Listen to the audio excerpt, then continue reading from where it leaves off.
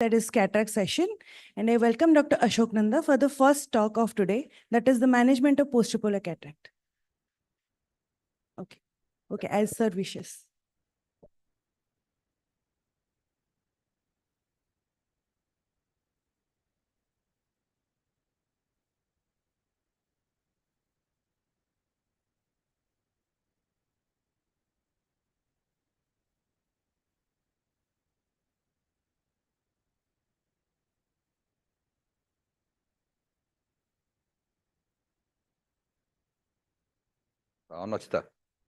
Hi, Bella. Okay. Good morning, everybody. Today, let's take some insight into the pathomechanisms of dry eye in refractive surgery.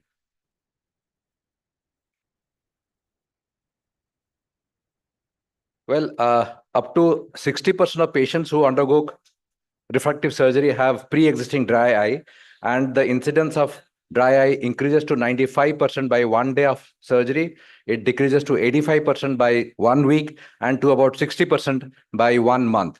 However, because of the persistence of dry eye, or rather worsening of the dry eye, the benefit of refractive surgery is not substantially appreciated by the patient, and about 30% of post-LASIK patients are referred to higher center for dry eye management.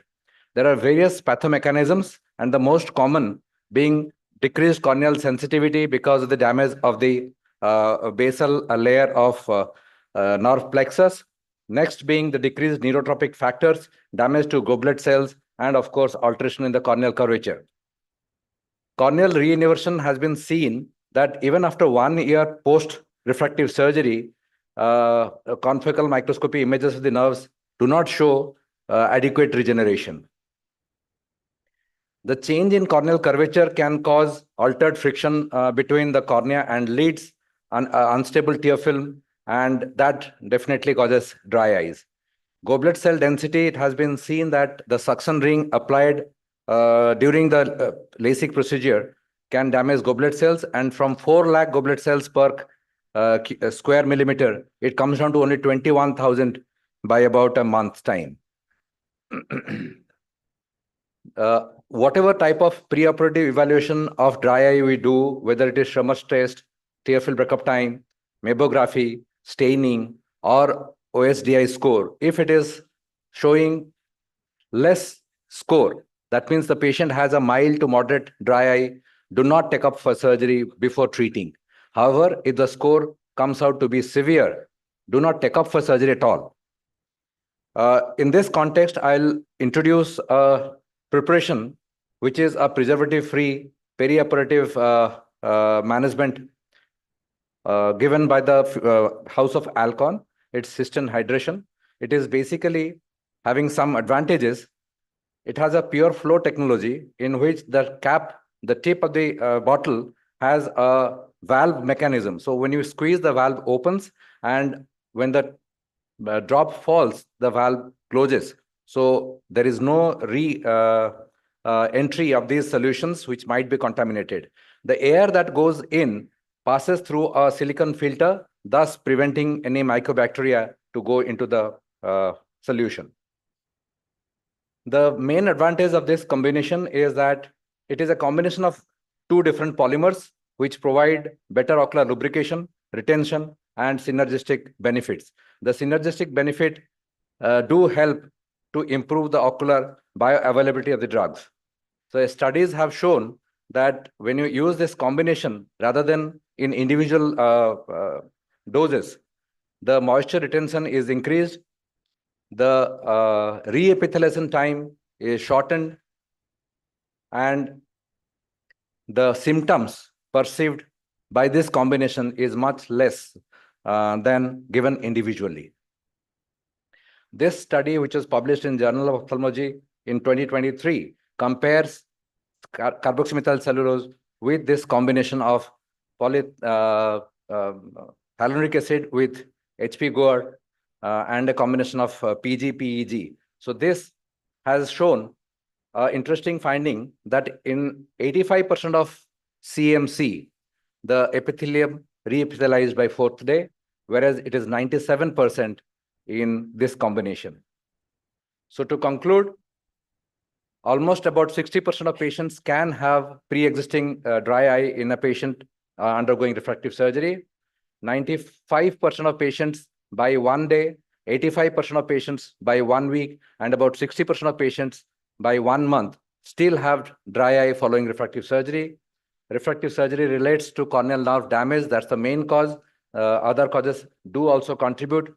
Perioperative management of dry eye is really essential, and a combination of HP Gore based preservative free artificial tear with HA and PG/PEG is definitely better for moisture retention, symptom relief, and reepithelialization. Thank you. This is a sponsored talk from Alcon, and I have a pretty good experience with this product, so I endorse that. Thank you. Thank you, sir, for this talk. Actually, managing this dry eye really important for patients' satisfaction. I remembered in my residency, the third cataract surgery that I did, patient is 6/6, still she calls me, actually she developed MGD and dry eye. After 15 years, she calls me, मैं ठीक नहीं हूँ. Yes, So yes. it's really important for patient satisfaction and everything. Yes. Yes.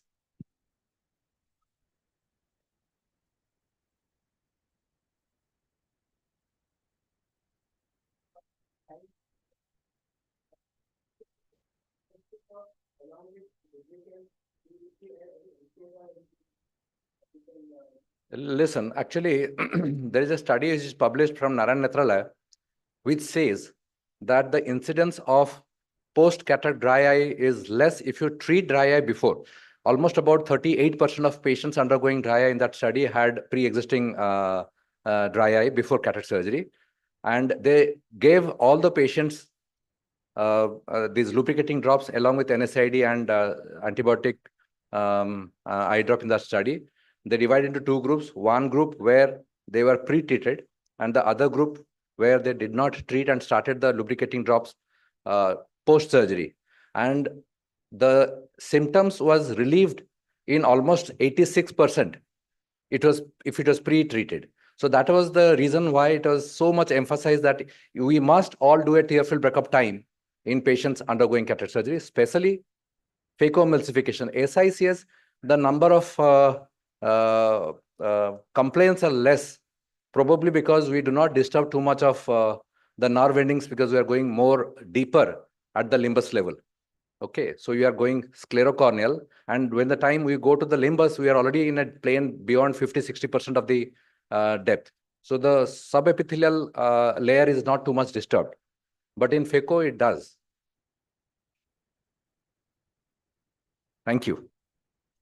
I think the second talk I can do now, or Yes, I'll do sir. after one talk. I think so. You can I'll give do one that. more because the laptop is already connected and No, I disconnected my laptop. No issues. There's There's another sponsored talk, or no? I should do the post-ocular talk now. Sir, anyone? Anything is okay.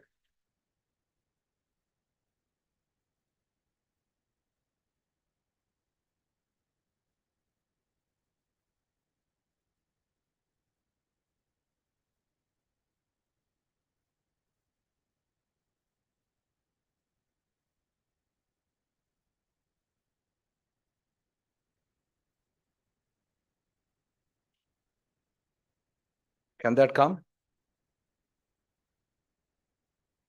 Okay.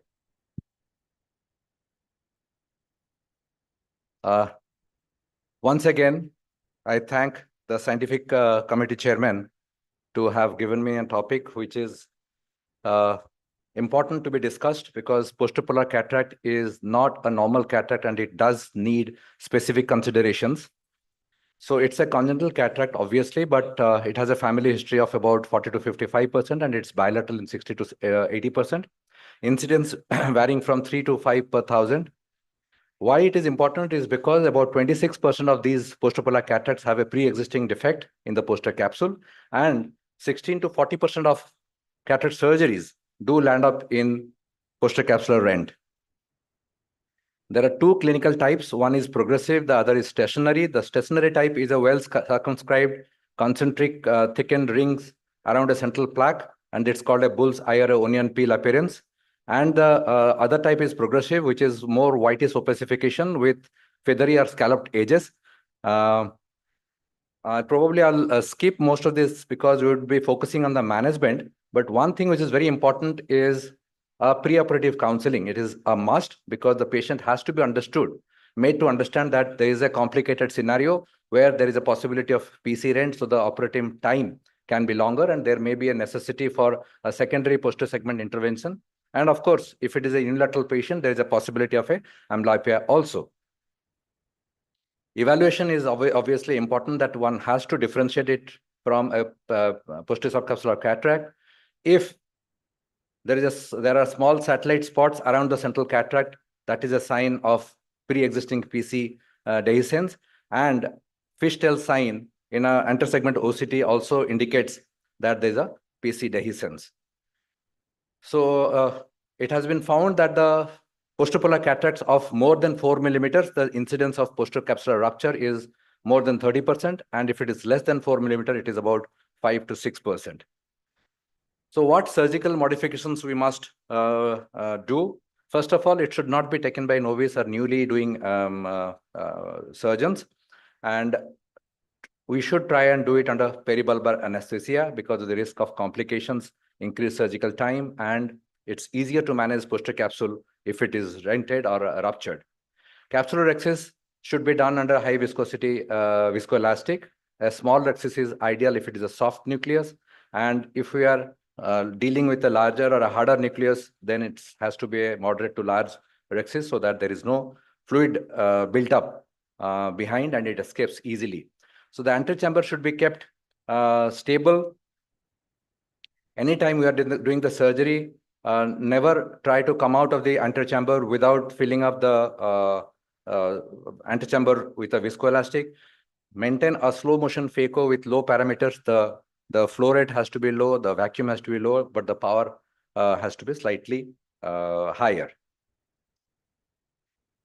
Hydrodissection is usually a no, but if at all you are going for a hydrodissection, it has to be a gentle multi-quadrant hydrodissection in 4 quadrants and slowly. No rotation of the nucleus is allowed. If you are not doing a hydrodissection, hydrodelineation is ideal. You can do a standard normal hydrodissection that you enter into the subcortical area and hydrodelineate and separate the nucleus from the cortex. And you can also try Vasavda technique of inside-out hydrodelineation, where you do a trench and do multi-layer hydro procedures. In the surgical cavities, I think the thing which is a must to know is that there should be no rotation of the nucleus.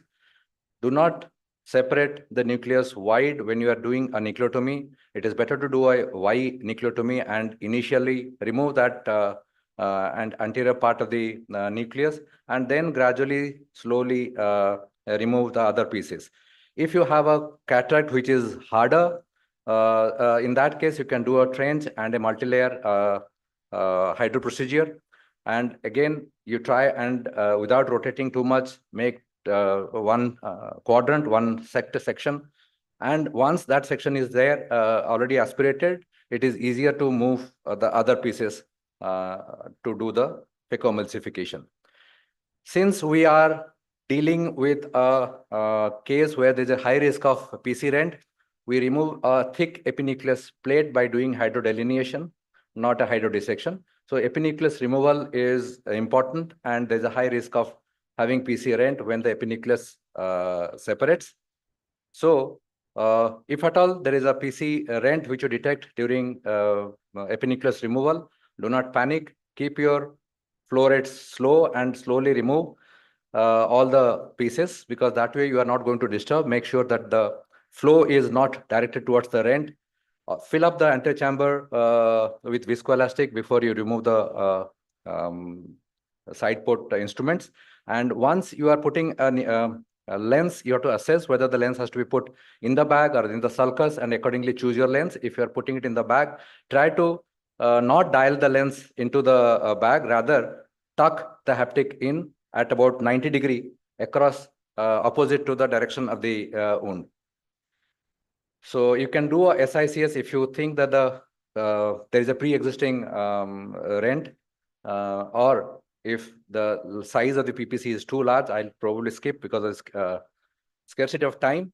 To summarize, phacoemulsification in PPC is a challenge and should not be attempted by new surgeons. Careful preoperative evaluation with slit lamp, intersegment OCT is a must. Proper planning of the surgical technique and counseling the patient is important. Maintain a stable AC. Avoid forceful hydrodissection and nucleus rotation. Slow motion phaco is important. Never allow the AC to flatten. Detect PC rent as soon as possible and manage adequately. Thank you.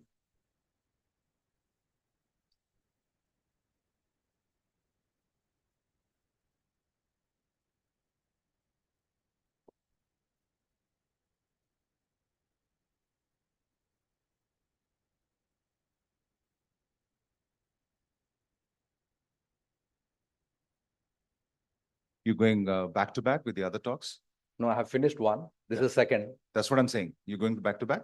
You finish all three in one go? No, that's okay. That's perfectly fine. What's the next talk?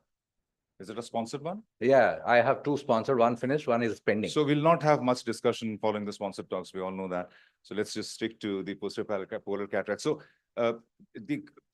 since you mentioned that the anterosegment OCT is a paramount thing, and we all know that it is, the issue is if you on the ACE OCT, you do not find any defect in the PC, and the PC appears to you like a continuous. I will also have Arul sir speaking on this. Would you carry on the way you handle a normal cataract, or would you have your precautions in place? Precaution has to be there, even if there is a suspicion of No, posterior there's polar. no suspicion. I'm saying the posterior capsule is a continuous one. No, see, it is a clinical judgment of whether it is a PPC or a PSC. Even if it's a PSC and you suspect this could be PPC, forget antersegment OCD. You must take precaution as you are doing for a posterior polar cataract, because the PC might be intact, and in 16 to 40%, you might land up in posterior capsular tear with an intact PC during PPC. Arul sir, would you agree? No, the reason why I'm asking this question, the reason why I raised this point is because Dr. Ramamurthy is actually doing a study on this. And it's very interesting that he's found out that if you are not getting a PC defect on ASOCT, and the ASOCT has to be a proper ASOCT, not the picture that we get from the Almaster 700, because we know that it's not a high definition ASOCT. Then you can carry on doing the cataract in the normal way, rotation, hydro, everything's allowed. In fact, interestingly, he showed that in one of the live surgeries very recently.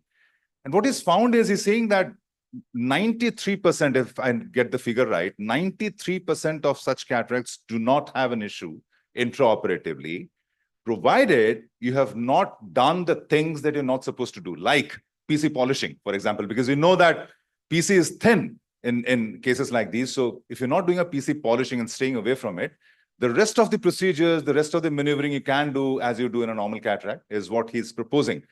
And after listening to him, I also started adopting the same strategy. I think my percentage is also the same. It's actually not. So 93% is not an ideal number. No, 93% is not an ideal number, all right. But the rest 7%, the surgeon fiddled with the PC, getting too confident. I have done almost everything. The bag's there for the IOL to go in. I'll just go and touch it a little bit, stick out those fibers which are still sticking to the posterior capsule. That's where the mistake happens. So that falls in the rest 7%. Yeah, I have, in these cases, normally I also do not polish. I just do a hydro polishing. True. Hydro polishing has also caused PC rent. Yeah, that's what I mean, ideally, what you should be doing is, can we get another microphone for Arul sir, please? Is it working? So it's a straightforward question to you. I have done a surgery in a suspected PPC. The plaque is out, but there's an imprint on the posterior capsule, having some sticky fibers. I'm dying to polish it. The bag's there, intact. What should I do? Option A, I polish. Option B, I put in the IOL, go underneath and do some visco wash or sorry, some hydro wash or hydro flush. 3, I leave it as such and maybe do a YAG post-op. Don't even look at it hard. So you find this breadcrumb-like appearance at the end. That's very typical instead of fibers. It's very tempting to go and touch it. You know that this breadcrumbs will just come away. You touch it. You need not even do vacuum. It splits. So don't even look at it hard. If you suspected PPC, even if it is rotating well, everything went off, something left in the posterior capsule, put the lens and do YAG after 1 month. So the other question I have in mind is, when there is an equator to equator split, the typical PPC opening that happens, usually that opening's margins are strong, relatively stronger. So do we have to, if the rent or the opening extends from one equator to the other, do we have to ever convert it into a posterior CCC, or we just leave it as such because we know the margins are strong? When the split has gone end to end, converting it into a It's PPC and difficult. posterior capsulorhexis is impossible. You're not going to get No, it. in the middle. I mean, It in the doesn't middle. help. It doesn't help. What he had done was fantastic. It was a split that went vertical, and he could put the lens in the back because he did not have any vitreous that came out. If vitreous was coming out done vitrectomy, then rather you put in a 3-piece lens in the sulcus and reverse optic capture. So in that situation where there is no vitreous coming out and you're able to plug it with a viscoelastic, and you're very sure that the lens can be placed diametrically in the opposite meridian, then you can still put a lens in the bag. Anything, Shiva, Arun, you got anything to say after Jan, sir? Actually, I might be doing something finish wrong, it. but I have been doing it for quite Artavi, some time Artavi. with good result. I do a very controlled hydrodissection. Dissection. Oh, You do a dissection? Hydrodissection. Oh, Once the wave, I do it with a very small syringe. mhm. Once the wave is stopped at the plaque mark, You stop there I stopped it. and do it from the opposite side. No, You don't do it from the opposite side. I don't do it from the opposite. I come to know that there is a defect in the posterior capsule. Okay, And you mean- once it passes beneath the posterior capsule, we can be sure that there is no rent. And we go with the normal surgery, we can dial the lens, and I've done it in quite a number of cases. And usually I have not come with very surprises. So the main crux of, let's go to the second part of the surgery, putting in the IOL. If you do not have a toric to be implanted in that particular patient, most of these cases can still accommodate a single piece IOL because, as sir mentioned, it happens only in one plane and you still have adequate bag for the haptics to get tucked in. That's fine. So if you don't have a toric planned for that patient, but you have a tri or you have an EDOF, okay, for that particular patient, and you've managed the case just the way you did, there has been not a drop of vitreous loss, but we saw that the vitreous is wobbling, it was jumping around, and it always happens in such cases. After putting in the IOL, mind you, there hasn't been a drop of vitreous loss. You have a trifocal plan for that patient. You've tucked it in. It stays nice. Would you do a limited anterior vitrectomy because the vitreous knuckle can push the IOL forward a little bit and cause a myopic drift postoperatively? Would you do that? No, I would only test if there's a tag somewhere. I'll just put a triamcinolone on and find out if there's a tag. I would still not do because, see, the vitreous pushing forward would not be an issue if the lens support is good. It will stay at its own place.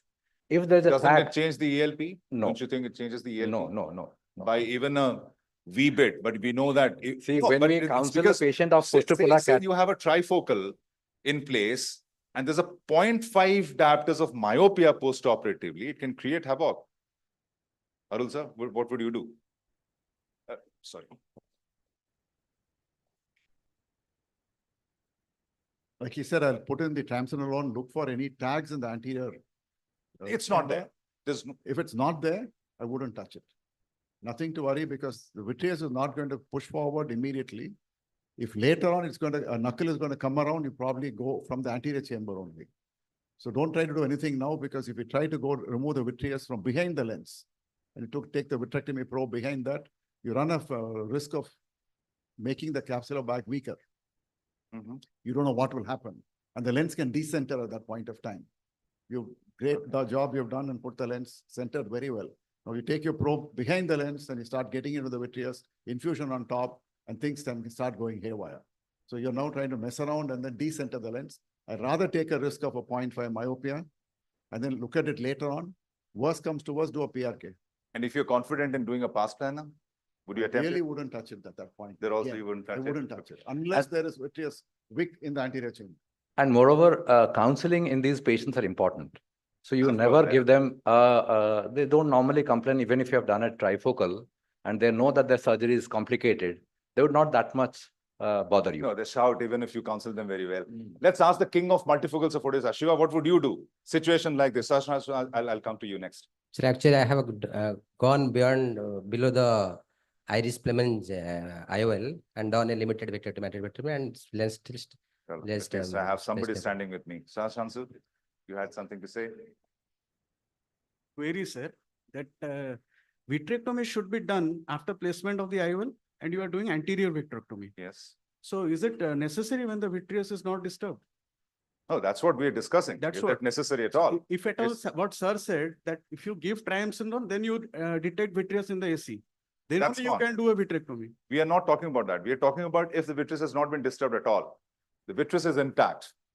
I have the vitreous dances like this, the vitreous wobbles like this, and I have a trifocal. Yes. I'll even be more forgiving if I have an EDOF, but in a trifocal, I would never ever allow it to sit like that. I'll definitely do a limited antivitrectomy because in trifocals, myopic post-operative residual refractive error, these patients are going to sit on your neck. So if The the rest if the of it. vitrectomy is little more and your Why would it be EPC more? if You it can do it only if you know it will not be more. so it might posterior defocus, shift posterior. Second question is, would you say dial the IOL? Suppose it's a multifocal. If it is a multifocal He's and an already affluent patient and you why- have planned a toric, no, No, toric. see, if you've planned a toric and the haptics are scheduled to remain in the strongest parts of the bag, only then can you put in a toric. You cannot even put in a toric if the haptic or a portion of it lies in the place where the rent has happened, where the opening has extended. no, my question is not that. It is an affluent patient. So how will you explain? Forget about the fluency of the patient. See, even if you are putting a haptic in opposite plane in a patient with PC rent, when the capsular contraction occurs, it still shifts. So it's better to explain rather than to put. Can No, we go ahead? if I understood your question right, if it is a trifocal toric and the patient is affluent, the patient has selected that IOL, and somehow you realize that you cannot put a toric in because the bag's not supportive of it, abandon the idea and put in a single piece monofocal or a single, even a multi-piece monofocal, because you do that and then the next talk is over. So you can skip to the third. The discussion is over. We'll go to the next. So topic. that's what we were saying. If you're not putting in a toric in these Armoine. 80 IOL segments, not putting in a toric is a crime. If the patient demands or the patient requires a toric. So you agree with me? So abandon the idea completely and put in a monofocal. So that's your second and third talks are on 2x refractive That's connect, over. and life That's over. begins Life at begins at- 33 centimeters. Yes. I So think their reps are not there. So even 2 slides from each presentations will do. You have a question?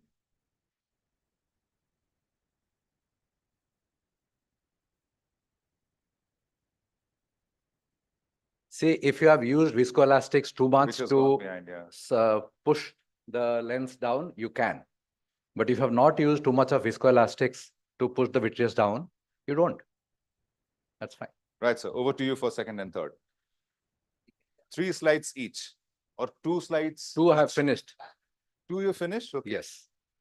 So, well, when I first got this topic, I thought probably the scientific committee chairman has come to an idea that I am 60 now. So life begins at 60. Then I thought it is 33. I don't know what life begins at 33 centimeters. Then I came to know that it is about a sponsored talk where the IOL, which can give you a good vision at 33 centimeters and, across throughout the range of vision, is what I have to discuss. And it's necessary because nowadays we shift to digital platforms where we start reading from close to intermediate and far.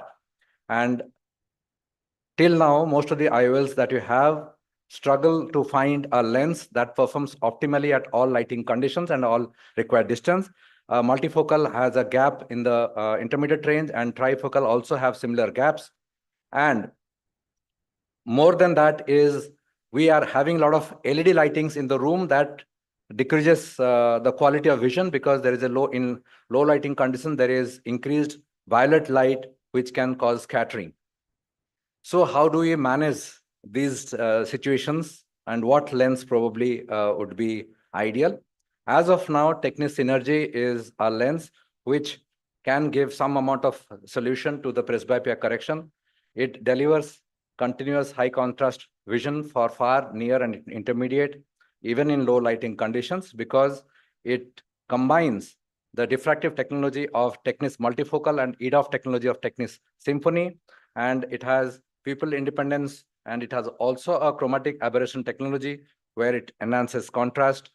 So if you see this particular slide here, this is for the EDOF lens, which is Technis Symphony, and this is the bifocal or multifocal lens.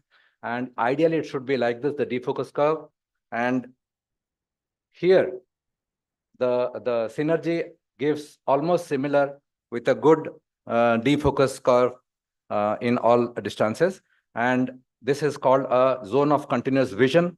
And in comparison to other lenses, it has a slight superiority in defocus curve. So it maintains the modular transfer function in all pupil size, 3 millimeters, or even in 5 millimeter pupil size. It has good contrast. Because of its spherical aberration correction and chromatic aberration correction, the quality of vision is also better. And due to the chrome aligned technology, the contrast is better because of the correction of chromatic aberration. And it also has a violet light filtration, which blocks the shorter wavelength violet rays and decreases scattering. Therefore, it reduces the glare and halos and night symphotic phenomenon. Also, at different pupil size, the quality of vision is maintained. So to summarize, it's a lens that combines multifocal and EDOF properties, giving a continuous vision across different ranges and in low light conditions too. Thank you. Finished in 3-4 minutes. Thankful to you for that, sir. So we'll just take some time to change over.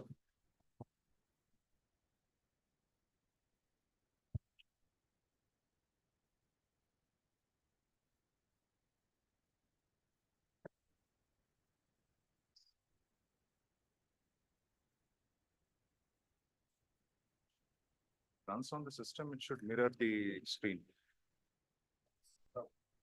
Shubhabrata ma'am, I'll not be harsh to ask your age, but since say you have, God forbid, touch wood, say you have cataract tomorrow, I'll not even ask you who is going to be your surgeon, but I'll definitely ask you what's going to be your ILF preference, because we have been seeing all this and you've been on the other side, you know the pros and cons of every product. So what's going to be the IOL of your choice? Before you answer, let me tell you, there are no representatives of any manufacturing company at the rear side of the hall. So you can be open with your statement. Company, but I'll definitely go for a monofocal one. Neither EDOF, yes, neither EDOF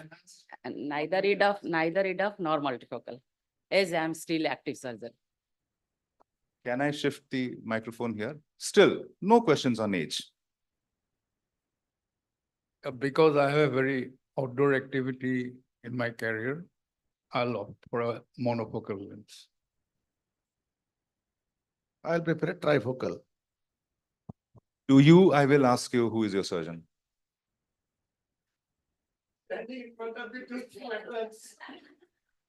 See, the distance is never an issue in today's world. I mean, just like to tell you. So what would you prefer? Either the Synergy, which I think is a fabulous lens, but I would, for myself, at this point of time, I'll go for the advanced EDOFs. Attic? No, Apasamis Swiss 4. I believe it's the best lens in the world. You shared that with me actually, and in fact, the person that you had referred me to, you say that he's one of the best minds when it comes to optics. I did have a talk with him, and I was blown away the kind of knowledge he has on optics. The only thing that I had a glitch on was the material. I mean, that perhaps has to, undergo a bit of modification and polishing so that we make it perfect. No other person. What would you prefer? Who would you prefer?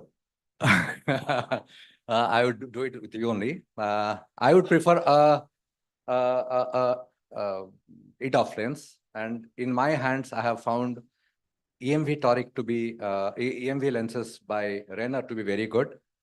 Even the intermediate vision is pretty good. With a bilateral implant, majority of them are 6 by N6 or N8, majority. Unfortunately, nobody else qualifies to be put this question across to amongst the audience. So we'll move on to the next talk.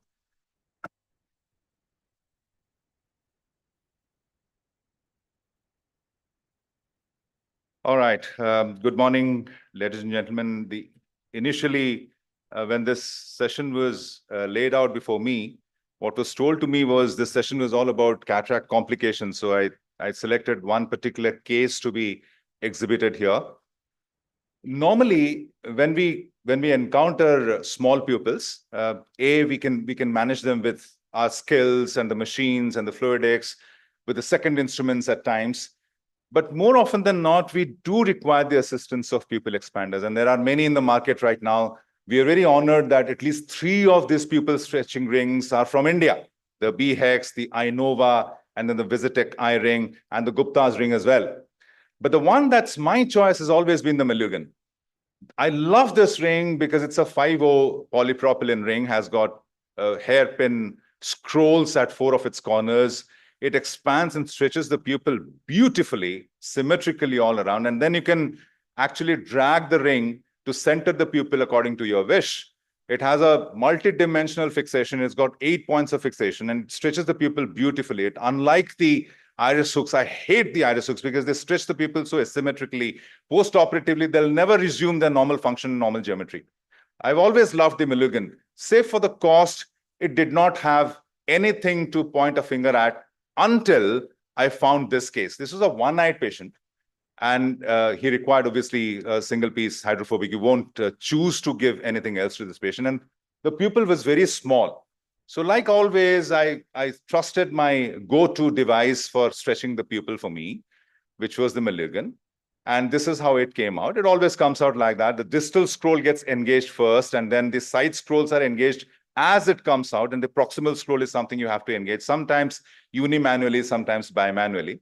Here also, I did the same thing. When I was engaging the proximal scroll, I realized that the side scrolls are actually not expanding, and it's giving me a pupil which is oblong, vertically oblong, tangentially oblong. It's not giving me a circular pupil. I tried to stretch it manually. I had never ever seen the Malugan misbehave like this when it came out of the socket holder. I was stuck in a situation like this in a one-eyed patient. Of course, the cataract's not very hard, but it's not very soft either. So what were the choices I was left with? Explant the ring and insert a new one. But unfortunately, I did not have a new ring in the inventory. This is the only ring that my staff had for that particular day. Explant and use iris hooks. I just told you I hate iris hooks because of the kind of expansion they produce. And then the third choice was carry on. But for carrying on, there are multiple issues to be considered. One, the exposure was inadequate because it was only existent in one sector. But fortunately, that sector is actually our business area, the distal plane. So that's where we chop, that's where we eat. However, there's a very narrow corridor there. The iris getting caught time and again. We know how the fluidics of the machines are so fast these days. They just bring in the iris and get it engaged in the phaconeedle. And the third, and perhaps the most important is the nuclear fragments getting lost underneath the iris. With the Ozil in the Centurion, you always run a risk of these tiny little nuclear pieces shattering and going and lodging themselves somewhere. And then post-operatively, the patient will come with non-resolving corneal edema. And then you see that one nuclear fragment is sitting just underneath the thick arcus. So these were the things that I had in mind. So, but as I said, iris hooks was not a choice, so I had to go on. The rhexis obviously had to be partially blind on the side walls, and it was somewhat visible. Luckily, this patient did not have the requirement of a toric, so that way I was a little saved.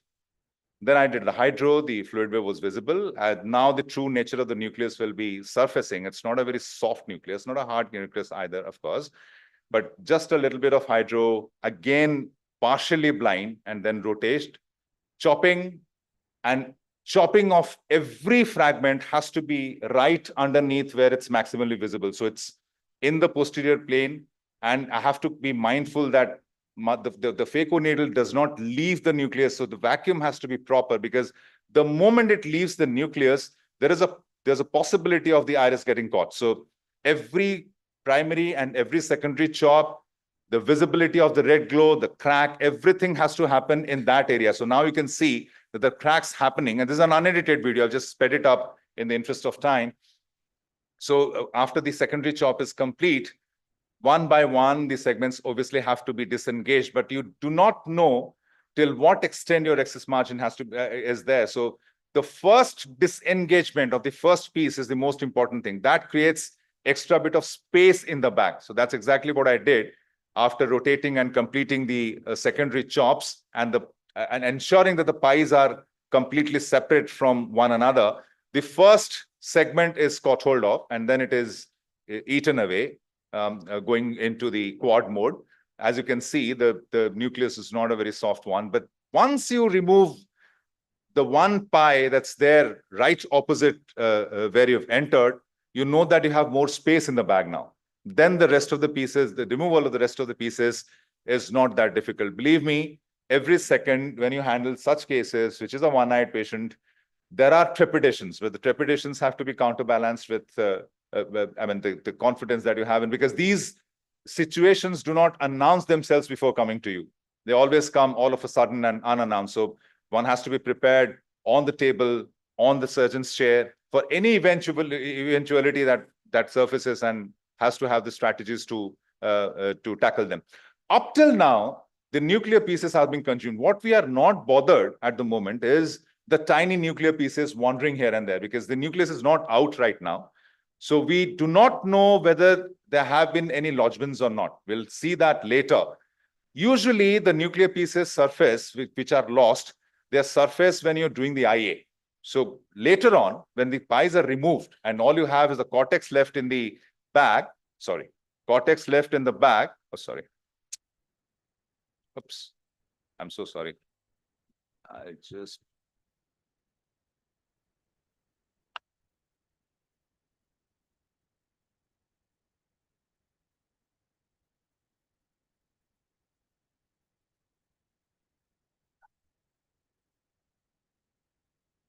So this is where I'm removing the cortex, and now you will see that a tiny nuclear pieces come out. This is bound to happen, and I can see another piece lying over there too.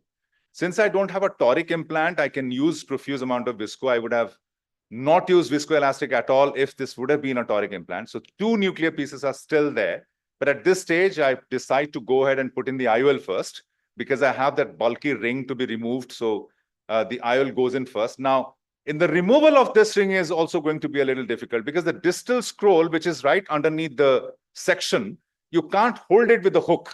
It is so close to the wound, you can't hold it with the wick. Look at the scroll, it's not even visible.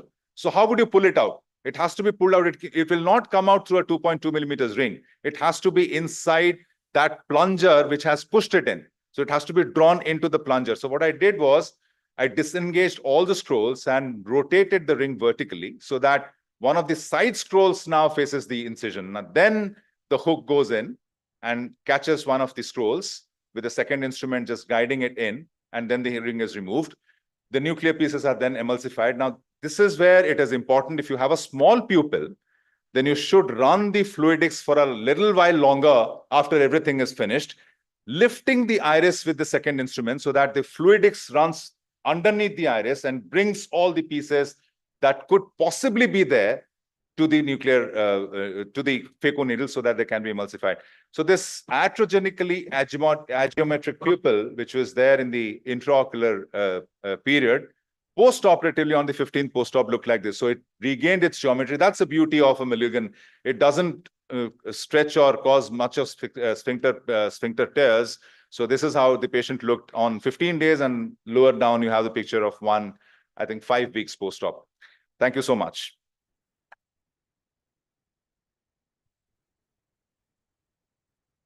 Anything, or we should go to... I didn't have one. That's what, I didn't have one. That is what I said. I don't like iris hooks for the reason that it is not a matter of liking, not for my liking. It's not that I don't like the face of iris hooks. It is that the iris hooks cause a pupillary sphincter tear beyond our control, which you would see post-operatively. They remain ageometric. There's a lot of pigment loss. They remain ageometric and they remain aphysiological. They do not... No, It was capsular access is partially fine. blind. Capsular access is fine, but point is here, two things I probably would have thought about. First is obviously that I would have probably given 2 iris hooks from both sides and stressed the Malyugin ring itself.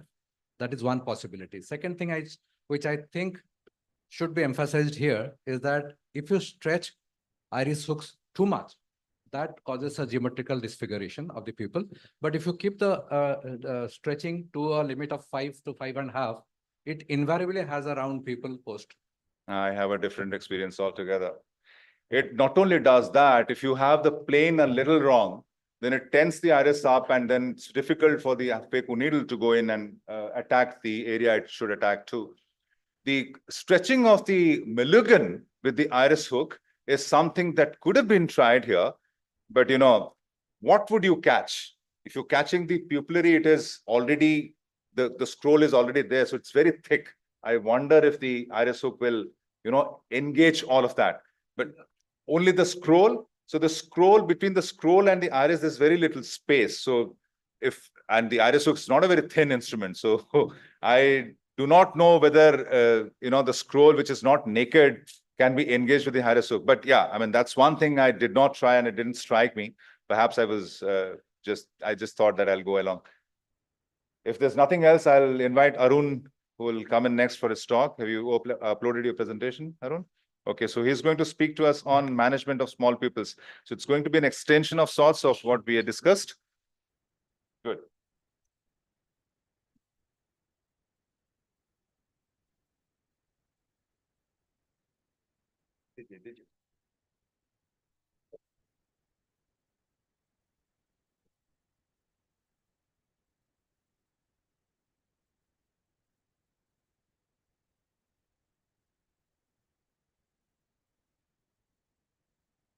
Good morning, everyone.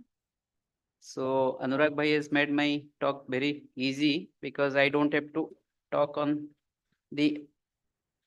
I'll just talk about a desi method of managing small pupil rather than this pupil expanders and all. Already you have seen how it can land you if in a experienced hand, it lands up like this. If you are not that experienced or you don't have those kind of pupil expanders at your disposal, then you might be having a lot of problem in tackling the small pupil. So anything that is less than 5 millimeter can be considered because there is no such definition. The causes include like pseudoexfoliation, uveitis, trauma, glaucoma, and use of alpha blockers like tamsulosin, which may cause intraoperative floppy iris syndrome. So challenges you have already seen in the video shown by Anurag Bhai, like iris tissue damaging, bleeding, iris prolapse from the wound, small capsular exercise, which may lead to intracapsular damage, PC rupture, jonular dialysis, and post-op also you can land in post-op inflammation and CME. So steps to increase pupillary size during intraoperative procedures include intracameral injections, like nowadays even the various companies have come up with intracameral injections.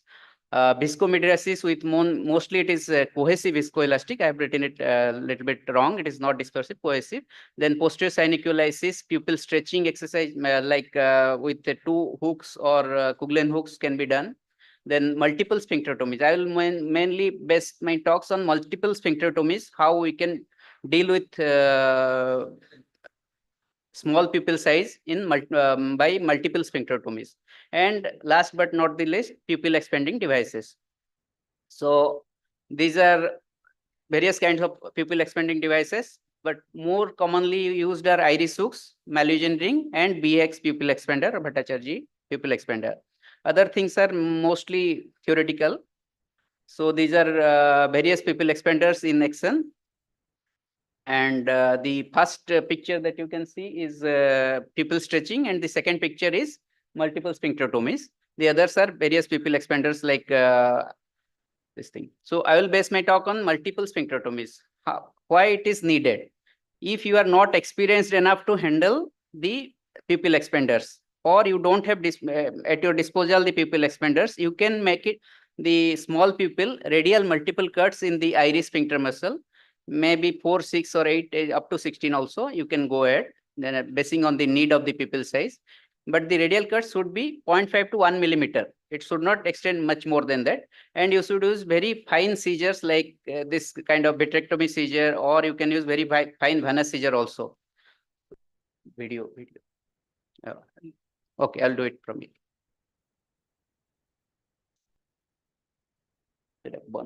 Wait.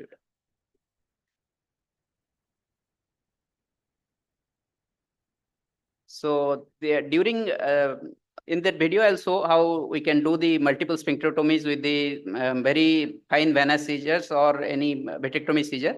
And without engaging any kind of pupil expanders, we can manage also.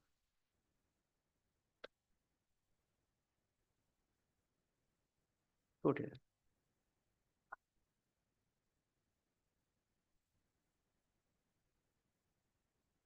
Sure.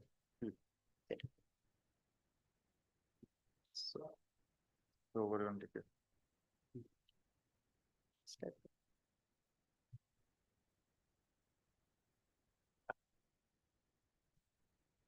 So here you can see after intracameral injections also, it won't stretch the pupil much. It will be less than 4 to 5 millimeter only. So now I will do multiple cuts, but it should be radial and very small, like less than 1 millimeter, which should be limited to sphincter muscles only. So I use here is a 23 gauge vitrectomy seizure. To make it very symmetrical, you can use a side port and make it another cut also. And the capsular axis part, you have to be very meticulous, and it should be under the pupil, and it should be adequately large. It cannot be very large because otherwise it may land in running up to the periphery, but it should be adequately large to help you in hydrodissection, and then all other parts will be taken care of. And the phaco parameters should be very low, because otherwise you may land up in stretching, pulling the iris tissue, because these are very irregular now. And it should be very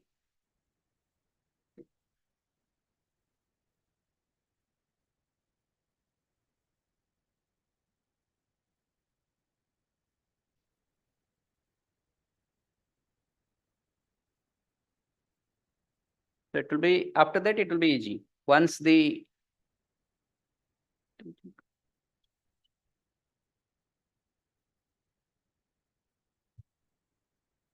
video to forward kariye. So it is now it's almost over. As you can see, the poster photos also. So the precautions I have already told you. And adequate use of viscoelastics is also necessary. The advantages is it is a simple and effective procedure, frugal alternative to pupil expanders. If you don't have any pupil expanders, or you don't have the experience to use it, then better to go for this procedure. Minimal surgical expertise is needed, less time consuming, and complications are almost comparable, because I'll show you some. But disadvantages are also there. Permanent pupillary deformity will be there. Post-op glare may be one of the causes, but it can occur with any kind of pupil expanders also. And precocious use of phaco parameters. It should be very low fluidics phaco. So these are some of my post-op photos. You can see very small this thing in the first case. There is you can barely recognize. In the second case, you can recognize few of these things, the radial cuts. Thank you. Thank you. Don't you think, I mean, not the photographs, but the surgery that you showed, it was, I think, around 3.5, 3.75 millimeters of pupil. Yes. And since you mentioned multiple sphincterectomies, don't you think inducting 4 cuts along 2 meridians directly opposite to one another would have landed you a pupil which is more symmetrical, and but it won't stress the pupil that much. If it is very 3 to 4 millimeter, it won't expand more than 4 millimeter unless you cut multiple these things. Like in case of PC extension, if you are putting it more, then only it will this thing like. That's what I'm saying. If you already have a 3.5 or a 3.75, all you need is a 4.5, just a millimeters expansion all around. What I have experienced is I usually try 3, 4 only, but if it is very small, because the photograph you showed had 2. No, it is showing 2 because those are a little bit larger. Okay. If you see closely, it is small photograph. Here one is there, here one is there. In this also, it is almost more than 8, but you cannot see here. So it's not coming, I think. Okay. So the first photograph, there are 8 cuts, but it's not seen. The surgery I showed, this is the first photograph, is the post-op photo of that one, not coming. And how many, what sort of IOLs have you placed with, yeah, of course, yeah. First photograph, you can see there are 8, more than 8 cuts. First photograph. Second photograph, you can see 4, but usually it is more than 6. So they get hidden post-operatively? I've never seen that. No, sir, there's small ones. I use usually vitrectomy scissors only.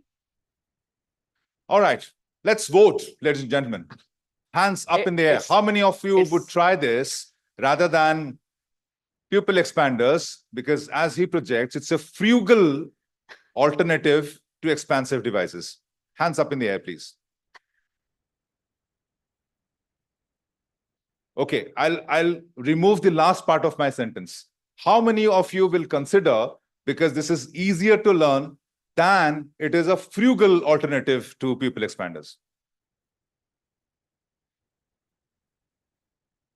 It's easier to learn. Okay, how will you know that? Around 0.5 to 1 millimeter, but it cannot be measured. Sphincter has to be split. Sphincter has to be split. The idea is around 1 to, like, it's around 1 millimeter around the around 1 millimeter. The pupillary margin. Yeah, okay. Up to 1 millimeter. Sir. No, you can cut it. It depends on the pupil size. That's I've written. Like if it is 4 to 5 millimeter pupil size, you can cut 0.5.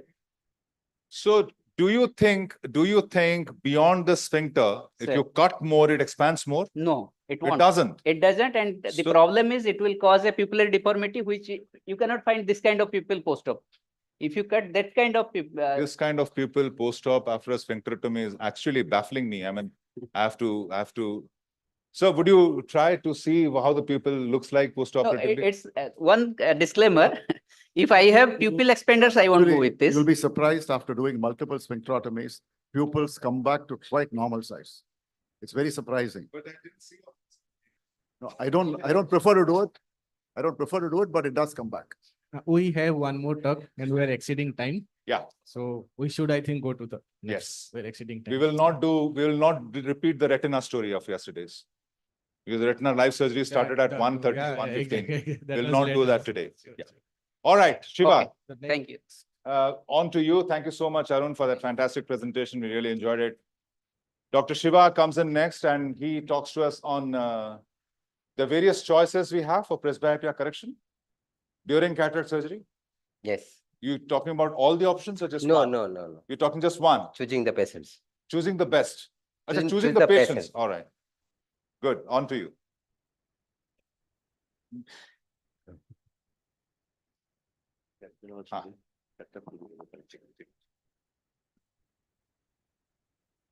Yeah, good morning, everyone. So I'm talking about how to choose the right patient when we try to correct presbyopia during cataract surgery. It's irony that after 40, every one of us need spectacles for our reading purpose and near work.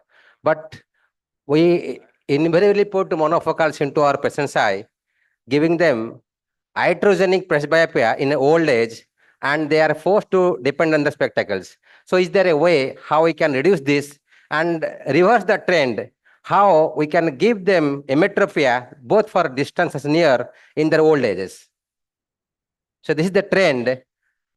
Presbyopia causing global impact, high prevalence, trend is increasing because of digital devices. Impact is huge, both on quality of life as well as economic burden. And we have advanced options with in our hands. Cataract surgery, the most widely performed surgery in the world, next to cesarean section. And we have modern phaco-immersive technique.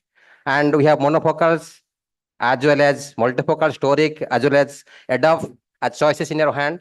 And best refractive outcome is crucial for our patients. So how we can ensure this during our practices in private patients as well as common patients? So IOL technology, we have multifocals, EDOF, accommodating pinhole IOLs in your hand. And these are the models. So how to choose the patients? Screening before cataract surgery is the first rigorous retinal examination, ocular surface, and quality check. Nanda sir has already hinted at how do we look at and screen dry eye before taking any kind of surgery, and that becomes more important when we choose from premium IOLs. Preview this centration of the IOL, iris defects, and also status of the retina before we advance for any surgical procedure.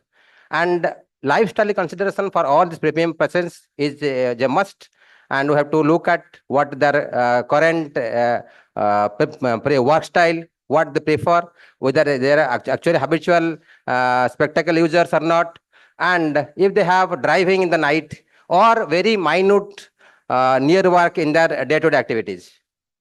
Health status is also important. We have to evaluate their systemic health conditions, diabetic, hypertension, anything, and also assess ocular surface, and particularly blepharitis as well as the dry eyes. Comorbid conditions have to be taken into consideration, like glaucoma, diabetic retinopathy, ARM, DRM, previous refractive surgeries, keratoconus, and these are the absolute contradiction where these are not suitable for multifocal IOL or EDOF IOL. Pure pupil dilation, iris defects, severe macular degeneration, advanced glaucoma, severe corneal diseases, and here I want to stress mild to moderate glaucoma. Even they are two contradiction, but still looking at the age of onset of glaucoma, we can still put multifocal in these patients. And this then a device comes in your hand, which will define, which will help us in determining whether and how to what extent we can screen these patients for multifocal IOLs. So what do the eye test does? Improve treatment outcomes, analyze refracts on a multiple zone basis, and they gives us so many options in a single device, corneal topography, autorefractometer, wavefront abnormality, and so many devices and so many other options. And also it gives us an option how to educate our patients, convince them what they get if they go for premium IOLs or multifocal or toric or EDOF IOL. Also, if we put toric IOLs, how they will get benefit, and something goes wrong in centration or actual toric placement of the IOL, what can go wrong and how we rectify them after surgery if we have this device in our hand. So it actually gives us the dysfunctional lens index, which is also a device to know ourselves whether we should go for cataract surgery or not, and also helps us educate the patient by showing animation of the pictures, how they see and how they will see the pictures once they go after cataract surgery. This modulation transfer factor is one very important tool. I will discuss this later. Toric planner and also multifocal screening. So key points: scan size should be more than 2.5 millimeter in the center, and that will decide the DLI score. And for cataract surgery evaluation, Chang analysis and determining the higher aberration is also important. Spherical aberration less than 0.5, comma, trefoil, quadrifoil, or they have all the range, and we have to determine them and find out what is the measurement of these higher version in this particular patients. So key points for alignment, IOL selection analysis, and alpha angle kappa has to be considered. More important is angle alpha, which is the measurement between visual axis and the center of the pupil, center of the limbus, and also the lens scale. So DLI is one where we show the patients about the pictures, how they look, and how they will see if the cartridge also once removed. Chang analysis is segregating corneal pathology from lens pathology. This is the picture where cornea and lens both are this pathology is segregated, and once we combine them, we get the total pathology. So here that the cornea is very clear and they are very suitable for premium IOL. And once, see, this is the full pathology is only in the lens segment, and once the lens is removed after cataract surgery, the entire pathology is nullified. So this is a case where cornea has a lot of pathology. So this is having normal astigmatism as well as higher order aberrations. So they are not suitable for any multifocal or premium IOLs.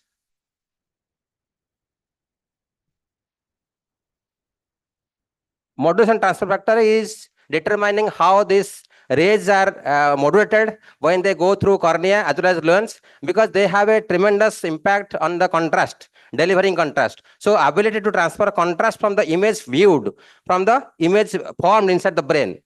So modulation MTF curves are very important, because if they are much away from the danger zone in cornea, these patients are very much suitable for multifocal IOLs.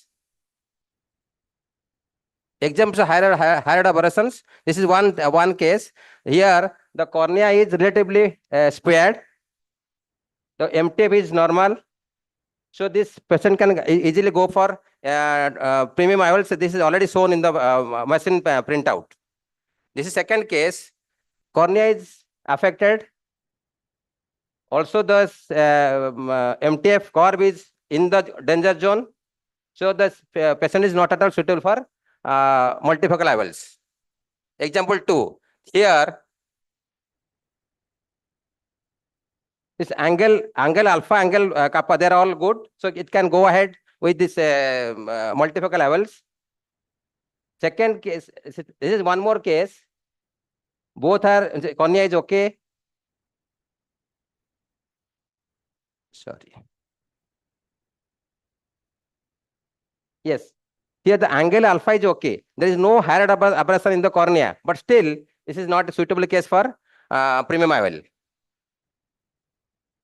So we have monovision, EDOF, accommodated by multiple IOLs in our hand.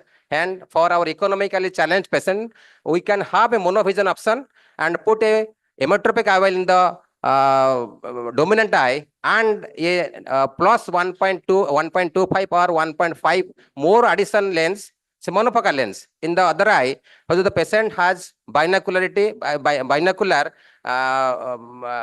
very good near vision, even after putting after going through cataract surgery, as well as having putting the monofocal IOLs. Multifocals already we have discussed. So many doctors have already gone from this diffractive, diffractive and refractive IOLs. Now refractive IOLs are now getting slowly replaced with diffractive IOLs. Trifocal and EDOF, they are the IOL choice nowadays. So in summary, advancement in IOL technology, dramatic improvement aimed at achieving spectacle independence at the time of cataract surgery. Trifocal IOLs and EDOF are the choices now in your hand. So bifocal IOLs provide quality distance and quality near. EDOF lenses provide quality distance, intermediate range. Monovision with monofocal IOLs is also a choice for economically challenged patients. So eye trace is a useful tool to determine and help understand the patient how we can change the trend of cataract surgery from 10 years before, from now onwards. Thank you.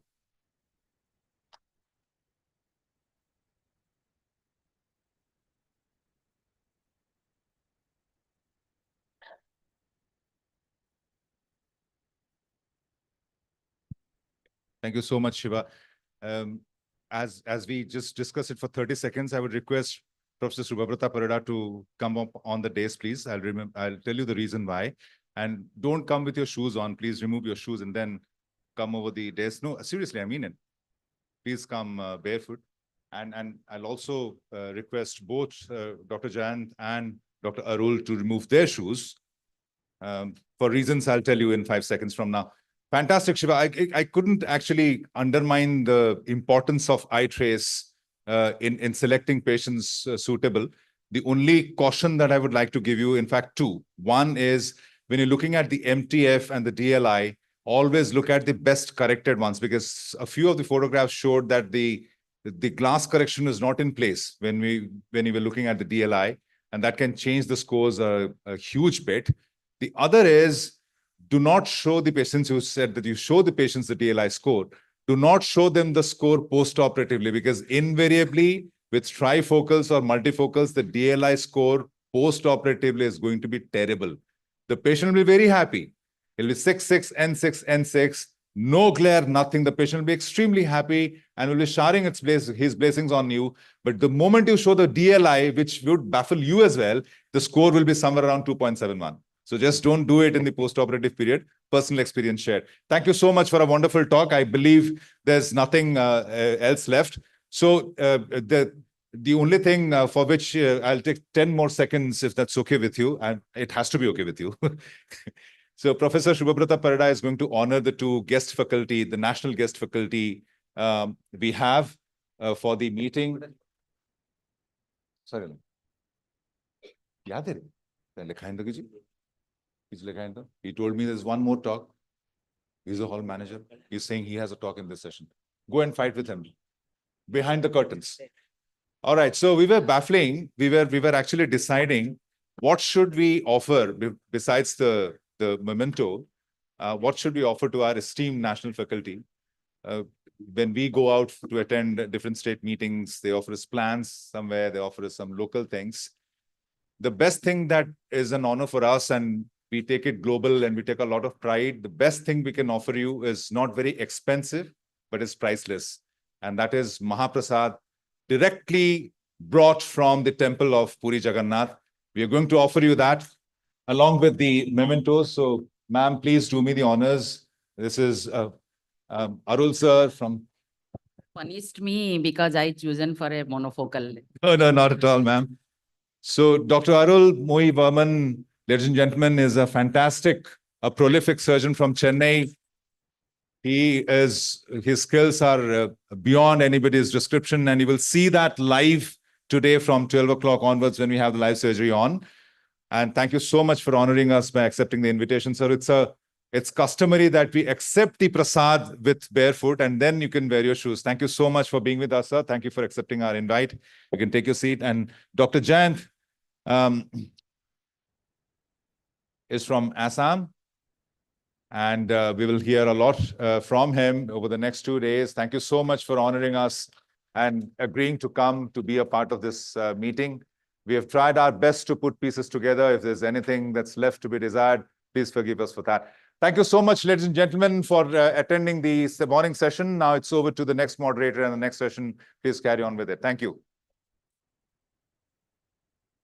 Let's start.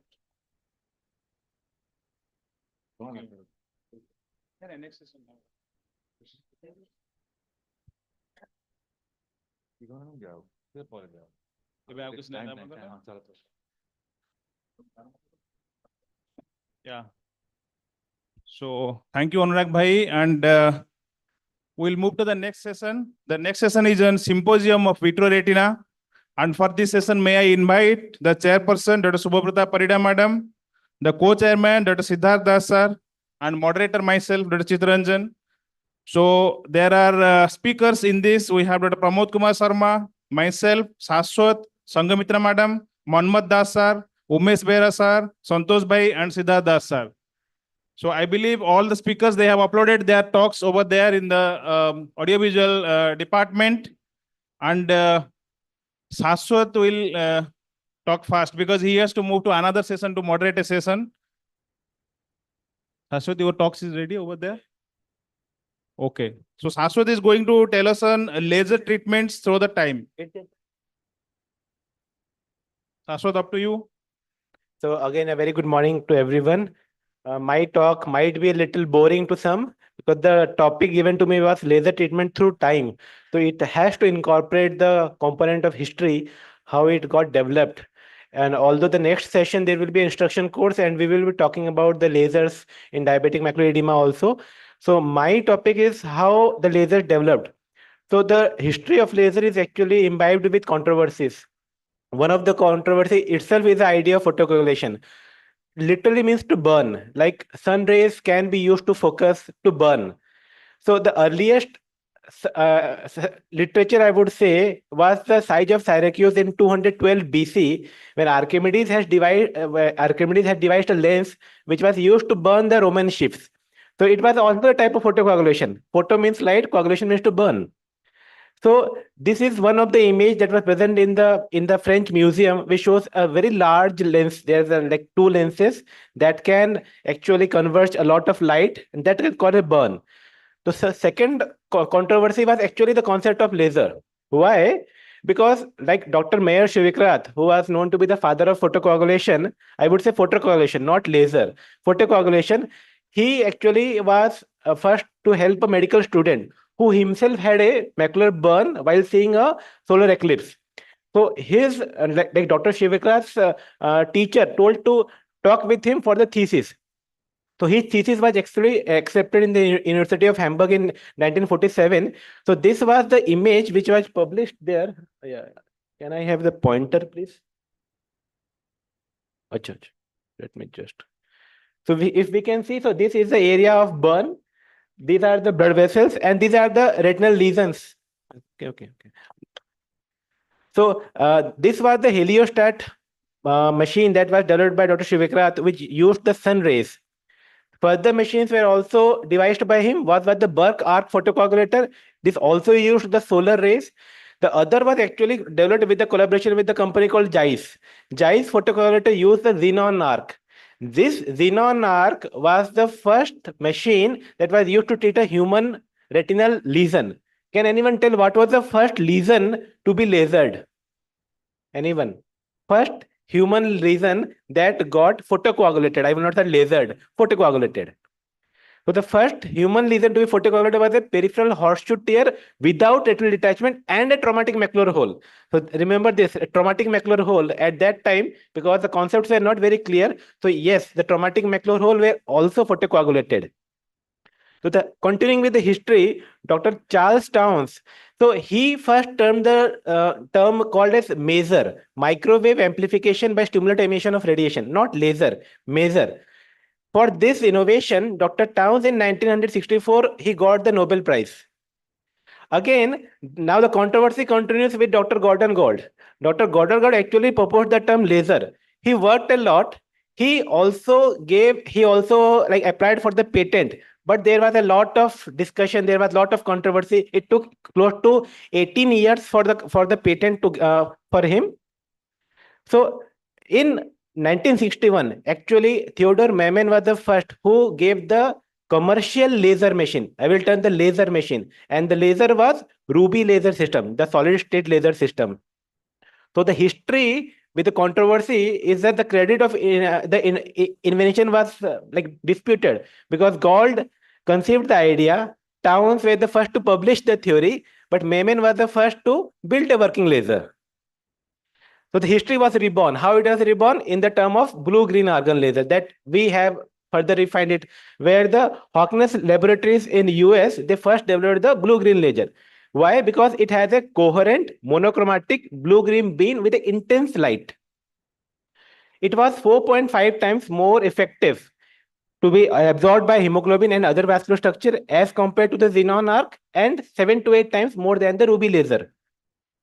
Now the concept of the modern laser is there. The concept is like whenever a particular element, a particular atom is excited, it reaches a higher state. And when it comes down, it will emit a photon.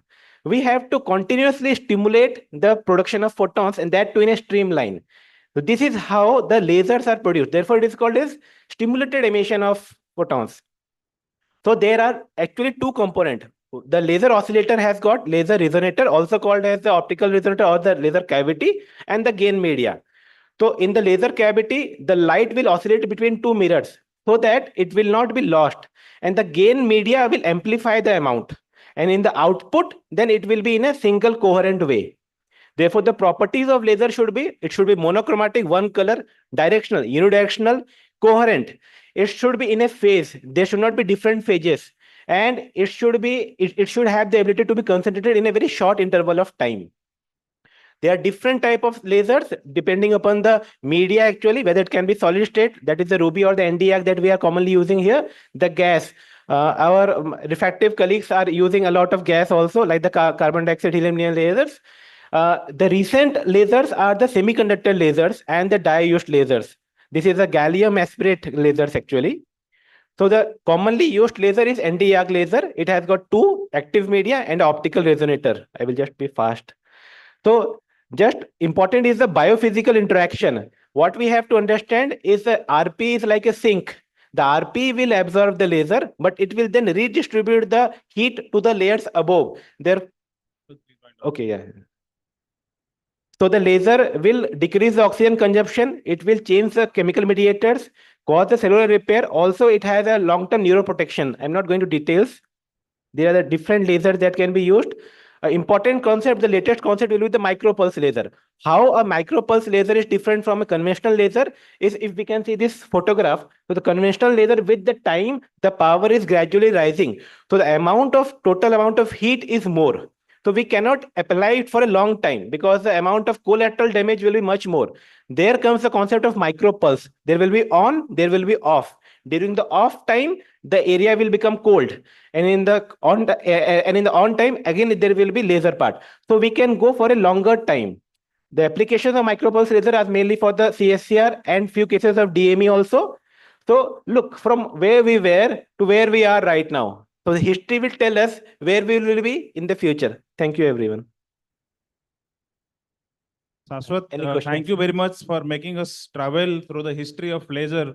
It was very good thing. I'll just add one thing. During our fellowship time, someone asked, "Have you seen the argon laser?" We told, "No, sir. We are doing with the Nd:YAG only."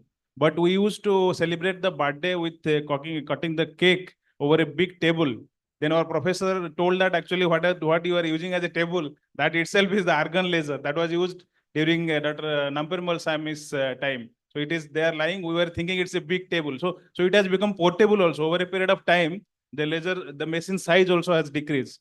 So thank you, Shashwat. I believe he has to rush for another session. Thank you again. So with this, may I invite Dr. Pramod Kumar Sharma sir. Sir is there. Dr. Pramod Sharma sir. Okay, if he is not there, Sangamitra madam, please. So Sangamitra madam is going to tell us diabetic retinopathy. Is it the time for vitrectomy? Please, madam, go talk.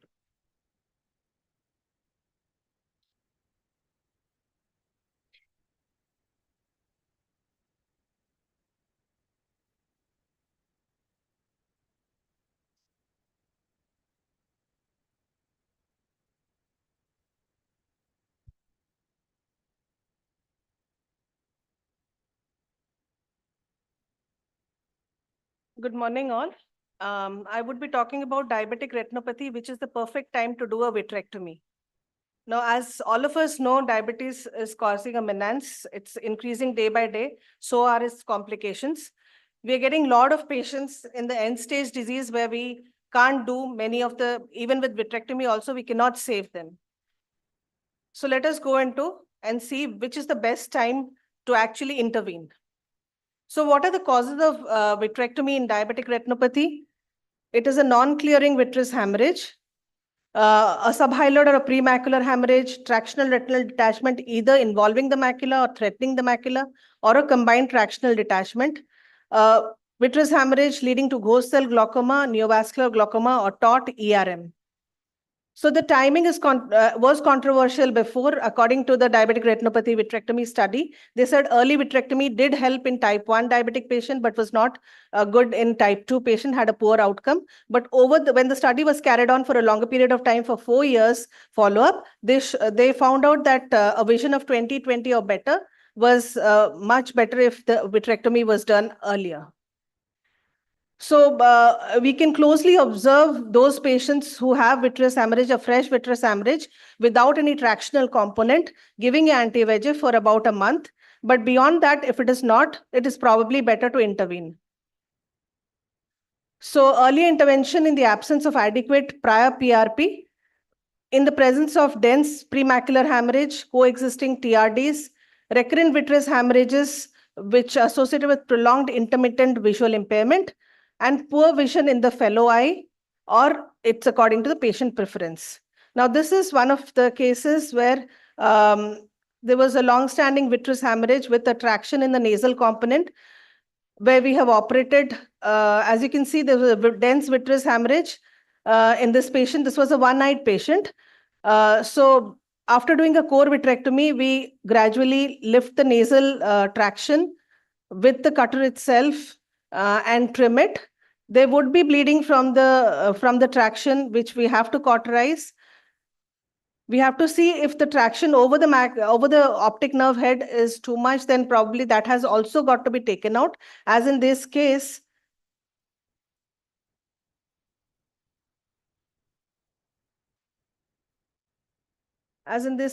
we took out the optic nerve head, and there would be bleeding from that area. You can increase the bottle height or put some pressure over there. The vitreous hemorrhage was cleared with either the flush or with the cutter itself. Adequate laser would be done all around, and with the fluid exchange, it was closed.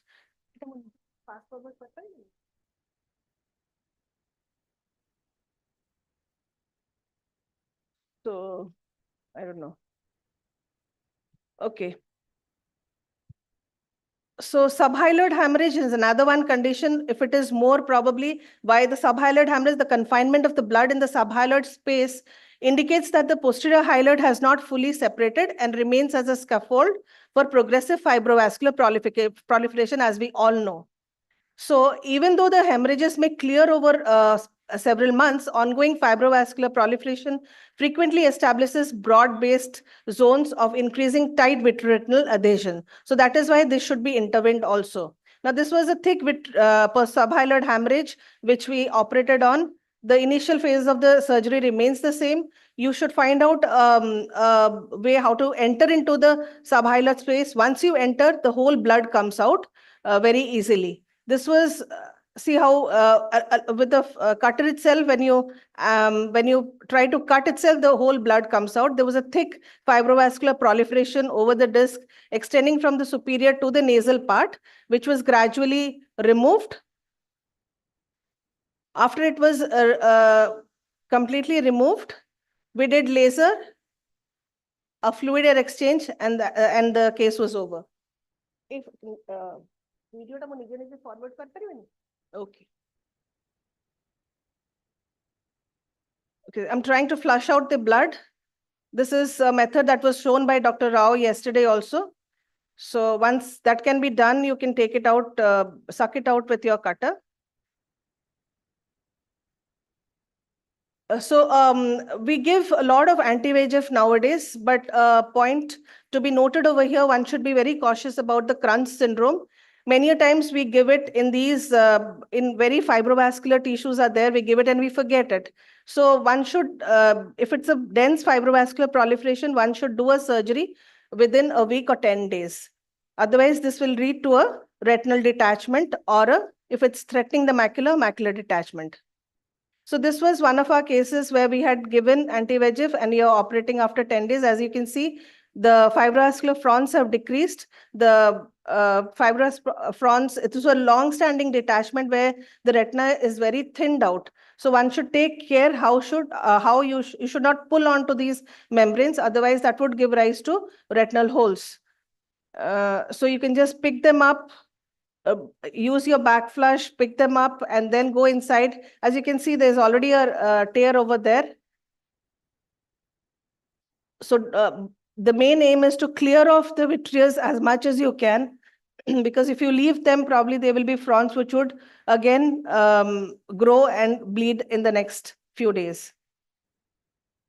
So after a clear of these stumps, you can do a good laser, and then a fluid air exchange and silicone oil was injected in this case.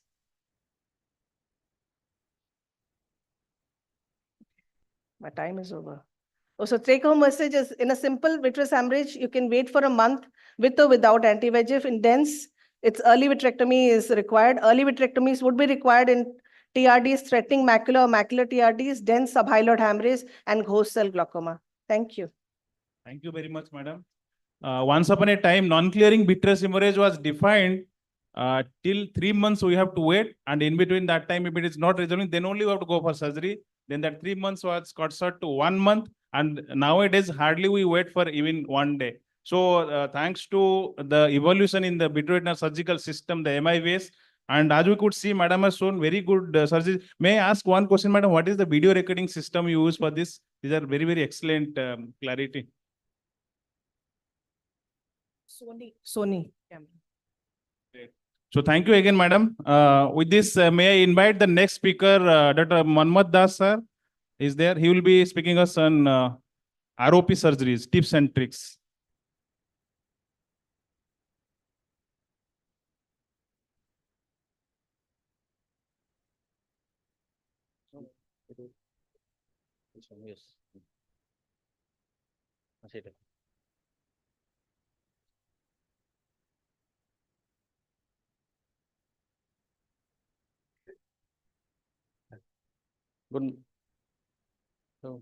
Good morning, everyone. So I'll be talking on ROP surgery, particularly lens wearing vitrectomy, some basic considerations prior to doing ROP surgery. So, actually, the surgery is needed in very rare instances, and as per ATROP study, it is needed in 12% of cases, in spite of adequate anti-VEGF and laser therapy.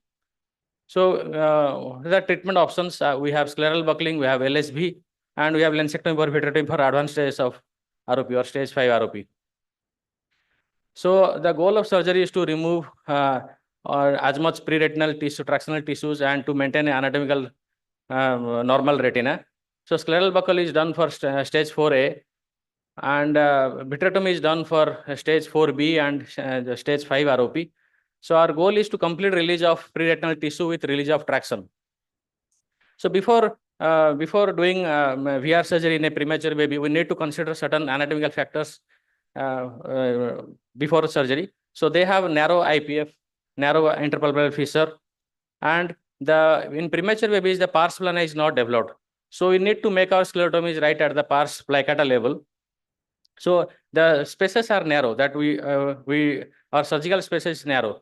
Besides that, there are other anatomical considerations, because the premature babies are short eyes, they have short eyes, they have a spherical lens, and because of the pathology, the retina is itself anteriorly shifted, and in addition, there are decreased scleral rigidity, and we need to suture the sclerotomy ports, because we cannot leave, no matter, I don't leave any ports unsutured even in premature babies. And we have to avoid wound leak at all costs, because you cannot take these babies, they are sick babies, you cannot take them under GA again. So, and besides it, the instruments that are available with us, they are not designed for premature babies. They are used for adult eyes, but so we need to modify the instruments in a little bit, so that the sharp part of the instrument is little bit shortened inside the premature baby's eye. So we have two techniques. One is stop and slide technique. Where we insert the trocar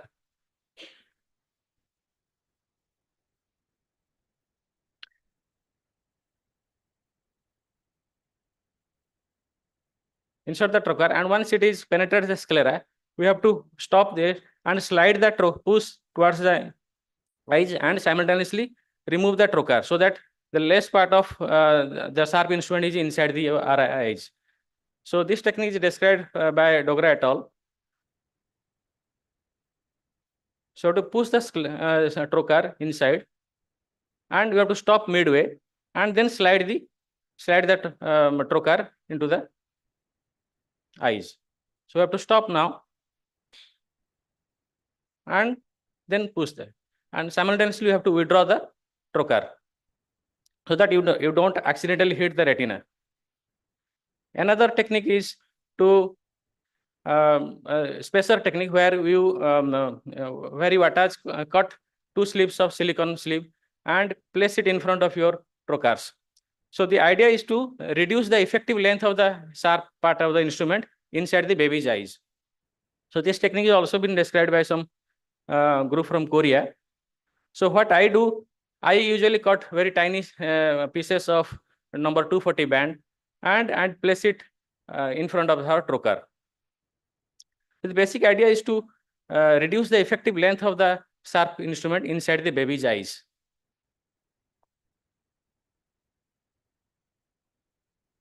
So now I will describe one of my video. I did a lens bearing vitrectomy in premature baby. Patient was having moya disease also. So one eye, I think right eye was adequately treated by laser and anti-VEGF. And in spite of all our efforts, actually the left eye progressed, so necessitating surgery. This was the case I operated last year. So you can see very less space is available in the narrow IPF. So I have placed a sleeve of tiny sleeve of 240 band in front of the trocar and measuring 1.5 mm from the limbus inserted that trocar, and don't push it too hard because it might hit the lens.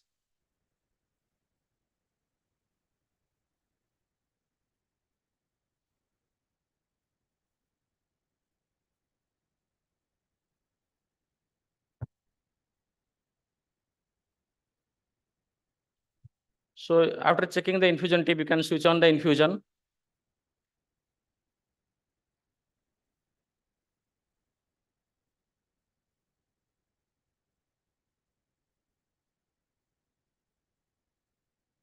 This is the last slide. So there is a lot of vitreous hemorrhage and preretinal tractional tissue. So the vitrectomy was done and the endolaser was performed to the skip areas. And the case was closed.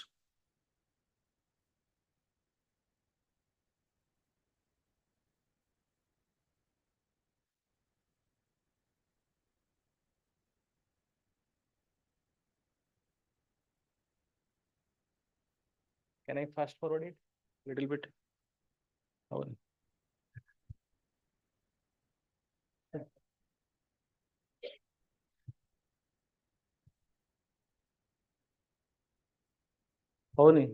Anyway, yes. No, next it will end. The presentation will end. Okay, leave it. Anyway, the last slide.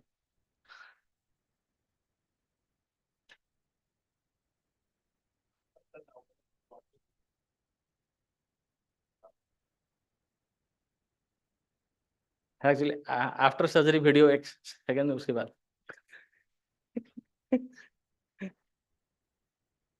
Yes, sir. Now you can see, sir.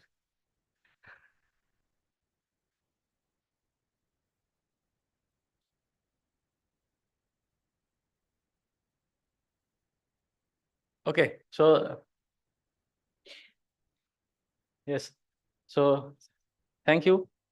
So thank you, sir. We all know that babies, they are not just miniature replica of adult people. They come with their own challenges, and ROP surgery is very, very, very challenging. And thank you for showing that innovation that you have shown for the silicone oil sleeve for the making the cannula. And in the interest of time, we'll move to the Sure, next sure. talk, that is by Dr. Umesh sir, and he will be speaking us on dexamethasone implant for the CSR. Over to you, sir. Umesh.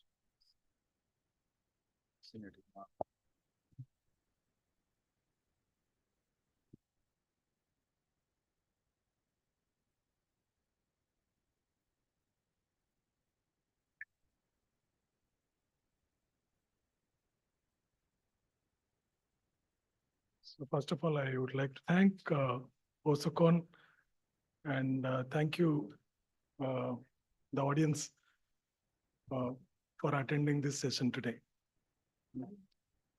Yes.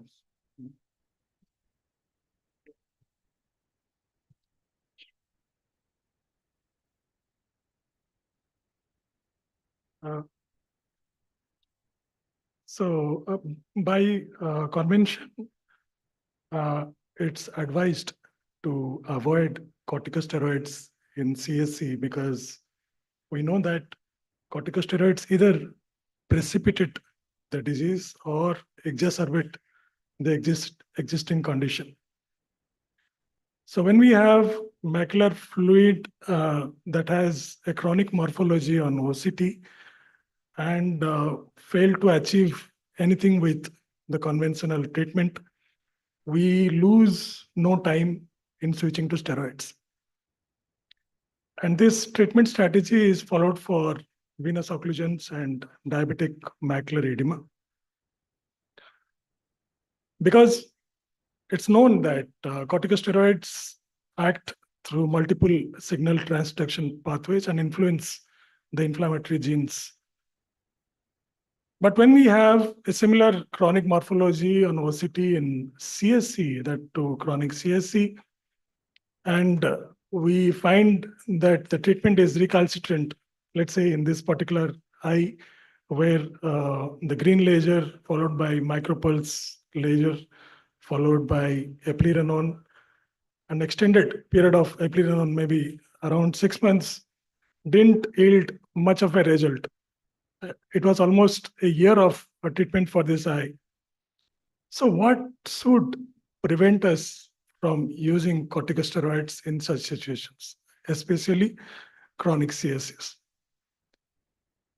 So the understanding about the pathogenesis of CSC has been changing, and over last 2 to 3 years, there have been a major shift.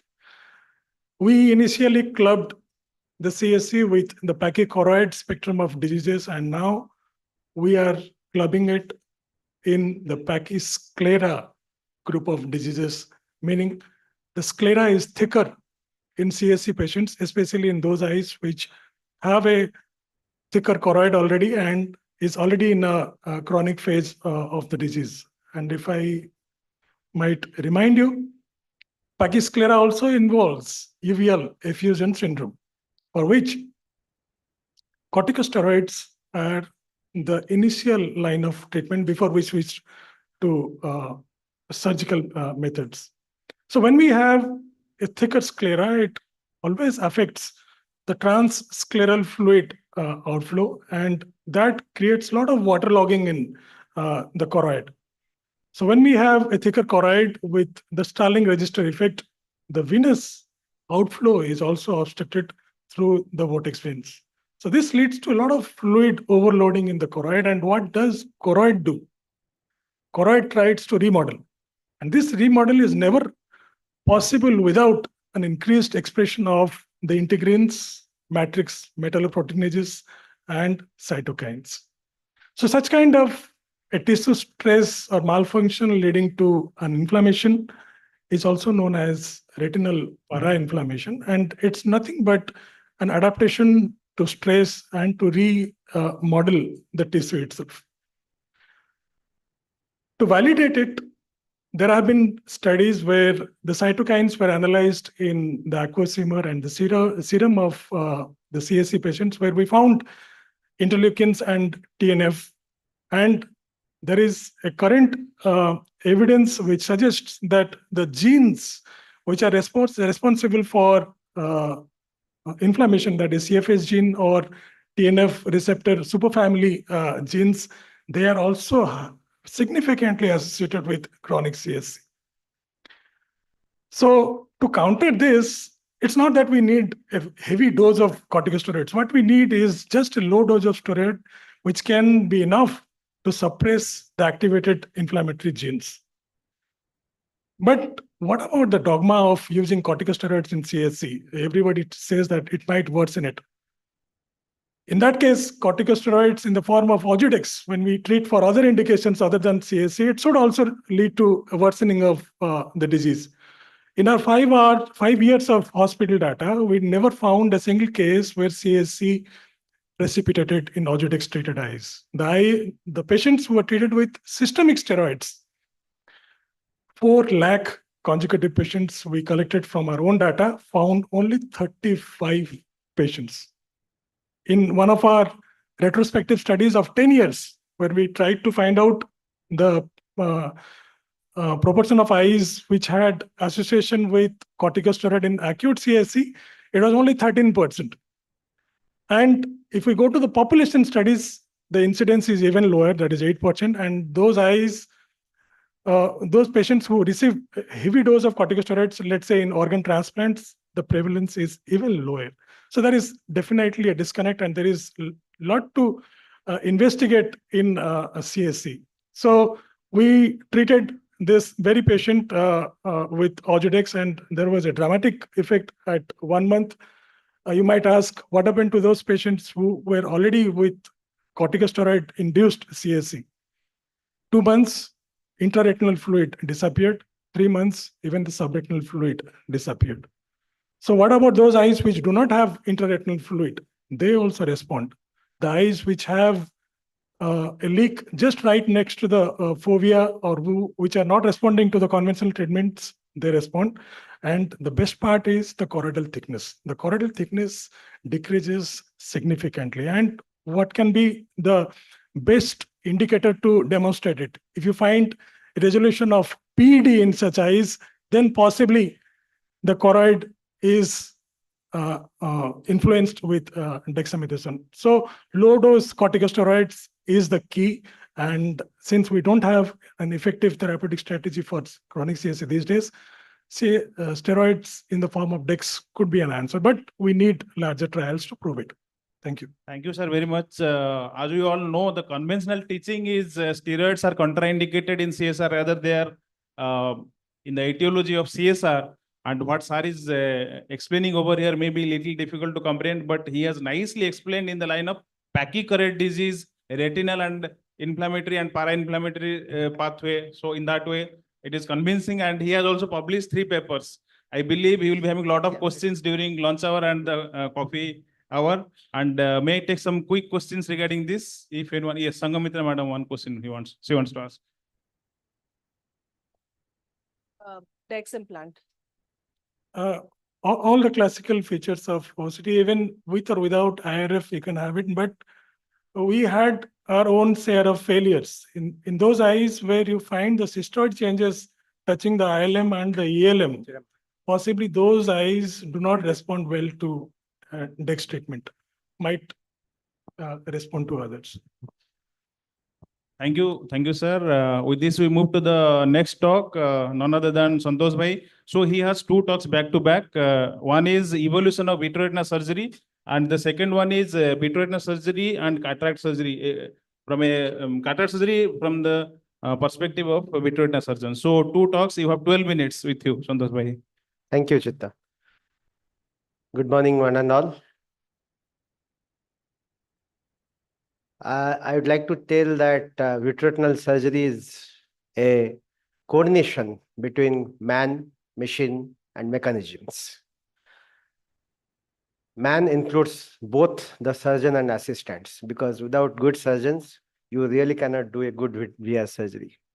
Machine includes visualization system, microscope, vitrectomy machine as such, light source, instruments, and laser. And the mechanisms include infusion, vitrectomy cutting rate, illumination intensity, cutter tip and angulations, fluid tips, and other tamponadic agents. As Mark Twain has said, history does not repeat itself, but it does rhyme. So I have to go to a little bit of history because my topic is past, present, and evolution. So this man, Jules Gonin, initially had started RD surgery, and the principle was to find the retinal break and just to seal it. Then you need to confirm the location, and this is the way they are doing it earlier. 3-4 people are needed just to see the retina. This is the principle. Then came indirect ophthalmoscopy, and then came fundus, chatting, drawing, and scleral depression. And this is Stephens is the person responsible to develop these things. And this is the way now we are doing indirect ophthalmoscopy and chatting. So earlier we used to find all retinal breaks because that is the necessity and prerequisite for any scleral buckling surgery. And sometimes we have to drain the subretinal fluid at the same time. And these are the evolutions after which we have a range of tiers and bands. And it gave us 90 to 95% success rate. Cryo was part of the scleral buckling surgery. And this is the photograph I would like to tell that everybody should know how the initial vitreoretinal surgery was done. You can see the man is tied to the table and is put in upside down. And the surgeon is sitting in a chair and trying to see the retina from below. And it takes around 8 hours to do the vitreoretinal surgery initially when it started. And then came the new era of open sky vitrectomy. So this is the man, Robert McMurray, who started in 1971, the open sky vitrectomy with the suction and cut rate of around just 300. And how he has developed it, he take an egg and from a garage, he took the instrument to see that all the egg white can be removed from the garage with that machine. And as he said, he has described his first patient like this. See the emotion attached with the first vitreoretinal surgery. And gradually the cutter developed, as I was telling, 300 cuts per minute, now 20,000 cuts per minute.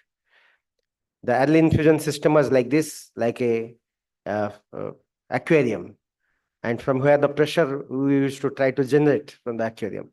And then came the different components and intraocular gases, PFCL, silicone oil. This is the vitrectomy gauge, which has evolved after that from 20 to 23 to 25 and now 27 gauge. And then the angulation has also changed from perpendicular to now sloping angulation. And the trocar cannula system also has evolved with different colors to different. So I'd just like to put this slide that in Odisha, when 2003, the vitreoretinal surgery started as APM Rotary Eye Hospital. And when I joined 2005 till last 21 years, we have around 20 VR surgeons available for the surgery. I'll combine both the talks and I'll take 12 minutes and finish both. So don't worry. Done. So this is the visualization system. Earlier, we used to operate under irrigating vectis. Then came the Landers system, then biome with lenses. And right now I'm operating with Recite. The microscopes. The microscopes from just having illumination, not so much of depth, now has evolved, and I have the luxury of having a 700 Lumera microscope, which gave both depth as well as clarity. The machine, I have operated with Apaswamy, with Dark, with earlier versions of Alcon vitrectomy system, and now Constellation. Light source, yes. Earlier we used to attach the light source in a different module itself, and now it is inbuilt with the machine. And now, apart from that, we have chandelier system, which can also be fixed apart from the original light source. Microsurgical instruments, they have evolved in gauges as well as in the fineness. And these are the different systems where the color, I just wanted to discuss this slide. All colors are there, starting from 20 to 27 gauge. Laser delivery also have evolved, and now we have both the integrated laser and laser with illuminated light source also. So from the mechanism, as I have told, from 300, then to 3,000, to 10, 5,000, 10,000, 20,000 cut with angulation, with all integrated systems are available. Now, just like cataract surgery, retina surgery has become predictable. And we can predict that, yes, this patient is going to have this vision. And nowadays, actually, we can measure the post-operative vision, which are not done earlier in post-operative period. Thank you. And I'll go for the next talk. It's a sponsored one. So with this, as I was telling, the fineness of the vitreoretinal surgery which has taken place, I would like to emphasize the need of VR setup in most of the cataract setups. So as you know, the patient flows from the waiting area to the consultant and to operating room and then goes out.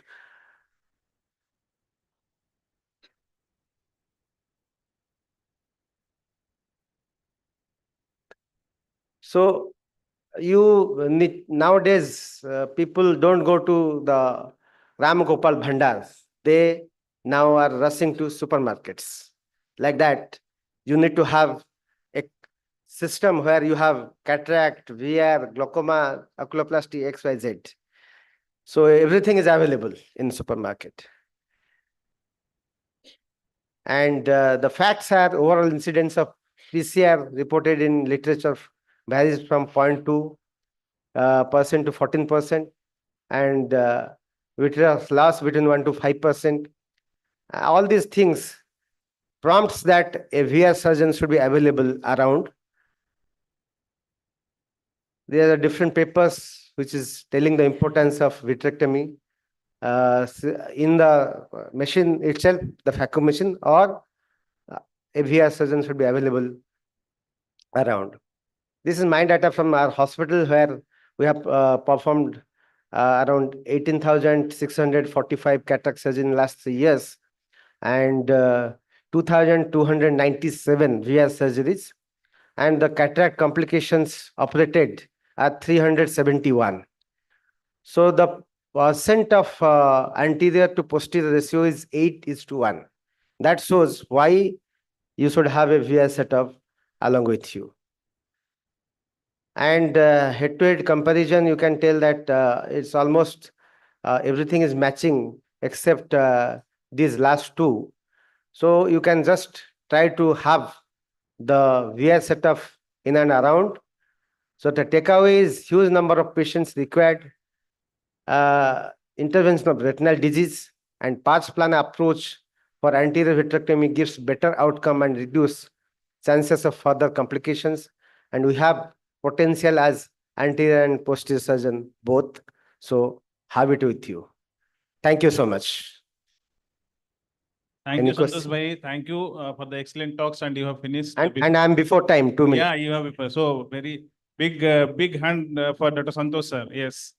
So yeah, see, as all of us know, we have read our PSM Park book, isn't it? Before any chapter, there will be one caption in the above the top of the topic. There it is written that if we are not aware of the past, we cannot predict the future.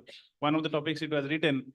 So That that's is in what SPM Park. SPM Park. So that's what he proved rightly. And may I take this opportunity to ask one question to the audience.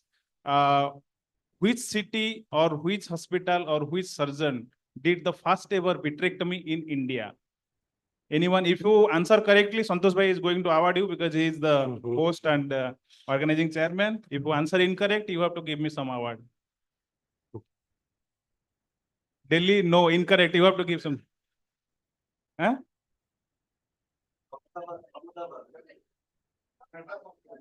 You will come last, sir. I know you know the. Madurai, she has told right. One part, 1/3 only you are correct. Who is the surgeon? This is 0.5 you will get for that. Which institute? Correct. So she gives two answers correct. So it is Madurai Medical College, Dr. Golam Payman. Dr. Golam Payman is the surgeon, Dr. S.S. Badrinath and Dr. Nambarmal Sami sir, they were assisting him. They become the doyens in that. The rest of the part is history. We know that. So thank you for, I know sir, you know this. So sorry for stopping you. So good. So Santosh bhai will give some award to. Coffee outside. Coffee outside, correct. So with this, we move to the next talk. Pramod sir is ready, yes. So the revolution of intravitreal injections by Dr. Pramod Sharma sir. The talk is loaded.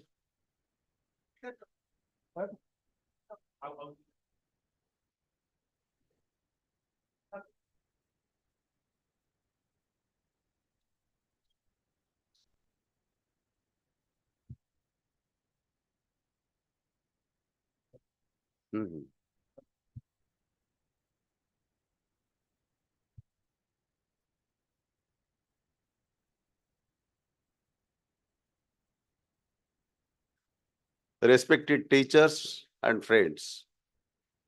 So a lot of revolution is going on. So actually, Plato correctly said, necessity is the mother of invention.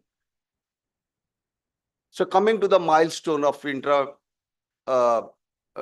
injection, first documented one is injection of hair by Ohm for retinal detachment surgery. Then we move on. The nice picture was shown by Santosh. So that surgeon was Rosengreen. He has injected air from below to actually treat GRT. How to, that is to fix the retina. So the latter revolution started. So they injected, Sibis injected silicone oil. Then Robert McMurray, who is the father of hair surgery. So he injected corticosteroid for prevention of PVR. Then use of heavy liquid by Chang. And then actually revolution of intravitreal injection started during the EVS actually, endophthalmic vitrectomy study. During that camp actually, lot of people were having post-op endophthalmitis. So in my earlier career, I have seen many SARS are there. People with sandbag, they're sleeping with injection penicillin, and so this is the going on. They are trying to prevent these things. This endophthalmitis vitrectomy study, actually Tara Tipidas sir has very good publication with this. So intravitreal antibiotic was started. So that has an important role in this. Actually, after 2004, Macugen and ranibizumab are approved by FDA for treatment of neovascular glaucoma. So that after that, so this intravitreal injection is coming up. So what is the rationale actually? So the rationale is due to presence of BRB, blood retinal barrier. Despite of boosting of the dose, desired MIC could not be achieved in the vitreous. EVS has proved that systemic antibiotic is better than and more effective for treatment of post-op endophthalmitis.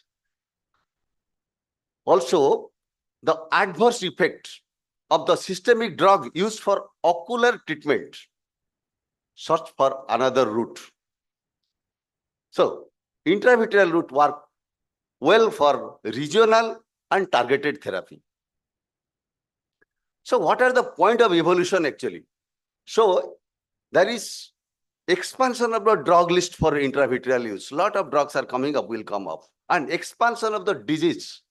So many diseases are treated, ocular diseases are treated with intravitreal route, and modification of the method of injection and modification of the drug delivery system.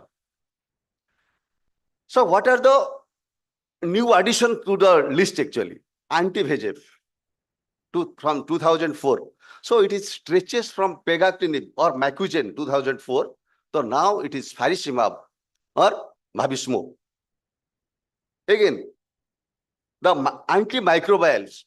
Initially, Tipidar sir is there. So EVS. So Vanco and Septa. But emergence of the drug resistance, the increase the antibiotic list. And also treatment with for toxoplasmosis. Sometimes the oral is not working well. So in this case, clindamycin has given a wonderful result. Now, coming to the shorten exactly for the post of coming to the non-infectious posterior uveitis.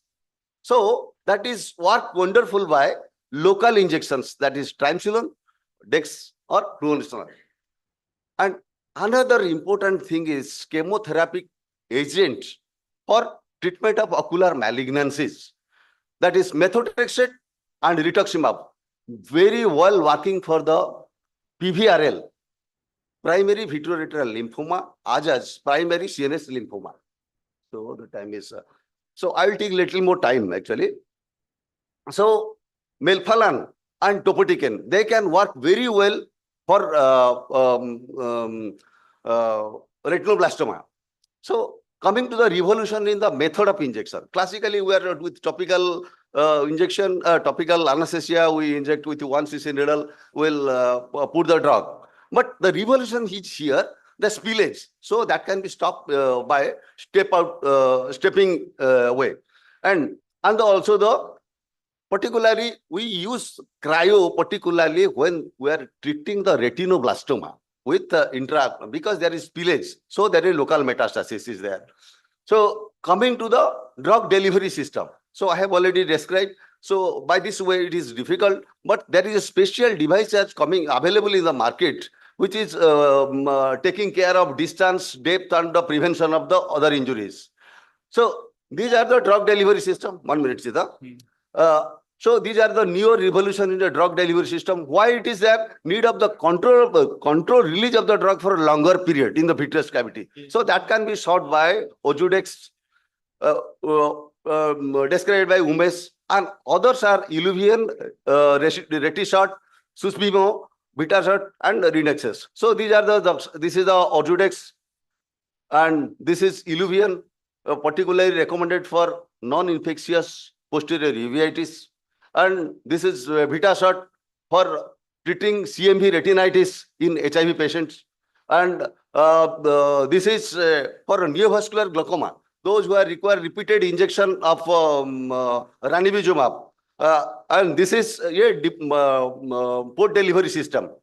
And this is another one for Mactil. So it is available. Now, I have not seen this, but I have copied from the internet. So this is Renexus, CTNF.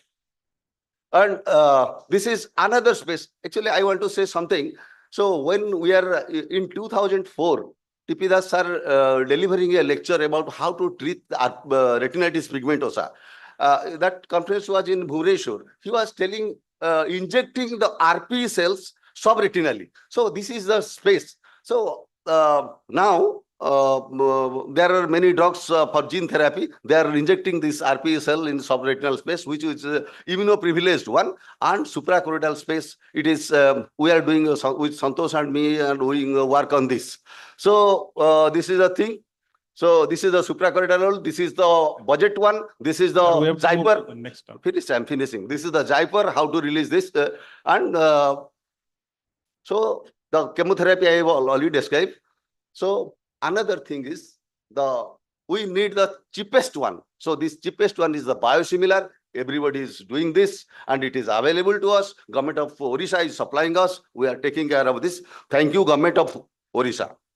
And the last slide is medical science, including ophthalmology, is continuously making advances. New medications and treatments are developed and introduced to a rapid pace, but we can take the advantage of this advances by taking evolution into account of make life better. Thank you so much, sir. Thank you, sir. With this, we move to the next talk that is by Dr. Siddharth Das. He'll be telling on the role of anti-VEGF injections in vitreoretinal disorders, the role of biosimilars. I think the PPT is loaded over here, right? So good morning, all the teachers here and my dear colleagues and friends. Today I will be speaking regarding the biosimilars. It is a sponsored talk, and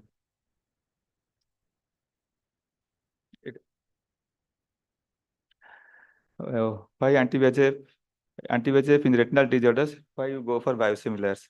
So briefly regarding the biosimilars, and it is highly similar to reference original product and no clinical meaningful difference in terms of its safety, purity, and potency. And these are the different molecular structures of the anti-VEGF agents. And these are very much similar. The biosimilars are very much the original product. And maybe in the process of making, there is a slight change in the process of making or slight change in the structure of the original product. So they are called as biosimilars. But the potency is almost same to the original product. It came to the clinical practice in 2004. First product came like pegactinib in 2004, then bevacizumab in 2005, then ranibizumab, aflibercept, and brolucizumab, and so more are coming up in the pipeline. And why you are so much running after the biosimilars? What is the load in India now? Almost more than 1 crore patients are needing anti-VEGF agents in the treatment, like retinal vein occlusions with macular edema, diabetic macular edema, and wet AMD. They comprise of more than 1 crore of the patients, and the number of injections you find, it will be much more than 2 or 3 times of 1 crore. So it's a big amount of injections are needed. So we need a readily available and cost-effective treatment. It is more important in our country, and single vial use, FDA approved, and moreover, it should be safe. And from monetary point of view, supported by insurance also, it is less payable to the patients also. So the biosimilars in the horizon, it came first is Rajumab in India, then other products came. And from cost point of view, ranibizumab, the first Rajumab in India, is almost half the cost of its original product. So approved indications here, we are giving in wet AMD, polypoidal choroidal vasculopathies, diabetic macular edemas, retinal vein occlusions with macular edema, ROP, and myopic CNVMs. So these are few cases I am showing from our experience, that one patient with IPCV and the thumb-like projections in the PED, it appeared like polypoidal choroidal vasculopathy with presented to 1 meter of vision, and we gave anti-VEGF injections, ranibizumab, and slowly the PEDs and the SRF, they got flattened, coming to normal foveal contour. Another case with diabetic macular edema in the right eye, both the eyes have severe NPDR with DME, and we have injected with getting a good result, resolving the macular edema, and good amount of visual improvement also. Is another case of myopic CNVM of a 48-year female with CNVM in the center, and after injecting 3 months after the follow-up, a good foveal outcome it has reached. Fourth case is a BRVO with macular edema, and it is patient with under kidney failure and under dialysis. It has also, after injecting ranibizumab, good response has been seen. It's a case number 4 with a macular BRVO with macular edema, and we injected after ranibizumab, good resolution of macular edema. So these are the clinical pictures as we saw, but the monetary load by the biosimilars, it has been seen that in 2024, US healthcare system could have saved almost $100 billion by using biosimilar rather than the original product. And there is one more that ranibizumab has come with, that Rajumab has come with pre-filled injection. So there is a new concept that Rajumab has come up with, And we have to, there is no vial. Direct from P-field, we can put the needle and give the injection. So my special thanks to Intas Pharmaceutical and Dr. Santosh Mahapatra for sharing some of their case, their pictures to me. Thank you. Oh, thank you, sir. Thank you very much. And with this, we move to the last talk of this symposium. That is by me. I will be speaking on the choroid. From retina, we move to the choroid. Can you please make the slides on? So as all of us know, there are different modalities to study the choroid, starting from the biopsy technique, which is obviously very, very invasive thing, or ICG, FFA, ultrasound B-scan, and these are my acknowledgements. And we all know this is just a miniature replica of the choroid that I have put over here. We all know that it is the major retinal blood supply is by choroid, and 90% of the retinal oxygen comes from the choroidal circulation. And at a high flow rate, it maintains the photoreceptor metabolic activities. And these are the histological representation of the layers of the choroid from the RP, as we can see. And this is what I was telling, the methods of imaging the choroid. But what I will be focusing on this talk is on choroidal vascularity index. That is a non-invasive method to image the choroidal vascularity. So this is one of the EDI OCT. EDI means enhanced depth imaging, that is in the spectral domain OCT. We have one EDI OCT module where we can see the choroid very clearly. Otherwise, in the swept source OCT also, because 1040 the wavelength is a little higher, that's why we can see the choroid clearly. So now coming directly to the CVI thing, choroidal vascularity index, I have just made a flowchart over here. What it is, basically there are two algorithms available. One is by Sonoda et al., another is by Dr. Agrawal et al. So what they have done, basically, you see the top picture, the source OCT. Then you have to demarcate the choroidal line over here. As you can see, the little green color line and the red color line in between the choroid is marked. Then three choroidal capillaries are chosen for the average threshold. Remember, in our HFA 24-2, like they give some arbitrary spots and they take the threshold. Then the luminal area is marked. That is based on a image binarization method by 8-bit format, applying the Niblack auto threshold. Then the binary image is converted to RGB image obtained in the luminal area. So we have the total choroidal area and the luminal area. If we divide the lumen area versus the total choroid area, that gives us the choroidal vascularity index. This is again the workflow automated algorithm by Dr. Agrawal et al. This is one of our publications in Progress in Retina and Eye Research. So you can see over here from the image, retina and choroid is there. Then the line is demarcated over here. Then the retina is disappeared. You can see the choroid only. Then the binarization after reducing the noise. And this is applying the Niblack threshold over there. So what is the CVI in normal population? If you can see, it is a 65%. That means out of the choroid, 65% is choroidal vascularity. This is one of the Singapore publications, highly cited. Then coming to the diseases, as we can see, CVI in ARMD. Can you see this is a OCT image of CNVM, and in the choroid, you can see there are yellow color depicting the stroma. That means whatever the black color, that is the lumen. So we have to find out what is the luminary area. That means we are quantifying the image and we are converting the what is the lumen area versus the total choroidal area. There are n number of publications based on different stages of dry AMD, wet AMD, disease treated, PCV, and without treatment, with treatment, and we have different values of different populations also. Coming to CSR, we can see over here CSR, this is the OCT image, and we can see this is the image over like the choroidal area, total choroidal area, and luminal area are image binarized over here. And this is a short summary of studies. I'm sorry for the busy slide. What I want to intend over here is that we can go and we can see different populations and different studies, different stages, acute, chronic, treated, steroid induced, CSR, all these things, there are different studies on this. Then CME also, similarly CME and retinal dystrophy, as we can see over here. And one interesting thing I want to share over here is that choroidal vascular index in diabetic retinopathy with DME. That means diabetic macular edema is there in different stages of diabetic retinopathy, mild, moderate, severe, and PDR. So what this study shows, this is one which we published in PLOS ONE. So subfoveal choroidal thickness was significantly increased in eyes with DME. That makes sense.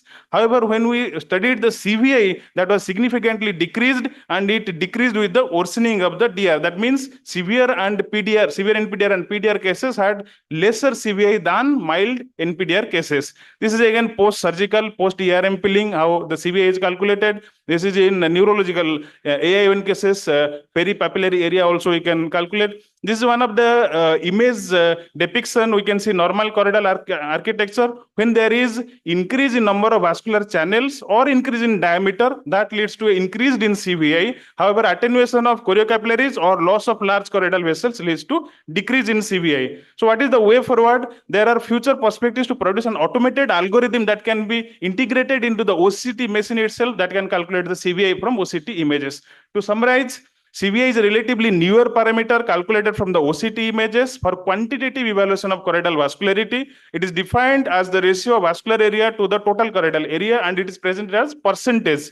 Multiple studies have been done on this topic, and the future perspectives include the application of CVI in various disease status and ongoing attempts to produce an automated algorithm that can be integrated to the OCT machine itself. Thank you. Thanks, Dr. Chitta, for this nice talk. With this, all the talks of this session is complete. I would like to invite our chairperson, Dr. Subhavrata Madam, to kindly come on the stage to give momentaries to Dr. Manmat. If sir, Dr. Umesh, please come on the stage, and we have Dr. Siddharth, please.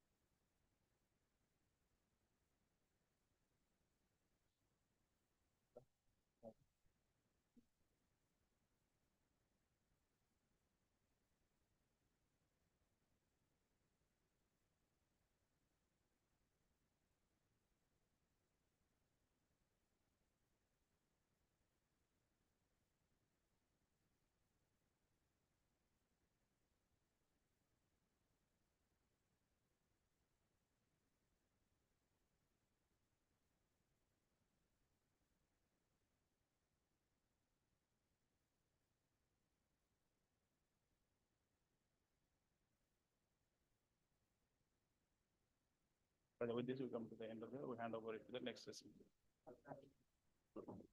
Thank you. Thank you all. With this session ends. Now for the next session, I would like to hand over the mic to Dr. Anup for the moderation. Thank you. So we come to the next session, which is on diabetes, one of the biggest diseases and biggest threat to the retina. We have in total 7 talks and running short of time. We'll go to the first talk right away, Prevalence and Burden of Diabetic Retinopathy by Dr. BNR Subudhi, sir. 7 minutes, yes. I think it's 7 minutes. Yes, 7 minutes and 1 minute of discussion, sir. No, BNR Subudhi. Yeah.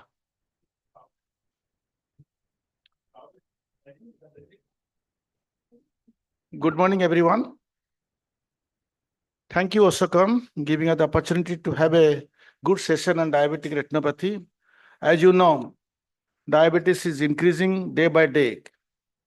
And every day, you can see the newspaper, all these cuttings I've collected some newspaper cuttings. So every day comes something about the diabetes and diabetes prevention and diabetes management too. So it is increasing healthcare epidemic throughout the world. Now presently 540 million worldwide. And as per the statistics of International Diabetes Federation of 2021, and the 10.5% adult population with supplement diabetes between the 20 to 79 years age group.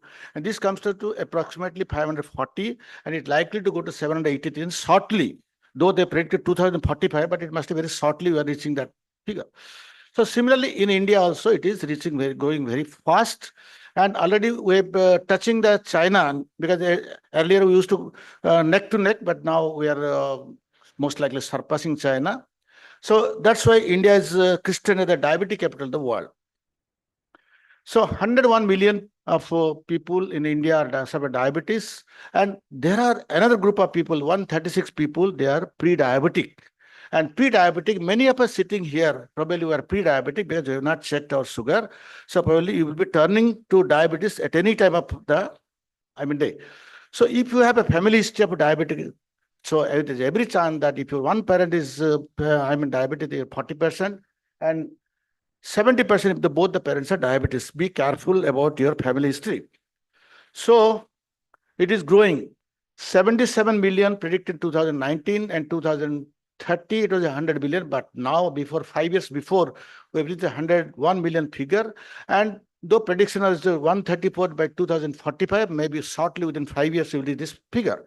And it has been seen that all the diabetics, the HbA1c is always more than desired 7.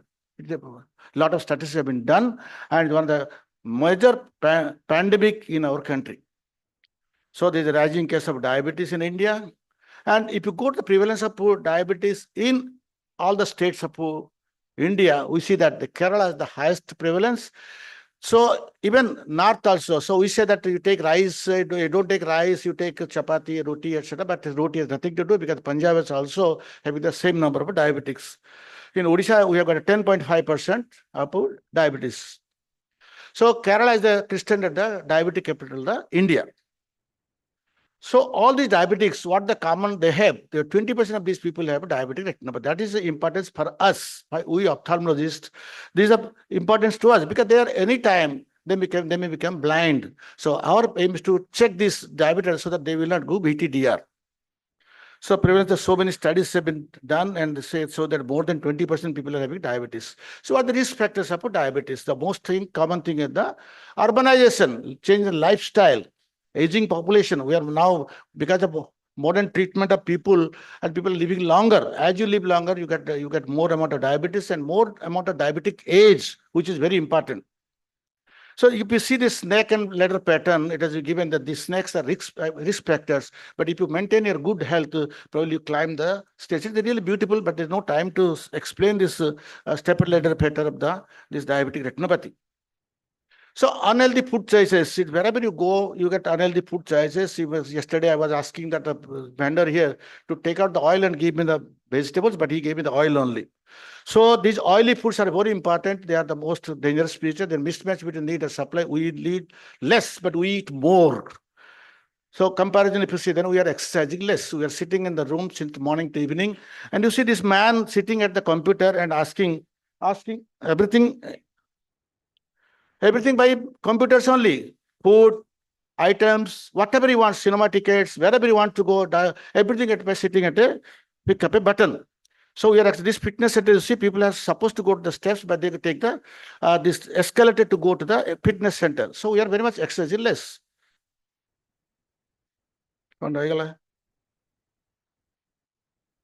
So summarizing, diabetic retinopathy is one of the leading complications of diabetes. As the diabetes population increases, so also the prevalence of diabetic retinopathy.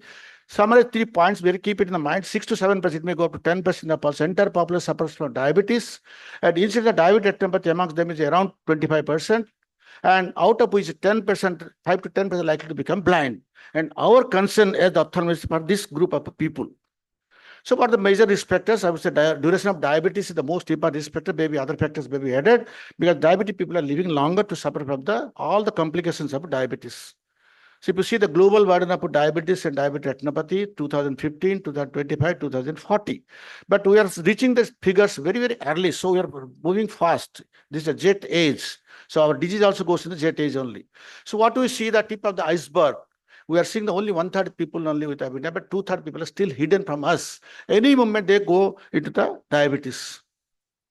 So this is a national burden. Diabetes is a significant global health concern with rising prevalence and substantial burden. So rising rates of diabetic retinopathy, especially among younger patients. Again, more and more younger patients now developing diabetes. Why? We have to do that. A lot of investigations we have to do. And they signal a potential public health crisis. Because if the younger the patient, there's a most of the times economic crisis, and then the diabetes burden. And diabetes is the root cause of all the diabetic complications like kidney, heart, brain, everything. So that also has to be treated. So the economic burden is increasing upon the society or state. So the economic impact is substantial, including direct medical costs and indirect costs due to loss of manpower, loss of productivity. So economic impact, the cost of management, hospital visits, medications, and home visits, everything is very, very expensive. If you see the expensive chart, it's 2019, it was 13,000 per annum, but now it is average in annual expenditure for the patient is 25,000. It already doubled. So prevent this, let us prevent, instead of giving all these modern treatments, let us prevent the diabetic retinopathy and detect the diabetes early stage. The screening and awareness is very important. I request my friends, November 14th is coming in the short time. Please do cancel under the banner of AIOs. We will be supplying you banners and everything. We are working as DR task force is working that on 14th November, everybody should do a diabetic camp. Screening up all diabetics once in a year, that is a most important thing, and teleophthalmology may help in this. So early detection of diabetes retinopathy is very, very important. Examines retina of diabetes when they present to any faculty, whether it's physician, whether gynecologist, or whatever it is. So we must check their retina. 1 minute more. So screening at the physician clinic, we have seen many times the patients, they go to the physician, but they have never inspired them to go for the retina test. So let us ensure that all the physician clinics leverage technology toys also to do a retina test. So facts to remember, every diabetes is a potential risk for diabetic retinopathy, symptomless for a long time. 80% diabetes need only follow-up and management of systemic risk factors only 20% need active management. And all diabetes need fundus examination once in a make it ensure that all diabetes get a fundus examination every year and early intervention by the treatments. So teleophthalmology may help. So let us put these kiosks. They are available now. Chennai is one of the factories manufacture these things. Just put your eye into that and immediately you get a result. So take a message. All the studies lead to the fact that diabetes is rapidly increasing and DR is growing cause of blindness. And bad dietary habits and unhealthy lifestyle will increase the burden further, and increase life expectancy will increase the prevalence of diabetes and increase the incidence of diabetic retinopathy. And government bodies and NGOs should join together. So let us work together. Rotary Club, Lions Club, all this should join together to prevent this scale. So they must remain motivated. The patients also must be motivated throughout the life to undergo regular eye checkup. So insist everybody to go eye checkup. So maybe teleophthalmology will have a greater role to play in the rural areas and unreached areas. Thank you very much. I've exceeded 1 minute. Thank you so much for patient listening. Thank you, sir. I think the snake and ladder photo of you would be going into long-term memories of all of us. But I couldn't explain that one. There's a really beautiful, somebody explained very well. I have a quick question to the panelists and others. Given the burden of diabetes and you showed the iceberg, are we really diabetes ready for the future? And how do we get diabetes ready for the future for the upcoming huge number of cases that we have? Dr. Das?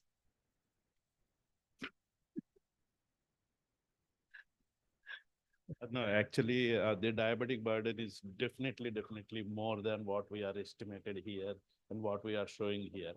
And if you see the general ophthalmology clinics, half of the patients are diabetics. Unfortunately, we don't accept that diabetic retinopathy is a general ophthalmology problem. We think that it is only retina specialist and all.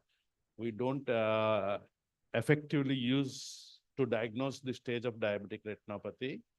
And we don't are ready to counsel the patient at the first instance, which can postpone the visual threatening diabetic retinopathy to a large extent. If you save 5 years of a healthy life of a person, he can be more productive, not only to his family, to the country itself. So we need to give that impetus, definitely. Thank you. Thank you. So, yes. Sir, Dr. Subhuti, sir. Yeah. Actually, post-COVID, the diabetic manifestations have actually disrupted the classical teaching. Yes, and they're more proliferative and more virulent if it looks very angry looking. Right, you're right. And Because loss of screening for 2 years, and moreover, the people are given steroids to live, irrespective of your diabetes status. Lot And of one different one big problem that we face every day in our practice is most of them don't come for a preventive check with a very simple concept that I don't have any problem in vision, so why do I do? The problem is not with them. Problem is with us. We don't counsel the patient. We don't spend the time with the patient. What all to be done at that stage to prevent, and we don't even show the impetus that what severe diabetes can lead to their life and their family's life. Both are very essential. Thank you. Thank you. We move on to the next talk on clinical features and classifications of diabetes. Yeah, thank you, the OSOS, to giving me this opportunity to share on diabetic retinopathy. Diabetic retinopathy definitely is closer to my heart. And as I said, the burden is definitely more.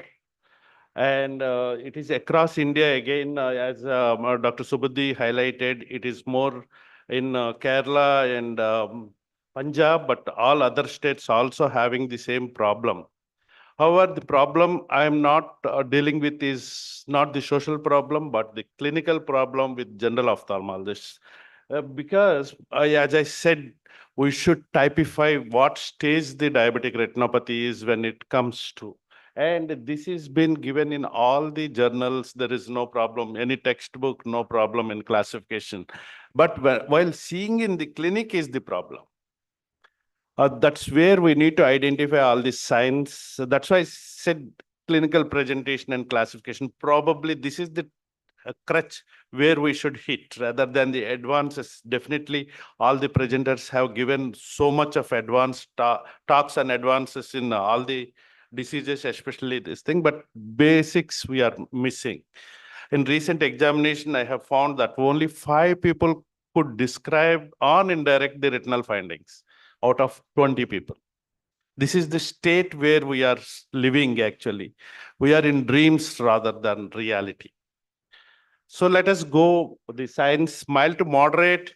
This is a general ophthalmology problem, mild to moderate diabetic retinopathy. You can manage, you can follow till it comes to sight-threatening maculopathy. So the signs are microaneurysms, intraretinal hemorrhages, hard exudates, and cottonwool spots.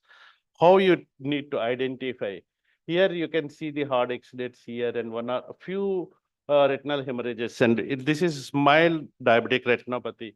The classification is very well given. You remember the number 20. 2020 is the 6-6 vision, but number 20 for retinal hemorrhages in any quadrant, it is more than 20 retinal hemorrhages, then it is severe non-proliferative diabetic retinopathy. One of the criteria it will fulfill. So both the pictures, all classic pictures are given in the ETDRS classification. Venous bleeding is very essential to identify because even in 2 quadrants, if venous bleeding is there, that is a significant finding.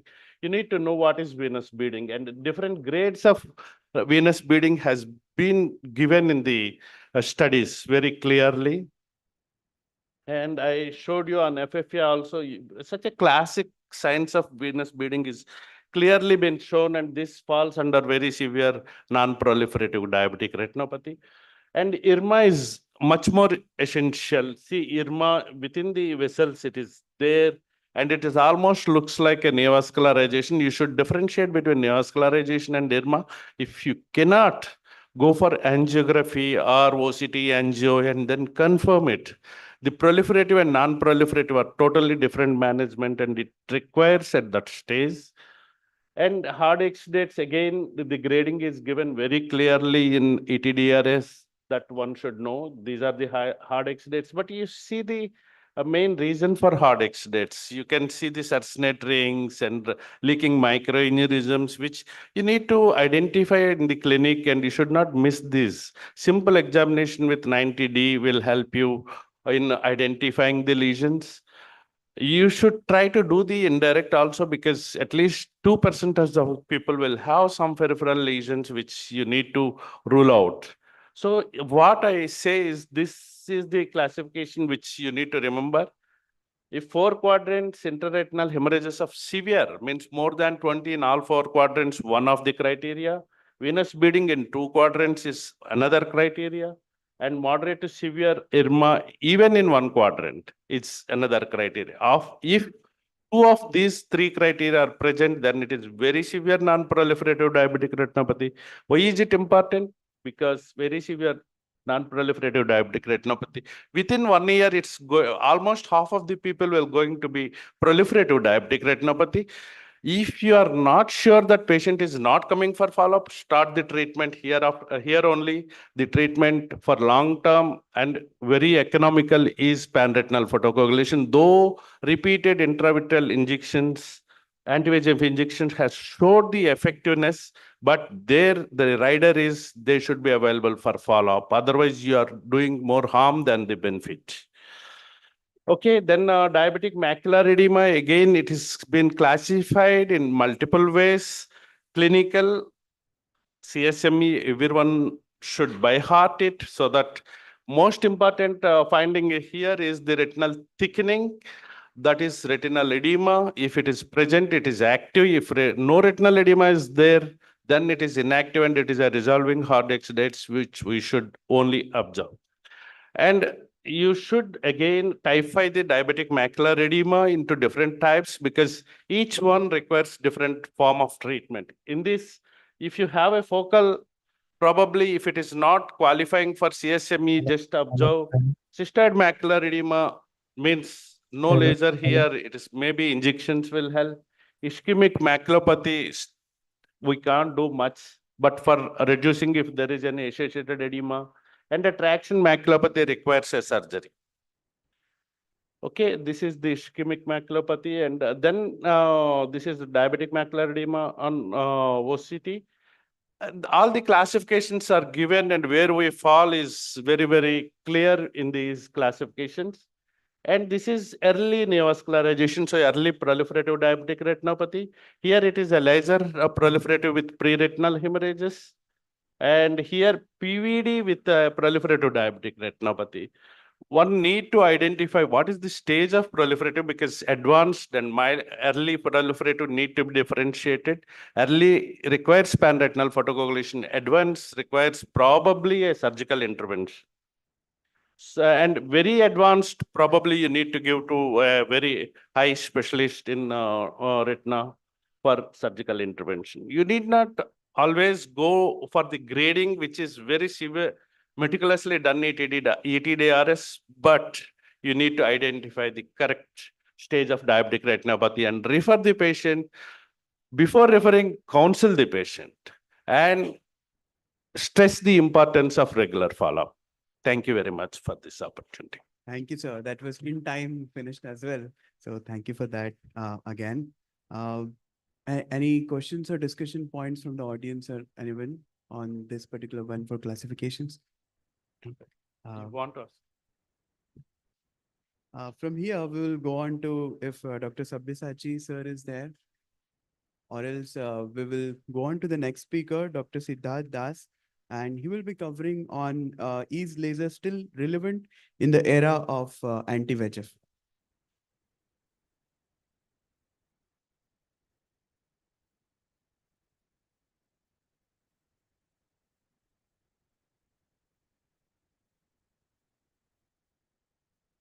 Good morning, all my teachers and the doctors here. Lasers in the era of anti-VEGF. Yeah.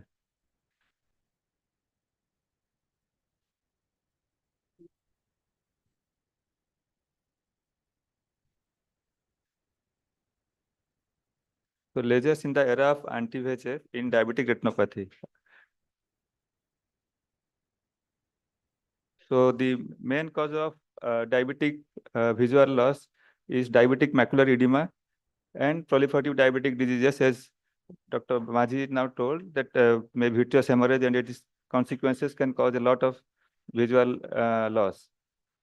So diabetic retinopathy study, one of the monumental study done, which recommended that pararetinal photocoagulation is effective in case of proliferative retinopathy or PDR. And after that, ETDRS came out with an addition of clinical significant macular edema, which recommended focal laser photocoagulation for our grid laser pattern for clinical significant macular edemas, and there is a definite indication of PRP for high-risk PDR. So this is a schematic diagram of CSME, which can be focal or diffuse, or paramacular edema can be there.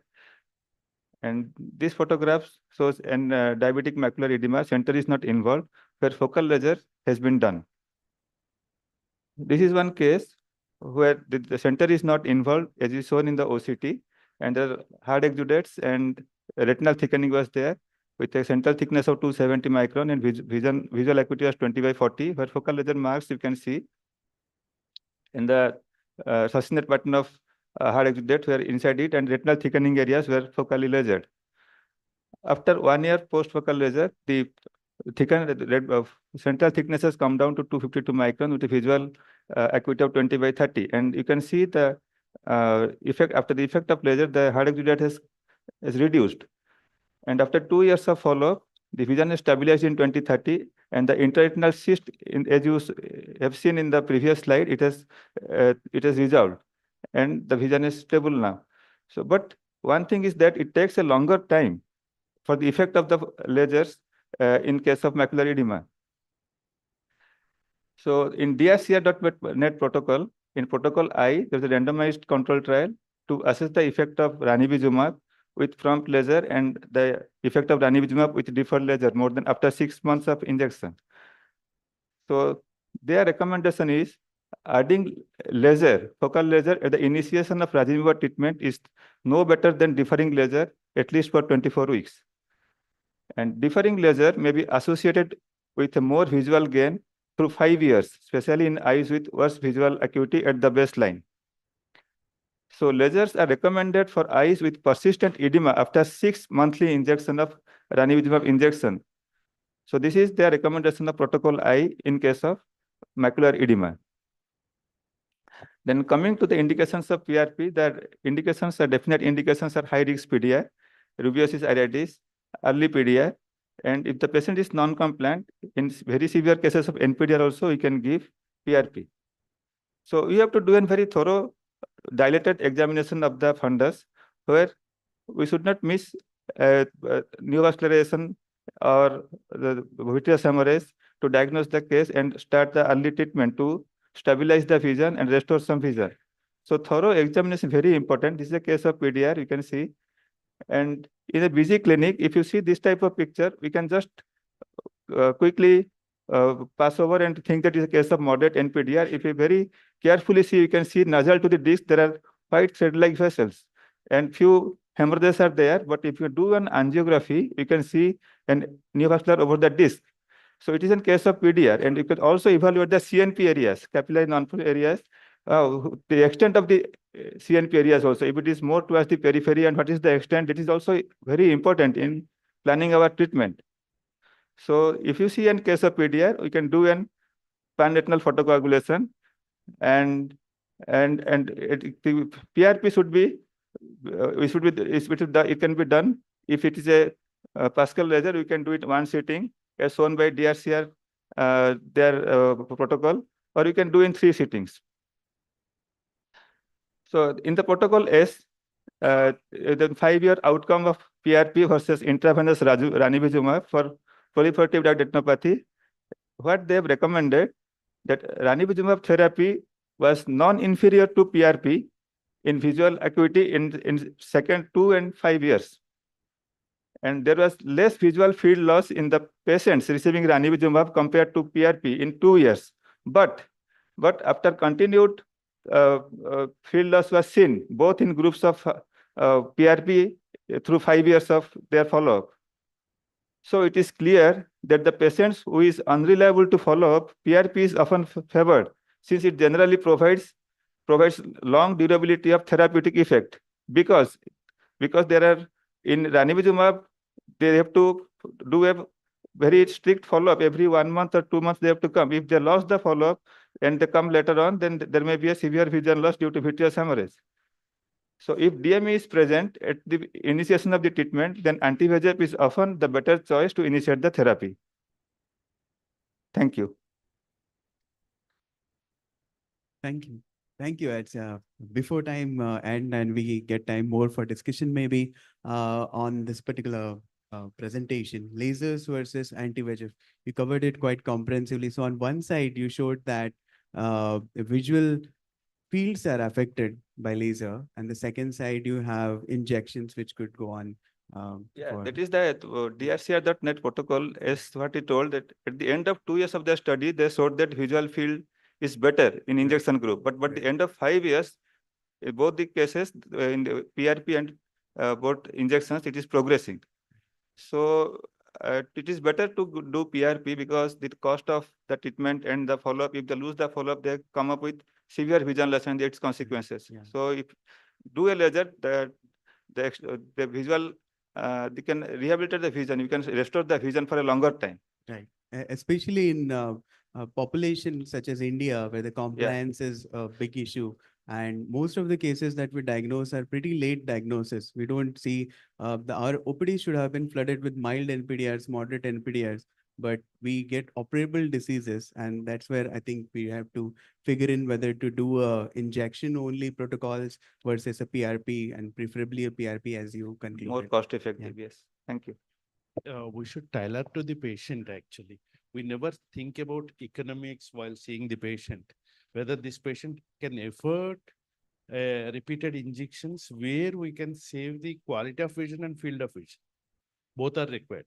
Whereas if the patient cannot afford stability of vision longer run, laser is outweighs the injections. So we need to really look into this thing, and the individual patient tailoring is very, very essential.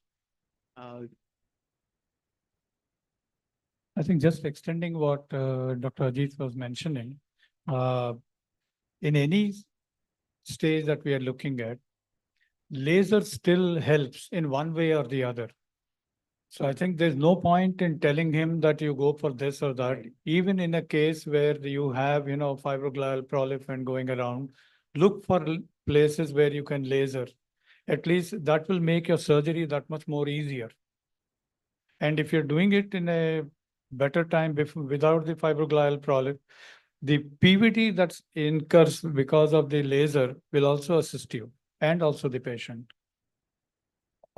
Yeah, means, and there is a clear-cut indication that I do not compromise the quality of vision, I do not compromise the field of vision, and I can stabilize with laser. Yes, definitely yes, yes for laser. But there are cases, situations, and clinical scenario where you may be compromising. There you can weigh between laser and injections. Thank you. Given said everything, diabetes is still a systemic disease, and we'll hear from Dr. Subhabrita Parida ma'am about how systemic control is vital in the management of diabetic retinopathy.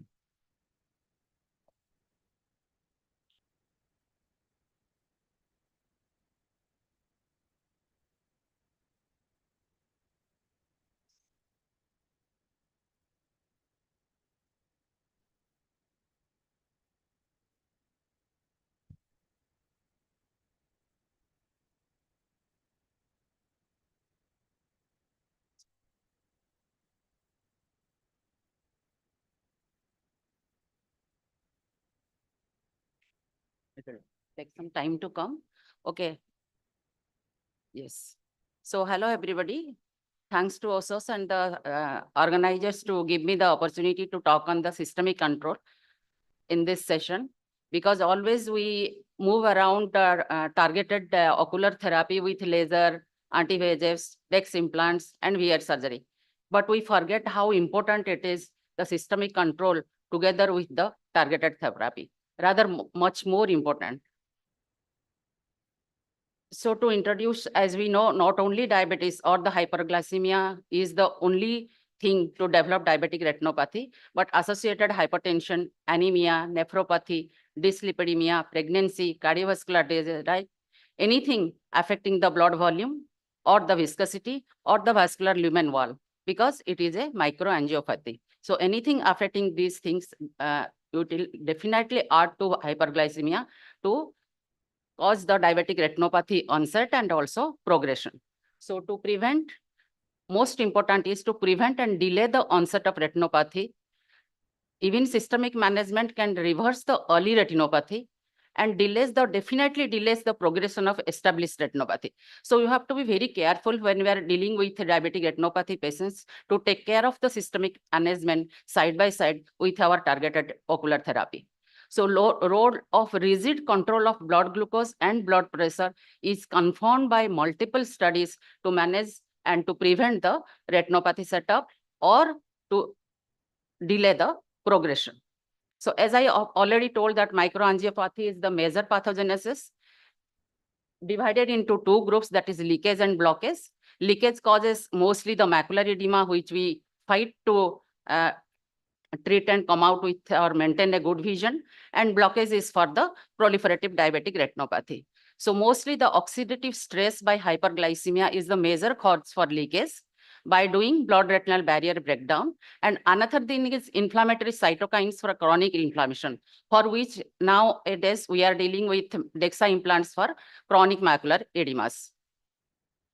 And blockage is mostly for major factors like hyperviscosity for any region, and also rigid deformed RBCs, lumen wall reduction. So all these things together causes hypoxia, VEGF liberation, and vasogenesis and proliferative diabetic retinopathy. So DCCT are already shown in their studies that insulin therapy significantly lowers the risk of retinopathy versus conventional therapy. This is a very important point for ophthalmologists to remember this, so that we can convince our physician and endocrinologist who is treating the patients when we are seeing diabetic retinopathy and with a moderate management of the blood glucose level, we should convince our counterpart of the physician to start the insulin rather than on conventional therapy. And many studies have shown to just to collaborate, that is HbA1c should be kept under 7. Another thing is blood pressure, that is recommended. It should be managed below 140/90 to control the progression of the diabetic retinopathy. So these are very, very important points to keep our retinopathy control together with our targeted ocular therapy. So nephropathy, as we all know, this is also a microangiopathy. So always nephropathy and diabetic retinopathy, mostly they are coexist. In our practice, we have seen, and level of renal impairment is proportional to the level of the damage to the eye. So when we are seeing a retinopathy, we must look for nephropathy assisted or not. And if both coexist, then worse kidney outcomes we see.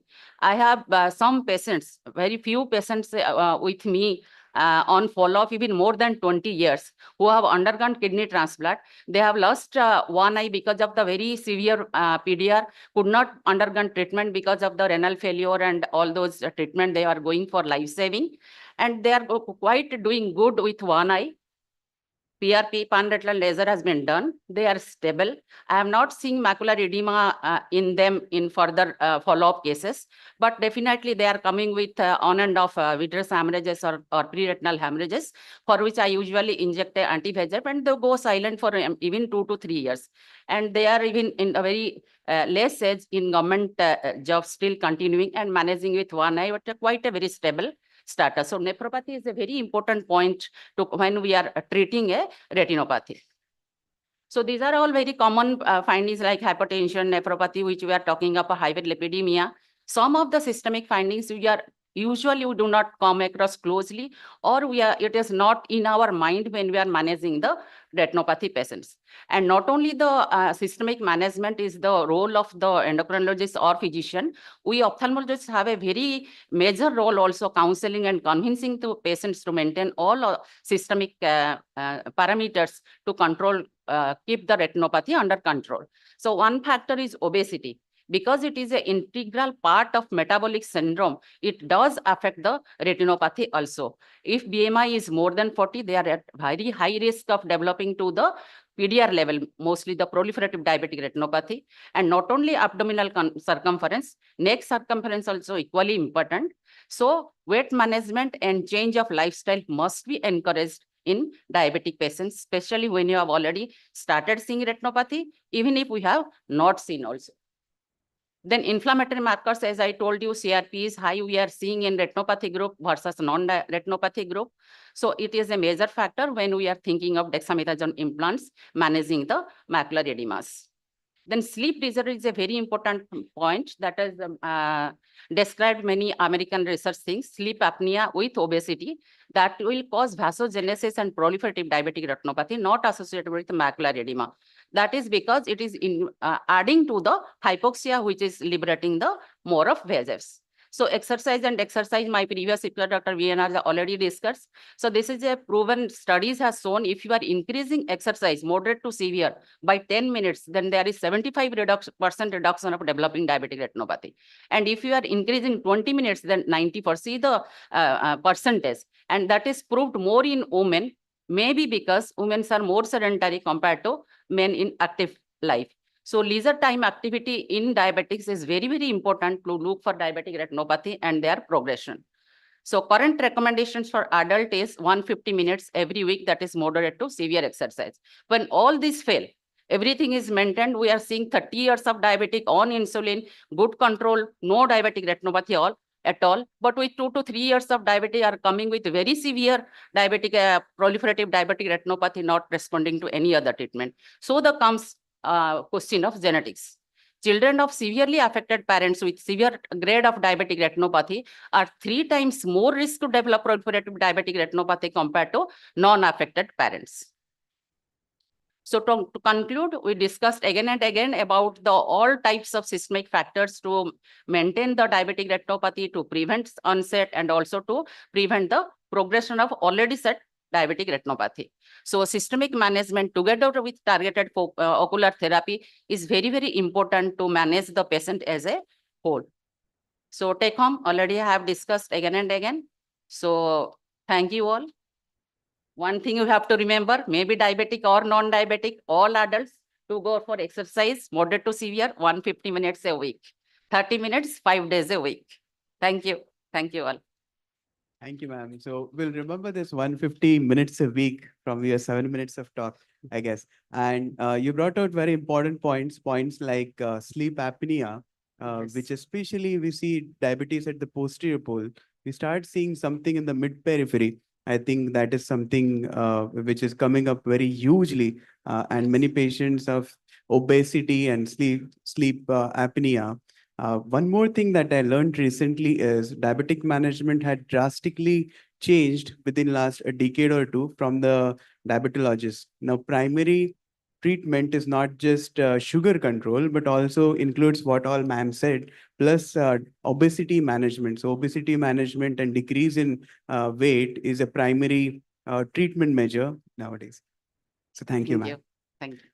From there on, we go on to 3 sponsored talks. First is by Dr. Muralidhar sir, and it's by Roche, faricimab as first-line treatment in optimizing outcomes in neovascular age-related macular degeneration and diabetic macular edema.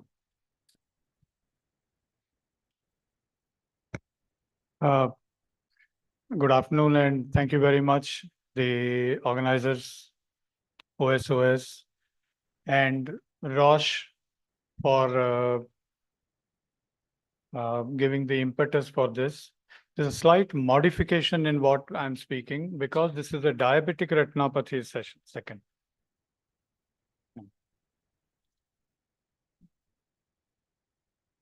Since it's a diabetic retinopathy session, so I'll restrict my entire presentation to only diabetic macular edemas.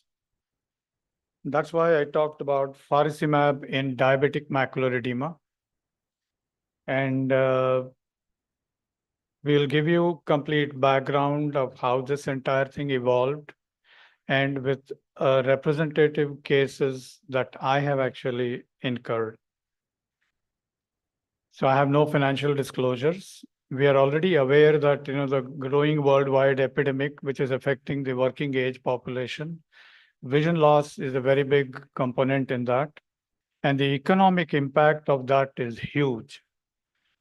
If you look at the progression of these diabetic macular edemas, the management changes according to the location of the edema, and this decides the agent of treatment. It could either be a modality which could depend on whether a center involving or a center not involving.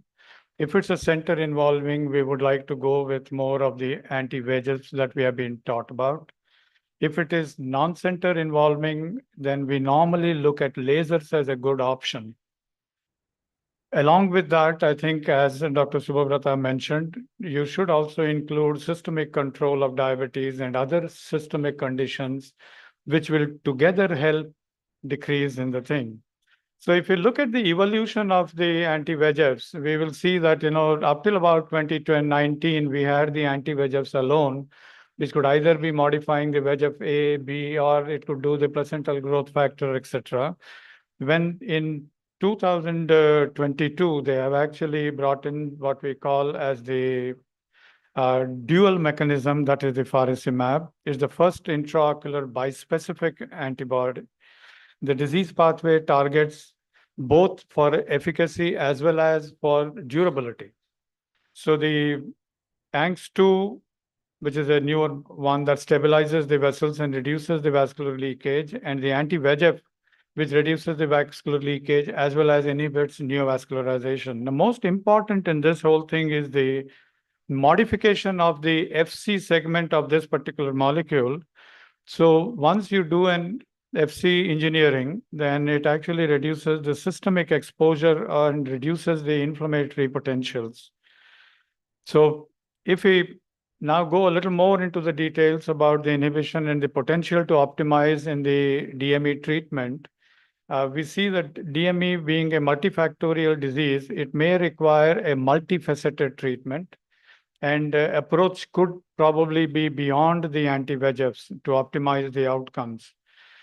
Preclinical evidence suggested that the ANGS2 pathway is a driver of the vascular instability, especially the leakage and the inflammations and the neovascularization in most of the retinal diseases, including DMEs.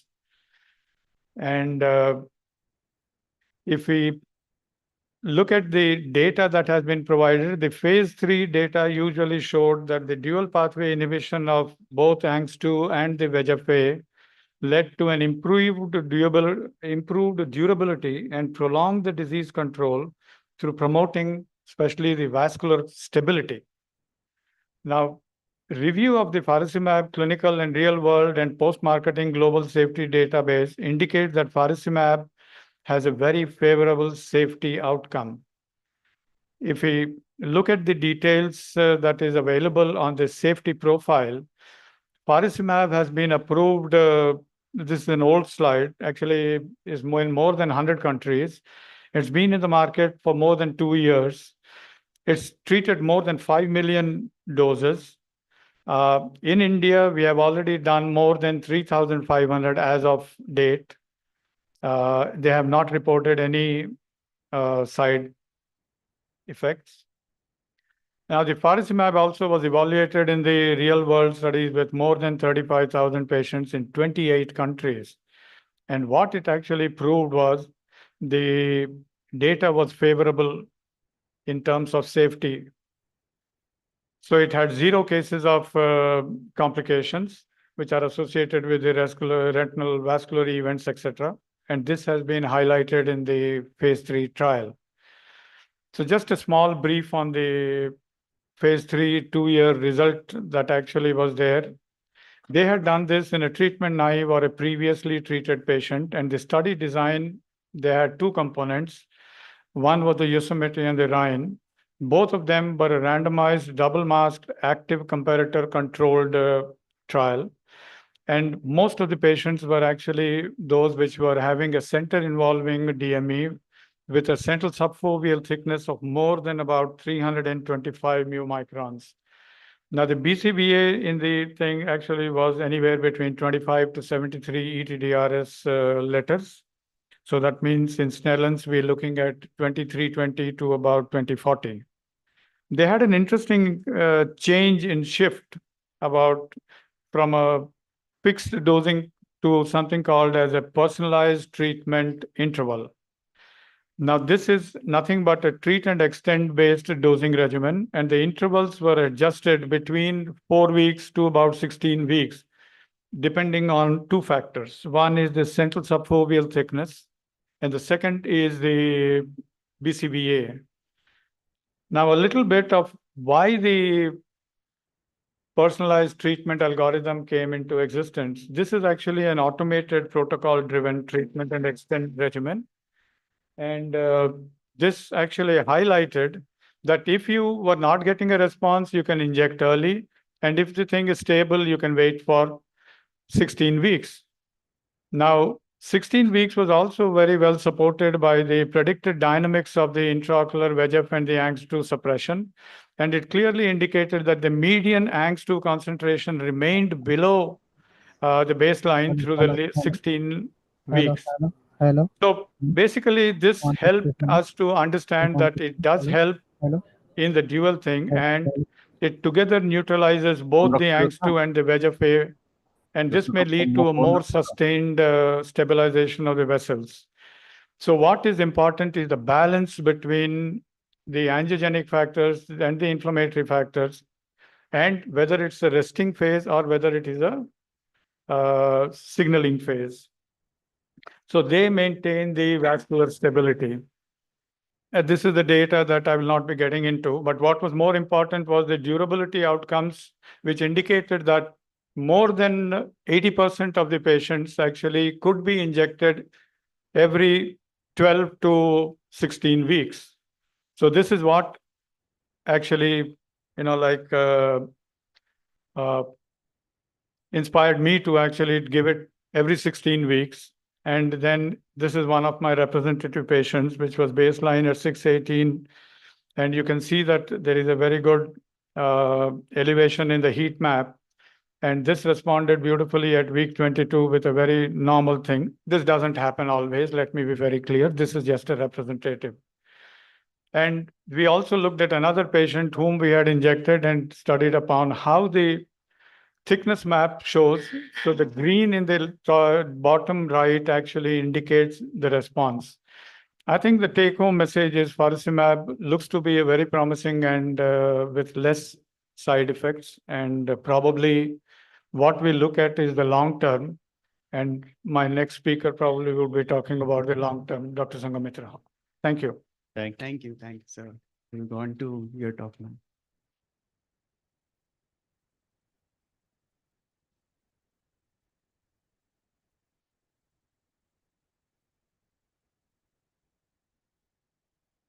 You exceeded time.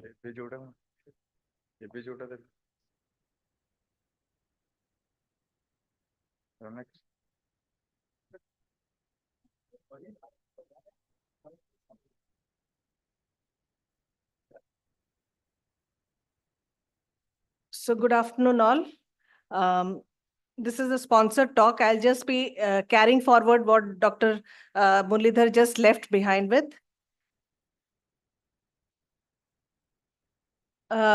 He has already talked about the study design of Yosemite and the Rhine.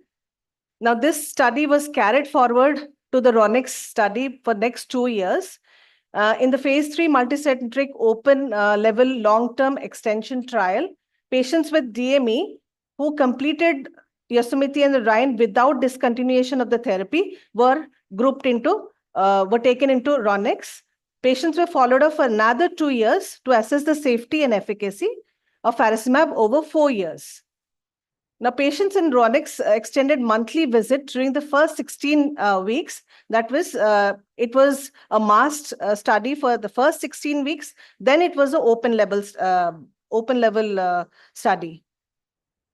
Patients all patients received faricimab treat and extend up to 16 weeks. So this was the patients, they were divided 1:1:1 ratio over the faricimab treat and extend who were prior Q8 interval with faricimab treat and extend as there were, the previous was Q8, this was Q12 and faricimab treat and extend who were treated with aflibercept.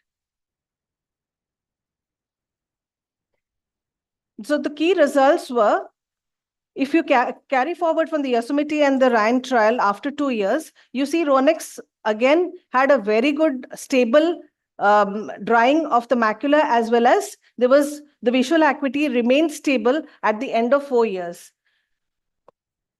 As you can see in the first graph over here, at the end of 4 years, there was 11.4 letters improvement in the faricimab Q8 interval, those who were previously in the Q8, as compared to the treat and extend with 10.1 letters and 9.55 letters with those who were treated with aflibercept in the Yosemite and the Rhine trial. So with this, they came to a conclusion that patients who were first treated, initially started with faricimab, proved to have a better visual outcome and better CST resolution of fluid.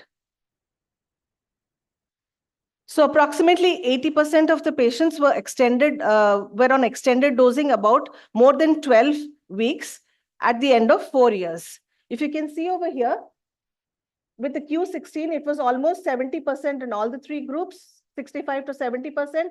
And if you add them all, it was about 80%. All of them were about more than 12 weeks interval you could take your patients to.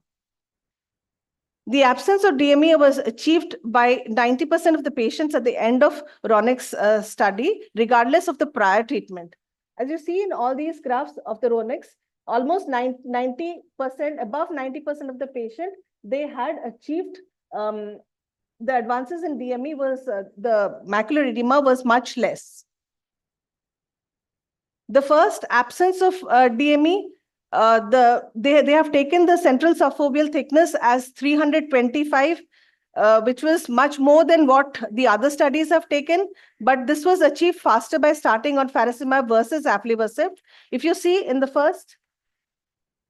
36 weeks, the treat and extend group had almost 90% of them had achieved, whereas in those with the aflibercept group, they almost achieved the same as about 100 weeks.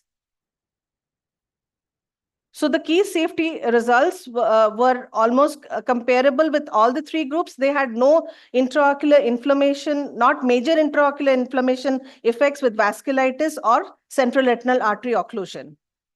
So to conclude, the Ronex demonstrated the long-term safety and efficacy of dual Ang2 and VEGF inhibition with faricimab in DME. The best corrected visual acuity as well as the central subfield thickness improved in Yosemite and Rhine and was maintained at 80% of these patients in the Q12 interval dosing. There was absence of DME and was achieved in over 90% of the patient by the end of the study, Ronex study. The first absence of DME was achieved faster by patients who were started on faricimab versus aflibercept group. So it is better to start your patient initially with faricimab. That is what was proved in the study. Faricimab was well tolerated with a safety profile that was consistent with Yosemite and the Rhine. Thank you. Thank you, ma'am. It was well ahead of time finished. I have a small question for all of the audience. May I have a raise of hands of anyone who has given faricimab till date? Any first treatment, second treatment, refractory? Maybe 1, 2, 3. 3 people. And again, a second question, a raise of hands for more than, okay, so we have 4. And raise of hands for more than 5 injections given 1. Okay. 12. Wow. Okay. So we have, okay. So 1, 2, 3, 4, 5 overall prescriptions for Vabysmo and 2 more than 5. Maybe we should visit this question again in midterm, Osukon. Thank you. Next speaker is Dr. Santosh, and he would be, sir would be speaking on only 2 minutes is what the time limit for him is. And he would be speaking on a biosimilar Rani Eyes by Lupin. Since. Good.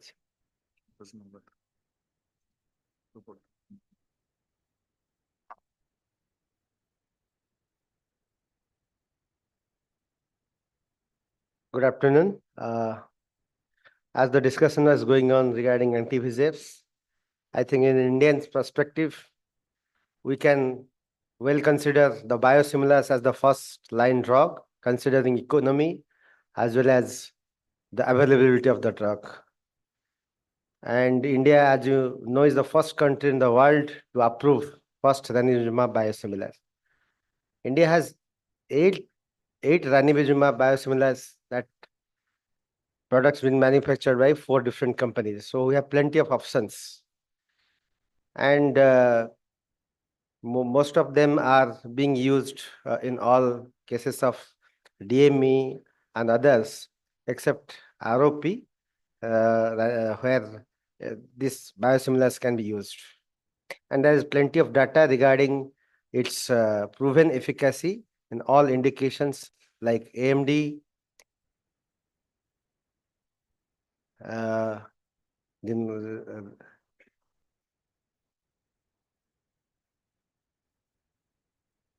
vein occlusions. And this is a data published from all multicentric Indian trial in ISO regarding a biosimilar, where it is being tested in AMD. Apart from AMD, RVO and DME are other common indications where it can be used.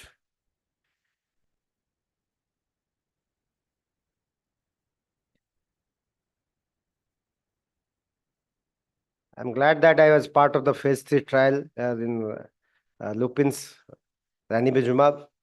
And this is the last year this study was published, Planet study, which tells that yes, this can be considered as an Indian scenario and gives good result, and it is comparable to those costly drugs. So the advantages are it is both cost effective as well as accessible. So everybody can try biosimilar first before going for those costly injections of anti-VEGF. And with this, I'd like to just show 1 or 2 of my cases where the ranibizumab has been given, and it is shown good results. In DME also, RVO and AMD, definitely it works. Thank you very much. As promised, Thank I have you. finished in 2 minutes. Thank you. Super in time. And I think all the audience and the surgeons are waiting in the operation theaters for the live surgery. And over to Bhutendu at the end of this session. Now all the talks of this session are finished. Now I would like to invite our chairman and co-chairman to felicitate our moderator and Dr. Speaker, Dr. Santosh.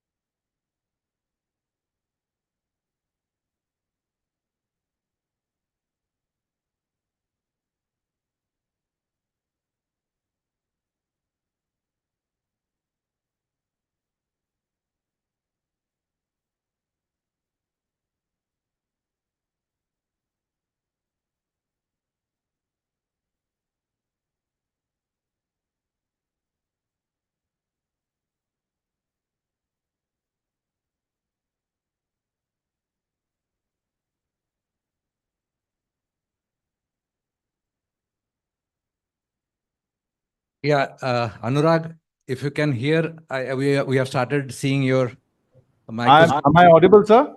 Yes, yes. Okay, good afternoon, ladies and gentlemen. As we are about to begin the live surgery session on cataracts, I've already made the posts on the first case. And this is where I would request my colleague, associate Dr. Kiran, to share the patient details. The PPT in the PIP mode, please. Admin, please put the PPT on the PIP mode.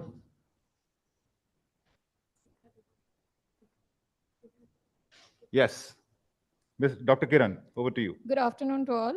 The first patient is a male patient of 75 years with a nuclear sclerosis of grade 5. This is the dry eye workup is normal. The cell density is 2807. This is the IOL master scan. As we can see, the axial length is 22.94. The patient has been planned for a Clarion toric IOL of 24 diopters in T2 model. Over to you, sir. Thanks, Kiran. So the first thing that strikes you is the nuclear sclerosis, which has been told to be grade 5. At the moment, you don't see that much because of the fantastic red glow that our operating system, the Luxor Revalia microscope, offers us. But once we do hydro, Musa Siddha dekhon to light ko. Once we do hydro, we will see the real nature of the nucleus. The machine that we are using for performing surgery in this particular case will be the Otley Pharos phaco machine coming in from the house of Toshbro Medicals. Of course, the manufacturing company is Otley, but they are the ones who market it in India. So that's the one that we are going to use. And it has an easy tip, the tip that is flared at the end. So that easy tip is what we are going to use for the purpose. As has been already told by Kiran, the implant that has been planned for this patient is a Clarion monofocal toric, 24 diopters, and T2 is the toric trim. All right, sir. So this is the mini flared tip, the flared tip rather, not exactly mini, but it's flared at the end and it's a straight tip. Musa Siddha dekhon light ko, lamba. नहीं नहीं मु कुछ सीधा light को देखन सीधा अपन देखन दिसिया दरकार नहीं सीधा देखन. So as because this is the sclerosis is slightly on the higher side, we have ordered for a special long Chang's chopper, and this tip goes in. Since the tip is flared, सीधा देखन दो मुसा ना card कुनो सीधा देखन दो. Since the tip is flared, you might just have just a wee bit of struggle putting it in through a 2.2 millimeter incision, but with practice, one gets accustomed to it. Now you can see the leathery sheen all over the nucleus.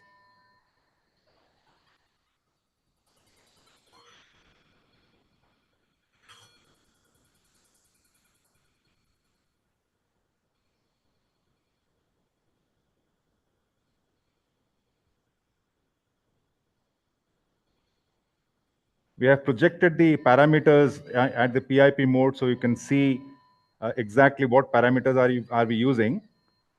So for these grades of cataracts, I normally prefer to rotate it 180 degrees, go to the other pole, and complete the primary chop,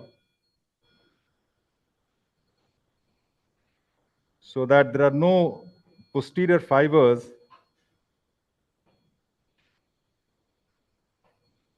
keeping them attached. Needless to mention, all the time it's not possible because the fibers that keep the two segment seminuclei attached to one another are really, really stubborn and strong. But at least that's the attempt.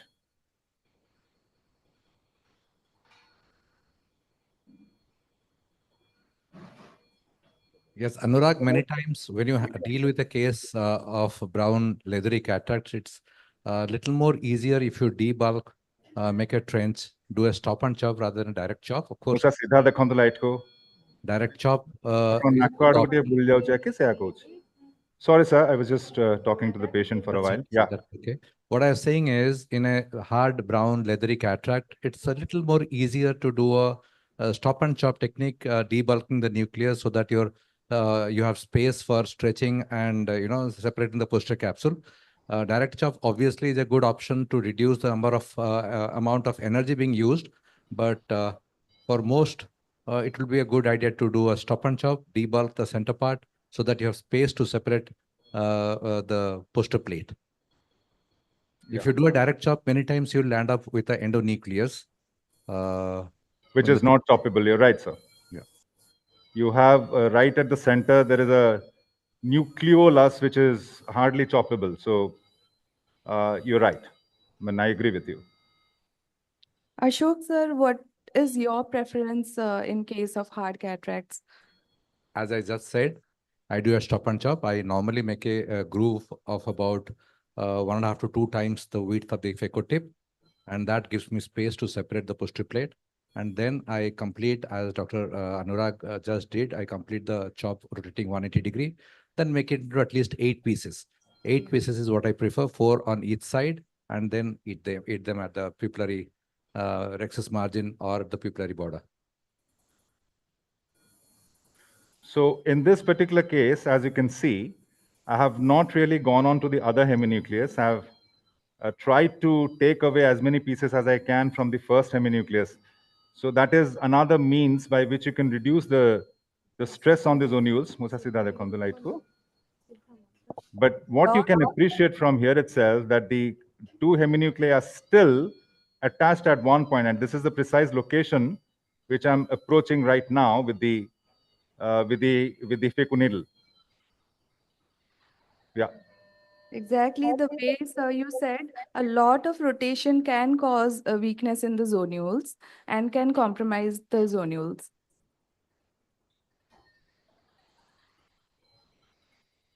When the posterior plate is not completely separated, many times you cannot separate it in spite of trying it very hard. So you can still continue and divide into pieces. And then the piece which is lifted, you can just slightly lift it out of the bag and hold more posterior. Just stop here for a while and put some viscoelastic and rotate it manually to take it to the comfort zone down below so that the access is more. Just put it inside the bag and rotate it so that it goes onto the other side so that it's easier for us to access it through the main port now. Yes, sir. Sorry to interrupt. Please carry on.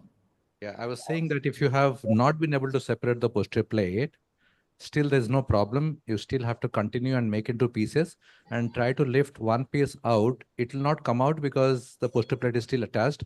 So you have to support the backside, that the equator part of the lens, and go more down and try to eat up the posterior plate with the pie still attached to the posterior plate. So that would at least release one pie. After that, the other pieces easily can be separated.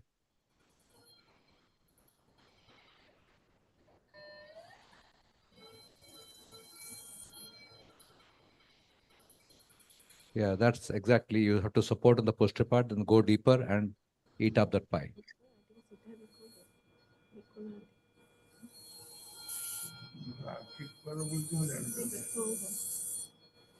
Another thing, sir, I think we should keep in mind on another thing is that the IOL power of this patient is around 24 diopter. So probably the anterior chamber depth is little shallower. And we have the anterior chamber dimension with us. Kiran, can you please check it from the PPT and tell us how much is it? You're done with the nucleus. How much is the phaco time? Well, the message here is, ladies and gentlemen, we often talk about the technologies and the machines. The message here is, with a so-called non-premium or non-high-end phaco machine also, one can actually manage the hard cataract. It's not that you have to have the best of technologies before you start handling all the varieties or plethora of nuclear sclerosis that come to you. Because in India, we can't expect to receive all grade 2s or grade 2 pluses, all 612s or 612 partials or 69 partials. So we have to go higher. A lot of people present late to us, so we have to keep that in mind. Yeah, so who was saying something? Sridhar was saying something? Is it? Yeah, Sridhar only. So the AC depth is 2.76, sir. The AC depth is 2.76 millimeters, so that's pretty okay. Lens thickness? The lens thickness must be high, should be around 4.5, yeah. I was saying 4.7-ish, so it's 5. And the cornea is also not looking that clear, isn't it? The cornea is not looking clear. Are you happy with the quality of transmission first? That's the first question to ask. Is it okay? Yeah, it's a No, it's little- clear. Actually, you might be using little low direct illumination. Your retro must be high. So that's why it appears slightly dullish. So the direct illumination can be slightly increased in a microscope. I use 40% oblique and 100% coaxial. That is why. Because I always prefer to use more of red glow. Is it dull? Should I increase it? Yeah, the oblique should be little more so that it appears brighter. Girish, help me with that, please. So this here comes in the IOL. The bag's ready for its to receive its implant. The Clarion toric, monofocal toric, 24T2, which goes into the bag. One of the salient features of the Clarion, the moment it was launched in the wagon wheel platform, I was very happy because with the Actis off, everything was superb and we were pretty happy with it for ages. The only thing was the unfolding and the salami sign. The haptics somewhat stayed glued to the optics even after implantation, but the Clarion has solved it. What is the implantation axis? 2 degrees. Okay, so it's 2 degrees. Before switching on the variant, I'll just take it close to where 2 degrees approximately will be. Now switch on the variant, please. Yeah, we are bang on. We're bang on target. So this is what I always do before switching on the image guidance. I always take it very close to it so that I don't have to do much of rotation after that. And if you've handled the wound well, and if you've handled the surgery on the whole well, then you don't need to hydrate all the 3 ports. Just one side port hydration is more than enough. That's the end of that. Thank you so much for watching the first case. Yes, We'll move on to what the is the second. image If there are guidance any system? questions, then I'm happy to take them. Anurag, what is the image guidance system? It doesn't look like Varian. It is Varian. Varian has got 2 types of, we have been joined by Arul sir. So Arul sir, I don't think you have watched this surgery, have you? You was there for the last bit? Okay. Okay, sir. Yeah, so this is Varian, but Varian has got 2 types of image projection, 2 types of overlay projection. One is the one that you are talking about, perhaps. It projects a whole digital Mendes ring. So all the axis markings are there, and then you have the alignment axis. The other variety is where you just have a shadowed or a dashed perimeter along the limbus, and then it shows you the alignment axis. So there are 2 types. So this, I use the second one because the whole digital Mendes projection seems a little clumsy to me. Okay, the other question is you did the surgery very nicely. Your Faras probably gives you the total energy used, effective phaco time, and what percentage of your Yeah, foot. I'm just trying to figure that out. Phaco time is 23 seconds. Right. The average what power else were you asking? Percentage. What How will it average come? power? So you must have set it something around 40 or Sorry, sir? 45 as the power, but what's the average power you have used? EPT. 23 seconds is the phaco time is something I can see. But what percentage of phaco power? Acha, you mean what percentage? Phaco karla? Just a moment, sir. We were using 50% power. Yeah. And 23 seconds is what we used total. I mean, the phaco time. What else were you asking, sir? During surgery, what is the average percentage of phaco power that was used? I think What that is percentage of phaco power were we using for those? So I think 23 seconds is the time for which we were using 100% of preset phaco. Yes, Is that so? yes. No? Yes. Yeah. So 23 seconds is the total phaco time, with 100%, with 50 power. You know, that's, suppose you are using 30. Power is 50, sir. Power you have set 50%. maximum. You have set maximum as 50%. Maximum as 50, yes. You might not have used 50% most of the times. You might have used Overlay lagila. 55%. So they gave you average also. Rupa, overlay lagila. That's fine. So I think Anurag sir needs a big round of applause for the live surgery which he did with such a hard cataract. And 23 seconds is really less for grade 5 cataracts. Thanks, Namrata. We move on to the second case. This case is not going to be much different texture-wise. Musa सीधा देखिए light को दिया की खुली की, so you can scrub. Saan को scrub करा. Other side, other side. Kiran, over to you for letting us know the patient parameters, please. Before you proceed, Anurag, I have to congratulate you as well as the patient? People, not the patient. Yeah, the patient for being so cooperative, because your patients usually aren't as a rule.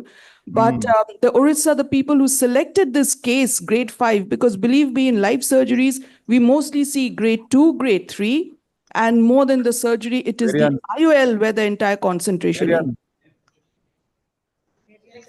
Anurag has himself selected, so he is a confident surgeon. He does in almost all life surgeries except parameter asuni, overlay asuni.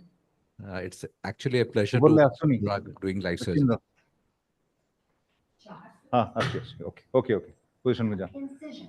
Coming to the second case, it's a male सीधा patient देखो of Musa. 62 years Musa, with a nucleus सीधा देखो sclerosis of light. grade 4. The TFM is normal. The cell density is 3161. The axial length is 23.80 with a AC depth of 3.46. Patient has been planned for a POD toric of 16 diopters and T4 model. Over to you, sir. Ghazal, when the cell density is more than 3000, it is always imperative to look into the cell morphology, because 3000 in a 70-year-old gentleman probably indicates that the morphology is poor, so the count is high. Correct. So the hexagonal cell percentage would also be there, Kiran. 28%, sir. 28%. So that's a poor hexagonal. That's a poor health count with a poor cell count. And to complicate matters even further, as perhaps you can see, the arcus is quite thick and it's encroaching upon the cornea. So looking at the endothelial status, we will just coat the endothelium with a bit of viscoat. Good, I'm happy that you're using it. And then supplement it down below with HPMC. This is a deep set eye. I don't think you can make out from there, but perhaps you can with looking at all the fluid pooling around. This is a deep set eye. Sir, my question is, I'm just wondering how you prefer doing both the entries together, side port as well as the main incision. I actually don't What like. makes you do that, sir? You asking the how or the why? What makes you do that? Why do you do that? What makes me Is it do due that to is like, I don't less- like anchoring the conjunctiva with the forceps. less That's all. handling, basically? Yeah, he prefers less handling, the least I do possible. not like anchoring the gun. So the limbs forceps is usually not a part of my trolley preparation. So I don't keep it in the trolley.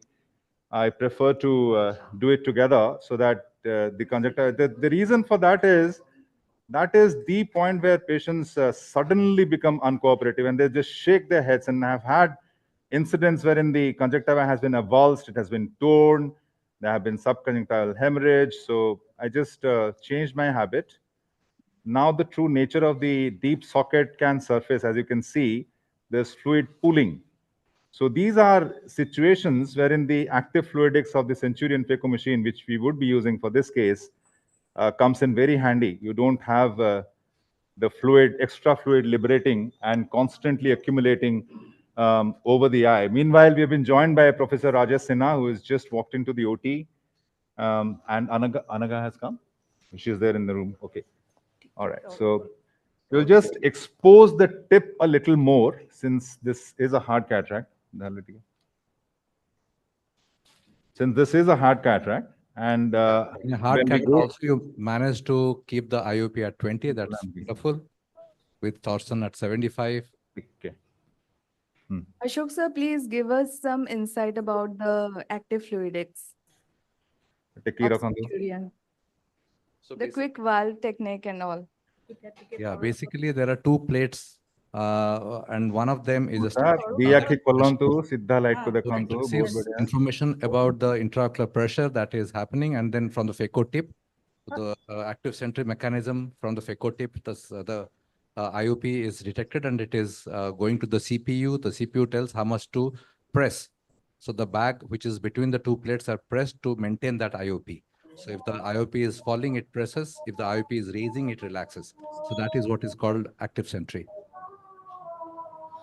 The quick valve is, on the contrary, a surge prevention mechanism, wherein opens a valve suddenly, and then you also have fluid liberating into the aspiration line, so that a possible surge is mitigated.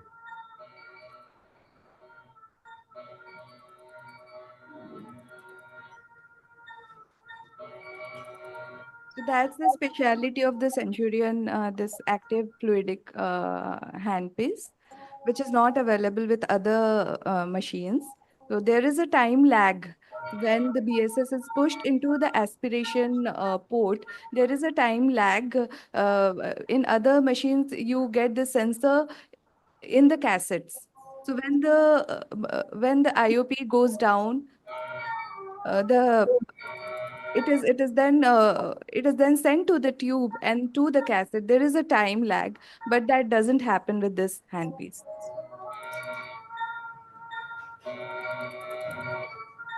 So perhaps you can realize why I said at the beginning that this cataract's not much different texture-wise from the last patient. This is also a pretty hard nucleus, pretty dense sclerosis, and pretty leathery. But this time around, the division between two heminuclei has been relatively more complete. But all the same, it is difficult to chop it to completely different pies. I mean, you can always have attachments which might be hidden from your view initially. So that's something we always have to keep in mind. And what you can also notice perhaps is, despite of the deep socket, the fluid accumulation is not much. If once this starts, when the fluid starts accumulating more and more on top of the cornea, the visibility gets disturbed a little bit. So I use an IOP of 20, as you can see on the parameter tile. So that is extremely low, almost physiological. So that is what keeps it at bay. And once you have completed the division of the pies, the Centurion is a beast. Then it goes into the beast mode and just sweeps away the nuclear fragments, emulsifies them in a jiffy, and finishes the case much quicker. What's the CDE up to now? Look at that. I mean, we have already completed 2 pies, and for this grade of a cataract, it's not even touched 10. So for a patient who has got a low endothelial cell count, this comes in very handy. Of course, you have to be judicious. The machine doesn't do everything. The foot switch control also has to be there. I mean, you have to know when you are going to foot switch position 3, whether the tip is occluded or not. If the tip is not occluded, then you are going to waste energy. So just make sure that it's always occluded when you go to foot switch position 3. The IP is something that is also negotiable. You can customize it. You can play around with it. You can keep the IP at a plane, at a level where it suits you the most, and does the job. So in IP also there are three settings or 3 things which can be changed: the vacuum level at which IP operates, the ratio between longitudinal and torsional, and the amplitude. All 3 of them can be customized. So I have it different for different grades of cataract. I think most of you would be having the same. So we are almost through the nucleus management. And how much is the CD? 18. So Arul sir, is that good or bad? Kiran, can you please hold the microphone up to sir? Yes. Yeah. Is it on? Can you, sir, can you hear Arul, sir? No, no, no. Okay, it's not switched on.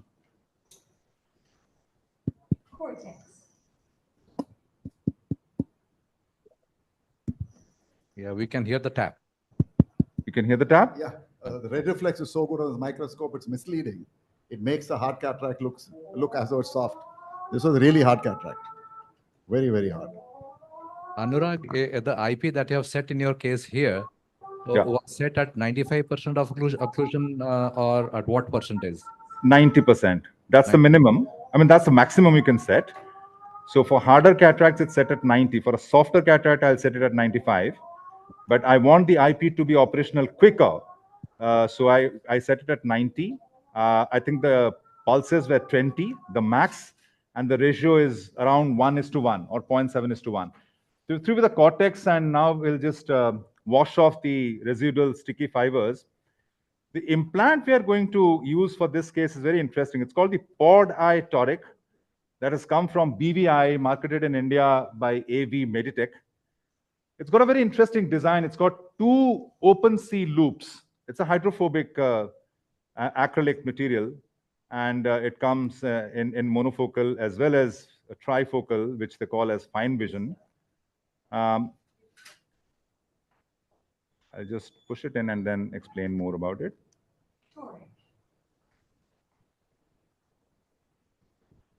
So these are the two open C loop haptics. And can you see the zebra striations on the haptics? Can you see that? Yes, yes. Very interesting why they have brought it in. They have brought it in because it ensures that the haptic is not glued to the optic when the IOL is pushed in. The overall diameter is 11.4 and excellent stability because the contact area between the two haptics and the posterior capsule is more than what you get in a normal C loop. So it's just a little tricky to put in the weight. Don't switch on, Varian. So the haptics are kind of fed into the bag like this and then released. The interesting thing is when you align the IOL, this IOL rotates very easily both sides. This is almost 180 degrees rotation clockwise. This is almost 180 degrees anti-clockwise. So you can rotate it according to your free will and then align it along the desired axis. This is one fantastic aspect. Kathachi axis, 166 is the axis. So we'll take it close to where 166 would be before we switch on the variant. I think we would be closed. We would be close, sorry. So just wanted to ask, how is the rotation We post-surgery? are bang on again. Yeah, sorry. How is the rotation post-surgery? Yeah. The So stability of that's one question that lurks. When you find such an easy rotation intra-op, you ask yourself, how would the rotation be post-op? Post-op, the results are exquisitely good up till now. I've used, I think, close to 150 to 200 IOLs already, and I'm very happy with the post-op results. Dial the way. Not even a single refractive surprise up till now. So it goes well with the power calculations of the Barrett's, and the rotation, post-op rotation is also seemingly very, very good. So I'm extremely happy with its performance up till now. The trifocal that comes with the name of Fine Vision is also with a similar design. They also have the ISOPure, which is an enhanced monofocal. That's also launched in the same design, but hasn't come to India as of now. But it will be available very, very soon. I'm very happy with the performance of the particular platform that's come in new. So that concludes the twin surgeries that I had in the list. Thank you so much for watching. As we would go into welcoming Arul sir for his surgery, which is coming up next. And he is going to actually exhibit one of his very interesting innovations along with the surgical prowess that we all are so proud of him having. Thank you so much. Thank Dr. you. Anurag, Thank you, Smriti Anurag. here. Can I I'm ask a still question? there. You can, if there's anything to discuss. Meanwhile, can the Smriti is microphone asking a switch? question, I Anurag. just wanted to know what is the size of the incision main wound? Is it 2.2 or 2.8? And what is the type of cartridge that you are using? What I've never seen this lens, so I'm interested. I mean, I'm keen to know the type of cartridge. Or is it a very customized one that comes with the lens? Anurag, can you hear? Anybody in the OT? Anurag. Hello. Yes, Hello. we can hear you. We can hear Yeah, you. we can hear you. You can hear me? Yes. Yeah. So what was the question? So, sorry, I didn't get it. Sorry. Is it a 2.8 or a 2.2 millimeter incision? And what is the type of cartridge that you're using with this type of IOL? Yeah. It's a 2.2 millimeter incision that I had, and a 2.2 millimeter incision is what it requires. It doesn't require more than that. But yeah, I mean, just to lament one more advantage of this particular platform, that's also interesting. Very interesting, in fact. The negative asphericity that they have ask him, look at the light, please. to this particular platform varies Light, look at the according to light. the dioptric power of the IOL. As we see in other platforms, for Alcon, all the IOLs have a 0.1. They have different concepts going into it. But here with the BVI lenses, they have different negative asphericities. As you go on the dioptric power, the asphericity comes down. So the resultant positive spherical asphericity remains the same irrespective of the dioptric power, which doesn't happen with others. So it's been seen that people with long eyes, longer axial lens, have a less of a positive asphericity in the cornea than the patients who have a shorter eye. So that is why that is what they have done. Please look at the light. All right. So sir is about to start his case. Kiran, can you please read out the patient look at the- details? ask Did him, look I at the answer the light. question or? Oh, was it a preloaded this thing, or you loaded into which cartridge? Preloaded. Yes, fantastic. it is a preloaded one. Yeah. The 2.8? No, this one's not a preloaded one. This one has to be loaded into the cartridge. No radio. But the IsoPure comes in preloaded. This is something you have to load. So in which cartridge did you load? It's a butterfly cartridge that comes with the system. Cartridge or a? It's a butterfly cartridge which comes with the system. Yeah, over to Kiran. The third case is a male patient of 51 years. As you can see, it's a nuclear sclerosis grade 3. The slide is not visible. Slides.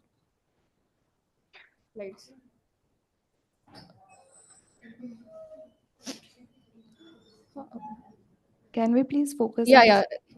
Can you see? Yes. Is it visible right now? Yes. The CD count is 2699 with a hexagonality of 51%. The axial length is 24.19 I'll with give the the sleeve AC also. depth of 3.27. I'll give him sleeve Patient and has tip. been planned for a mini-well 19.50 diopter IOL. There's a wrench also for that.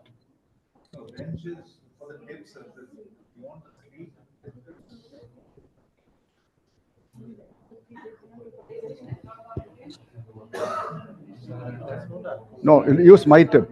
I have given a tip. Show me. Have they given? Just see under the microscope. Bring it closer.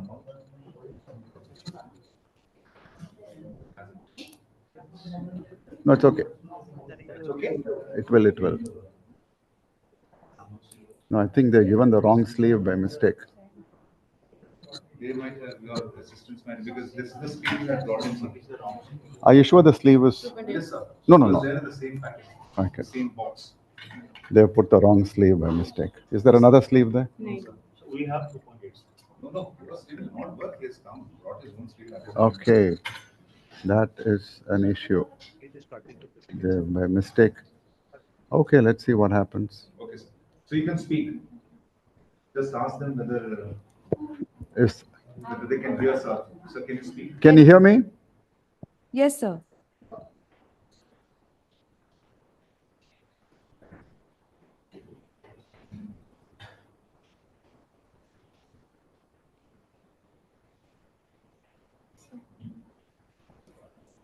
Mm-hmm. Let us see. I think I've been given the wrong sleeve by my staff. Okay. I don't. It's your sleeve that's not working. I have to change it to the. Your sleeve will not work with his tip. The different tip that sir has for himself. He has invented. I think my staff gave the wrong.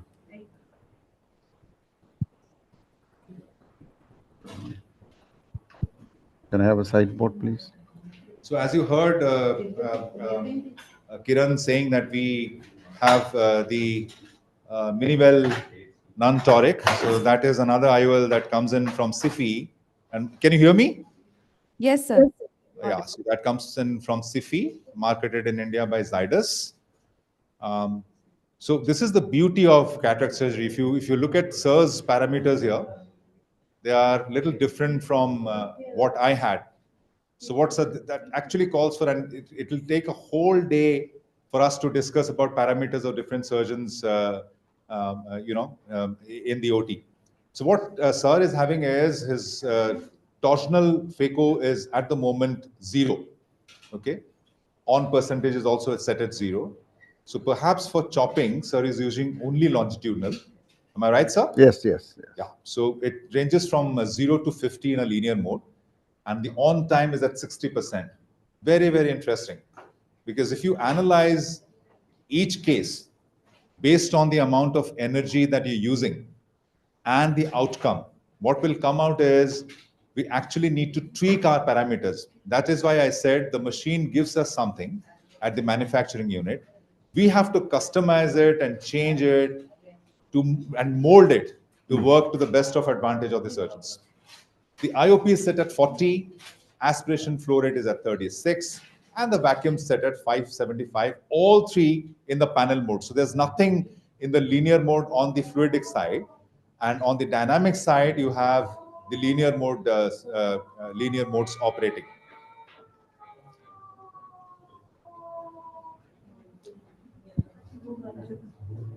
Do you have a chopper? Need. Dialer. Can you give me a chopper?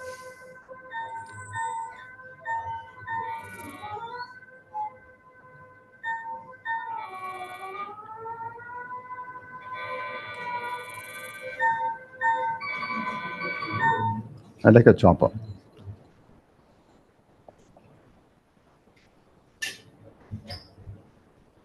Don't you have a longer chopper?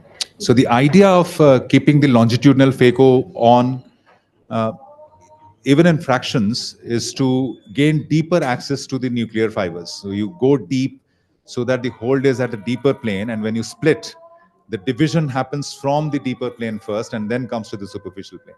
That is how the division is complete. Look at that. Beautiful. Absolutely fantastic.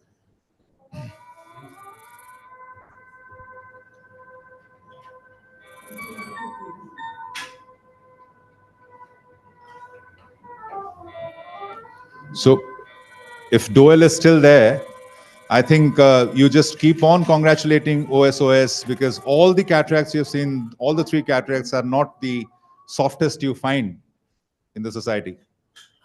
Even this is a hard cataract. Hard in the center, but soft in the periphery. Yeah, it's hard in the center. My question for Ashok, sir. Sir, would you like to prefer using visco on the top of the cornea for better I visibility? actually prefer that.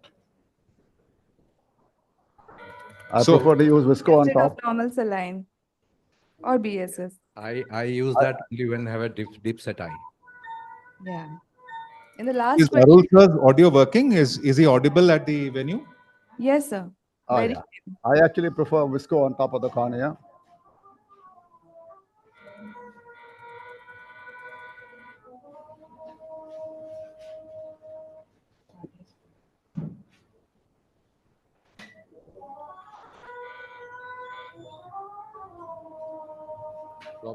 Problem of putting viscoelastic on the cornea is that in case there are meibomian secretions, that causes more reflections, and then you have to keep washing. Yeah, so it is always Coaxial. recommended that HPMC should be put on the cornea after wetting it profusely. So you should flush it with saline first and then put in visco so that it stays glued for a longer period of time. And the refractile bodies that are there, they subsequently, I mean, if there are refractile bodies on the cornea and then you've put in visco, then they just stay there. They stick to the cornea and they just don't move. So it's better to clean them off before you put in the visco. So very quick surgery, excellent. And sir is on to the IA mode now. Again, just to look at the parameters, herein sir is using a vacuum of around 400 450, I think, but that's in the linear plane.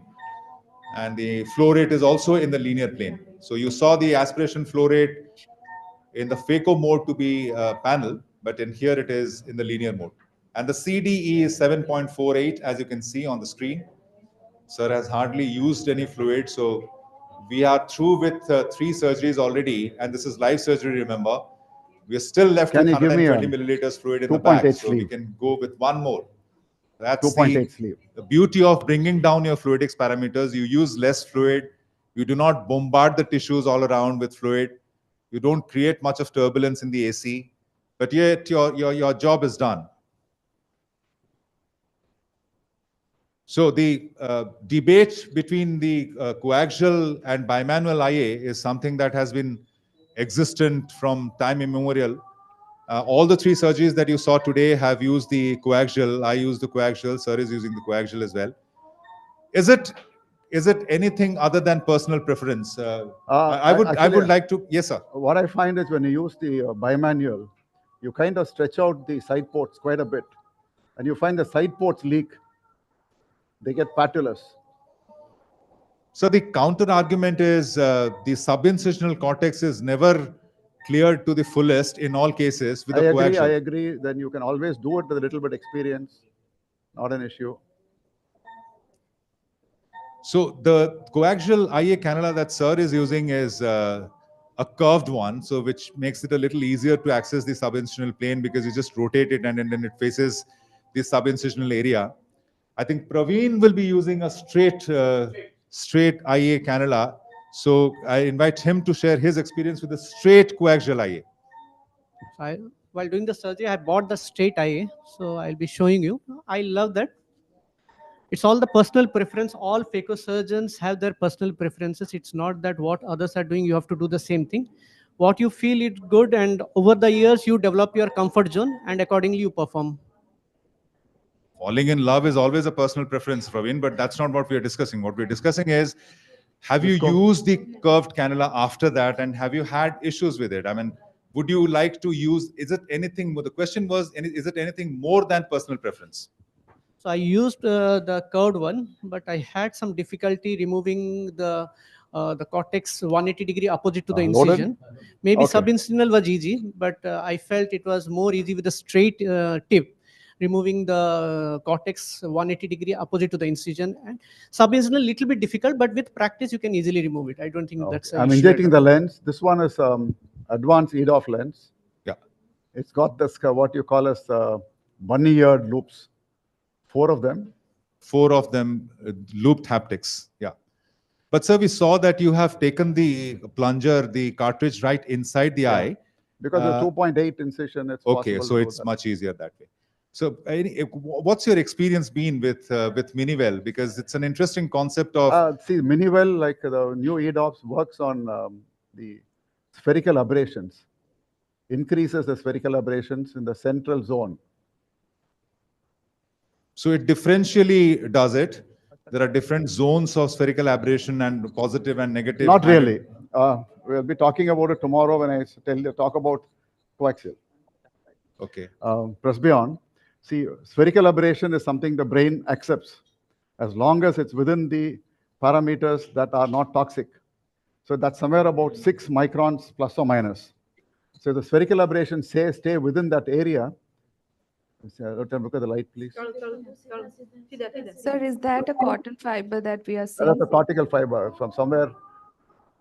But sir, my question was a little different. My question was, what has been your experience with the IOL, considering the fact that it's a copolymer, it's not exactly a hydrophobic material. Has it behaved well in the capsule? Absolutely, no issues at all. We don't have capsular contracture. I've not had any issues with. I've not used it for long enough to say that there will be reduced or increased PCO, but that's going to be something you have to see a little later. I would like to have an opinion of both Arul sir and Rajesh sir on this, because you both have been refractive surgeons. So the quality of vision matters for both of you a lot. Not that it doesn't matter for cataract surgeons, but I'm just saying that amongst the IOLs which are there in the market, who use the spherical aberration as a tool to add depth of focus, do we essentially compromise on the visual quality? No, we don't. That's exactly. It all depends on the amount of spherical aberration that's being induced. If it is in the toxic zone, it is going to reduce the quality of vision. As long as it remains within 6 microns, plus or minus, it's not going to. The brain accepts it. The brain does not accept either coma or trefoil. The brain has no problem with spherical aberrations. Rajesh sir, what's your experience with the addition of spherical aberrations? Do these IOLs affect the visual quality in a negative manner, or they perform well? Excuse me, sir. See, it depends on, it's all about physics and you have to strike a balance. So earlier we had lenses which had spherical aberrations and then we, put them out of practice because they had spherical aberrations, but they had uncontrolled spherical aberrations. Now we have spherical aberrations in such a manner. It's just about striking a balance, which is about R&D work, which is about physics that these R&D people work on. And we ophthalmologists just get to know only by the outcome that we get. And as far as outcome is concerned, I completely agree with what Dr. Arul sir says, because the current scenario, the current generation lenses have evolved so much that the quality of vision is much better than what it was earlier with the earlier generation lenses. So that is what I feel, striking a balance between the correct amount of spherical aberration rather than having an uncontrolled spherical aberration with the earlier generation lenses. Thank you, These sir. lenses actually cause a central zone of about 1.5 to 2 millimeters where the aberration is slightly increased to within 6 microns. Outside that is normal. The central area is what the brain takes up for depth of focus. So they get extreme depth of focus with good quality of vision, with no apparent perceived drop in visual quality. Anurag, Actually, this is something very well linked to low. on treatment, which I'll be talking tomorrow, which will actually make all of this far more clear. So I feel personally that the future of anything to do with presbyopia correcting IOLs will have a measure of spherical aberrations built in. How much more, how much less, how much to do with the addition of power or something else is to be debated, to be seen. But definitely any lens coming in the future will play with spherical aberrations in the center. Definitely. It'll be a very interesting session tomorrow. The AIOS Symposium, Anaga, Arul sir, Rajesh sir, they all had their talks. I hope all of you would be there to enjoy it personally. Meanwhile, ladies and gentlemen, join me in giving a big round of applause to Arul sir for finishing it quick. Yeah, just one word about these lenses. When you implant, the advantage of these lenses have no rings, so no glare and halos, no issues with distant vision, and they have got quite good near vision also. So I request the microphone. Hello, Anurag, can you hear me? About us to take us through the patient profiles. Huh? Volume is less? No, the audio here is little poor. I think the audiovisual people have to take up. Is it okay now? Still has to increase a Is bit. it okay now? No? Yes, yes. Okay. Change over. Is it okay now? Yes, better. It's better? Okay, so one just has to put it up close to the mouth. The next case is Professor Rajesh Sinha is going to operate on the next case, while I would leave from the hall, from the OT to reach the hall. I would request Dr. Ashok Nanda to start his journey from there, along with Namrata, Dr. Kiran to speak about the patient profiles, and Arul sir and Anaga to moderate the next part of the live surgery. Thank you so much for being with us, and see you in a bit.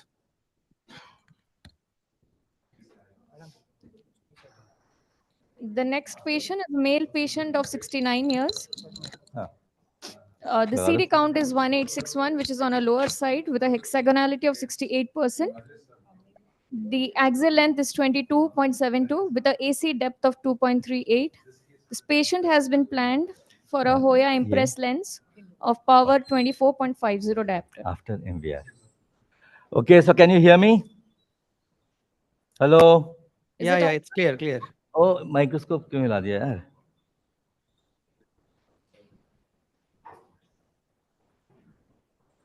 Okay, can you hear me? Yes, sir, we can hear you. Okay. So first of all, I would like to thank the opportunity at this wonderful meeting for doing the live surgery. I'm using a 2.2 millimeter blade to make the main port first, and then I'll use the MVR to make the side ports. And these days, particularly, when you are doing the live surgery, you want the patient to cooperate and keep the eyes straight. So for that, I prefer putting phenocaine. Otherwise, most of the times I do without phenocaine. The pupil is well dilated, then I don't have to do anything. So I'm just putting a little bit of phenocaine. And then I prefer putting the viscoat in the anterior chamber to, the idea is that I want being a cornea person, a little bias towards the endothelium. Yeah. So I have a little bias towards the endothelium. I want to maintain the, yeah. I'm sorry. I just have to, yeah. Okay. So I use either Utrata forceps or microrhexis forceps or a cystitome for doing capsular excess. Here I'm using a Utrata forceps. Now, whenever I'm using a Utrata forceps, I always put viscoat because then it maintains the chamber very well. And the chamber doesn't become shallow. That is the advantage of using viscoat when you're using a Utrata forceps. And you can also use a cystitome or a microrhexis forceps, but both these have to be used with through the side port and not through the main port. This hydro, yeah. This I think I'll just zoom it a little bit, maybe, yeah. Is it visible better? Yeah, it's visible. And sir, what's the magnification you are using now? Is it more or less? It looks like little more. That's what.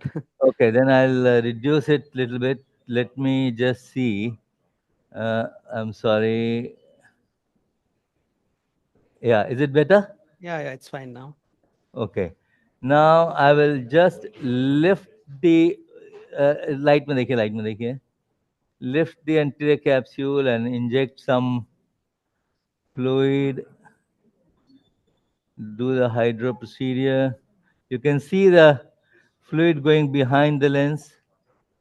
And now I just tap the nucleus and it rotates well. So I'll use the, can I have the phaco probe, please?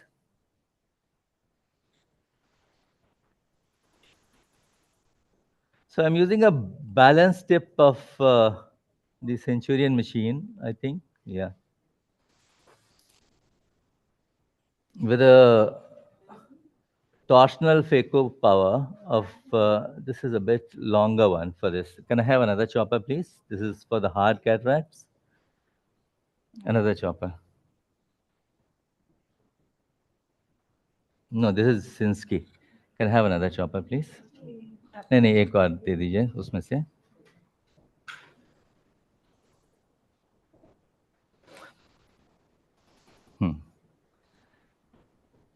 Just give it to me, I'll see. ठीक है चलो.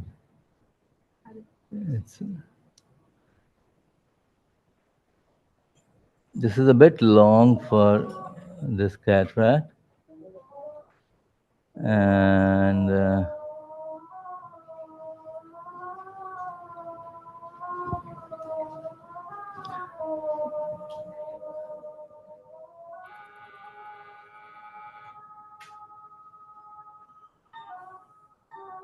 So this is the first chop, and then I'll rotate it. Bas bas. Bas, छोड़ दीजिए. And then I'll hold it and do another chop. You can emulsify one piece in order to have a better rotation of the nucleus piece. The movement of the other pieces becomes easier and simpler. Can you stop the IP, please? I don't need the longitudinal phaco. I just will work on the torsional phaco because this cataract is not a very hard one. It's on the softer side only. So there's no need to.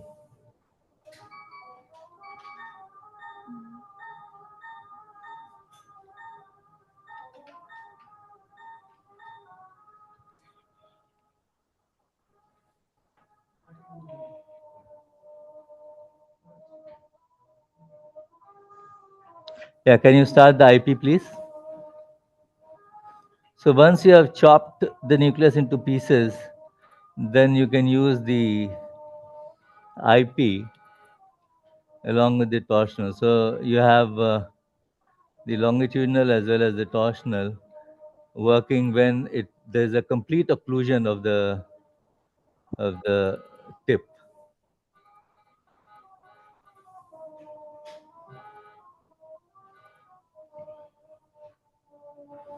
So that completes the nuclear emulsification.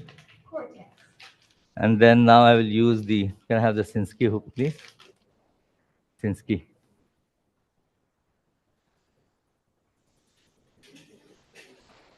Can I use methyl cellulose a little bit for maintaining the chamber?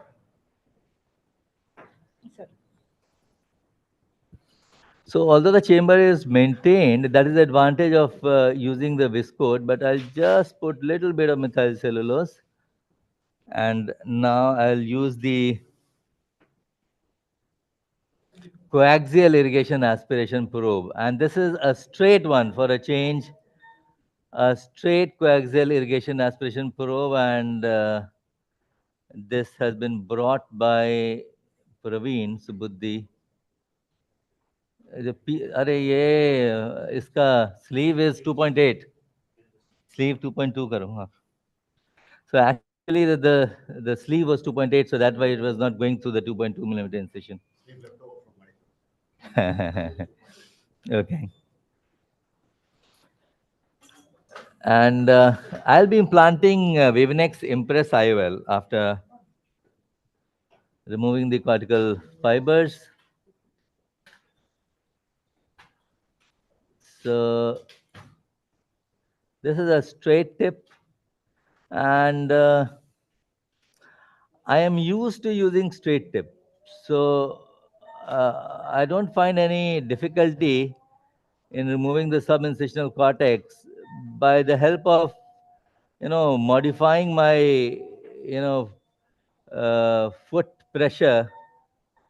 First, I remove the subincisional cortex, and then once I'm through with the subincisional cortex, then I'll remove the remaining cortex, which becomes very easy. So, Any reason why you prefer straight instead of curved? it is just because old habits die hard. Okay.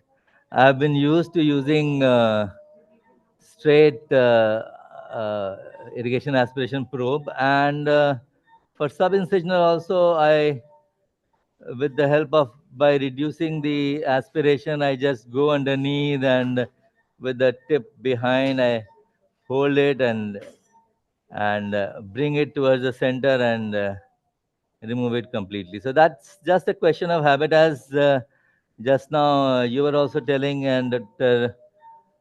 Praveen and Dr. Anurag were telling that it's just a question of getting used to. Every surgeon has his own way of working, and particularly how you are used to. ये इसका नीचे, हाँ, ठीक. Now here you have some cortical fibers attached to the posterior capsule, which I am just trying to separate. Cortex में रहने दो.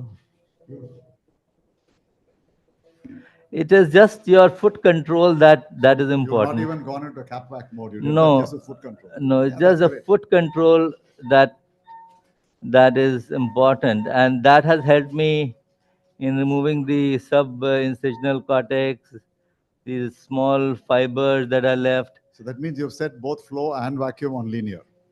Yeah. That's critical. Before lens, sort of saline to wash the. So I'll just put a little bit of. See, you can see when you are putting saline onto the capsule, you'll get a few fibers which will separate from the capsule. And then these will come easily once you are removing viscoelastic from behind the lens.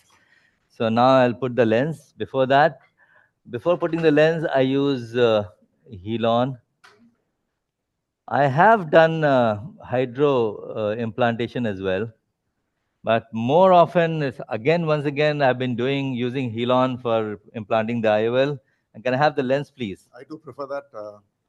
I go in with a higher density viscoelastic, do the Rexus, and then Helon for IOL implantation. Yeah, and it comes out very well. It comes out very easily. It comes out very easily, and so this is the Vivinex Impress lens. You can see the multi-cert injector system. The external diameter of the tip is 1.7 millimeters. So through a 2.2 millimeter incision, it has gone in so easily, and it does not distort the wound. That is also the advantage. And this Vivinex Impress lens is an enhanced monofocal lens. Can I have the IA, please?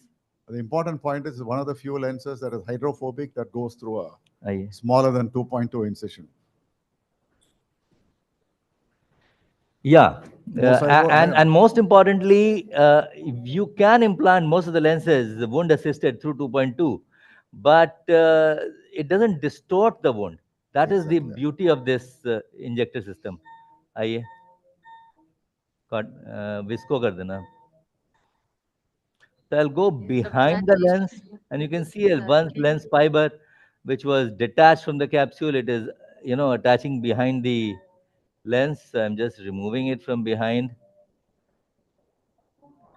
Dr. Rajesh, for the And benefit of the audience, I think it would be good to for us to see the lens and a little bit more about the intraocular lens, because all of them are, I mean, quite different. absolutely, this is an Yeah. enhanced monofocal lens which has a central 2 millimeter optical element that enhances the defocus curve by 1.5 diopter. So you have a continuous vision of from distance to up to 66 centimeters. So and most importantly, it's like a monofocal lens. It's like a monofocal lens, so it doesn't have any photic phenomenon of a multifocal lens. And another important thing is that if you implant it bilaterally, so the effectively even beyond 66 centimeter, the patient can read. So that is the beauty of this lens. And you can see I'm just trying to see whether it's too tight. Sometimes what happens that if you hydrate too much, then the AC is so tight that the patient does have little bit of pain in the post-op period. The second thing what I would like to mention here is that the position of the haptic is important. It should be horizontally, but slightly obliquely. And that is to reduce the chance of dysphotopsia. Negative dysphotopsia. Yeah, negative dysphotopsia. This is moxifloxacin. And at the end of the procedure, I would put the intracameral moxifloxacin and So would you patch or would you just leave it since it is under topical? it's always better to patch it for a couple of hours. But I don't patch at all. Yeah, the only reason why I patch is that the patient has to go home and there is dust and dirt outside. So that is the reason. What I explained to the patient is that once you go home, you can remove the patch. So it takes about an hour or two, and that is one thing. But yes, you can leave it without patch if your patient is so high profile that he doesn't have to think about the dust or he doesn't have to go through the dust at all. So, Great, very nice. how to? I'm pressing it. There's a switch there. Magnetic.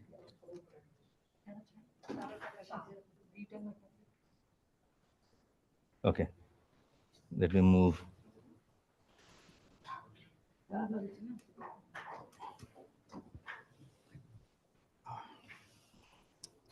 Could you explain that? Thank you. मेरा instrument उसमें डाल दीजिए आप.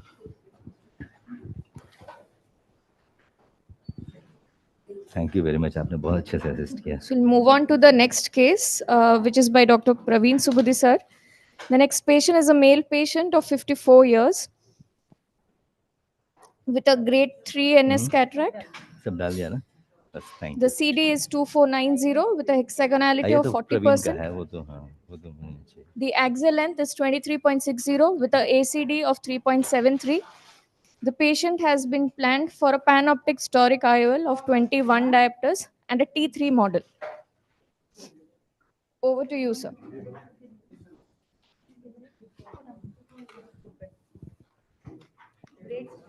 Thank you. हाँ. अच्छा अच्छा उनको जाने दो आप. Is it audible at the venue? Yeah, it's audible. Actually, the microphone is being shifted from my side to. It will soon be.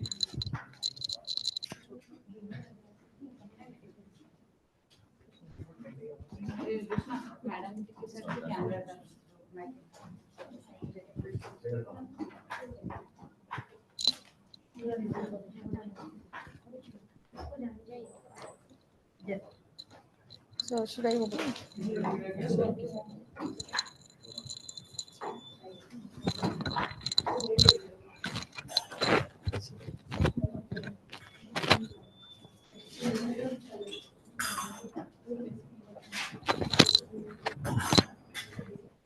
While the microscope is being adjust, can you tell why the IDRA has been done in this case? I could see a report of, or is it something else? The eye trace?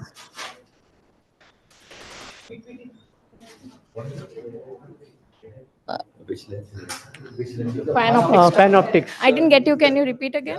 So what were the preoperative investigations? I could say. See, yeah, the eye trace has been done because it's very essential to know whether the patient is having predominantly corneal aberrations or lenticular aberrations, because it is being planned for panoptics. So one has to rule out the corneal aberrations. And if it's primarily of lenticular or internal aberration, then you can go ahead easily and put a panoptics lens. So that was the reason why eye trace has been done. And so, Dr. Sinha, what would be your contraindications for doing panoptics? any patient who has Clear-cut a high contraindication. angle alpha of more than 0.6, any patient who has 0.4? no, currently these days even up to 0.5, 0.55, Normal because the central element is bigger, so one can manage. But anything beyond 0.55 or 0.6, it's, I mean, best thing is you can cut off at 0.5, and up to 0.5 you can do. Second thing is that if there is a corneal aberration predominantly, then you should avoid putting a panoptics lens, any multifocal lens, because then the patient will have a very bad time. If the patient has internal aberrations predominantly, then it is definitely good, because you are in any case removing the lens and um, placing an IOL. So these are the reasons why wherein we should avoid. Again, any problem in the media, right from tear film to retinal pathology, if there's anything there, then one should avoid putting a lens like a panoptics lens. We should have an absolutely healthy retina and a healthy cornea in order to have good results of panoptics.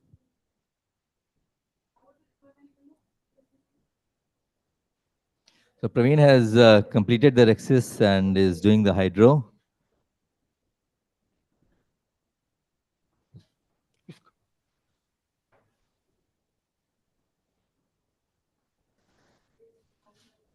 So, Smriti, are you What there? would be your choice of what would be the diameter of the Rexis that you would aim for in cases of panoptics? 5.5? Yeah, anything between 5 or 5.5 is fine. Because you basically just want the edge of the Rexis covering the IOL. So between 5 to 5.5, you can do it. I mean, when you're doing it manually, it's difficult to exactly match 5.25 or 5 or 5.5, but anything between 5 and 5.5 should be okay. Sir, your point. I was just saying that it doesn't matter whether panoptics or not. Absolutely well-centered, 5 to 5.5 necessary when you put any toric lens in. Because if it is decentered or too large or too small, then the lens can rotate later on. So it's critical. It's nothing to do with the panoptics, it's to do more with the toricity of the lens. Particularly, as you said, sir, in a toric lens, I would rather go for a 5 rather than moving towards 5.5. So that really helps, having the IOL in a better position. And we have also noted that when the Rexis size is quite big, then the space between the posterior capsule and the lens was found to be more. We are just doing we have not yet completed the study. This is just one part of it, which I am telling. So what we found out that the Rexis size, if it's not covering the IOL optic completely, then what we have noted that the space between the IOL, back surface of IOL and the PC was high. And then the risk of PCO may be slightly more. And plus, Come together at the edge of the lens. The lens can be decentered and pushed off. Absolutely, absolutely. So now I'm done with the nucleus. Any questions? Oh, beautifully done, and we are waiting for you to place the lens. So Praveen, you always keep your side port so close to your main incision site? Yeah. So more straight. Yes. I prefer, it's more comfortable. Again, as I said, yes, so every surgeon has their own preference of operating. It's quite good. What is good in your hands, you operate. What is good in my hands, I operate. And that's the thing. It's always a matter of practice only. So the number of cases, the volume of cases you do, automatically you get adjusted to that. So it goes to your subconscious mind.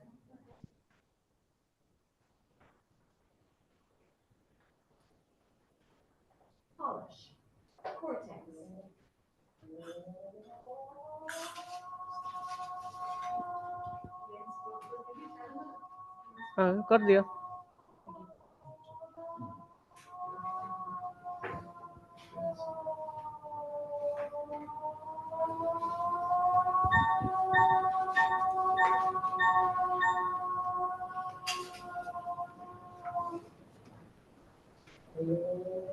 So we can see a few fibers on the posterior capsule. So Yeah. I would like to ask the esteemed surgeons that what would be the preferred way of removing? Do you like to polish it, or you just want to hydrate it with saline, and which one is preferred? Yeah, you should first try to polish it, and sometimes there are a few fibers which are very resistant.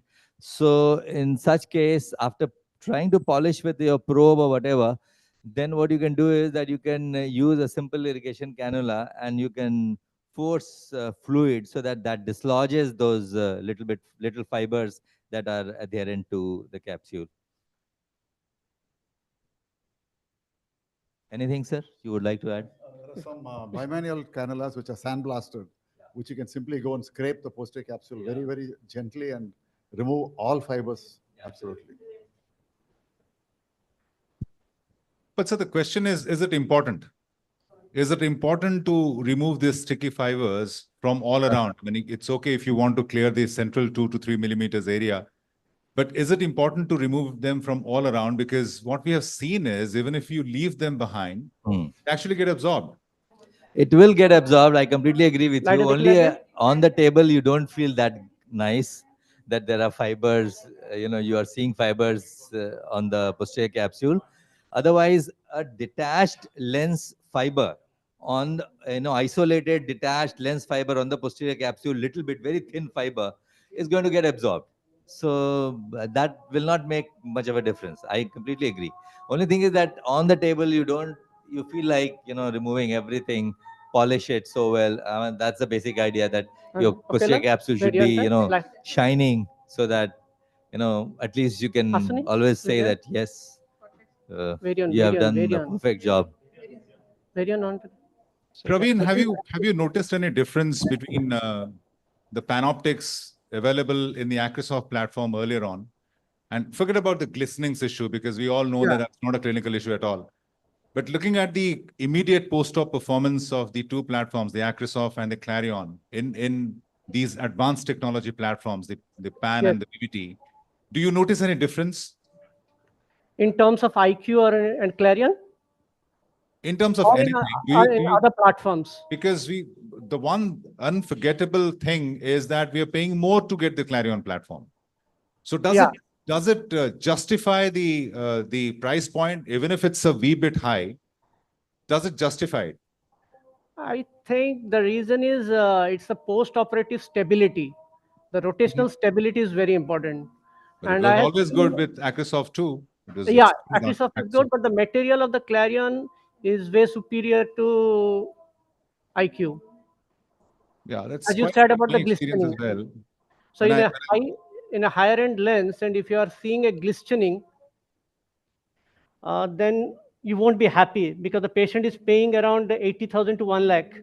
And if you see glistening after 2 years and 3 years, It was not, I completely agree with both of you, actually. It was not always present in all these cases. We have been doing so many thousands and thousands of IQ lens. But even if you get a few of them, then for those patients, you feel bad that, there's presence of some glistening.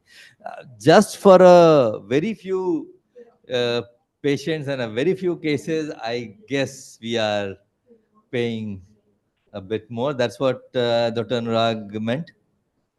yes, sir. I meant the objectively tested. What I have found out is that there have been patients who have received the Acrosoft platform in one and the Clarion platform in the other, be it whatever trim, whatever. It's a monofocal tri or whatever. The quality of vision in terms of the DLI index and the MTF both are a little higher on the Clarion platform. So to me, the price point is actually justified, because it actually offers, not much of it is spoken about because the difference is not huge, but there is a difference and it's quite consistent. And a little bit of a few cases of glistening also, which, for that patient, it is 100%. So for us, it may be a few percentage, but for that patient, it is 100%. So that's Thank also you so much, Praveen, as we all give you a combined round of applause here at the hall. Anything, Praveen, you would like to add to what you have exhibited, apart from the fact that your mask has actually slipped down and your nostrils are exposed, which is something you will not like to add? But is there anything that you would like to add? so the option here, you operated on 2.2 and I operated on 2.8. Okay. Have you found any difference in the post-operative astigmatism surprise with Yes, a I have. 2.2 and a 2.8. Not surprise exactly, but I would not, my SIA for a 2.2 stays at 0.1. So when we calculate the torics, Praveen, can you please come in front of the backdrop that we have pasted somewhere? Yeah. Where is it? Oh, it's on the other side. Yeah. So the 2.2 is that stays at 0.1, the SIA. Beyond 2.4, the SIA is something that the surgeon has to calculate himself. It's not a figure that can be put into the calculator. So if you are using a 2.8 based on the architecture of your wounds, you take 50 cases, average them out, and calculate your SIA. Because when you're implanting a toric in such platforms, in the PAN, VVT, or geometric, the higher end IOLs, a residual of even a 0.25 on the astigmatic side can create a lot of difference. Now, the reason why I'm asking this question is, if you see the majority of the Indian lens platforms are 2.8, they have not upgraded to 2.2. Right. So that's the reason why when we are operating the cases, we don't have only the 2.2 or the Alcon lenses or the VVT lenses or VVNex lenses, or we had the Indian lenses also. And Indian lenses, The Indian, we have a category of 2.8 only. So we don't have 2.2 in all the lenses. So in those cases, again, doing a 2.2 and extending the incision. So ultimately, you are creating the same amount of astigmatism. But let me ask you a question in response to your question. If you are implanting an Indian IL, how bothered are you about the refractive surprise? Sir ऐसे रखो uncle Yes, yes, yes. I think, Dr. Anurag, I will be bothered even if I am putting a free IOL. But the thing is that, as you said, even a lot of Indian companies now are coming up with such platforms wherein you can implant the IOL through 2.2. I am doing it in a couple of projects, and you can implant wound assisted through 2.2. Obviously, the one that I implanted would not distort the wound at all, because the external diameter of the injector of the multicert is 1.7. But yes, there may be a little bit of distortion, but if you hydrate the wound, it becomes straight. It doesn't cause any problem. And the Indian companies are also coming up with, IOLs that can be implanted through 2.2. So once Arul, sir, one quick comment from you on this. And then... Once we have that thing 2.2 with Indian lenses, then we all can shift from 2.8 to 2.2. Sure. And then the whole surgery, our experiences, our subconscious understanding of that fluidics, everything will change. Yeah, so that but Praveen, as the industry has it, it's not a very easy thing to achieve, because it looks theoretically 0.6 down, but it means a lot to the manufacturers. It means a lot. They have to work a lot. So Arul, sir, quick comment from you, and then Kiran, you can take over and give us the question. I really don't think there's a big difference between 2.2 and 2.8 in induced astigmatism. At least the architecture in my hands, where I make a groove at the limbus and then make the incision that's at least 1.2 millimeters long. So that's a choice left to each person. So it doesn't make much of a difference in your hands. Okay. As long as you say absolutely temporal, you say limbal, and you get a long enough incision. Okay. Those are the three things you have to. And moving on to the next getting a self-sealing incision. Long enough. Yeah. Kiran, give us the patient details, please. The next surgery, the next surgeon would be Dr. Anagha Harur from Mumbai. She heads the Anil group of normal oculars in Mumbai, a very, very high volume cataract surgeon, and a regular at the live surgery events wherever they are in the country of India. Kiran. The next Hello, patient everyone. is a 65-year-old male with a NS3 cataract. The CD count is 2869 with a Entry hexagonality of 40%. The axial length is 25.26 with an AC depth of 3.47. So this patient has been planned for a geometric toric Hoya lens with a T4 model. Over to you, Anagha. Take us through. Yeah. Hello, everyone. A very good afternoon. So I'm just starting with the entry. You can switch off the Varian now. So this is a geometric toric patient.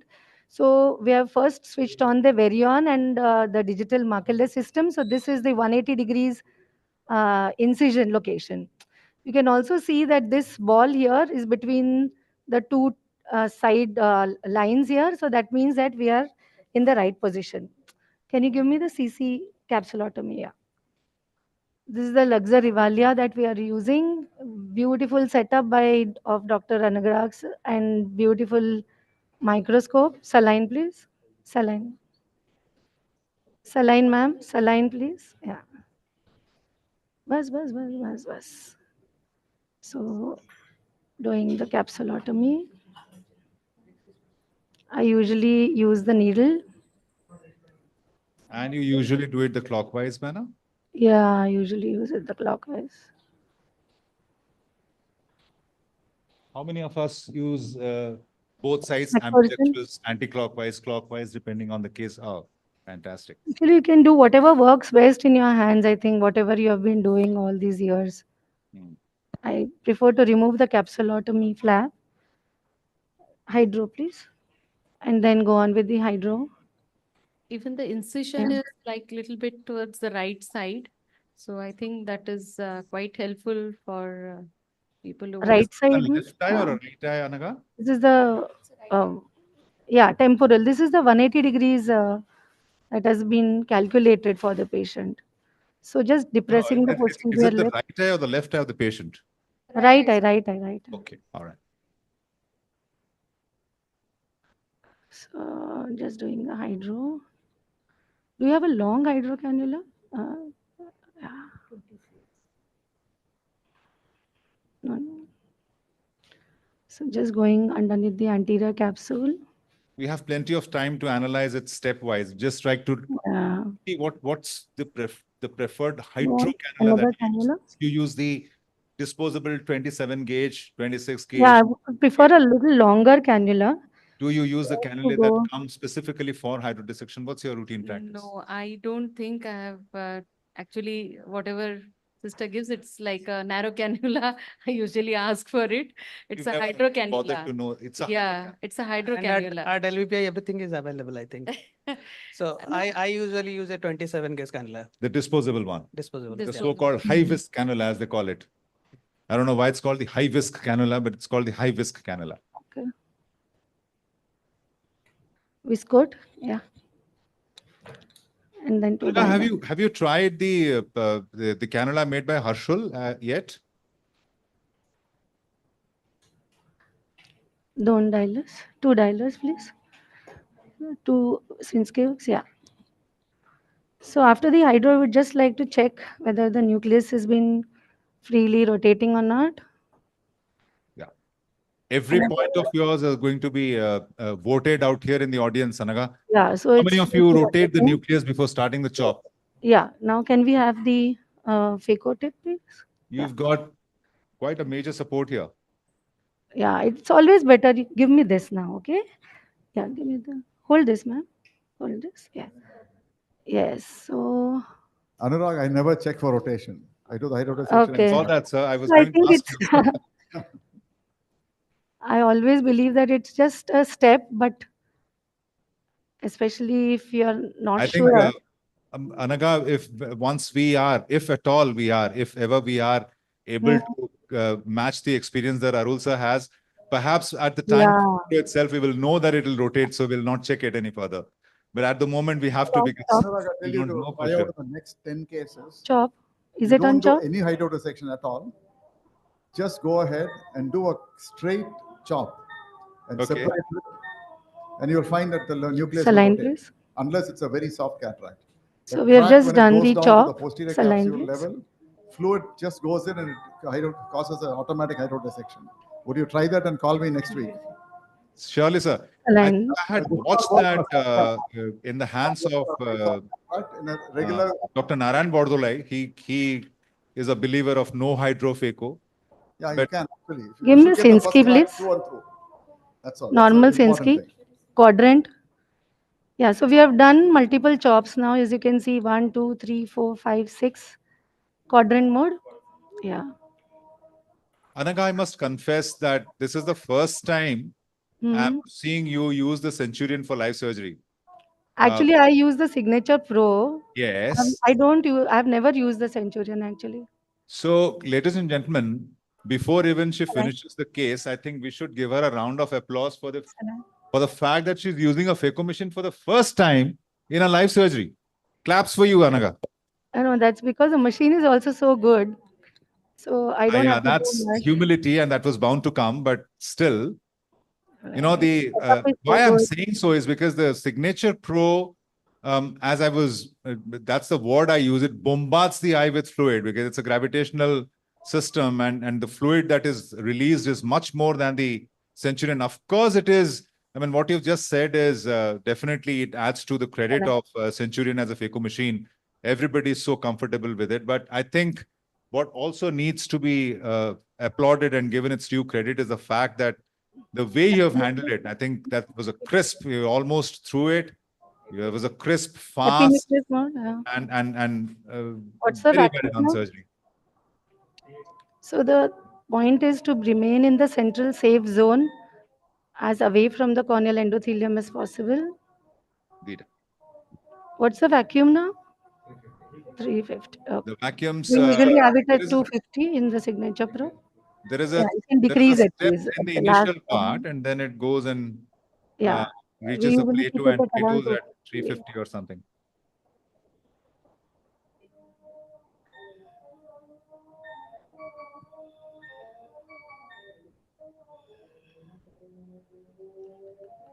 So the last few pieces here.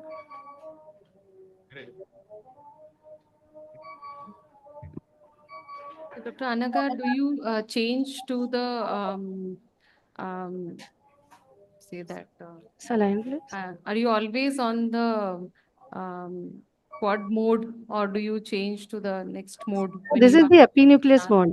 So whenever there is the last piece, Visco, whenever there is the last piece, I prefer to reduce the settings and bring down the vacuum.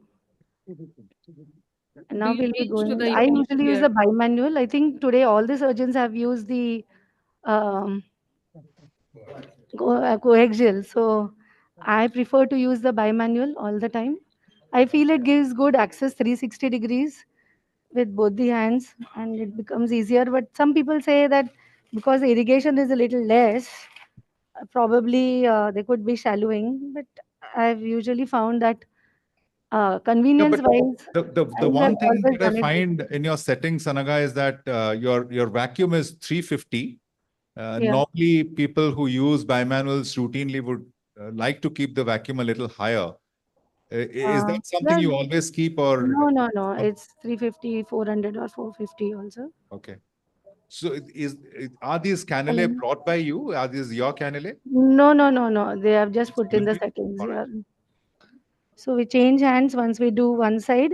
So it becomes a little loose, a little bit. Yeah. Lightweight patient is extremely cooperative, almost as if you have blocked it. Yeah. Yeah, because they got a good counselor just before. Yeah. So we are talking about the geometric toric lens today. So today, when we talk about giving spectacle independence to our patients, yes, 1 minute. Can you give me cap back? Polish mode. Yeah, there is this fiber here. So I'll just remove it. Yes, Anaga, about the Okay, geometric yeah. toric. Okay, First of all, Visco. let's just stick to the Vivinex material, because Yes. I think that's where the innovation and the superiority starts. Let's talk about the Absolutely. Vivinex So, as a material. yeah, so basically it's a glistening free material and which is UV blocking blue light filter, and it has always been, we have always used this for all the other Vivinex lenses or the Vivinex toric lenses also. So I just like to show you, 1 minute, reduce the magnification. So this is how it comes in a multi-cert, totally preloaded. As you can see here, this is the GT. Is it focused well? One. Can you just center it a bit? Mhm. Yeah. Can you just Yeah, push it down XY. towards the eye? We just have to see the alphabets. Yeah, XY1 XY1G. GT4. Yeah, So it is the geometric toric 4. T4. Yeah. So basically this is, there are 3 parts to it. The first part is you just put in a little visco here. You can see the visco coming in towards the tip of the nozzle. Right. The second part, please hold this. Just remove the top cap. And then this is the slider here. And then you can remove it from the case. So what I'd like to show you is here is this insert shield. So you can either slide it in front if you want to reduce the tip of the nozzle, or you can keep it behind if you want to do put it into the capsular bag directly. Since so I usually Audience have an put it in the. experience with Vivinex? So this is sorry. Anaga, I would like you to stress more on Vivinex because we don't have many people with as massive an experience as yours. Yes, yes. So I have used a lot of Evenex. In fact, I've used it for my mother-in-law also. You can see the frosted haptics and the textured optic edge also. So what is best about it is it gives great rotational stability because of these textured haptics. Can you see how it is sandblasted here? Saline press. Textured haptics, yeah. These are the textured haptics. So it prevents any rotation in the post-operative period. And you can see the central 3.2 millimeters has the diffractive zone, which has 8 rings, and it's the outer refractive zone, which is for distance. So the addition for intermediate is 1.75 and 3.5 for near. The best part is between the geometric and geometric plus. The only difference is the light distribution. So it is 50 for distance, 20 for intermediate, and 20 for near in the geometric. And the You've geometric operated plus, you've operated both the eyes of your mother-in-law, or one eye is still left? no, I've operated both eyes, but at that time she Did didn't you want do a a multifocal. combined approach in her case too? No, I've put a Vivinex only, monofocal. Acha, monofocal Vivinex. Monofocal, yeah. So the reason why I was asking is, I think you are one of those rare surgeons in India with the maximum experience with this paired approach. It's important to wash off the visco. Sorry to interrupt. No, It's problem. important to wash off the viscoelastic from underneath the lens in all toric patients. In fact, in all patients, I would say, so that there is reduced risk of rotation in the postoperative period. So I was talking about the geometric plus. So we can put geometric in both eyes also, but with the plus, it gives a better near distribution of light. So from 20, it increases to 40. So that means your reading power increases. So the patients are more comfortable in for reading even in slightly dimmer light. Can we have the Varion onlay? And when it comes to the implantation science, it can be easily called the best in the world when it comes to the Absolutely, implantation. very smooth. So the thing is, whether it's a 10 diopter lens or a 30 diopter lens, the ease with which you can put it is the same. You will not find any resistance. So here we are just aligning it to, I think, 171. So this is the Beautiful, yeah. 171. Yeah. Yeah. Please take this. Yeah. Absolutely. Shining IOL sitting right at the center of the bag, centered I would nice. have preferred a slightly smaller axis, but it's fine. So all the great people sitting here, Smriti, Sridhar, urge that you Better, yes. I would have preferred to have a slightly smaller. it's a fantastic platform, and you know, it's always a good idea to diversify ourselves and try all the products that are there in the market so that we can choose for ourselves which is number one and number two and number three according to our preference. Anaga's mother-in-law received the IOL. Anaga, what does it signify, by the way? You trust the product, the fact that you put it in your mother-in-law's eyes, does it signify that you have confidence on the product, or does it signify that the husband is not an ophthalmologist? That is the reason why. And That's the I've reason had why. excellent experience, low PCO rates, plus the clarity with which high contrast sensitivity. So definitely I would prefer that. And for the surgeon also, it's extremely quick. There are no issues of loading the lens or, breakage of optic haptic junction or something getting stuck. Even the haptic getting stuck to the optic in many hydrophobic lenses, we True. have found that Yes. many times they remain stuck for a long time. And then you need to keep separating them out. This I've never found with the Vivinex material. So there's just one thought that had come, and I would like to just bring it out in the open. All the preloaded platforms, it's not about Vivinex alone, since it's important for all of us to understand. Since it's so easy to load, the preloaded platform, so it's easy to load. At times, what happens is, at the time of doing the eye, the surgeon doing the IA, the assistant prepares the assembly, all right? And the IA takes a wee bit longer maybe 20 seconds, 30 seconds to 40 seconds longer. And when the IOL sits in the cartridge, already loaded, near to the tip, it kind of gets rigid, is what they say, particularly if it's hydrophobic. So there should be a time gap between the preparation of the system and the delivery. It should not cross 60 seconds. It should not cross 1 minute. So that's something we always have to keep in mind because these lenses are so easy to load. Anaga, thank you so much Thank for you a so much. wonderfully done surgery. Claps for Thank you so you much for the all opportunity around. and thanks and kudos to your team and to you for a great setup. Thank you. Yeah, thank you so much. Any questions for Anaga or should we move on to the next case? I would also like to add one thing that when you're using a preloaded IOL, it's like the lens is going from one sterile environment to the other. So that also decreases the chance of infection or contamination. True. Absolutely. Kiran, next case details for Dr. Ashok Nanda. सब है ना speculum ये वो सब है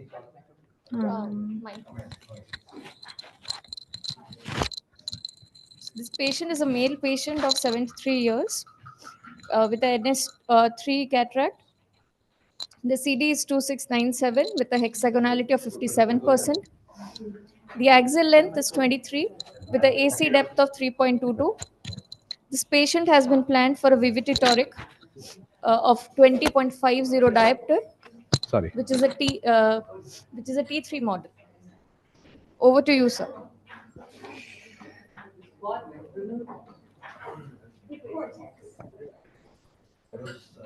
Would request Arul sir, Rajesh sir and Anaga to leave from there. And we are all waiting to have lunch with you. Not we, me. Microscope banate. So the implant planned for this, as you can see, Alcon DFT315, which means it's a VVT toric on the Clarion platform. 20.5 diopters is the spherical equivalent and T3 is the toric trim. Okay. Thank you, Anurag. So am I audible? Absolutely clear, sir. So registration is already done. And I prefer to have a slightly higher. Yeah, that's saline problem. What's the magnification you use, sir? Normally 1.9 to 1.1. That's my normal. Okay. Say sunner tinda light dushi. Hala. Say light ko dekhive alevene.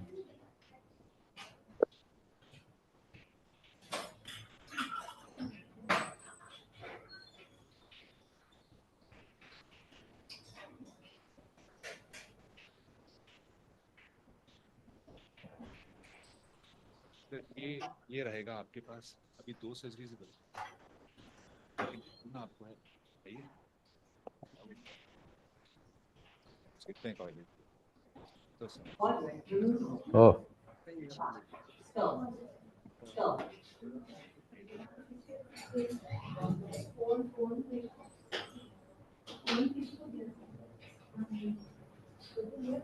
Having. Get me the Rex's size.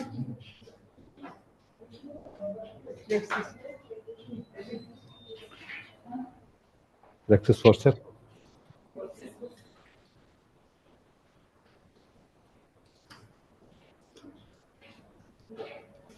To everybody's delight, the other Ashok has joined us. Dr. Ashok Grover has just joined us. And sir, the microphone's waiting for your boomy voice. None like Anurag's, but wonderful to be in Cuttack and wonderful to be a part of Odisha conference. Such a joy to be back in Odisha after a fair number of years, and I'm looking forward to being with all of you. So, sir, just to recapitulate the patient details, this is a grade 2, grade 3-ish cataract, and we've selected a Alcon VVT, Clarion VVT toric for this patient. We can see the parameters, and let's begin with, since we have discussed about the parameters that different surgeons use, and in the morning when the session started, I would like to know yours. For the phaco. So I often prefer a trench rather than just a direct chop because of the nice symmetry that I get and the artistic look of things. And I would, I mean, like it'll change with every machine. But for the basic factor is that for trenching, you would need a moderate power somewhere, depending on whether it's torsional or whether it's longitudinal. You would vary the parameters to have a moderate power, and you would need to change it at different levels. At the center of the nucleus, you need a higher power. At the periphery, you would adjust your foot switch to use lesser power. And when you are closer to the anterior posterior Soft equator, you would quad mode or closer soft? to the anterior posterior pole, you would use a lesser power. So you would vary it according to that. And you would use very low flow rates and very low vacuum at that stage. But when you go on to the stage of creating the jobs for quadrants, you need a high vacuum, you need a good hold and a fair bit of flow rate. And when you want to, and at that stage, you would not need as much power as you did in the initial stage of stop and chop, that is at trenching. Here you would need a much lower power. And when you go on to the stage of removing the quadrants or removing the 6 pieces or 8 pieces, whatever you have created, depending on the hardness of the nucleus, there you would like a higher flow rate for a greater followability. Now, these things are very machine dependent and vary with different machines, and also with whether you are using a longitudinal or torsional mechanism. And then all the modulations that you do in longitudinal machines, you would need to be concerned about. Very individual. So I see your IOP set at 30. Have you come down on your IOP recently, or because Yeah, it's I almost. remember it to be a little more than this earlier? Yeah, I was initially doing it at 40. Yeah. For last 1 year or so, I have made it 30. Okay. And Any I'm okay plans with to bring 30. it further down? Yeah. Well, I've become too old now to think about further Become modification. old. Too old. Too You've, old. actually, you've become a We gold. heard it bold only. Okay. Not That bold. we all know that you are a gold. You're a gold mine, actually. And I'm too no old wonder that we have go in entrusted you. for the modifications. You know? So Ashok sir was saying that his parameters are pretty dynamic, and he was explaining to us at different zones, at different locations, at different points. He uses different fluidics. So just wanted to know from you, sir. It's very easy to do that in your setup when the assistant is synced with your tuning. But when you go out for live surgeries to other setups, how do you manage this? They might not be able to follow your command and change the settings according to your preference. So how do you manage that? So actually what happens is over the years, you don't even know what machine you are operating on. You get so adapted to doing things with whatever parameters you get. You control things a lot with your foot switch. Of course, the basic principles of varying vacuum and aspiration flow rate at different stages will be important, and you will ensure that the technical team that is with you will give you those basic parameters right. But then with those basic provisos, you can do a lot of change in your technique and in what you're doing with your foot switch to modulate things. Sridhar, what's the most frequent machine that you use? I mean, the machine that you use most frequently is what? Which machine do you operate with? Nowadays, Mostly. I'm using Otley only. Otley. Using the Otley what? That Cataracts 3 machine. Cataracts 3. Yeah. All right. So the Otley Cataracts 3 machine that you have in your setup is something that you use because you are very happy with it. Given a choice, would you like to upgrade to a machine like Centurion? Have you? Yeah. I have one important announcement. Yeah, sure, please. So all of you are requested to come over to Hall B, that is the neighboring hall for Oration Awards. We'll start right away. And please carry on with this live surgery because we'll get very late otherwise. But you are inviting all of them to go No, to no, no. I really don't mean all. People who are interested for live surgeries, please stay here. and the rest of us can go over. Thank you so much. Because whatever we were, it cannot be whatever, sir. It is because the was late. We started 40 minutes late.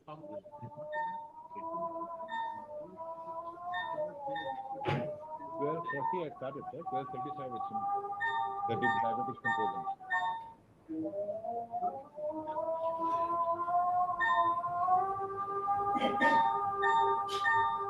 It's okay, but I mean, that's okay, but these are very, they are, so, the thing is, you have, there's one person still remaining.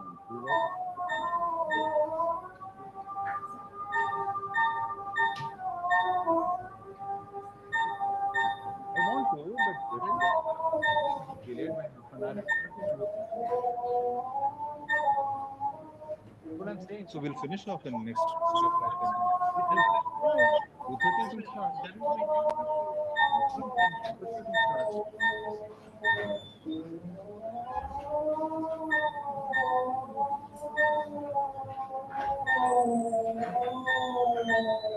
So what I'm suggesting is the announcement remains, the oration awards begin at 2:30 in the next hall. So by the time, if this is not over, then people can shift. Okay. Okay. Let's put the toric in place. Just have one small nuclear fragment remaining. Would you like to remove it with the IA, or would you like to reintroduce the phaco needle, sir? I would probably take it out with the IA after I fix the lens in place. Okay. So if you noticed, I had a small posterior capsular catch. Did you? No, we didn't. Yeah, Did you yes, notice, sir? notice? No. That's the reason why I modified. I just went ahead and put the lens first. Okay, so you didn't want to. Oh, fantastic. So since you had a small posterior capsular catch, you didn't want to go ahead and handle the nucleus then, or the Yeah. nuclear piece, and you implanted the IOL first to give it support, and then on top of that, you wanted to. Very good. Excellent. Can I request the people in the OT to keep Namrata's case ready, absolutely at the ready, so that we can shift immediately after Ashok sir finishes with his case. And you start, Namrata, you start immediately as we keep on, speaking about the patient details. Sir, Ashok sir has one more case to go, sir. Oh, No, that has to do will later. not be broadcast. That will not be broadcast. That's an extra. That he'll do later on. So change your slides accordingly.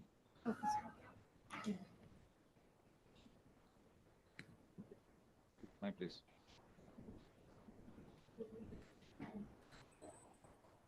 Echo. Yeah. Siddha. Regarding the PC rent, there was something. The one thing is very important that everybody, I don't think they have marked it or not. What Ashok did, the irrigation was on and he has injected viscoelastic from the other end. So it didn't allow the capsular chamber to collapse at all. Yes, that was very important in this case. Aye.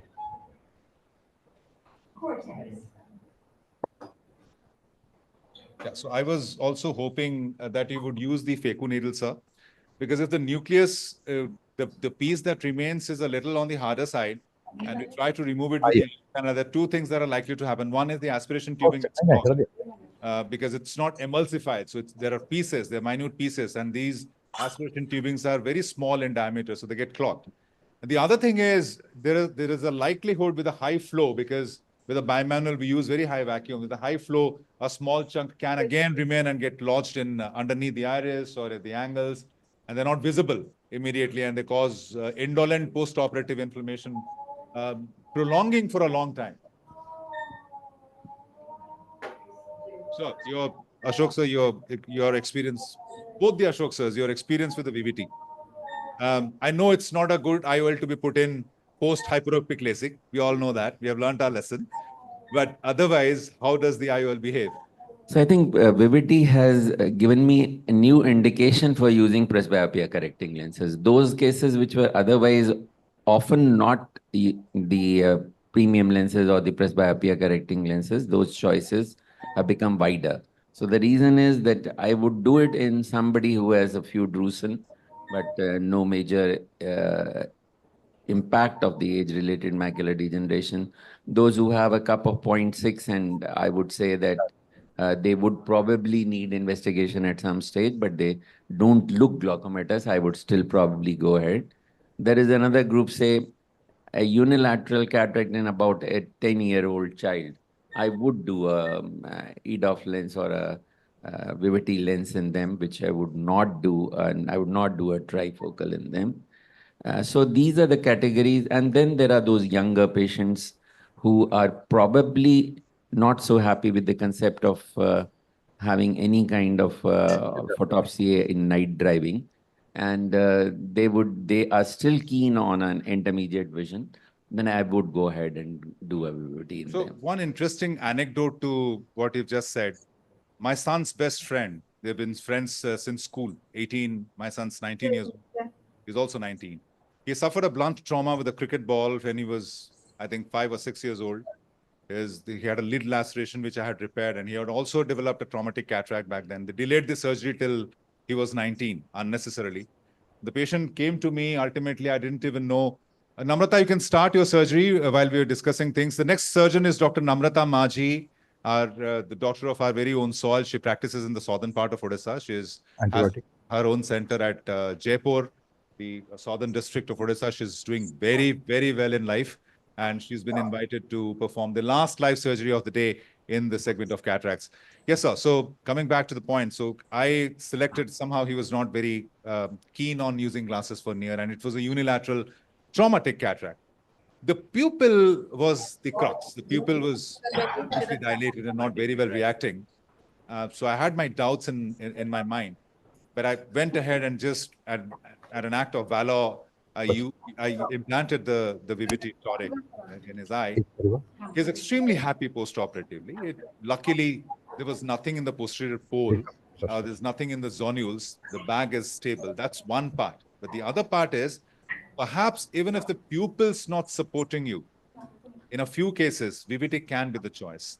And in the young generation, it's a true presbyopia correcting IOL, because what I've seen is, in the younger generation, the reading distance is somehow receded from 30 centimeters to 50. They all keep their mobiles like this while reading. It actually helps us.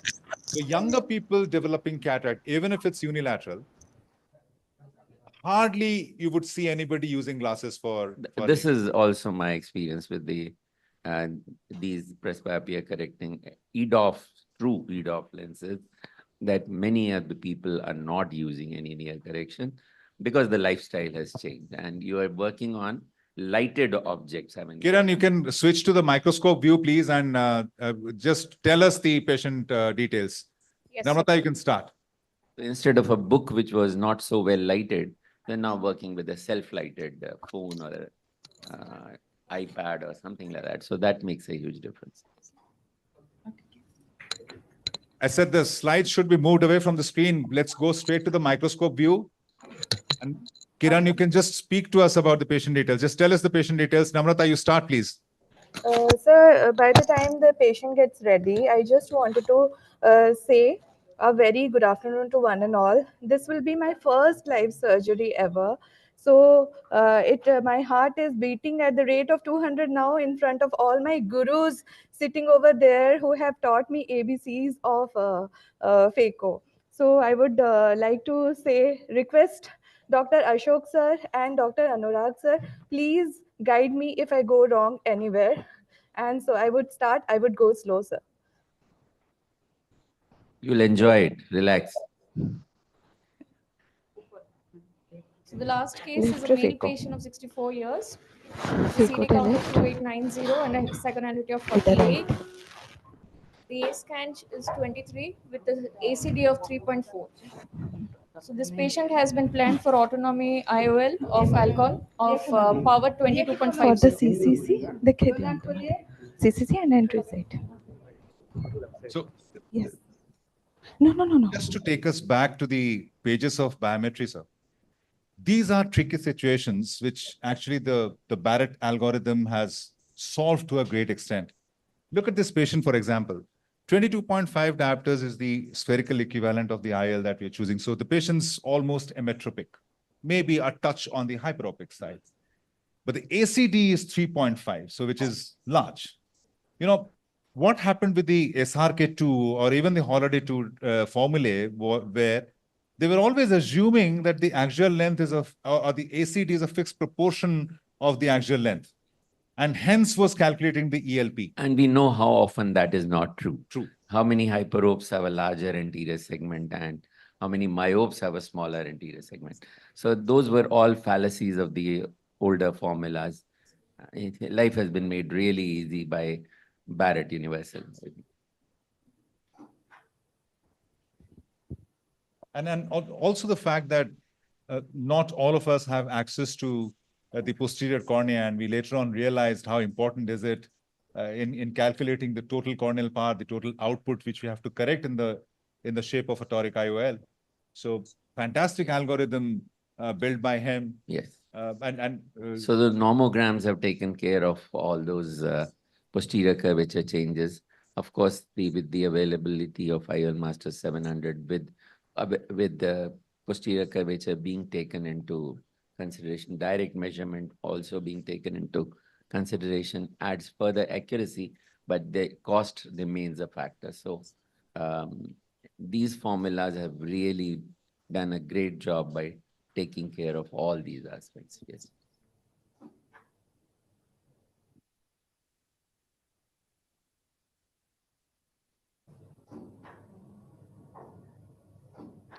So the implant that's been selected for this patient is the Clarion Autonomy, the preloaded platform, which actually was the first Clarion platform to be launched before the wagon wheel came along.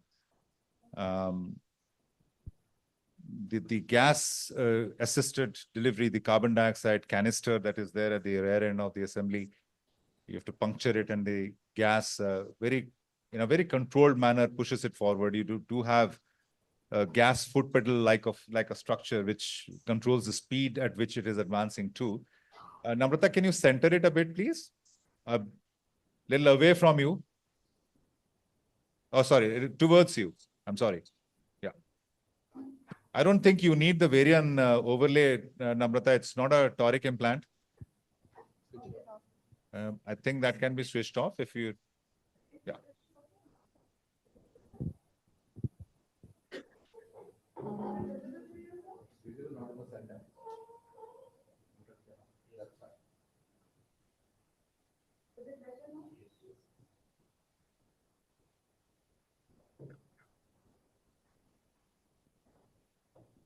So in your experience, and I'll extend that question to Sridhar as well, because let's take the opinion of two different generations and two different experiences.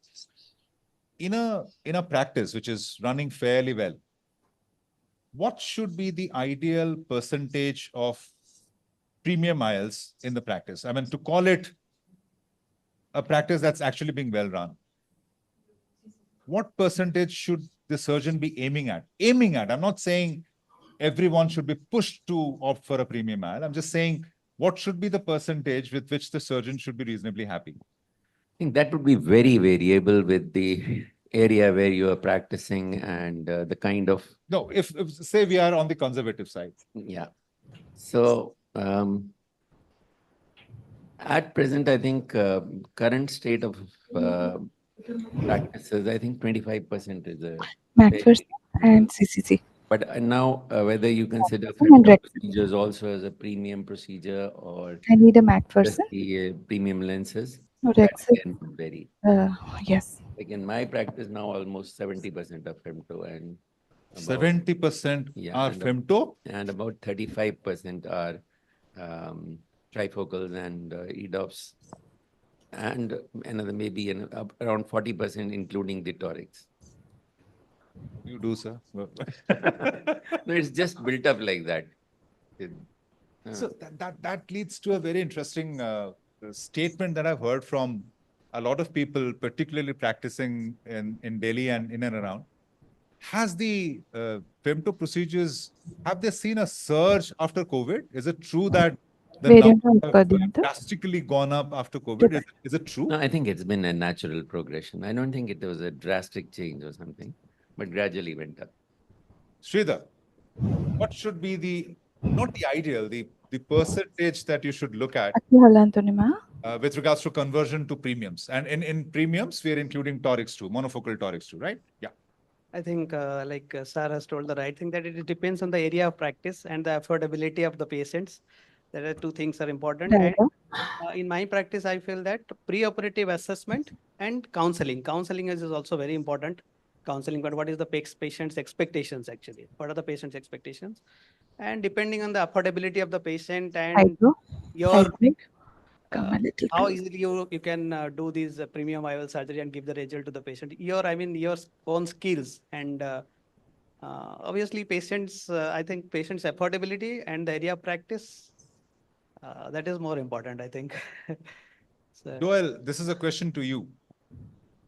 Since we are talking about premium IOLs, and essentially the job is to make the patient glass independent post-operatively.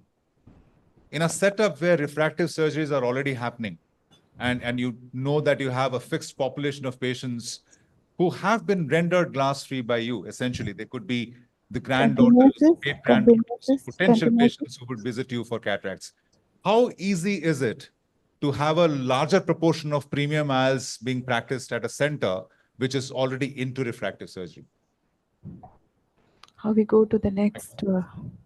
I would say much easier in the sense that ever since our refractive surgery has picked up and we are doing larger numbers of phakic IOLs and all, it's easier to pass on the premium IOLs, and where you can promise the patient that you will be glass free, just like someone who's done it in your family. Patient is moving. Yeah, it definitely has. And like Sridhar mentioned, if there is because we see that in hospitals such as yours, the refractive surgery and the cataract surgery wings are not exactly merging. There are surgeons who are basically refractive surgeons who also do cataract, and they're basically cataract surgeons who also might be doing a few refractive procedures.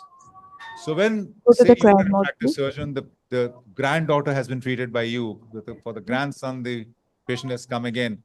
Would you like to do it yourself? Because you are essentially promising glass independence and the patient's opting for the glass independent choice that's been given. Would you like to operate yourself? Or would you like it to be sent to a person who purely does cataract and maybe just a small pickle refractive surgeon? What I do face is that if I've done the grandson and the granddaughter, and sometimes if I'm doing presbyopic, even the father, if he's young enough, the patient brings back the grandfather saying that, you have done us and kept us all spectacle free, and now you have to do the grandfather. In fact, sometimes it's actually difficult to convince that I may not be the right person, they're better cataract surgeons. That faith sort of builds up. So yeah, sometimes you do get that.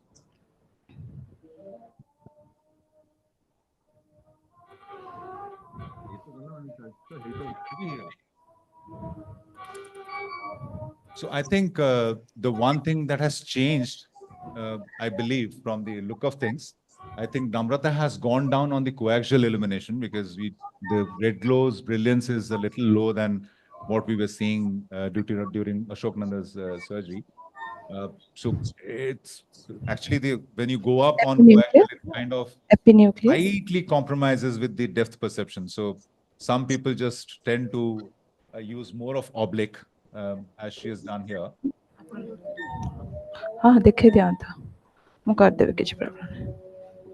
This is the Luxor Revalia, sir.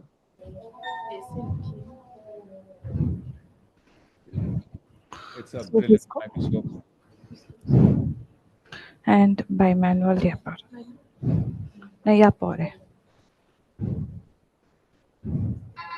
Good for you, Namrata, that you said at the beginning that this is your first live surgery, because not even for a fraction of a second it appeared that it's a first live surgery that you're doing. Brilliant, quick work. Brilliant work. Thank you so much, sir. But yeah, I'm facing some problem with the adjustment of the seat and a new environment. Oh, forget about it. That's a rotten environment you're working at the moment. It's much better than my setup.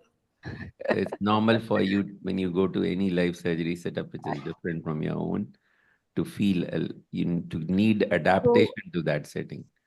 But that's the advantage of doing life surgery, that you learn to get adapted and you learn to work in a somewhat stressful situation. So you say that Aye. life surgery does teach you a lot of things. Aye. That is very important for a person coming from Delhi. At least to the surgeon, it Coming does. from Delhi. At least to the surgeon, it definitely does. So I have done. We just had a hearing FIC. yesterday on life surgeries, and from what the judges have said, doesn't seem to be going in favor of life surgeries. What did the NMC committee say? NMC was not there. They sent one of their lawyers. He could not stand up to the judges. I'm sorry. No, but what they have come up with yesterday is just an observation. It's not that. See Mundo Hallantuni, please. Keep it in a continuous mode, please. Continuous mode. Chandrachud is. Chandrachud is there in the bench? He's retiring. He's retired. Yeah.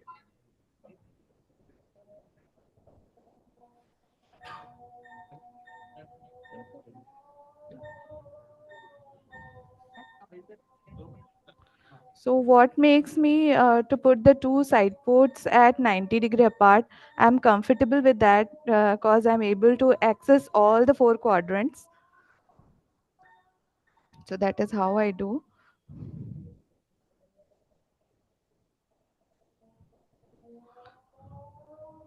The assistant is requested to keep the IOL ready. Please load the IOL and keep it ready for implantation. Okay. Okay. Shall I show the loading and all, sir? No, it's okay. If you want, It's okay. it's a Clarion Let them auto, prepare no? it because we are running short of time here. We have to close Okay. within the next 2 minutes. So can the camera be? No, that's okay. Let them load it for you. Okay, fine. Please load it. Anurag bhai, he wants to ask a question. Sushant wants to ask a question to you, Namrata. Yes, sir. You to clarify, yes. So, in different step like quadrant and chop, what should be the longitudinal or torsional power so that we can easily do it? Mouse please move karo Anthony. Power in longitudinal and torsional, like I don't use the longitudinal phaco at all. What I use is the IP. IP delivers longitudinal phaco only at times of need, when the need comes in. The need is when the tip is occluded and the vacuum reaches 90% of preset. Can you Meaning, please you have set it at 500, your preset vacuum. When it reaches 450, the IP automatically operates. So that's a short burst of longitudinal phaco only when the tip is occluded and the vacuum shot up beyond a limit. All right. But talking about the preset levels of phaco energy, it's always lower in quad than it is in the chop, because chop you have to go into the heart of the nucleus to hold it and chop it. With a quad, it is slightly lower because you already have your pies. The harder portion is very minimal. Even in the hardest of cataracts, the hardest portion in a pie is 30% of its total volume. So after that 30%, it's relatively softer. So it's a little lower. How much will depend on the grade of the cataract. So generally it is around 40%, 50% in the quad mode for softer cataracts in my practice. It goes up to 60 in harder cataracts. You don't use a longitudinal. I don't use longitudinal per se. I only use the IP. Okay, so like the the haptic IOL is implantation has been done. Optic. The haptic is there inside. It's just Haptic glue. is stuck to the optic. Yeah, but that can be released. That can be released. I'm trying to release it. Yeah. Yes, it is released. Namrata, I'm extremely grateful to you for honoring the invite that we had sent to participate in the live surgery. So it's Thanks totally to the an honor whole is mine. fantastic OT team, audiovisual team, all the support staff, the sponsors, and the audience. Namrata, I'm sorry, we'll have to close here. Thank you so much, everybody, Thank you for so attending the much, live sir. surgery as we switch to the next session. Thank you so much for the guidance. Thank you for a lovely surgery. Dr. Anurag. Who is it? Hello. Yes, sir.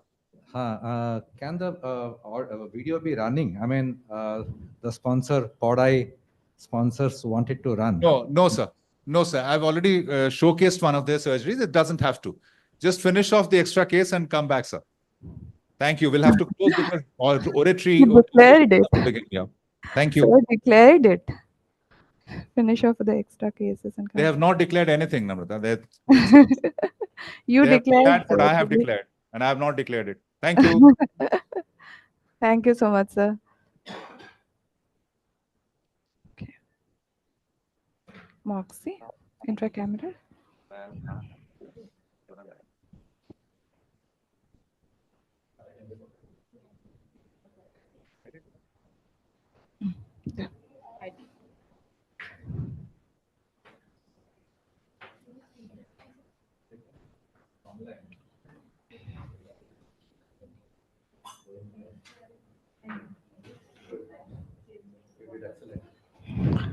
Thank you so much, sir. Thank you, sir.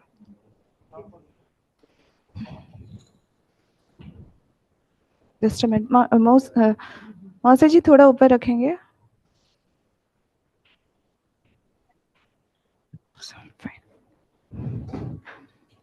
Sir, please.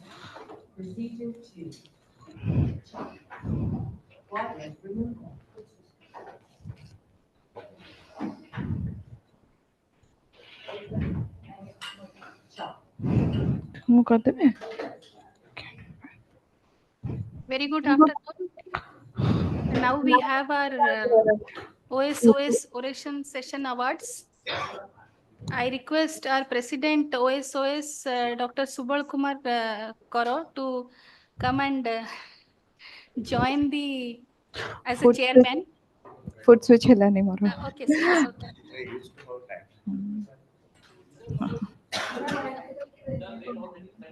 Yes, yes, sir. Thank you, sir. And I request Dr. Samir, our Honorary General Secretary, to come over to the dais.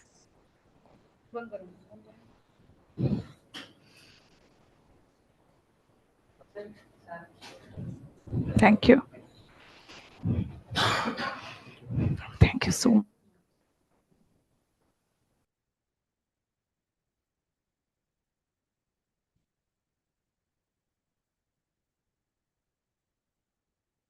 So this is the Innovation Award. It is in the name of Professor Dr. Udhab Charan Behra and Professor Dr. Gunasagar Das sir. So a little about Professor Udhab Charan Behra is I'll just say the awardee for this is Dr. John Davis Akara, who is giving his FRCS exams today, and therefore he has sent his recorded talk, and I will play it for all of us to listen. So about Professor Dr. Udhab Charan Behra, he was born in the year 1927 at Mohura, Bhadrak district, Odisha. He did his BSc, MBBS, MS from Bihar. And then he was a faculty in all the 3 government medical colleges. He was Professor HOD, Ophthalmology and Medical Superintendent at VSS Medical College, Burla. He retired in 1985. He introduced pioneering surgeries at Burla, including the first keratoplasties in Odisha, trabeculectomy and retinal detachment surgery. He's completed a WHO fellowship in Germany, mentored many students, including renowned ophthalmologists like Professor Dr. Gunasagar Das. The eye bank at VSS Medical College is proposed to be named in his honor. He was raised by his mother, and he was known for his humility and dedication. His journey from a modest background to a respected ophthalmologist inspires many. About Dr. Gunasagar Das sir, his birth was on the 27th of September 1951 at Mohulpally, Khampur, Sundargarh district. He did his MBBS as well as MS from ophthalmology from VSS Medical College, Burla in 1982.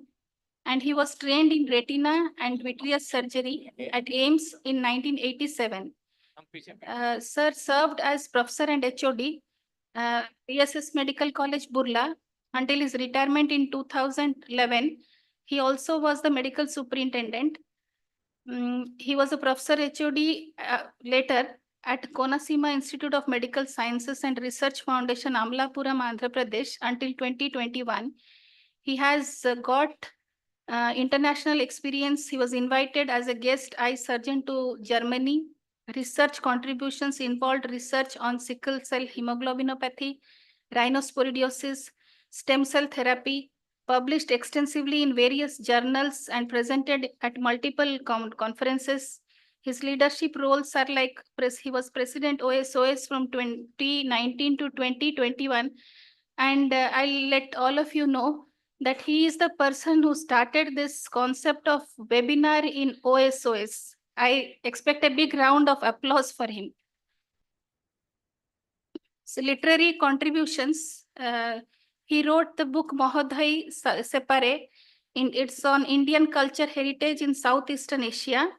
And he also wrote a play Bono Padma and poetry collection Bhumiru Bhumaku.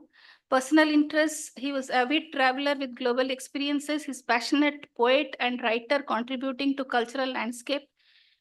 He's acknowledged for contributions to ophthalmology and literature promoting Indian cultural heritage and medical research. Now about, I would call him a boy because he's very young, about this boy, Dr. John Davis Akara. He has, most of you must already be knowing him. He is a glaucoma cataract refractive surgeon in West End Eye Hospital and Chaitanya Eye Institute, Kochi, Kerala. Formerly glaucoma and cataract surgeon at Little Flower Hospital, Angamali and Sri Ramachandra Medical College, MN Eye Hospital and Nirmal's Eye Hospital, Chennai. He did his MBBS and MS from Jipmer, glaucoma fellowship from Arvind Eye Hospital, and Ratan Tata Advanced Cataract Fellowship from Shankar Netralaya. Not many residents are here in his.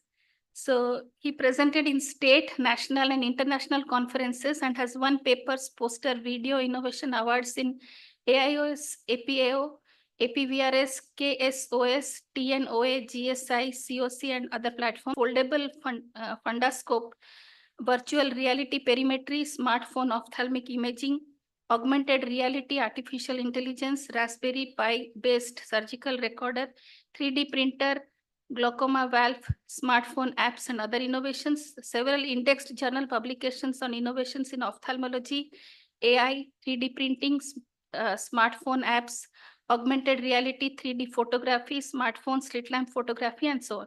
Is interested in technology and gadgets and does programming, 3D printing, app development, website designing, and has made some ophthalmic smartphone apps such as iGrader, I Know Tamil, and 3D Atlas of Ophthalmology, and holds a patent for foldable fundoscope. Then ophthalmic awards for John Davis Akara. He got the first prize in AIOS. I'll not read out everything. He has got a huge number of awards in ophthalmology, mainly on innovations.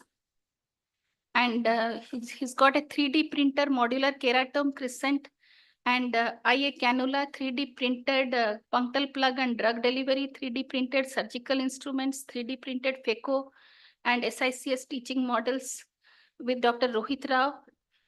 And he's got a Dr. John Davis free and open source projects listed at National Institutes of Health 3D website. He's got more free and open source designs at Thingiverse. So these are again a huge list of his achievements. And this is his recorded video, audio.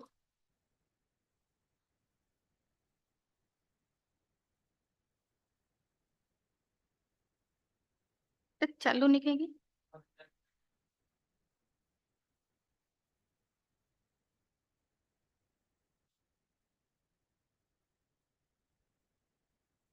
audio.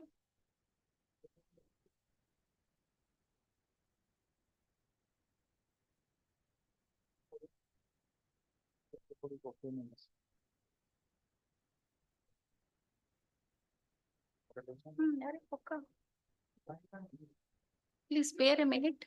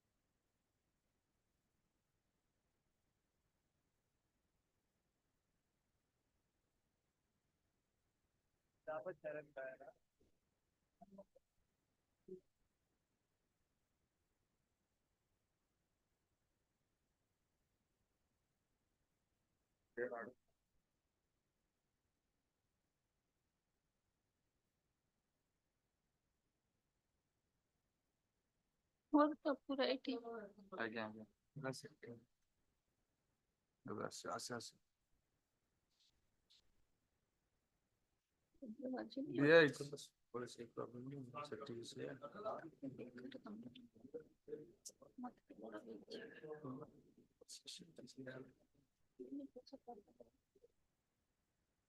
Morning, everyone. I am Dr. John Davis Akara from Cochin, Kerala. I am deeply honored and humbled to be selected for the Professor Udaba Charan Behra and Professor Gunasagar Das Innovation in Ophthalmology Oration Award 2024. It is truly a privilege to be recognized by the Odisha State Ophthalmological Society and to have the opportunity to contribute to the legacy of such distinguished pioneers in the field of ophthalmology. I extend my sincere gratitude to the founders of this award for their vision and commitment to fostering innovation and excellence in ophthalmic care. Their dedication has undoubtedly inspired countless individuals, including myself, to strive for advancements to this important field of medicine. Let's move on to my presentation. I am Dr. John Davis Akara, glaucoma, cataract, and refractive surgeon and an ophthalmic innovator. And I'm going to talk about my innovation journey, Eye Innovator. These are my financial interests. My main focus is on frugal innovations or low cost innovations. I had many hobbies. I was interested in making apps, photography, computer programming, coding, virtual reality, 3D printing, and artificial intelligence. I used all of these to help with my innovations, starting with the computer programming, which I started when I was in school. Computer science was a mandatory subject, and we started with Logo and QBasic. I started making games with that, including a car race game. You can scan the QR codes to know more about these. I made some games in C++, in MS-DOS, and I used to make a game during every vacation in school. And these are some of the games which I made, which are available now on this website to play. You can scan the QR code. Then this later developed into smartphone apps. Now I have a few smartphone apps in ophthalmology, but before that I had some smartphone apps made during my school days and the MBBS days, which included a period of gestation calculator, a surgically induced astigmatism calculator, and so on. And now these are some of the apps which I have during my ophthalmology residency days. iGrader, I know Tamil, I know Bangla. These are language helper apps, and iDoctor JD and 3D Atlas of Ophthalmology.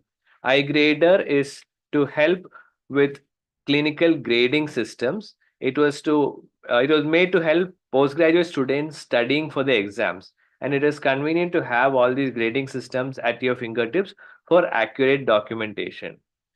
Then for language barrier, when I was in Arvindai Hospital, where I was learning to speak in Tamil, I made an app called I Know Tamil to help fellows and PGs speak to the patients in Tamil. I also made I Know Bangla when I was in Shankar Nethralaya, because there were a lot of patients from West Bengal and Bangladesh coming there.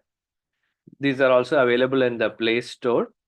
And then iDoctor JD app was for eye testing, that is color vision, visual acuity, contrast sensitivity, charts, etc.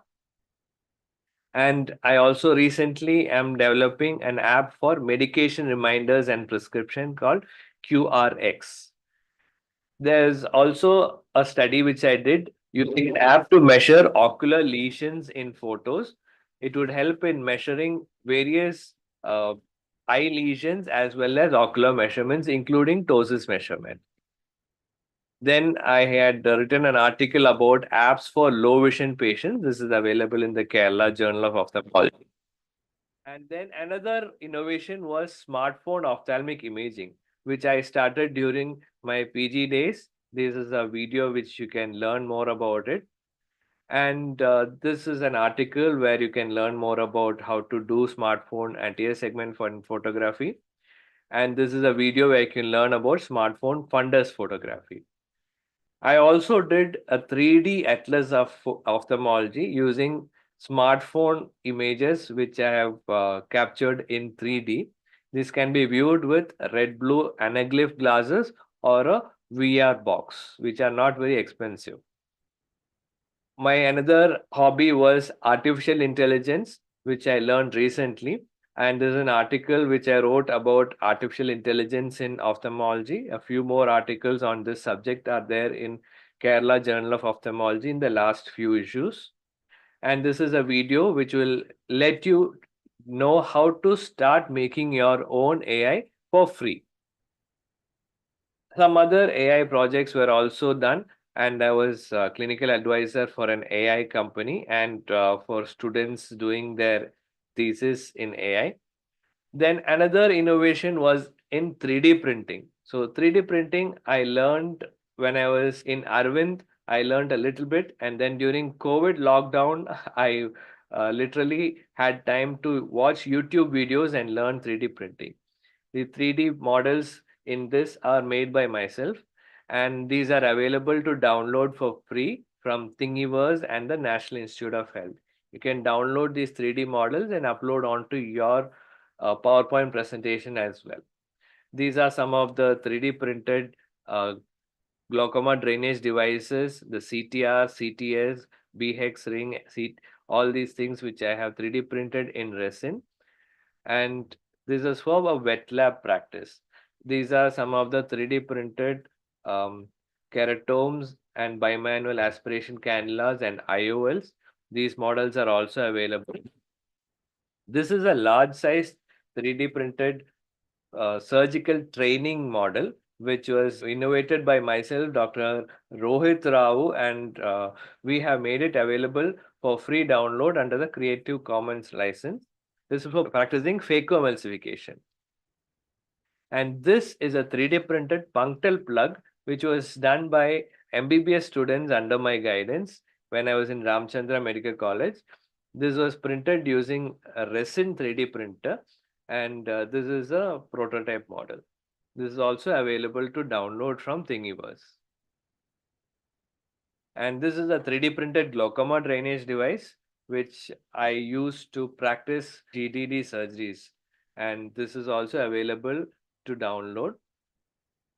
And this is a foldable fundus camera, Jonda's foldable fundoscope, which I designed myself, the first prototype. And then after that, I made a better prototype. And this is currently patented. And I won an award for this in the LVPI Startup Challenge 2024. And this is currently being incubated under the LVPI Innovation Incubator. There are some other innovations also which I have done. This includes the Oscar Dream. We made a surgical microscope camera which was made using a Raspberry Pi. This was done when I was in Arvind Eye Hospital, and this is also available on YouTube. The model is not available for commercial purposes. Then kitchen ophthalmic surgeon is about how to practice surgical training at home in the kitchen. Then we try to make smart glasses for visually impaired person when we were in Ramchandra Medical College with the help of Dr. Gayatri and Professor Naveen, who is an engineer. And this is a smartphone corneal topography, which I made a prototype of when I was in Ramchandra Medical College again.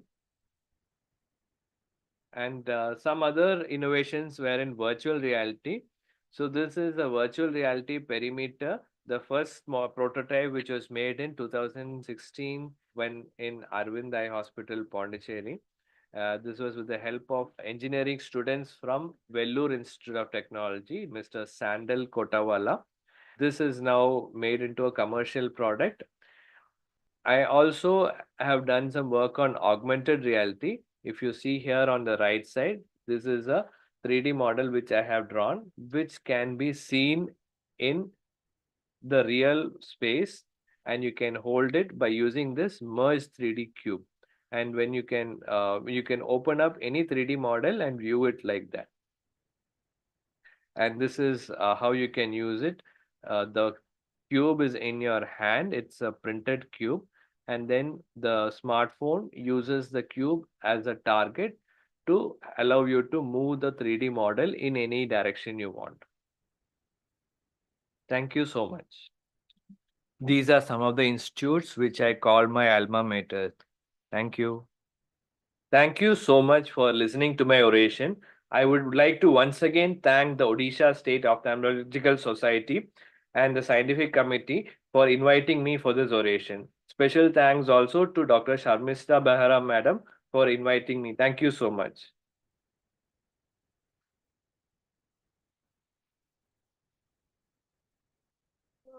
Sir? No, this is a recorded talk, sir.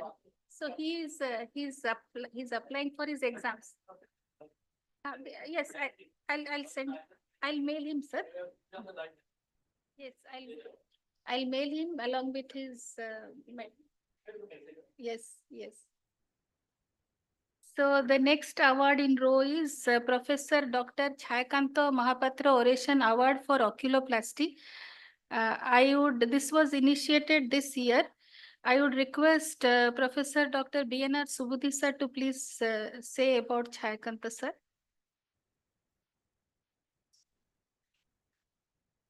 There. Everything is written. Nice. Okay.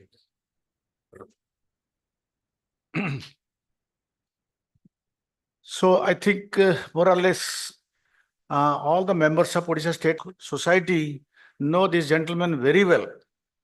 Almost all parts of the three medical colleges, and fortunately I was his pet student, one of the pet student. I worked with him for about 20-25 years as a postgraduate student, lecturer, and assistant professor. And of course, he's not no more with us. But however, he's left a legacy. Along with me, my colleagues, Dr. Ashok Nanda, Dr. Sharmista Behera, Dr. Aishwarya, all of the students, and I think they will at least vouch for me what I told about him. So Professor Chayakanta Mahapatra, the date of birth is 1942, and he died July 8, 2016. He is married to, his father was Sri Lokanath Mahapatra, brothers, and distinguished family members. He has, one of them is IS, he is retired as the Chief Secretary of Odisha.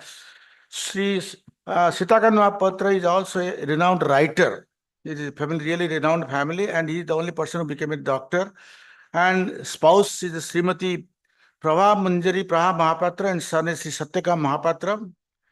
And his primary schooling in the Jila Parishad in Puri district, and he completed MBBS from SC Medical College, Cuttack, and MS from again SC Medical College, and completed his course in first attempt.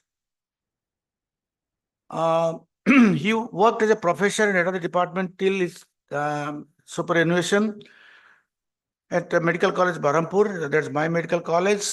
And the expertise is various branches. Why I will say that oculoplasty or glaucoma and what, why is worked in everything, rather I would say that all the branches of ophthalmology is worked and taught us very well. And he is a skilled ophthalmic surgeon and trainer recognized to provide exceptional eye care in Ganjam district. He was awarded also Mahatma Gandhi Award for his excellence service to the society. He is a good academician and clinical contribution to teaching excellence into the structured daily seminars and case discussion by post-graduate training. And whoever his students, they know that everything 8 o'clock means 8 o'clock, everybody has to be in the class. That's the best part of his teaching. So he never asked us to go to the 8 o'clock come to the rounds, but he used to take the rounds for 1 hour, more than 1 hour. And he instituted monthly examinations to enhance residents' learning. Known for meticulous clinical evaluation and patient care, his mentorship encouraged strong academic bonding with the postgraduates, and many of whom became a prominent ophthalmologist in our state and outside state also. He had got very much leadership roles, and we used to love to go with him to any eye camp, any conferences, because he was a really jolly person. And he worked in the society as a treasurer, secretary, and president from 1972 to 1980. And he has a vision for departmental autonomy, advocate for departmental autonomy at MKC Medical College, influenced the eventual establishment of LBPS Eye Institute in Odisha. He was instrumental in bringing Dr. G.N. Rao to inspect our MKC Medical College, the institution, but somehow it could not be shifted to Bhubaneswar. Presented numerous papers at prestigious conferences and authored several Odia short story books. He's a good writer. As one of his writing the Batok Hataro. Baragacho. Awards and recognition. Gandhi Award. He was recognized for his service. He was awarded Gandhi during in the Independence Day at Chhatrapur, and for his exemplary medical professional services in August 15, 1999. So more you say, more you listen, more you learn from him, because he is a really great person and he's no more with us. I'm really happy that we have instituted one award in his name, and I'm really, and it's a befitting person today to give the oration, Dr. Professor Ashok Grover. So thank you, sir, for coming and delivering the lecture. We are blessed to have you, sir. And so I would say a little about you, sir. So Dr. Ashok Kumar Grover is Padma Shri. His current positions are: he is Chairman, Vision Eye Centers, New Delhi, Senior Consultant at Sir Gangaram Hospital, New Delhi. He is President of Oculoplastic Society of South Asia. General Secretary, World Society of Ophthalmic Plastic and Reconstructive Surgery, and he is Counselor at Large, Asia Pacific Academy of Ophthalmology. He is President, Ocular Trauma Society of India. His past positions are President, AIOS, President, APSO PRS, President, Oculoplastics Association of India, Academic and Professional Affiliations, Editorial Board Member, Asia Pacific Journal of Ophthalmology Examiner, FRCS, awards and honors like Padma Shri, India Arthur Lim Award, Leadership Awards from APSOPRS and Asia Pacific Ophthalmic Trauma Society, Distinguished Service Awards like APAO Honorary FRCS, UK Honorary FICO, International Council of Ophthalmology, Colonel Rangachari Award, Award for Best Paper in AIOS, numerous international national orations, contributions to medical literature, authored, edited, numerous books, textbooks, chapters, publications in peer-reviewed journals, presented over 1,000 papers globally,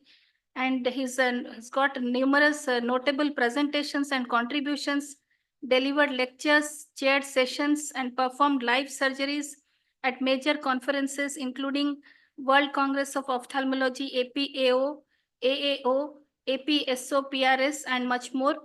And he's esteemed teacher in oculoplastics, instrumental in advancing modern ophthalmic education and practice.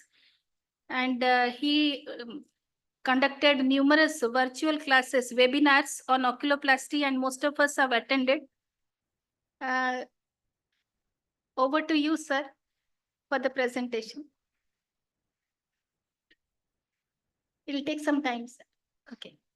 Thank you for this great privilege.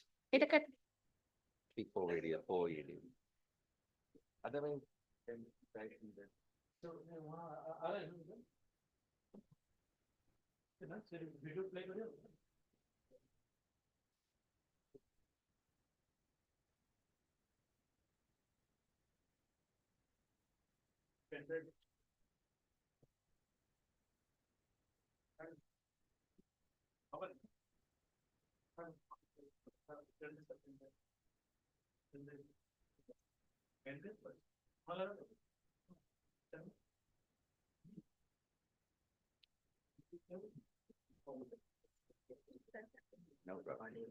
No problem. They always have.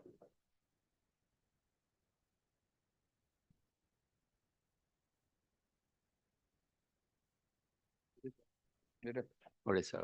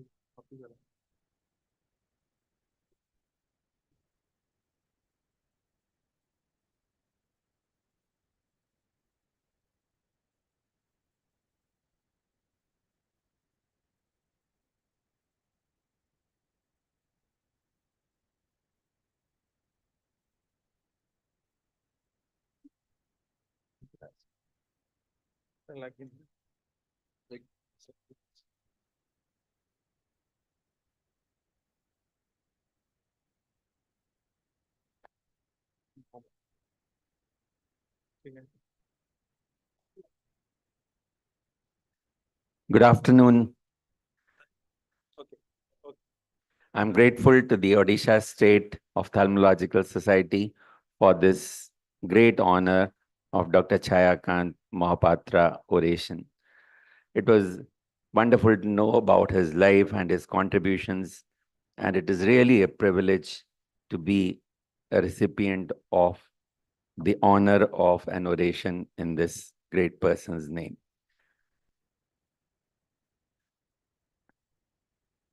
I'll do it from here. And I'm grateful to Dr. Subuddhi, Dr. Sarmeshtha for having invited me. And I look forward to being back with the Odisha state after a period of almost a decade. And it's really lovely always and very homely to be back in Odisha. So the subject of the oration will be striving for nirvana in congenital ptosis, a relentless journey. Dr. Subuddhi wanted me to talk about my journey also briefly before the talk about the ptosis. So it has been a journey which has almost equally straddled the 2 millennia.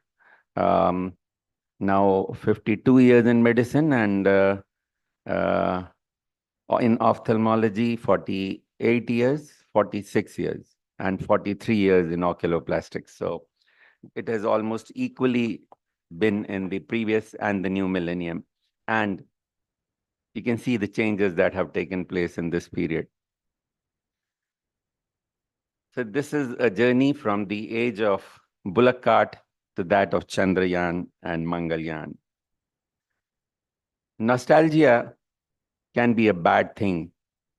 In fact, the day I was presenting in Kolkata, on the way the newspaper showed that nostalgia can be a dangerous illness. But then it's sometimes necessary because remembrance of a glorious past gives us a whole lot of inspiration. This is the view of the changing scenario of ophthalmology, oculoplastics, and the world from this boy from Barabanki, a product of the 50s, growing through many small states, a small town boy really, having gone through schooling in 7 different schools across UP, Punjab, and Chandigarh. So the witness to this journey across the 2 millennia in various institutions, from Maulana Azad as graduate to RP Center as residency to faculty years at GNEC to long years at Sir Gangaram Hospital and now at my own center. And moving along with many, many landmarks, some positives, some tough ones, but those are all a part of the life. Personal journey of growing up of this boy over the years to a family of ophthalmologists now. In these 5 decades, times have changed and the innovations have done a huge lot for us, exemplified by this one single device in our hands, which substitutes for all those things which are shown here: a phone, the entertainment, the music, the typing, the cameras, and the communications, and possibly the brain now, artificial intelligence, and everything else, our sports, games, everything is in our hands. So has ophthalmology been revolutionized from those days of intracapsular cataract surgery with these aphakic glasses to this era of reading desktop. Oculoplastics has, of course, seen a sea change. The evolution from the earliest era to this era has been a major change. And we were in the starting years when we could, we just had about 5 institutions doing oculoplastics in the country. And this is in my handwriting, on a typewriter, when we were starting the Oculoplastic Association of India in '89. This was the draft constitution. And it has evolved to be an institution with nearly 1,000 members and with dynamism which matches or betters most institutions of the specialty in the world. This was the 1992 invitation letter typed on a typewriter. And we fought through many odds in oculoplastic surgery. There was virtually no equipment available, no fascia lata needles, no implants for fractures, no intubation sets, no techniques were not evolved. We had to read through books in order to learn them. There were no videos. There was no YouTube, of course. There were no computers, no modes of communication. So let's look at this journey in the management of ptosis, where I've enjoyed working over these 5 decades.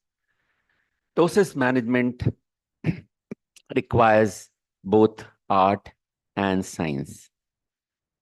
And this is a journey towards the outcomes that we are looking for, or the nirvana that we're looking for. Let's today walk this journey together. Ptosis surgery is a major life-changing thing.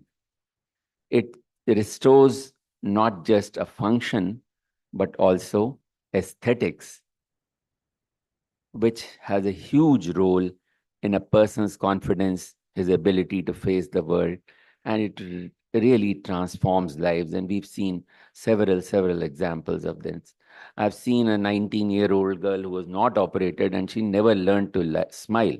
And she was operated at 19. She became perfect, but never in her life did she smile again. I saw her on several visits later. She never learned that. So there is a right time for everything to be done. Ptosis surgery, as my dear friend Surya will acknowledge, is a lifelong learning and lots and miles to go. One needs to persevere, one needs to innovate all the time, to improvise, to create one's own personal surgical techniques. Yet, there are so many unfulfilled things that remain. Decision-making is important. A good, thorough clinical examination shows us the way. We choose the right age for surgery, which to me is 3 years for most cases, which is the age before the child goes to school and has to suffer the difficulties that they face with their peers, and the tissues are well developed enough for management, and evaluation is easier. For autologous fascia lata, I use cases after the age of 4 years, except where the pupil is covered and amblyopia is a threat. The right surgical procedure is chosen based on whether it's a simple or a ptosis associated with other complications, whether it's unilateral or bilateral, and the 2 major factors in congenital simple ptosis being severity of ptosis and the levator function. The choice for me has largely remained with these procedures. Mild ptosis with a levator action exceeding 10 millimeter, I choose a Fasanala served procedure, which was modified by Dr. Bitheria and us in 1982. For most cases with a moderate levator action, levator resection remains the first choice. But for those with poor levator function, frontalis sling surgery and increasingly frontalis flap procedure are becoming important. The surgical techniques can look beautiful in videos, as they will in some of my videos. So there are days when everything goes like a dream and surgical technique looks lovely. So this was the modification that we did to the original procedure, which avoided crushing of tissues by the clamps, avoided a central peaking. So this is the surgical technique where we use two sets of traction sutures instead of a clamp. The first set of traction sutures is passed close to the margin, to the everted upper border, which is what helps us to hold the tissue and define the tissue to be excised. And the second set of sutures coming from the fornix and passing close to the eyelid margin. The area to be excised can be much better defined in this modified procedure because there are no clamps dictating where you need to cut. And in Indian tarsus, which is not exceeding 8 millimeters, we prefer not to cut anything more than 3 millimeters to leave behind a stable tarsus. A marking is done of the area to be excised, and this, as you can see, will cut a double the amount of conjunctiva because it's an everted lid, and we plan to cut a relatively uniform piece from the periphery to the center, avoiding a central peaking. So this is a relatively uniform piece, and now the suture that we often preferred to use earlier was a plain catgut because of the softness of the material and early absorption. Now, this being not available, 80 Vicryl is what I currently use, with knots brought out. And the knots were buried at the two corners within the wound. This procedure had the advantage of great predictability, and with over a few hundred, I think more than 400 procedures done, I can vouch for there being not a single case of clinically significant dry eye or a long-term problem.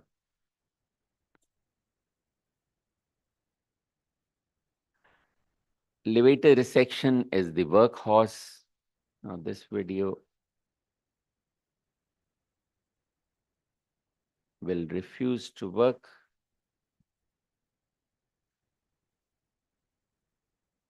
Okay, so this is what happens when you transfer it to through a pen drive.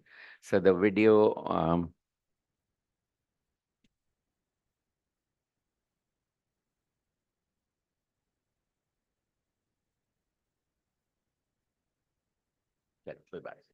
So the levator resection also has undergone a lot of evolution from what we started with, but it is the procedure.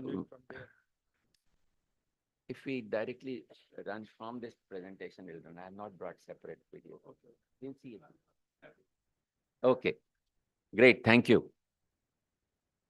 So the important thing is to keep evolving in this procedure. This is a procedure which requires finesse all through your life. So this is the first incision where you mold the position of the incision based on tarsal platform show on the other side and marking the sweet spot in the center.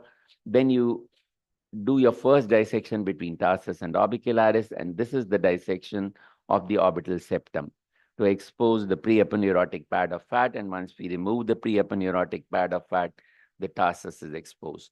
The next dissection needs to be between the conjunctiva mollis complex and the levator aponeurosis, also separating it from its insertion on the anterior tarsal surface.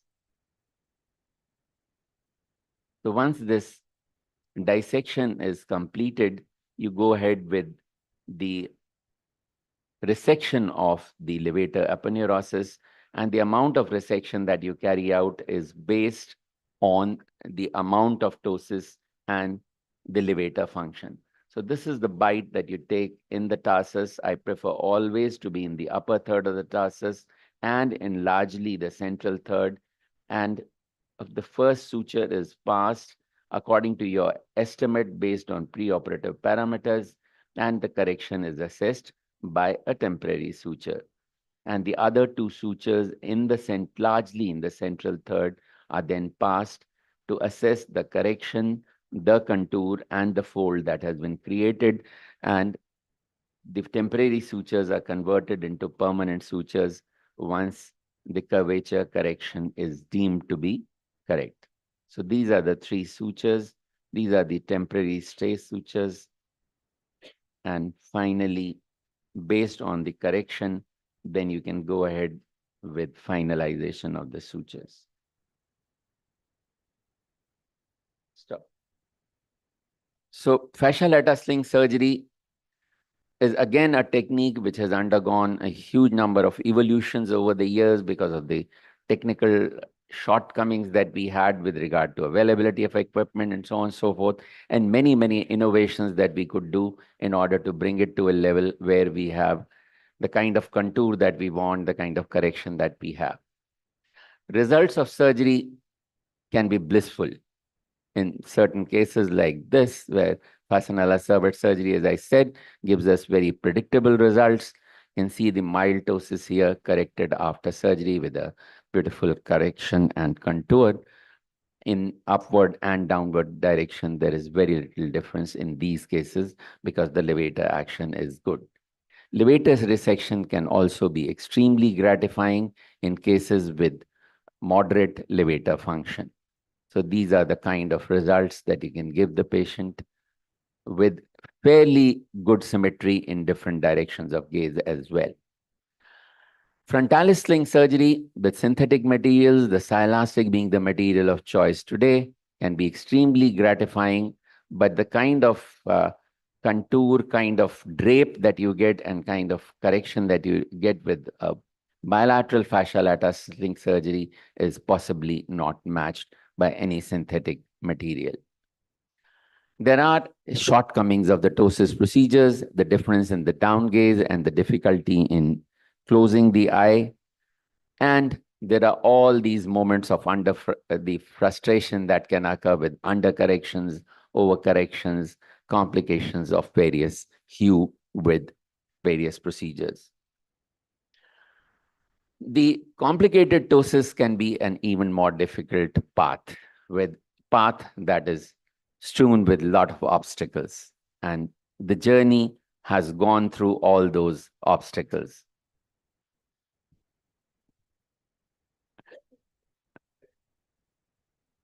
The blepharophimosis syndrome is a condition which we face a lot in certain pockets because it's an autosomal dominant condition, with the predominant components being horizontal and vertical shortening of the palpebral fissure. And that is why a two-stage procedure is most often the procedure of choice, with the horizontal component being tackled in stage 1 and ptosis being tackled in stage 2. The procedure of choice for me today is Y2B plasty, and I've evolved through the double Z plasties and the CU plasties. In fact, when I was doing some CU plasties, Dr. Mastade was our 5th guest lecturer in OPI when we used to hold a 2-hour meeting along with the AIS. And he latched onto my CU slide and he said, I want this one. I wanted to show how bad a scar this gives. So he got my slide duplicated and took it home. So those are the years of evolution. So now this is a bilateral fascial lata sling surgery, which is done 6 months later. Let's go through this very briefly, as a 2-minute video. So nasal packing is done first because we need to work in the nose. And the new position of the medial canthus is marked, and a YV plasty is accordingly marked out to change the position of the medial canthus to the new position, which would be half that of the interpupillary distance. So this is the medial canthal tendon that you can see defined now, which is what we're going to shorten, and we are now dissecting it off from the anterior lacrimal crest and creating a bony window in line with the medial canthal tendon on the 2 sides, which will allow the medial canthus to be shifted. Now, when we started this procedure, there were no videos or anything to see them. And we just had to read and improvise and innovate. And of course, they had swage needles, we had none. So we started this railroading for stainless steel wires. We worked through various different sizes of stainless steel wires and then came to the right size eventually. And it was a exploration into the wild sea. So going to the other side, and after the wiring has been done, the wire is brought to the other side, and then the transnasal wiring is carried out. On this side, the wires are passed through the medial palpebral ligament quite close to the tarsal end. This keeps the canaliculi also very safe. And once it is twisted around and pushed back into the medial canthus, into the nasal cavity. Transnasal wiring gives us these very deep medial canthi and a very good long-lasting results. So let's look at the kind of depth that is created. Look at the medial canthus here and look at the depth of the medial canthus that can be created here. Look at the depth as compared to this. And this is only possible with this. And does the effect last? Now, this is 1 year post-op. You can see the effect is lasting as compared to the pre-op. But this was a female whom I operated in 2004. She had a suture sling in 1999, a skin grafting done earlier before she came to me. We did a biviplasty with transnasal wiring in August 2004. And 6 months later, we did a bilateral fascia lata sling. This is how she looked in 2017 with good deep medial canthi and a ptosis correction that has lasted. So we have been able to change her life to some extent from this appearance to this appearance today. Jaw winking ptosis is a difficult problem again, and when I started, it used to be done as a 2-stage procedure, where the first stage was taking care of jaw winking by removing levator, and second stage was by correction of ptosis. So we know that we need to disable the levator and correct the ptosis by these 2 procedures. This was a procedure where we have done a unilateral levator excision with unilateral sylastic sling. Primary position can be quite good, but the asymmetry in down gaze can sometimes be bad. Like this is looking good, but when the child looks down, it can sometimes be devastating and not so good for the more discerning parents. So this can be corrected by different options. This asymmetric lag of ophthalmos, we started doing a bilateral fascia lata sling in them with unilateral excision. However, this was the problem.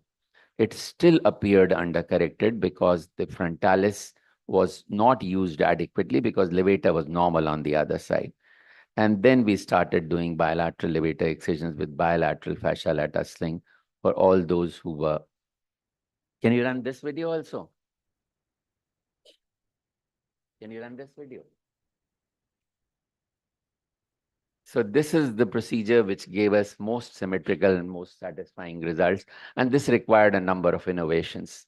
We first made sure that we did not dissect between levator and between the tarsus and the orbicularis. So this is the standard Crawford technique for with a little modification of 4 incisions instead of 3 and the forehead markings.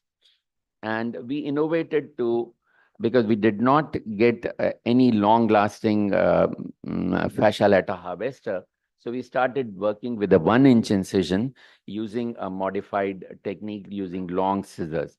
So this is the dissection we did through that 1-inch incision, used a long scissors, dissected beneath, dissected above, and cut it, and created these 4 pieces. So through a 1-inch incision, we could harvest the fascia lata, and this is what we still use. So this is the technique where we dissect the open the orbicularis, open the orbital septum as we did there. But as you've seen, we have done no dissection between the tarsus and the orbicularis in the inferior part, in the part close to the margin, because we want to do a closed technique fascia lata.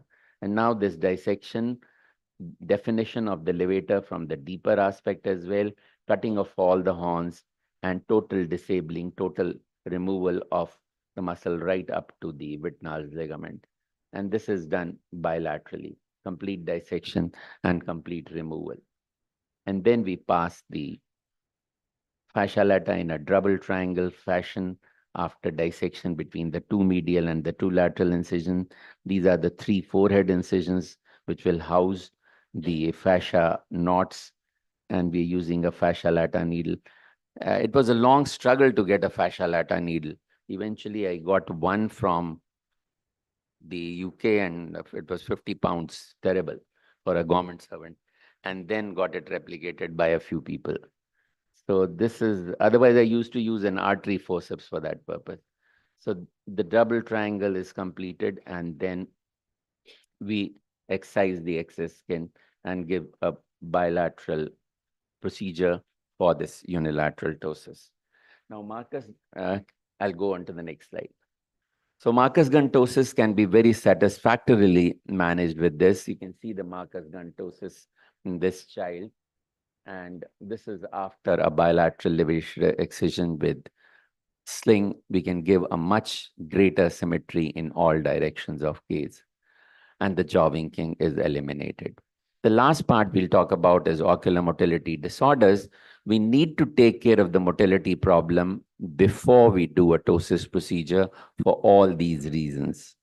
And this is an example of a hypotropia with jaw winking ptosis because of superior rectus underaction. We could do a superior rectus correction by inferior rectus recession. We could improve the Bell's phenomenon, and we could improve the position in primary gaze so that we could do a bilateral levator excision with bilateral fascia lata sling. So I have a conviction that no patient with ocular motility restriction with ptosis need to be condemned to a life with a handicap, and they can all be taken care of with at least a conservative correction of ptosis after correction of their motility. Thank you very much. Thanks again for this great honor, and thanks for the privilege to be amongst all of you in lovely Odisha. Thank you, sir. Now I request President OSOS, Dr. Subal sir, to please hand over the memento to sir.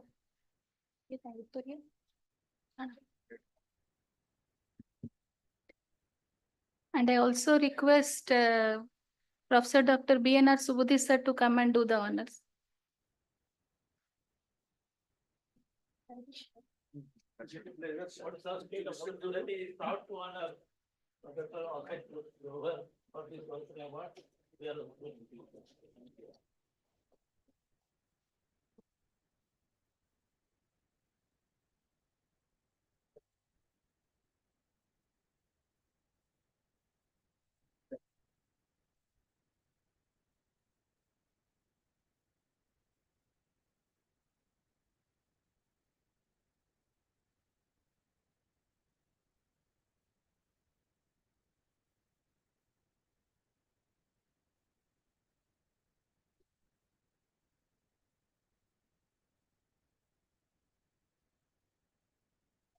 So the next in row is Professor Dr. Mahendra Chandra Mishra Oration Award. This is the first prestigious Oration Award of OSOS, which was initiated by Professor Dr. Udhab Charan Behra. The award celebrates ophthalmologists with substantial contributions to OSOS scientific advancement. Professor Mahendra Chandra Mishra was born in 1909. He did his schooling from Ravenshaw Collegiate School, MBBS from Patna, MBBS and MS from Patna University. And in 1948, he did his DOMS from London University. Arey, eta hai nahi. Change karo.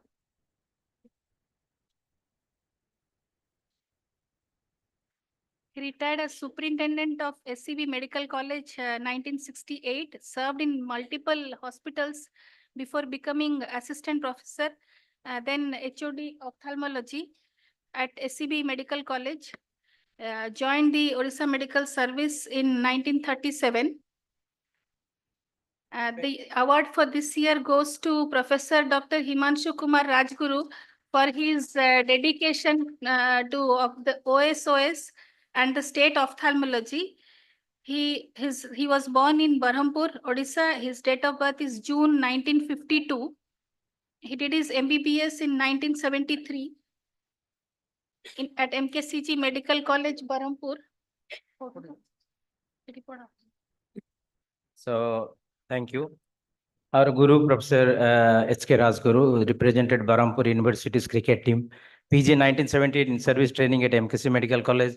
MS in ophthalmology completed under Professor U.C. Behera, BSS Medical College, Bulla.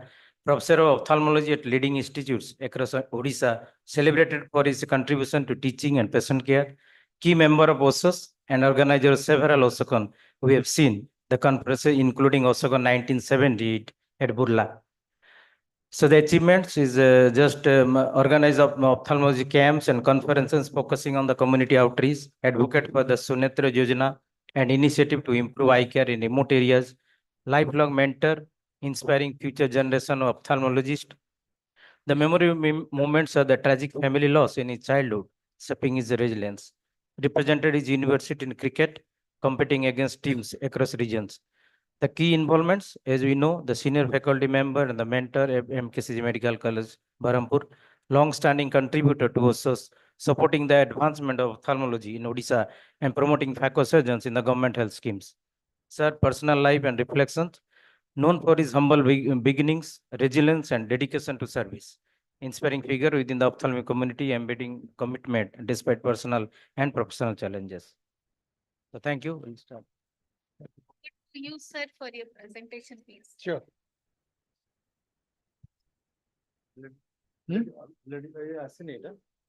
Yes, come. So good afternoon, everybody. I am humbled that my society has chosen me to receive this prestigious award. I had the proud privilege of personally meeting Professor M.C. Misra few months after my joining as the resident house surgeon at MKC Medical College in August 1975. He had come to the department as the external examiner for the first batch MS student, and I was introduced to him by my professor, Professor Udhav Charan Behera, and he knew my father and uncle, Professor Rajguru. So he was very happy and blessed me that you will become a good ophthalmologist yourself. So I might bow my head in reverence to the doyen of ophthalmology of this state. My humble homage also to my parents. My father, who was a lecturer in physics and later on a registrar of Berhampur University and served his life as administrator in education department. Mother was a homemaker, and my two elder brothers standing behind me, and the center is myself. I had the notion, this is in 1956, I had the notion that if you sit on a chair with a handle, it is like sitting on a throne. You feel like a king. I don't know whether this notion at the age of 4 was correct or not, but that is how the... And then, of course, homage to all my teachers, starting from a very popular tutor of Paralakhimdi, Chitrakar Street, Dasa Mastre. Some of you know, or many of you know, Dr. Kuntala Mahapatra. So Dasa Mastre was the maternal uncle of Kuntala Madam. So I was very naughty in childhood and refused to be taught by personal tutors.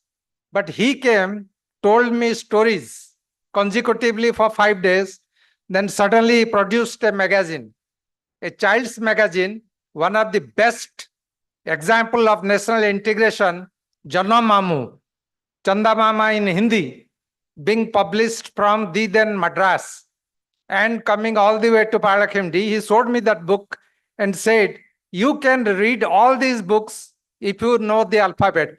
And I said, teach me. So that is how the spark was lighted, that I should learn the alphabets and then read for myself instead of depending on any teacher. And of course, Professor B. Rajguru, another doyen of ophthalmology of Odisha, is coming to this department. So my parents were very happy because we belonged to a priestly family who was serving the Paralakhimdi Maharaja family, and he became a doctor, the first doctor. And incidentally, I became the second. So my parents wished that I should become a doctor and an ophthalmologist like him. And I am very happy and proud that I could fulfill the desire of my parents, because the wish of the parents is usually a command for me. So as already mentioned, these are the journey of my life in medical career. 69, admission to MKCG as a first year student. 75 as a resident house surgeon. 82 as a medical college teacher, first posting at the then Bulla. 2012 retired from government service, and 2022 retired from KIMS as professor. So the topic which I have chosen is medical education in ophthalmology, thoughts of a teacher. Ideal versus practical. Teaching is a journey that never ends, and a teacher also never stops learning. Every day in the email or in WhatsApp or in Telegram, so much material is coming, and it is enlightening us. So I take the opportunity to welcome Professor B. Rajguru. He has been the idol for me. Now the teacher has got many activities, undergraduate, postgraduate, and other teachings to the students as well as paramedical staff. Treatment in this vast country with so much population lacking quality treatment. It is also our paramount obligation to extend the best possible treatment to the patients. Research, obviously, vast country, and we have got so much teaching material, we need to do research also. Besides that, we have got administration to look after in various capacities, and the miscellaneous part is to deal with the society, the social media, and the education of the public regarding ophthalmology. So multiple roles of a teacher.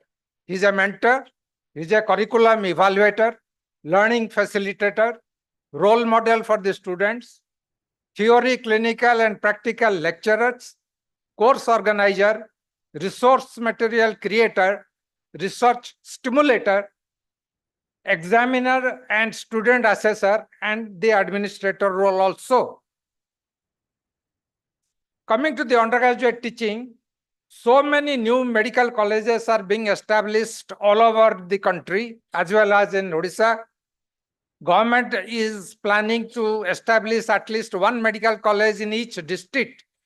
So this will obviously result in a large intake of students, 50, 100, 150 or 250, depending on the location and size of the medical college. So what does it mean? It means we need sufficient quality teachers. There cannot be any compromise. Preparation for PG entrance has slowly and steadily become the first priority of MBBS students. So this is a cause for concern, because once they are preparing themselves for a specific subject and to get through the PG entrance, the purpose of MBBS may be defeated. I don't know how far we are able to make the MBBS student competent enough to face the world and the challenges. So a right balance needs to be created, and it is the responsibility of the teachers to do that. These are the statements of some undergraduate medical students in USA in a survey conducted few months back from March 2024 to June 2024, and why they feel dissatisfied. One young boy, medical student, says, everything is competitive. This was not unexpected, but I feel that it is hurting the learning process, and ultimately the benefit will be able to have on patients. Another boy says, a lot of the learning was done on our own, as professors were always changing. this is a critical comment on the teachers. The curriculum was not well laid out to match the other US schools. Classes were too big and school was run too much like a business. Again, this fact may also apply to our country. Another boy says it was disorganized. There was too much emphasis on innovation at the expense of learning. Another view is, I believe my school dives too deep into content in the first year and doesn't allow for a good overall understanding before moving into what they admit is more than residents are expected to know for each specialty. That means we are trying to cook up knowledge in a short time, push as much as possible, and they are facing a problem. And these are the issues which the medical students, undergraduates claim that they are concerned with. Work-life balance, overall stress, ability to master clinical information, worries about future financial burden, passing educational requirement and the mandatory tests, lack of social life and relationship with friends, uncertainty about career or specialty choices. So this is a real problem occurring in a developed country like US, and I don't know if we are able to conduct any such survey amongst our batches, but I am sure they must also be going through such problems. Coming to the postgraduate students and the teaching course, this is in the preamble of National Medical Council. The purpose of PG education is to create specialists who would provide high quality health care and advance the cause of science through research and training. Very noble thought, no doubt. And the PG curriculum and examination protocol obviously has to be uniform, competency-based, dynamic curriculum to develop the knowledge, skill, attitude, values, ethics, and empathy for the patients. And the institutions which are allowed to conduct PG admissions must have all facilities to help in obtaining this aim. The examination protocol should also be uniform, and the PG degree must be accompanied by knowledge and self-confidence to face all future challenges. So 4 A's come into picture: awareness, assimilate, apply, and achieve. Awareness about all modern things happening in the subject and around the world. Assimilate what is the crux of the knowledge. Then apply to your day-to-day activities, and that will cause you to achieve moderate amount of success. Knowledge isn't free. You have to pay attention. Obviously, there are so much material available to a postgraduate student nowadays in comparison to what we had gone through. Books are obviously there in large number and good quantity in the library, but the online material far outweighs what can be provided by any institution in the library because they are very costly. So in our setup, the online material, whether it is the Google search, whether it is the YouTube videos, whether it is the material circulated daily basis on internet, all are available. The third point is observe. Now, observation in the department is very important. The fine movement of the wrist or fingers or hand of the surgeon. So instead of thinking about some extracurricular activity, if you keenly observe, even the staff nurse laying down the OT table, you can learn. The optometrist providing a very good prescription, you can also learn through observation. Another aspect which has helped me is discussion. Discussion not only between the teacher and students, but amongst the PG students themselves, the senior batch and the junior batch. By a thorough discussion, you can also learn and remember many things. CME programs and competitions, as we have seen in our society activities involving the postgraduate students, also increase their self-confidence and make them prepare for further future growth. Now, these are the things which was taught to us or spoken to us by Dr. Akara in the first speech. So much involvement of technology. Now we teachers feel outdated, but then we have to keep up. So it is artificial intelligence, 3D printing, 4D ophthalmic holograms, video assisted skill transfers, surgical skill transfer courses.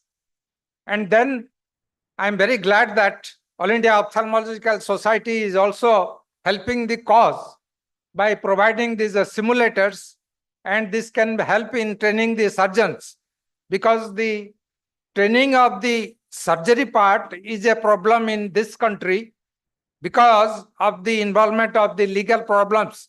If something goes wrong, the surgeon will be dragged to the court as a consumer court case. So to provide the surgical experience, such innovations of technology is very nice and welcome.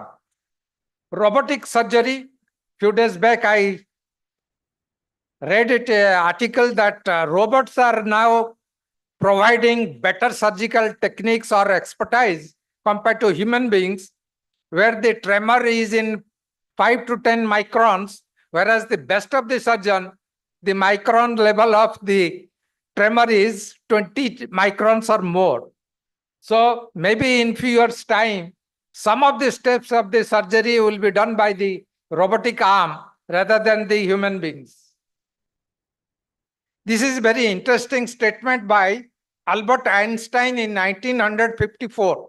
He says, if I would be a young man again and had to decide how to make my living, I would not try to become a scientist or a scholar or a teacher. I would rather choose to be a plumber or a peddler. Why? In the hope that I will find modest degree of independence. So this modest degree of independence was highly desired by Albert Einstein, because he felt that as a teacher or a scientist, he did not possess that amount of independence. So we need several other corollaries of the education, super specialties and post-PG fellowships. At least in our country, ocular pharmacology, ocular pathology, ocular oncology, ocular immunology, ophthalmic imaging, epidemiology, genetics, community ophthalmology, they are yet to be established or grow to full-fledged status. Part of the 3-year course can be devoted to specialization. Nobody is thinking about it, but I think 2.5 years can be devoted to learning the basics, and then 6 months, as per their choice, they can go for inter-segment or poster-segment and get some amount of expertise. Most fellowships, short-term or long-term with quality training, are yet to be seen in various parts of the country. And simulators, I have already mentioned, should be available in a wide area, including our state. So the policymakers, they have an important role to play, which sometimes we are either not aware of or we have no control over it. So the National Medical Council periodically undergoes change of nomenclature. Sometimes it is Medical Council of India. Now it is NMC. Health University, this is a new development in our state, where a health university has been formed. Health officials of the government, AIOS and OAS, they have also a role to play. The head of the institution, whether the unit head of the department, the dean, the superintendent, all can contribute to the proper uses of the available facilities and growth of the PG students. NGO, I have included here because a lot of funds are available, and we lack funds in ophthalmology because funds are usually devoted to the so-called glamorous departments. like surgery, orthopedics, gynec, and ophthalmology comes lower in the priority list. So there is always shortage of funds. Whereas NGOs have got a lot of funds which are yet to be utilized for ophthalmology. This is John Wooden's pyramid of success. Now, John Wooden was a basketball coach of USA, and under his direction or training, his team could win 12 times out of 15 years the basketball championship of America. So a lot of things are there, and the base foundation stone, the two cornerstones are hard work and enthusiasm. Unless you have got these two, to build a success story will be difficult. And then you have got a lot of personal attributions which one needs to develop as per their own capabilities. Loyalty, friendship, cooperation, intentness, initiative, alertness, self-control, ambition, adaptability, skill, team spirit, sincerity, honesty, integrity, confidence, poise, resourcefulness, fighting spirit, competitive greatness, reliability. And the last two, which he says is very important, is faith and patience. Now, patience is something which all of us must understand and accept. Many of my juniors feel disheartened that I have spent so much years of my life and I'm not getting promotion. So unfortunately, in a service career, promotion is not thrust upon you. It takes time. So patience and faith, all these parameters will lead to achieving success. Physician burnout is a burning issue, which I am reading in several social media posts. And initially, I thought it was a media hype. But few years back, one of my junior colleagues, Dr. Mihir Bala, committed suicide. Then suddenly it hit me hard that ophthalmologists are not immune from this physician burnout. So whether it is family responsibilities, time pressure, chaotic, toxic environment of the department, and low control of pace, all this can cause mental stress and physician burnout. Fortunately, we have got a very beautiful organization called Life Beyond Ophthalmology, established by Dr. Harshul Tak for ophthalmologists, and you have got a platform to manifest or show your talents, whether it is singing, dancing, painting, photography, artist. You can use the platform and relieve your stress. Similarly, yoga is now very accepted technique of relieving stress. Vacation is a must. Many individual practitioners are so tied up to their practice that they are virtually a prisoner. They are not able to give time or attention to vacation.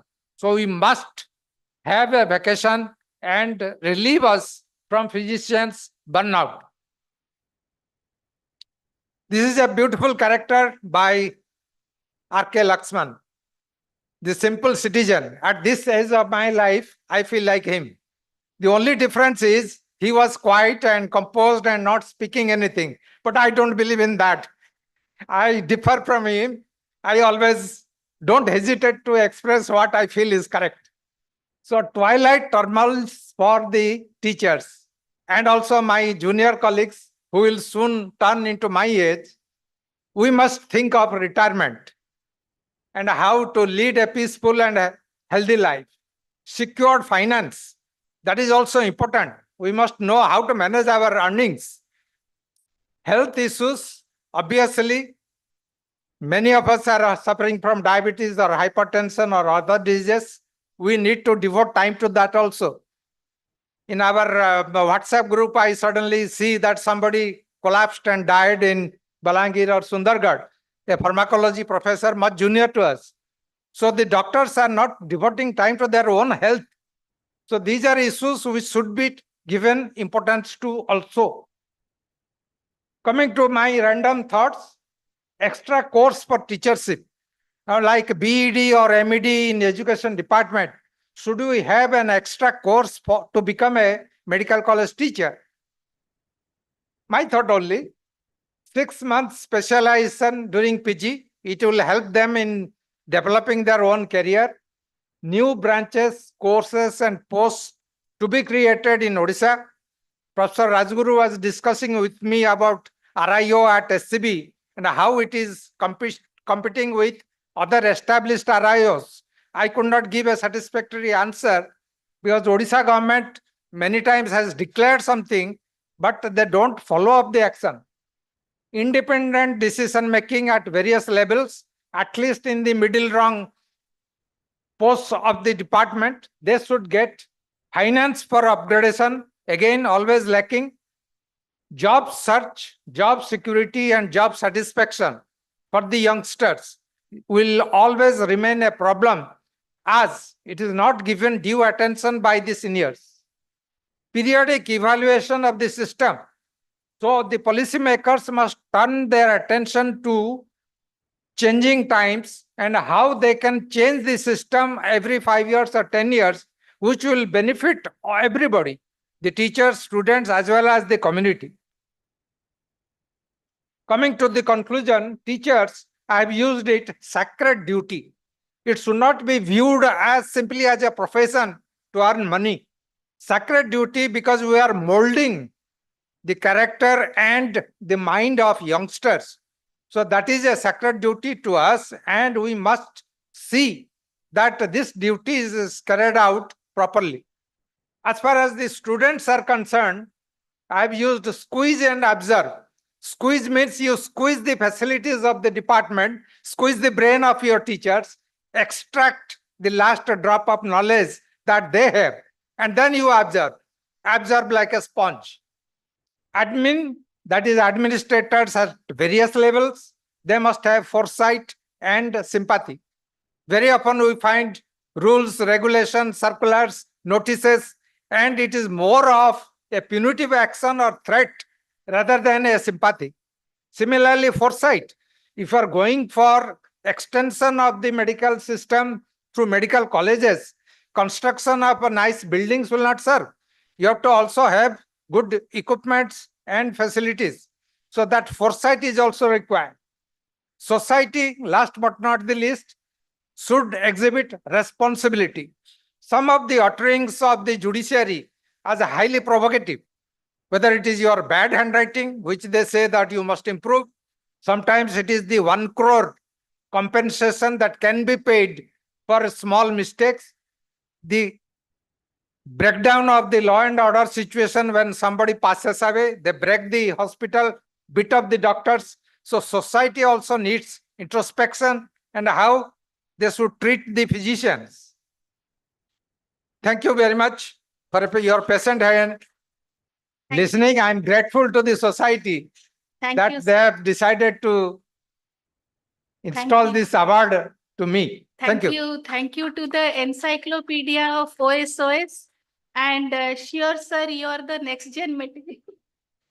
Please forgive me for telling this. You are a next gen material, sir. You are not. Sir, please come.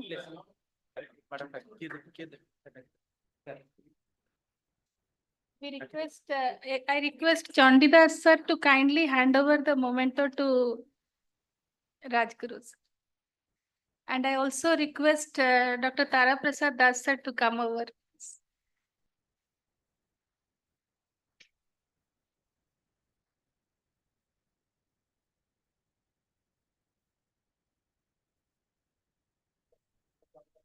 Please give a big round of applause.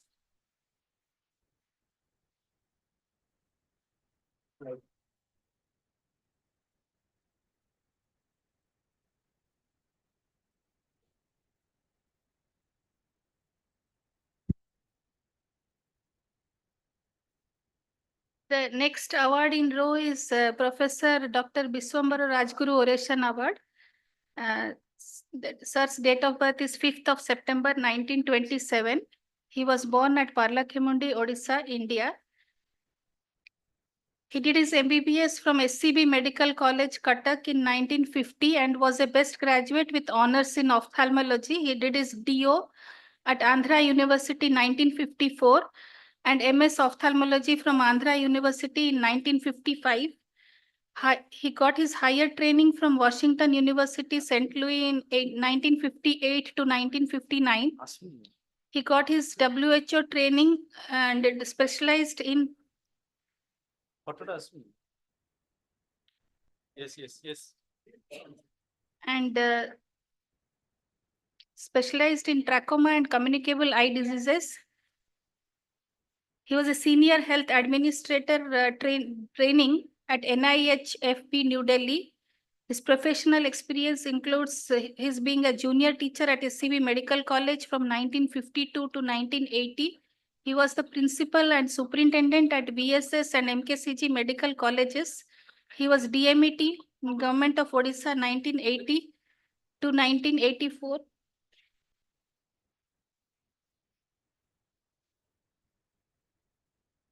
Was the additional secretary and ophthalmic advisor to the Government of Odisha. His contributions are, he was exchange fellow, Washington University, USA, delegate for India at Afro-Asia and World Conferences, key figure in India's national program for control of blindness. He was an ICMR and MCI expert committees, life member, Indian Ophthalmological Society since 1965. He has around 30 research papers at national and international conferences. He has got a Best Graduate Award in Ophthalmology from SCB Medical College in 1950. Post-retirement, he continued contributions in ophthalmic healthcare and education. He is a renowned teacher and administrator, instrumental in medical education and eye care policies in Odisha and India. He retired in March 1985. This year, the award goes to Dr. Suryasnatha Ratha. Dr. Suryasnatha Ratha is Director Operations and Home Care Service, LV Prasad Eye Institute, Bhubaneswar. He is distinguished ophthalmic plastic surgeon. He has an experience over 10 years in ophthalmic plastics and has advanced education, research, and innovations, particularly in teleophthalmology and home care for elderly and homebound patients.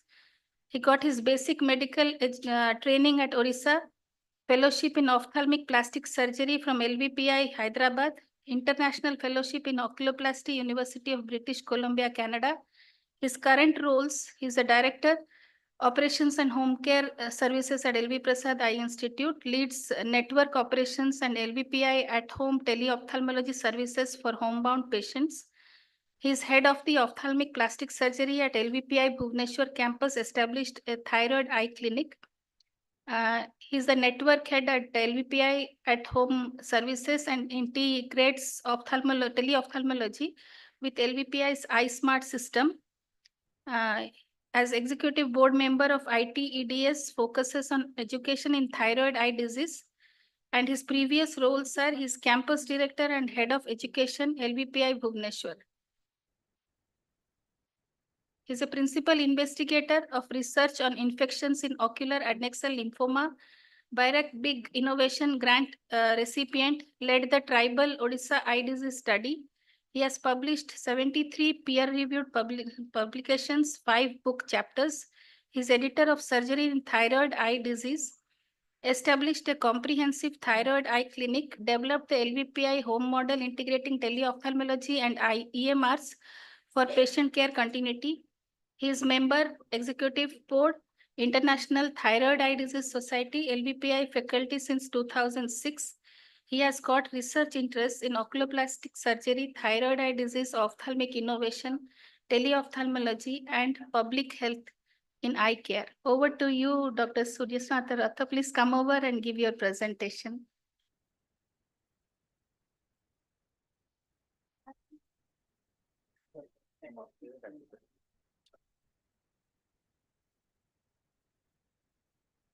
A very good afternoon to you all. It's indeed an honor to be doing this very revered oration. And all I would like to say is that Professor Rajguru is like a teacher of teachers. I have obviously heard a lot about him, but I think they say that I think the best from a teacher is imbibed by the student. I had the opportunity of working with Professor Padhi during my post-graduation. And there are lots of instances, I won't get into them, but one I particularly remember when I had completed my post-graduation and I got through the fellowship at LV Prasad. And at that point of time, I think it is also important that my parents were in Delhi. And most of my colleagues in other specialties were going to do senior residency in Delhi.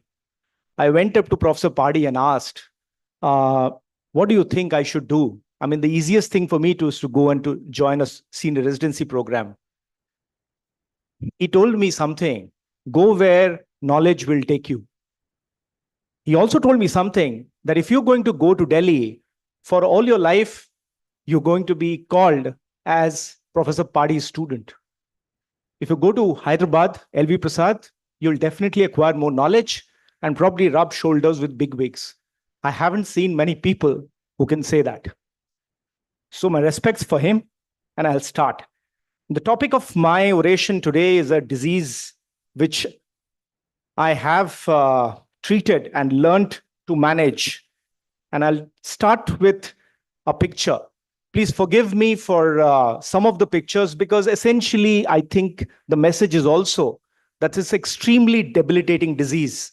And there are psychosocial impacts on how a person looks like. So when we treat an entire individual. So this particular lady came in 2007. And the picture on the top left actually shows how she came to the clinic. Having said that, it took us a good 3 years to actually get her thyroid status into control. And I remember she was brought in by Missionaries of Charity. I have a lot of respect for what they do. The CT shows actually that she had what is known as a stretch optic neuropathy. And we did finally, when the systemic status was better, we did a right side orbital decompression. And then that was in 2010, 3 years later, and then the left.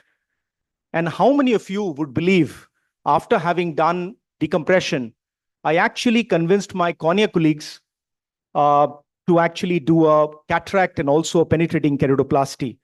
If I were to tell you today that she has 20/50 vision in the right eye, I don't know how many of you would believe, but that's true. So that was my trigger patient in thyroid eye disease. What exactly is thyroid eye disease? It starts from a trigger, and it's an autoimmune disease, not necessarily always hypothyroid, but that's the most common. And what comes as an autoimmune trigger for the thyroid gland and affects the body can sometimes in 50 to 75% of patients affect the eye. And that's what is thyroid eye disease. The diagnosis, the most common one that is used is Bartley and Gorman. And that is that you have upper eyelid retraction is very central to the diagnosis. You may have motility, you may have proptosis, you may have glandular function, but eyelid retraction is very, very central. The other aspect is that in case you don't have an eyelid retraction, you then fall on to a thyroid gland dysfunction as the central, as I show on the right side of the picture. And then along with that, whether there is an optic nerve dysfunction or exophthalmos and motility problems. Just like any other disease, there are classifications into mild, moderate to severe, and sight-threatening disease. I would only say that's this much, that probably the understanding of the course of the disease has a role to play in how we manage the disease. And this course is best exemplified by this curve, which we call as the Rundle's curve. To simplify matters, what starts as a patient's picture that you see over a progressive phase of 6 months to 18 months, you tend to see that it progresses, means the eyelid retraction changes or the proptosis changes, the motility changes, leading to a picture like that. And then it finally goes into a quiescent phase, which is the picture that you see now, needing rehabilitative surgery. The reason I say this is there has been a paradigm shift in the understanding of this course and how we treat. We don't want to do too many surgeries now. And actually what we want to do is to bring the first picture to the last picture with the smallest threshold or the amplitude of the curve. And we are bringing down the curve by catching the disease in its progressive phase. And that's an important concept. When I was being trained with Professor Peter Dolman, I saw a lot of orbital radiotherapy. And obviously enough, I tried this here while I was back after my fellowship. And I had good results. But I soon realized that the prevalence of vascular diseases, particularly diabetes, was such a problem that it was quite often that diabetes actually is a relative contraindication, so is hypertension and young age. So I was facing this problem like a picture I showed is a radiation retinopathy needing additional treatment. I delved into understanding what is the practice pattern of thyroid eye disease in the country. And I sent this out as an anonymous web survey of to 400 plastic surgeons, ophthalmic plastic surgeons, had a reasonable response rate, about 47%.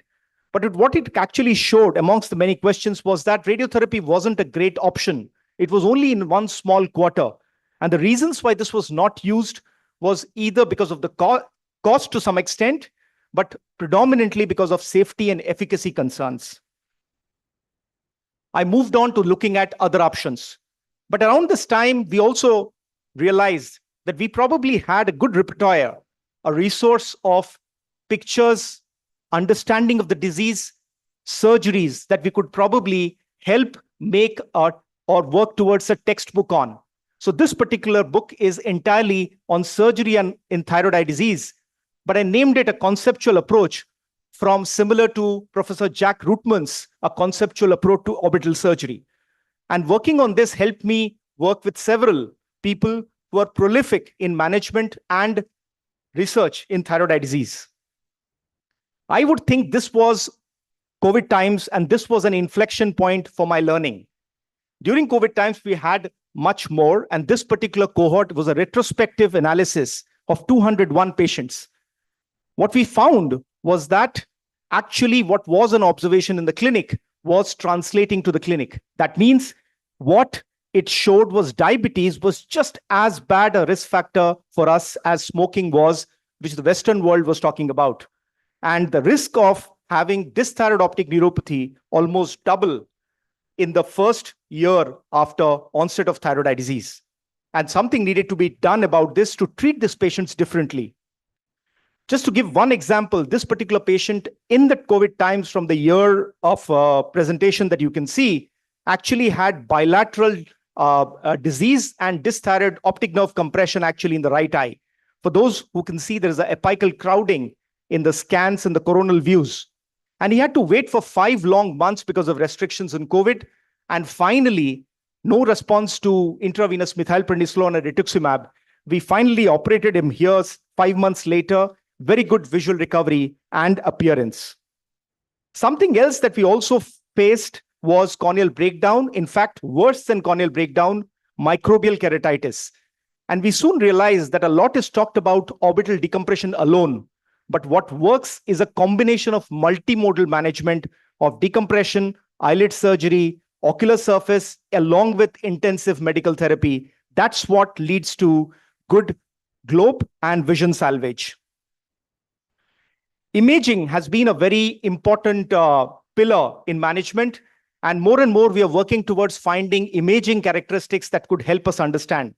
And this one is a characteristic where the MRI actually tends to show that there's a hyperintensity in the inferior rectus muscle. And what you do is actually called a signal intensity ratio, and that helps you corroborate actually very well with the clinical activity score. A lot is talked about this in the literature, but we found a way, and this has been pretty much a practice these days, that you can actually look at the MRI of the SRLPS complex, give intramuscular injections in the SRLPS complex with good results in people who have an isolated eyelid retraction. We also found that because there were risks or challenges in management of especially diabetic patients, we moved pretty much towards steroid-sparing drugs. And I'll talk a little bit about this later, but this particular lady was one who had recurrent attacks of dysthyroid optic neuropathy, and combination of azathioprine with steroids helped. And finally, we did a surgery to bring her to where on the right side picture shows. After the understanding that diabetes was, several of us in the country, actually 3 different groups in the country, along with an endocrinologist, worked on a major review to find the relationship between diabetes and thyroid eye disease. which was very common. And it was good to have a new treatment algorithm. What it actually showed was that this should definitely be treated in a multidisciplinary clinic. Metformin as a treatment for diabetes probably also had a protective role. There was also a role that was played probably by obesity and vitamin D levels that were there in the body. But what the algorithm really showed was in patients who had a poor glycemic control, which was not at all talked about in the Western literature, there was alternative modes of management of either using steroid sparing agents or doing early surgery for optic nerve decompression. That means DON patients. And this was very helpful. The world is moving towards targeted therapy in almost every disease. And I'm sure you must have heard that there is a drug called teprotumumab, which is particularly in usage for thyroid eye disease. Just for an information, it has been developed for something else, repurposed to thyroid eye disease. And now it's a breakthrough because it's shown very good results, extremely good results. Unfortunately, it's not available in our country and most parts of the world. And just to give an impression, it costs about 1.3 crore for a cycle of an entire cycle of teprotumumab if you convert it to Indian rupees.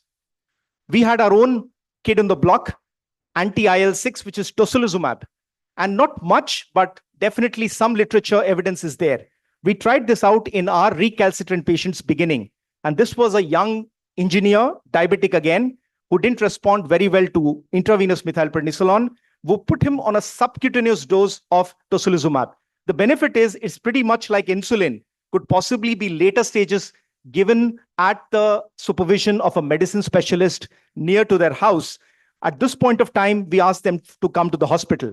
And the results were quite promising with decrease in the eyelid retraction and also in the CAS scores, as you can see. Another patient treated more recently who had bilateral dysthyroid optic neuropathy and disc edema, as you can see. And there he's treated with tocilizumab. But in this particular patient, we also had to add intravenous methylprednisolone.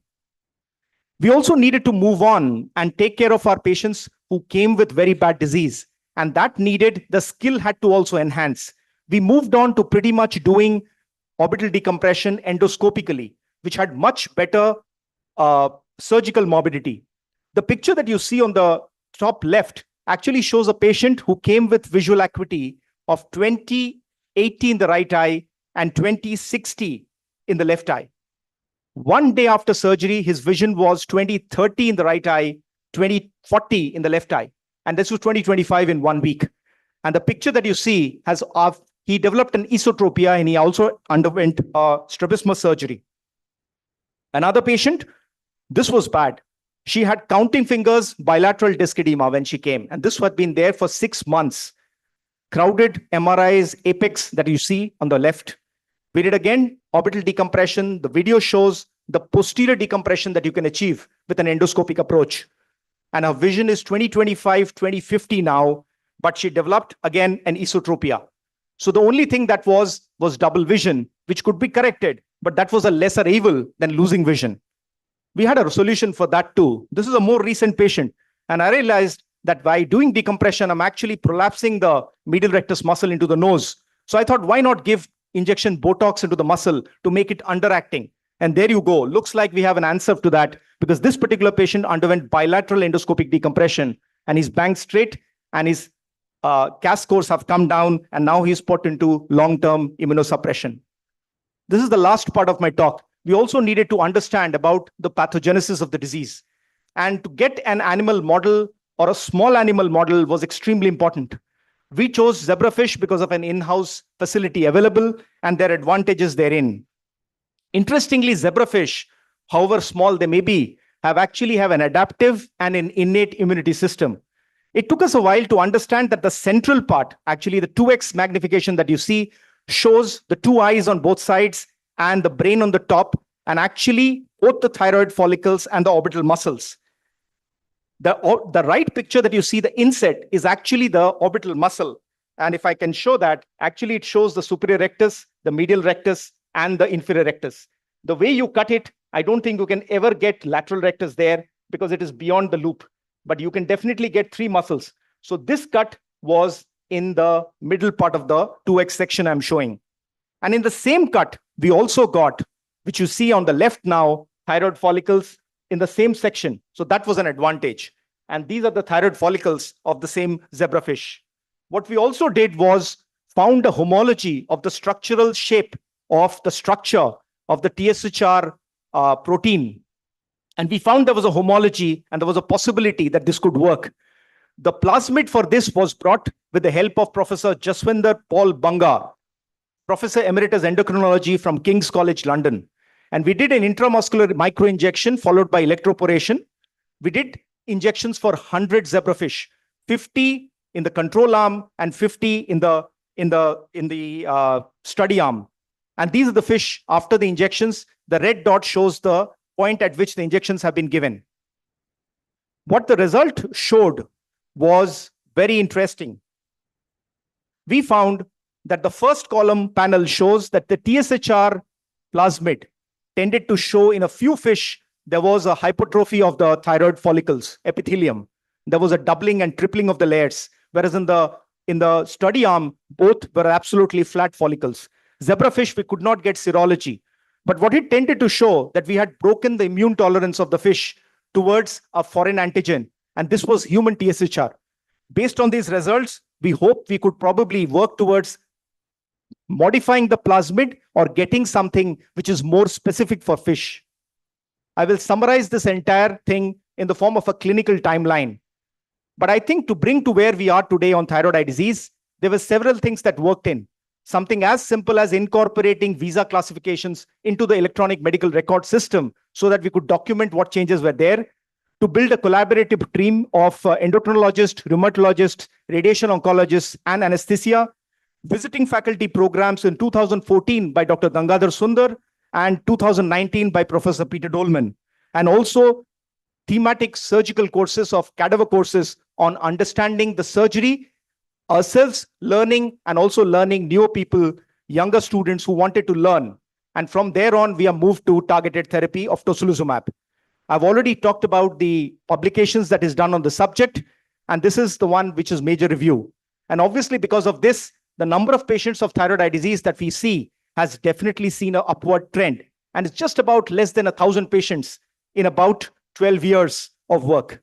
And what is also interesting, that though we cater to most of our patients from the eastern part of the country, the other part is, if you look at the onset of the disease, and the graph on the left actually shows that anything that is blue, then the onset of the disease is less than 6 months, which is very encouraging. That means most of the early progressive or treatments that we are considering for disease modification could work in our patients who are early onset less than 6 months. With that, I come to the acknowledgements, and I think the first, I would definitely acknowledge all my patients who believed in us. Dr. Rao, founder chair, Dr. Prashant Garg, current executive chair of LVPI, for all the, I would say, all the time encouraging that things can be done, and knowledge has no barriers. Dr. Das, for probably 20 years ago, selling a dream. To several of my colleagues who worked with me on this particular disease, to HERF Hyderabad Eye Research Foundation for intramural support for the zebrafish work, to collaborators, Professor Banga, Ruchi Mittal, and Dr. Srinivas Patnaik from KIT, where some of the zebrafish work happens. Professor Padi, as I mentioned, for all the mentorship in early years, and Professor Peter Dolman for teaching me that a lot of times research doesn't have to be in test tubes. It can be incorporated into clinical practice. Thank you all.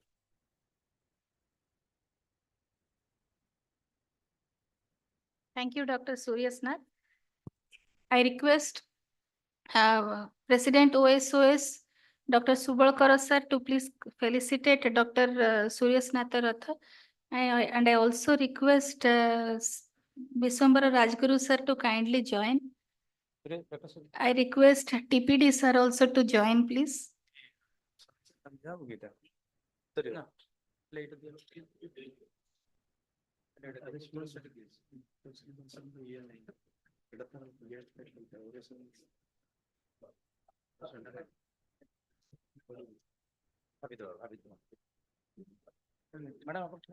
I request President-elect Srimanta sir to join us. Chandidas sir, kindly join us. Ashok Grover sir, please join us, sir. And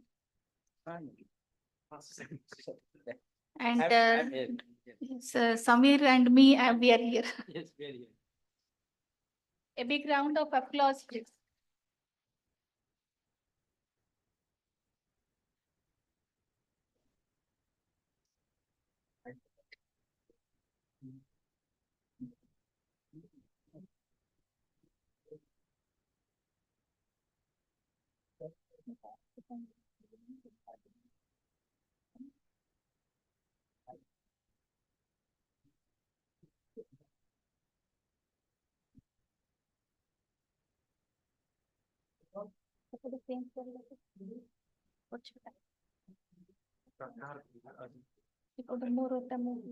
আপনি একটু delete করবে তো ମୁଁ change କରିବ screen ଟା ସେପଟେ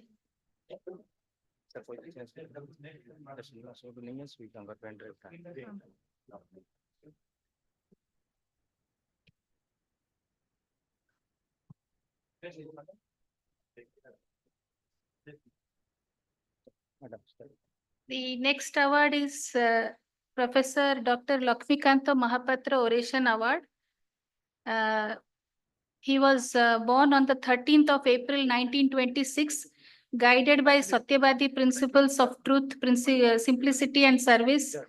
He did his MBBS at SCB Medical College, Cuttack in 1950, Diploma in Ophthalmology, Aligarh University 1957, Training in Tropical Medicine, Calcutta, General Practitioner 1953 to 1957, State Health Cadre Sambalpur, he worked from 1957 to 58. Then at SCB, he was trained in ophthalmology under Dr. Mahendra Chandra Mishra sir. He was a senior teacher. He worked in MKCG Medical College, Berhampur. He was interested in dacryocystitis. And then he was a professor HOD at VSS Medical College, Burla until 1980. He was head of the department at Berhampur Medical College. He was honored with the Lakshmikanta Mahapatra Oration by Dr. Gadadhar Sadangi, who remembered him for his dedication to community service and contributions to art and literature. He provided free health eye checkups for the underprivileged in Sakhi Gopal. This year's award goes to Dr. Geeta Srinivasan ma'am. Her current position is she is a senior consultant in pediatric ophthalmology and strabismus at Eye Care Eye Hospital and Postgraduate Institute, Noida, Uttar Pradesh. She did her MS in ophthalmology in 2000 with a gold medal. She's from Armed Forces Medical College, University of Pune. She did her DNB in ophthalmology in 2000, MBBS 1986 to 91, AFMC Pune. Her professional experience includes she was a medical officer at Army Medical Camps Corporations 1993 to 1997, SRship 2002 to 2005, a senior research associate 2005 to 2008 at RP Center, AIMS, New Delhi, consultant at Bharti Eye Foundation 2008 to 2009, senior consultant at Eye Care Eye Hospital since 2009. She was optometry in charge, DNB examiner and trainer, organizer of school screening camps and facilitator for NABH hospital accreditation. Her scientific contributions include she is a co-convener and panelist in ophthalmology conferences, reviewer of PubMed Index journals, numerous presentations and lectures in ophthalmology, and she's focusing right now on strabismus and glaucoma. Her special interests include pediatric ophthalmology, strabismus, and glaucoma. Over to you, ma'am, for your presentation. Thank you very much. At the outset, I'd like to sincerely thank the Odisha Society of Ophthalmology, the organizing team, and a special thanks to Professor J.C. Das, who couldn't be here today, for making me a part of this oration, which is in the name of the revered pediatrician here, Dr. Professor Lakshmikant Mahapatra. I'm not going to get into strabismus now, especially in a post-lunch session. I think we had enough of that in the morning, where we discussed a lot on muscle transplantation. When we talk of any oration, Oprah Winfrey says, what's the most important message you want to leave your audience with? Why should they really care about what you're saying? And every listener instinctively wants to know one thing: what's really in this for me? So after going through just very briefly about what I did in my schooling and college life, I'm going to try to get into establishing the pediatric ophthalmology practice and my journey there so far. So a typical nerdy school life, like all of us doctors have, and it was done in a Catholic school in Hyderabad. And what it instilled in me was a sense of discipline and a value system. After that, I entered the hallowed precincts of the Armed Forces Medical College, Pune, where I completed my graduation as well as post-graduation. This meant an induction into the Army as a captain, which was a very proud and defining moment for me as well as my family. Now, getting into the Army also meant that we went through something called the Medical Officers Basic Course, popularly called the MOBC. A very interesting, a very unique experience, because you're adding in skills like learning to run 10 kilometers, shooting with a self-loading rifle, learning the officer-like qualities, again called as OLQs, which could be handling pressure of an administrative situation, handling the pressure of a medical emergency, knowing how to dine, that is fine dining, and so many other things. This makes our induction smooth as well as seamless. It taught us that we have to be tough and we have to be resilient in this race of life. And then was a posting in Tawang, very much in the news these days for all the wrong reasons. It's near the Indo-China border, a high altitude field area. This was a first for the ladies in the army. And our batch was really privileged to be honored with this high altitude field posting, for which we were actually given a medal to honor our services. This was previously just a bastion for the male officers. Again, the learning besides resilience was administrative skills in managing a 45-bedded field hospital and the challenges of that terrain, which is really beautiful but very tough. This is an experience unparalleled and something I really feel very blessed to have had at that early stage in my career. I feel it's held me in good stead later. Now, besides doing our normal duties of handling the hospital and handling the patients there, the emergencies, there was also this dedicated camps that we did, not just for the underprivileged, but for the local population there. This was a part of a goodwill gesture from the defense forces, and we regularly treated the patients there to foster a feeling of harmony with them. I will always cherish those memories and the kindnesses of all along the way. Now, my mentors, Brigadier Dash as my thesis guide in my MS and General D.P. Watts as a teacher, from whom I learned the value and importance of honing clinical acumen and not just being dependent on investigative modalities to make a diagnosis and manage a patient. I then had the opportunity to train in pediatric ophthalmology, strabismus, and neuro-ophthalmology at RP Center for Ophthalmological Sciences with Professor Vimla Menon and Professor Pradeep Sharma. Besides the structured learning that happens in any good institute in the course of this nature, there was so much more to imbibe subconsciously. The way a patient has to be approached and how you deal with the various presentations and the manifestations of patients. And more importantly, a very strong sense of commitment, which we all saw and which we tried to imbibe. This is also a time when my research work in imaging was recognized, and I was awarded the Best Senior Research Associate Award and the prestigious A.C. Agarwal Trophy from the Delhi Ophthalmological Society. All this is genuinely due to the support and encouragement, sometimes maybe in the form of tough words from my teachers. I will always be indebted to them. I joined Eye Care Eye Hospital and Research Center in Noida, Delhi NCR region in the Pediatric Ophthalmology, Strabismus and Neuro-Ophthalmology department. It was a small hospital more than 2 decades back with 7 consultants and a DNB program which was functional. It has now expanded over the last 2.5 decades to have 32 consultants and a staff of more than 300.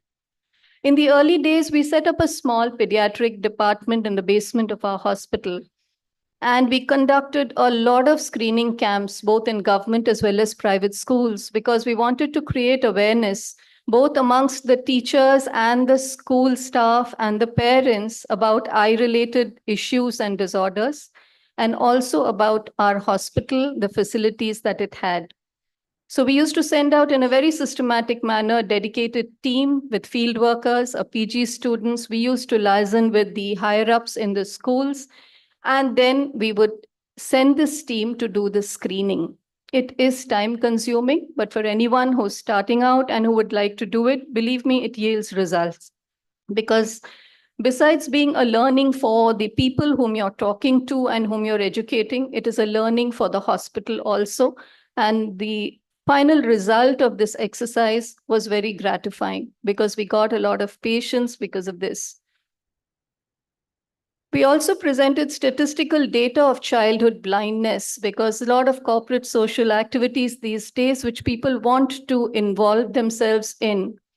And so when you present the statistical data in a credible and in a believable way, there are a lot of NGOs and corporates who, if you tell them that there is something besides adult cataract surgery and that funding childhood cataract diseases or childhood diseases would help not just the child, not just the family, but would reduce the economic burden in the country, hard data convinces them. And this helped us, and we were fortunate to get their support for many pediatric surgeries. Grateful to them. Again, with such support, we started a vision technician program, which was conducted to train children who had passed out of 10th or 12th. And we trained them in basics of how to take a history in a patient, how to examine the eye, do a basic refraction, no complicated refractions, soft skills, computer-related activities, how to fill in an electronic medical record, how to talk to a patient, how to instill eye drops, how to put an eye bandage, how to assist in the OT, how to do the field work in the OT. So these vision technicians really knew how to act as general duty attendants everywhere. This was a project very close to our chairman's heart, which I happened to have the opportunity to be taking care of. Many of these vision technicians were absorbed in our own hospital in various spheres of activity. And some of them, very gratifying to know that they did not stay back in Delhi NCR. They went back to peripheral rural centers or mid-rural centers and have started practicing there. And this is, I think, a very small step towards eradicating blindness, but something that I think is worthwhile knowing about. We also have a fellowship program, which is structured. Optometry department I put in because taking care of this over the last 2 decades now, streamlining the department, we have an optometry staff more than 30. And like I said, I think it's extremely important whether we are in a small clinic or whether we are in an institute to have a kind of a bridge to have the gap between the 2 technical arms of any eye hospital or clinic, that is the doctors and the optometrists, and have some kind of a via media happening there. Then learning how to give fair objective appraisals. Fairness is important. Human resource management is a very important source of the hospital because the patient is first going to meet the optometrist before he comes to the doctor.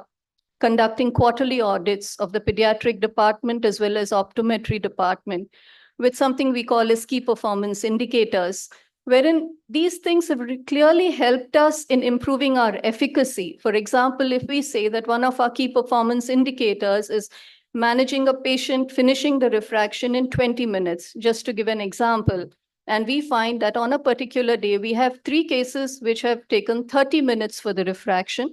So when we audit at the end of 3 months, we find out how to improve this. Is there an error in our side? Was the patient tricky? And so when we look at these nuances, look at the errors in biometry, look at the number of glasses that have been changed over 3 months, all of this clearly helps in improving the efficacy, helping in the growth, and also minimizing the errors to a large extent if we consistently keep looking at all these factors. A recent degree that I acquired in healthcare administration and statistics from IIM Kozhikode has really helped me in appreciating some aspects of the management much better. Our pediatric department, which I mentioned, has grown now. We see almost about 1,000 to 1,200 pediatric cases in a month. And we were proud evaluators of the computerized vision therapy in amblyopia, which came out almost 15 years back, the INET program. Now less of that is being done. And more recently, we evaluated the role of revital vision therapy and presented it in various fora. And in fact, we have started something called a therapy called Vision Sense, in which we are doing just pure vision therapy for amblyopia as well as binocular vision disorders. And we've collaborated with the multi-centric trial project to study the role of Binox, which is again a therapy for amblyopia and binocular vision disorders. Also, we evaluated the role of OCTA in strabismus and amblyopia, and also assessed the validity of muscle insertions in OCT, which we presented in SPOCI 2022 as well as 23. We were awarded for one of them. The reason I mention this is I think if we have the opportunity, we have the infrastructure and the machines, having our own analysis about things that we are able to really helps us in taking an informed decision when we are dealing with patients, rather than going only with what others are talking about or writing about. We've also started CVI, as we all know, is something that's really on the rise in prevalence. And we've started a visual rehabilitation therapy clinic, and we've trained one of our optometrists to deal with this. And I think there's a lot more we could really be doing in this regard. And we hope to be doing it in the next couple of months. All of these experiences would really not have been possible without the guidance and blessings of Dr. Sushil Chaudhary, our chairman, who has really been an immense source of inspiration, and to this day teaches us to aspire to be better, not just professionally, but also as human beings. After almost 3 decades as a doctor and about 2.5 as a pediatric ophthalmologist, it does give you a sense of satisfaction to share the platform with your teachers whom you professionally respect, like Professor Pradeep Sharma as well as Professor Rohit Saxena over here. But what gives me the most joy is a child whom I've seen very many years back come back to me as now an adult and says, no, I'd like to show myself to you. And those who say that they've been inspired to join the medical profession because of something small that I inspired in them in some which way, it is gratifying. Not to sound preachy really, but I sincerely believe that hard work, sincerity, loyalty are tenets that never go out of fashion. And whatever we learn along the way, at that some point in time, we may feel it's not very relevant, it's not going to help me later, but I feel that it does help you along the way in some which way. Enjoying one's work, giving in sometimes to serendipity, to chance, make the journey, however small, however big, definitely worthwhile. Thank you so much for this opportunity once again. Thank you for your patient hearing. Thank you, Dr. Geeta. I request President OSOS, Dr. Subalkar sir, to kindly felicitate Geeta ma'am.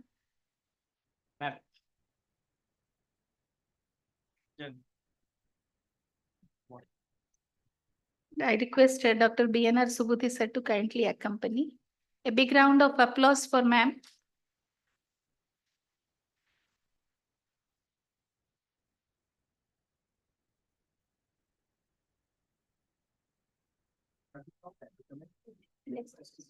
सेपटे कोई भी slide ता change करो सेपटे कोई slide ता change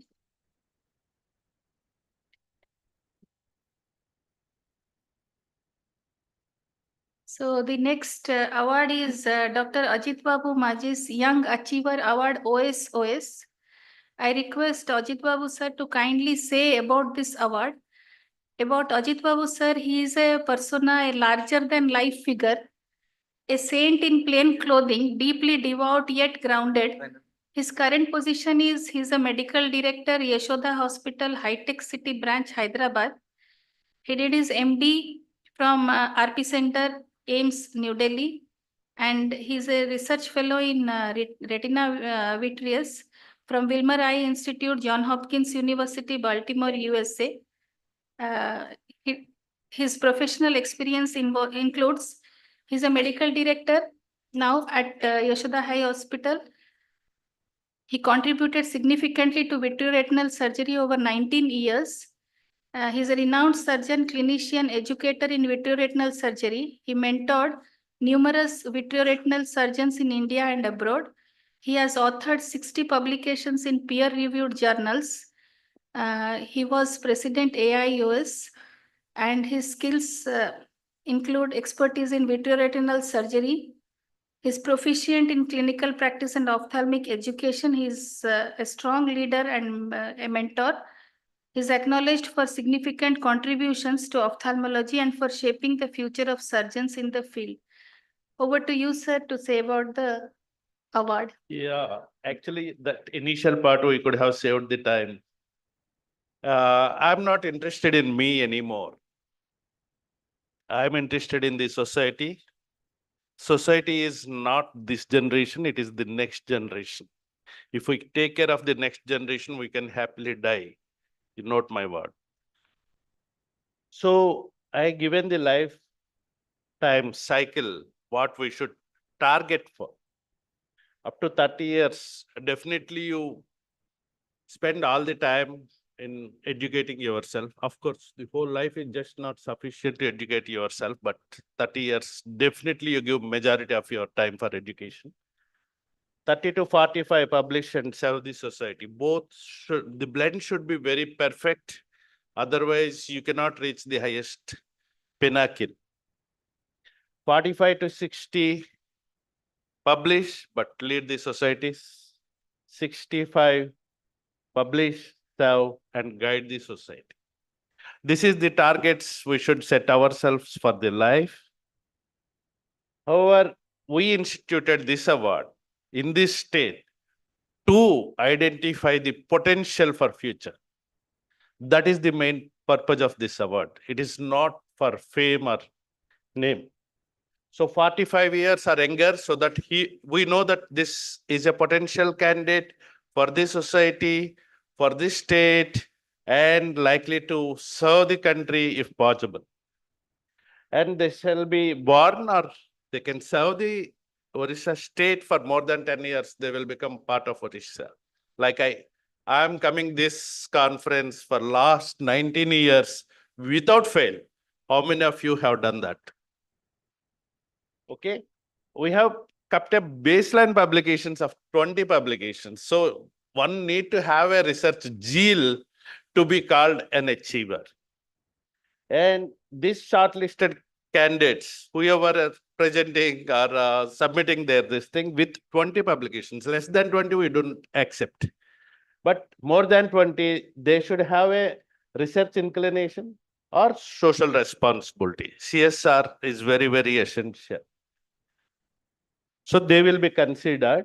The timelines is April. Every April, they can, before 30th April, they can submit their chance for being an young achiever. We review with the judges before 30th June. Date of announcement of the winner is 31st July, so that they can prepare for this well ahead of time. So best way to find yourself is always lose yourself in the service of others. You serve yourself, you work for your fame, do not matter. What you serve for others does matter. Please note this word. So this time we have got 6 candidates. Here 5 photos are there. One is missing, right? Yes. So I purposefully kept 6 applications we got. You see, all these are bright youngsters which have a equal potential to excel in life. Then I always go for external judgment. No great person from the state will be chosen for judging the award. So external Vishali Gupta, she is from PGI Chandigarh. Everyone knows how neutral she is. Dr. Munna Bende, Shankar Nethralaya, Chennai. Dr. Vinay Nangia from Nagpur and Dr. Akshay Nair from Mumbai. They are the judges. They were given without the names, only CVs were given, and they will score in a different parameters.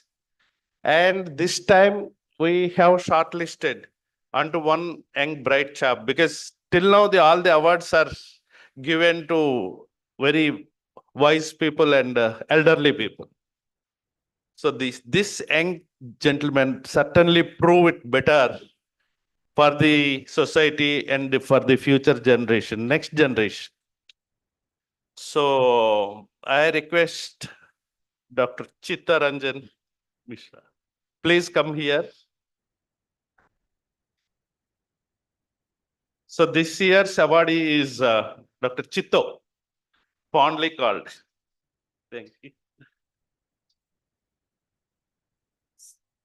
Sir, I want to tell a few lines about Chitta. About Chitto? Yes, sure. A You partic- should be here. Beside me. Okay. Arindra.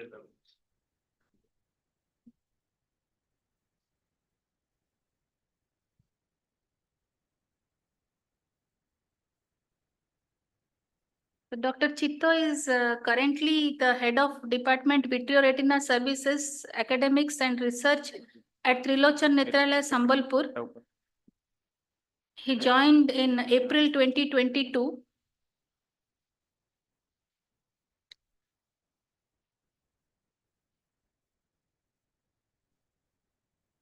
He did his DO from Guru Nanak Eye Center, Maulana Azad Medical College, Delhi, and then fellowship from Arvind Eye Hospital, Madurai, followed by he was a medical consultant in vitreoretina at Arvind Eye Hospital. His areas of interest include diabetic retinopathy, ophthalmological diabetic retinopathy, ocular trauma imaging, SFIOL, management of complex vitreoretinal surgeries. He has numerous publications, a whopping number of 91 PubMed index publications and 26 non-PubMed index publications. He has got 28 cover page images in international ophthalmology journals. He's a co-investigator in multi-center trials. He's a reviewer of 20 national and international journals. He got AIOS Prem Prakash Disha Award Best Paper in Squint Session in 2014. IGO Honor Award for Peer Review in 2021. Best of IGO Certificate Award in 2021. He got the first place in Fundus Photography OPS Scientific Exhibition 2023. He has over 3,500 vitreoretinal surgeries he has done and 6,000 anterior segment surgeries. He has attended Leadership Development Program in APVRS and Leadership Development Program Mentee completing in November 2024. He's a life member of Singapore Society 16 and also life member of 16 ophthalmological societies. He has occupied office positions as executive member of VRSI from 2023 to 2025, imaging committee member, scientific coordinator, treasurer, and in Sambalpur Ophthalmic Society. He was a treasurer in ophthalmic in OSOS 2023 LOC, and he's now managing editor ODJO. His extracurricular works include he's a volunteer doctor at the 19th Commonwealth Games, New Delhi 2010. Over to you, Dr. Chittaranjan, for your presentation. Thank you, Madam, for the kind introduction. Respected teachers and reminder colleagues. Okay, can I get my slides, please? Okay, so thank you again. I feel privileged that this award, Dr. Ajit Babu Majis Young Achiever Award, which is the most sought after award for the young ophthalmologist of Odisha, has been conferred upon me in 2024 in this beautiful city, Cuttack. And I have been asked to keep my talk in two parts. First part regarding my ophthalmology journey, and second part is covering some academic or research topic of my interest. The first part, and both the parts I'll cover in less than 15 minutes. The first part I have captioned it as miracles do happen. So before we go to my ophthalmology journey, I'll tell you a small story.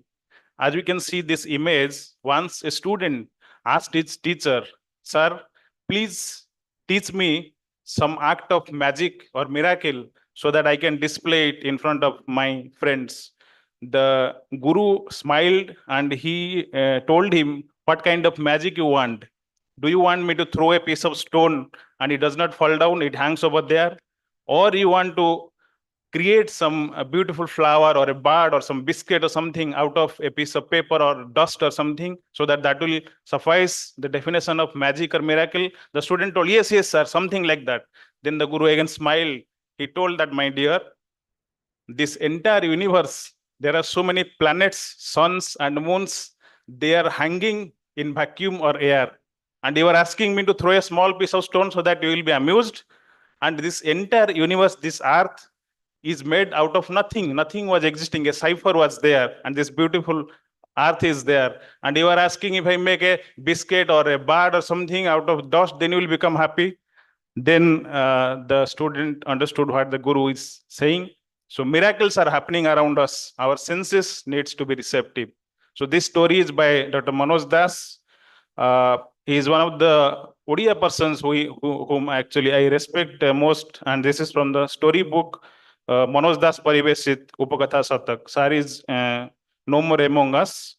So now coming to the story proper, I belong to Nayagarh district by birth. So as a kid, when I was traveling in front of this Nayagarh hospital, my father used to tell me that miracles are happening inside this hospital. That means somebody who is ill and traveling inside this gate and he is coming disease free. That is a miracle or a magic. That was the starting point. And that quest of miracle or magic to be among the magicians inside, propelled by some real life stories and some inspirational figures, made me land in VSS Medical College, Burla, in one of the small yet beautiful cities of our state, that is Sambalpur. So I did my MBBS from 2002 to 8.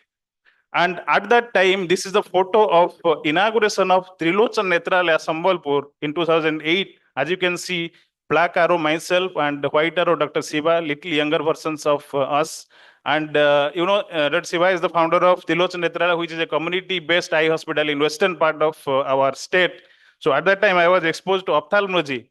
Before that, during my MBBS time, many of my teachers are sitting over here who has taught me ophthalmology, but I did not have any idea that I am going to do PG in ophthalmology. So we'll see whether the what PG is correct or not over here. Then this landed me in diploma in ophthalmology in Guru Nanak Eye Center, Mamsi. This photo is the same one as Dr. Grover has borrowed from the same source. So this is, you can see Guru Nanak Eye Center, that is the ophthalmological wing of Mamsi, which taught me the ABCD of ophthalmology. And in the right side, we can see myself reading the book. Anyone can guess which book? Kansky. So I'm reading the Kansky book over there. And here is the Mamsi. So this place actually has taught me ABCD of the so many, the pillar was very strong over there. I can vouch that this is one of the best institutions to do post-graduation in the country. So after that, I did secondary DNB. As all of us know, after DO, we do secondary DNB. And I traveled to Arvind Hospital, Madurai, Tamil Nadu, 2012 to 2014. It is just before that Nirbhaya incident was happening. It happened in December and I traveled in September. So Arvind Eye Hospital, as many of us know, this is really the temple of ophthalmology that they say. And especially as postgraduates, you are bound to attend all the community eye camps. This is one of my photos from the community eye camps you can see over here. And after my DNB was over, I came back to again to Sambalpur Tilochana Netral. This is, you can see my photo over there. So as you know, DNB DNB or MS in Arvind Hospital, they do many of cataract surgeries. Like at least 15 times I would have done more than 50 cases per day SICS during my DNB time. So that kind of surgery, surgical skill and all you do. So that helped me over here to do the cataract surgery and all comprehensive ophthalmology. So surgery or ophthalmology was not a big problem. The problem was matrimony for here me. So matrimony means it was not only the high melanin content of my skin or less number of scalp hairs, but the degree that you have. So DODNB, my father told me that what you have done, nobody understands. So please help yourself. So somehow, before going to the cataract, somehow Mona Lisa agreed and okay, we got married. So that's some small thing. So what I saw over there, it was a huge cataract burden in the resource cars, Western Odisha. You can see over here, these are not the copy paste of same patient as it looks like some advertisement. But bilateral cataract surgery was very rampant over there. And in the year 2015, January 1st to December 31st, I was there in Sambalpur and adjoining Western Odisha districts. I have done 3,500 cataract surgeries in that same year. And this one you can see myself and with the managers, I was traveling whatever possible because I was not married at that time, 2015. So all the outreach camps you can see over here, this right side photo is from the Kalahandi one outreach camp. But after that surgery, I asked one question to myself, is cataract surgery enough to manage the burden of eye health issue? The answer made me land again in the same alma mater, that is Arvind Hospital, Madurai, 2016, January 1st to 2017, December 31st, I completed my VR fellowship over there. Then I joined medical officer, 1st January 2018 to 2022 till I left that place and came back again to Odisha. So this is my VR fellowship and MOship in Arvind Hospital, Madurai, and right side you can see with Mona Lisa and Sri Maitri, our daughter. So we had great mentors in VR in Arvind Eye Hospital, Madurai. I must say, left side you can see Dr. Naresh Babu, who is the current HOD of Arvind Madurai, and the right side you can see Dr. Kim. So when I entered, Dr. Kim was the HOD and CMO, and when I exited from the VR fellowship, Dr. Naresh sir became the HOD, and he is continuing at the HOD over there now. So this is in a nutshell my Arvind tenure 2012 to 2022, almost 10 years. That's why when I step out of Odisha, because of many colleagues from Tamil Nadu, people identify me as a half Tamilian. So thanks to, because this place has taught a lot. Then after coming back to Odisha in April 2022, I started the Department of Vitreoretina in Tilochana Netral, Sambalpur. This is in a nutshell the departmental activities. Also, we have a very good society, that is Sambalpur Ophthalmic Society. We have esteemed members, many of whom are present over here. We do a monthly academic meet over there. Also, we do workshops conducted by national and international societies. As you can see over here, Veterinary Society of India is conducting a diabetic retinopathy workshop in a small tier 2 city of Odisha. And what gives more happiness or miracle, that we are contributing our part for the conduction of monthly VRSI image competitions. I'm not telling that I am only conducting, we are contributing in part. For the last 36 months, it has been happening uninterrupted. And we are contributing to that, being in a small place. And also the APAO, APOIS image competition for the last couple of years, we are contributing to that. And remember, we are in a small yet beautiful place of our state. So again, what is more interesting, as Madam was telling, 28 number of cover page images, now it has become 29, and probably in January it will become 30 number. I'm not telling about the number of cover page images, not highlighting my name over here. We can see over here ophthalmology, that is American Academy of Ophthalmology journal, Eye Nature. The cover page image, you can see what I have highlighted over here, probably it's not visible. Author affiliation, Buddha Raja Sambalpur, Odisha. So someone in America, probably they will be searching where is Buddha Raja Sambalpur, Odisha. So then I was showing you the image of Kansky book reading. So now from a reader to a contributor, as you can see the recent edition of 10th edition of Kansky's Ophthalmology, edited by John F. Salmon. It has 2 images contributed by me. You can see the courtesy they have written over here. And one of the images, the patient was seen in Trilochanedra, Sambalpur. Patient belonged to Jharsuguda district. So what I am telling, this gives a happiness from being a reader to a contributor. So with love to Dr. Kansky from a member of OSOS.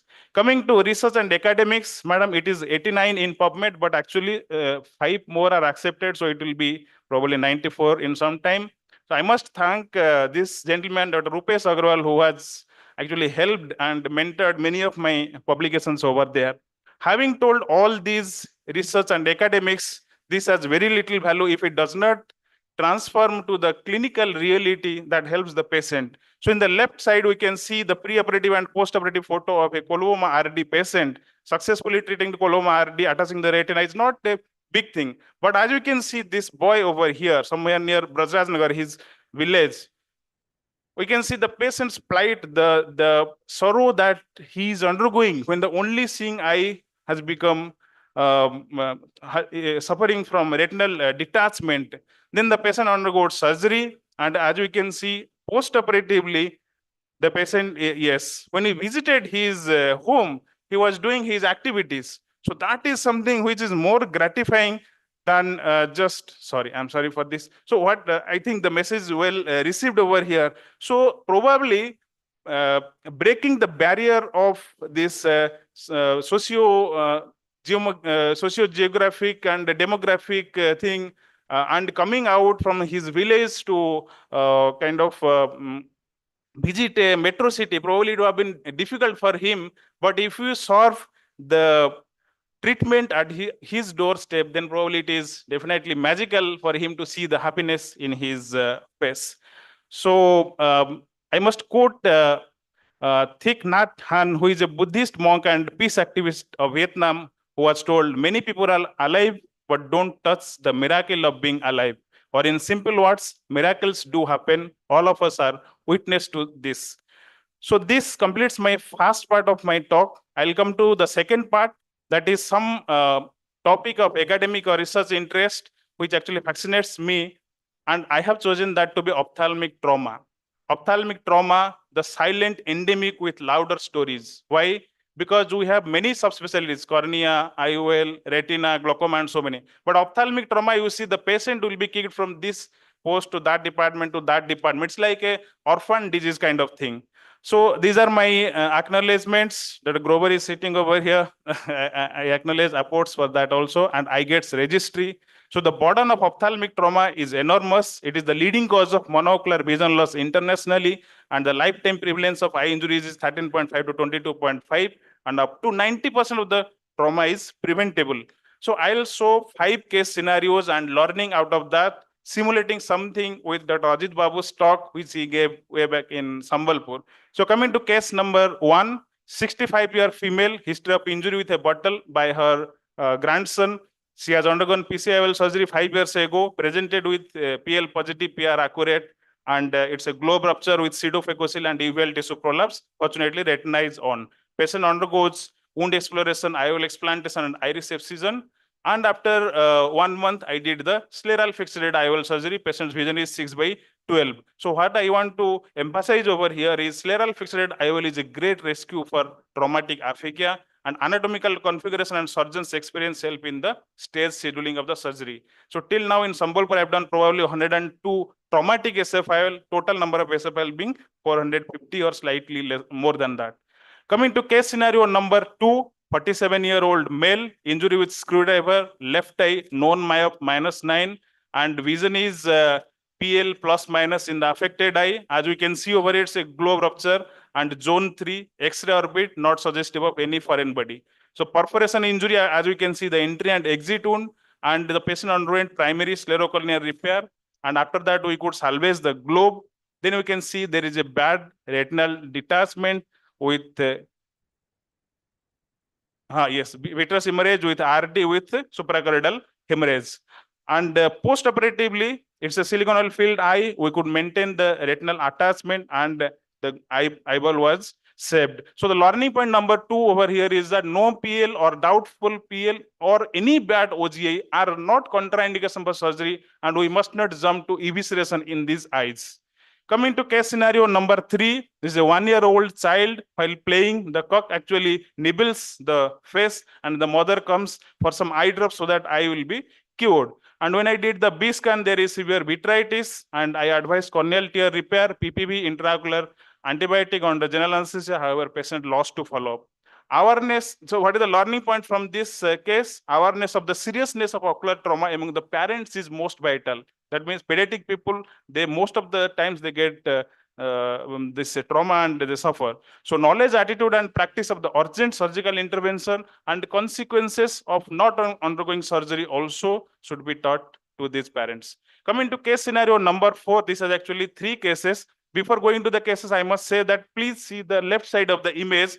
The vehicles are parked outside the white line, isn't it? However, see the right side, the vehicles are crossing actually the inside of the white line or they are parked on the road. This is not very infrequent in India, you can see.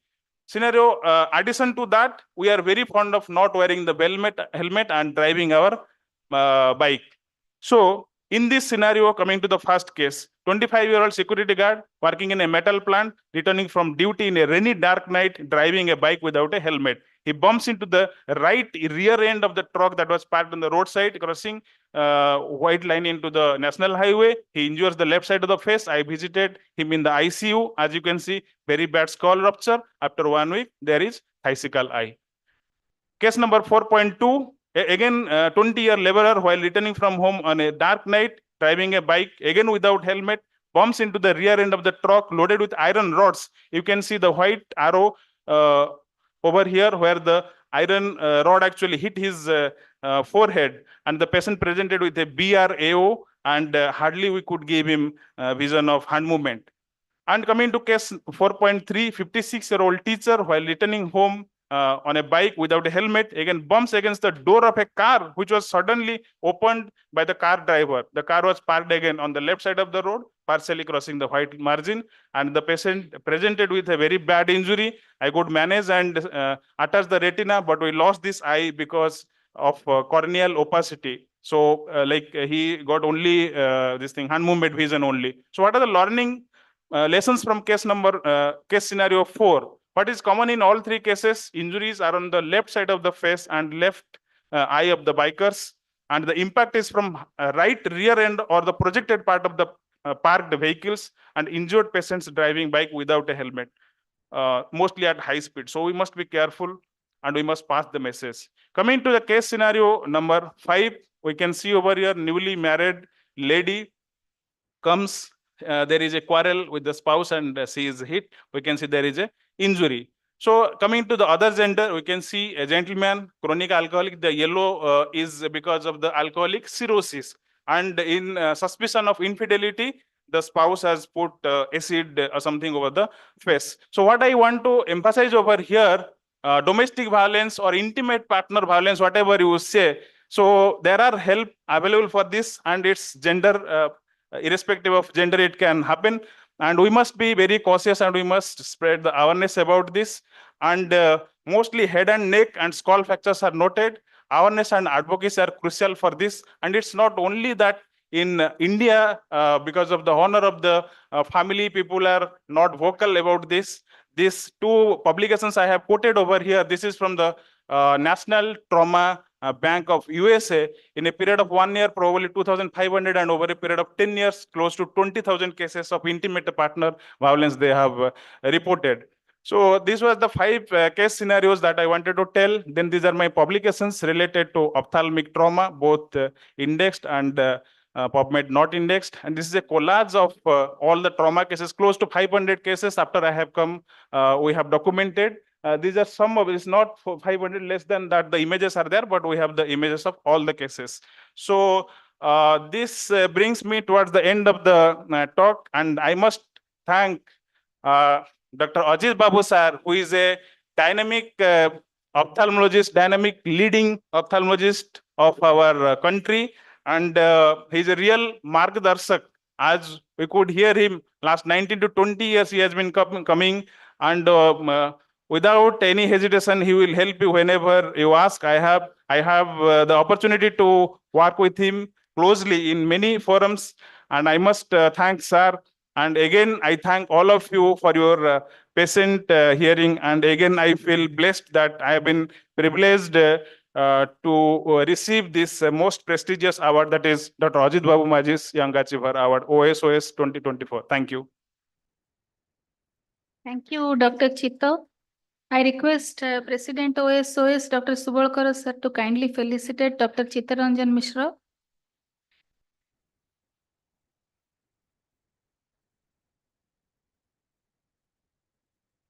A big round of applause for Dr. Chittaranjan Mishra.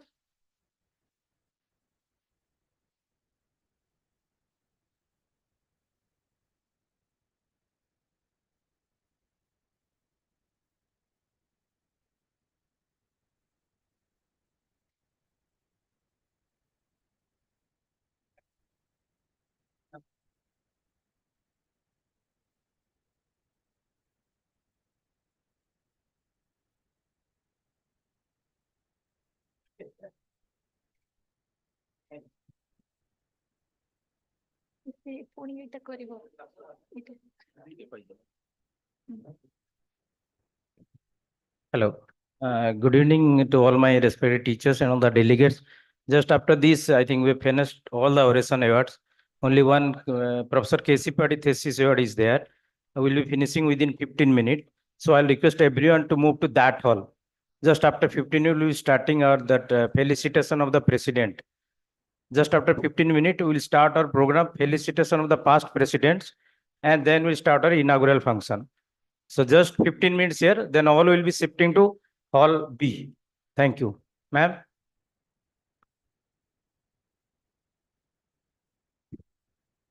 Ma'am, please start the.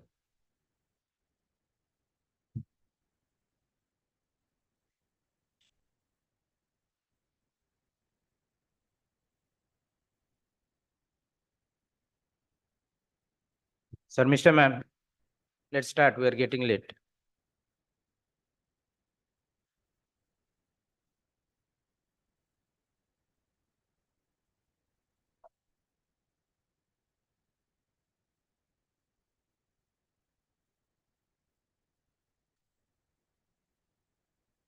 Ma'am.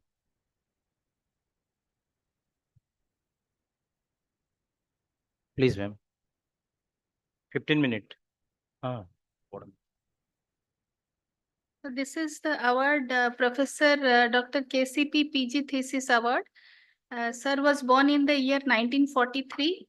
He did his MBBS MS from SCB Medical College, Cuttack. He was a medical teacher from 1971 to 2001. He served as a faculty member at SCB Medical College, training numerous postgraduate students and ophthalmologists.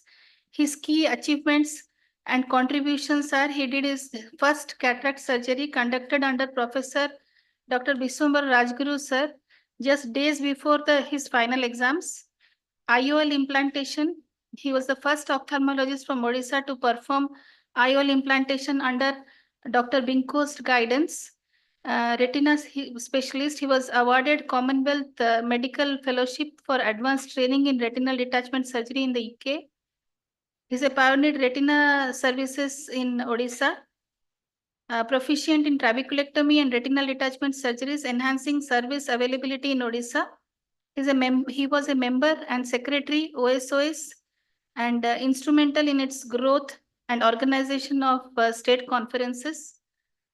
He's actively mentored many prominent ophthalmologists and committed to lifelong learning, even adopting techniques from his students and peers. He contributed significantly to research and education through long-term association with LV Prasad Eye Institute, Bhubaneswar. He's a founder, president, Drushtidan Eye Bank, Bhubaneswar, promoting eye donation and keratoplasty. He retired from SCB Medical College on the 30th of April 2001, and he's known for his straightforward nature and dedication to ophthalmology, and he's a respected figure in OSOS and a trusted mentor in the field. This is a two students have applied to present their thesis here. One of them is Dr. R. Sai Sunanda. Dr. R. Sai Sunanda. She will present her thesis. You have got 8 minutes to present. And there is one more after this. She is Dr. Sonali Singh. It a change. Separate.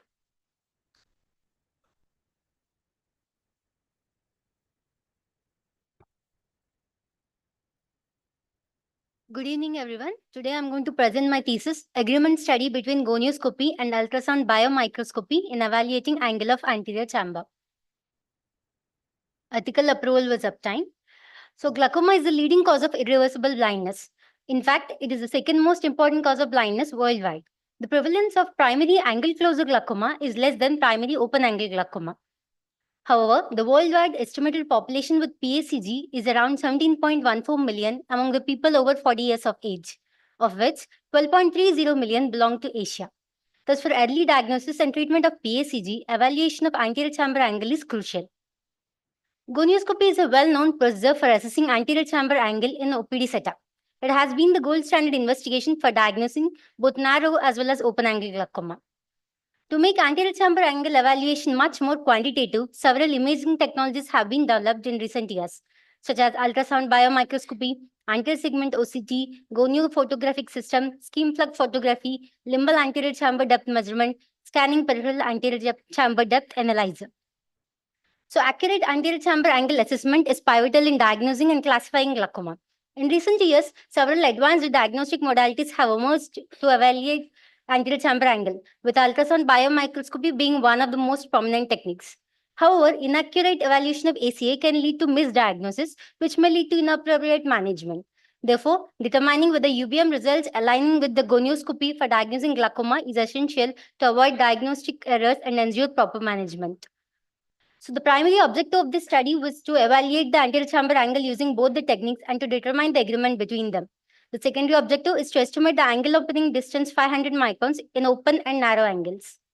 So it's a cross-sectional observational study carried out between August 2022 to July 2024 in the Department of Ophthalmology, VIMSAR, over a sample size of 50. All clinically suspected and known cases of glaucoma patients in between the age group of 40 to 70 years were included. Patients under 40 years, over 70 years, patients with a history of ocular trauma, any ocular inflammation, any intraocular surgery, intraocular laser surgery, secondary glaucomas, compromised corneas, and ocular tumors were excluded. So all the patients underwent a comprehensive evaluation, right from the family history of glaucoma, visual acuity testing, intraocular pressure measurement, slit lamp examination, grading of peripheral anterior chamber depth, OCT RNFL, Humphrey visual field testing. And for gonioscopy, it is done with Goldman 2-mirror gonio lens. For UBM, we use 35 MHz transducer probe. So coming to gonioscopy procedure, patient was briefed about the procedure performed in a semi-dark room setting under topical anesthesia. A cleaned and sterilized 2-mirror gonio lens was used for the procedure. Viscoelastic was applied to the concave surface of the gonio lens. The lens edge was positioned in the lower fornix with the patient looking up.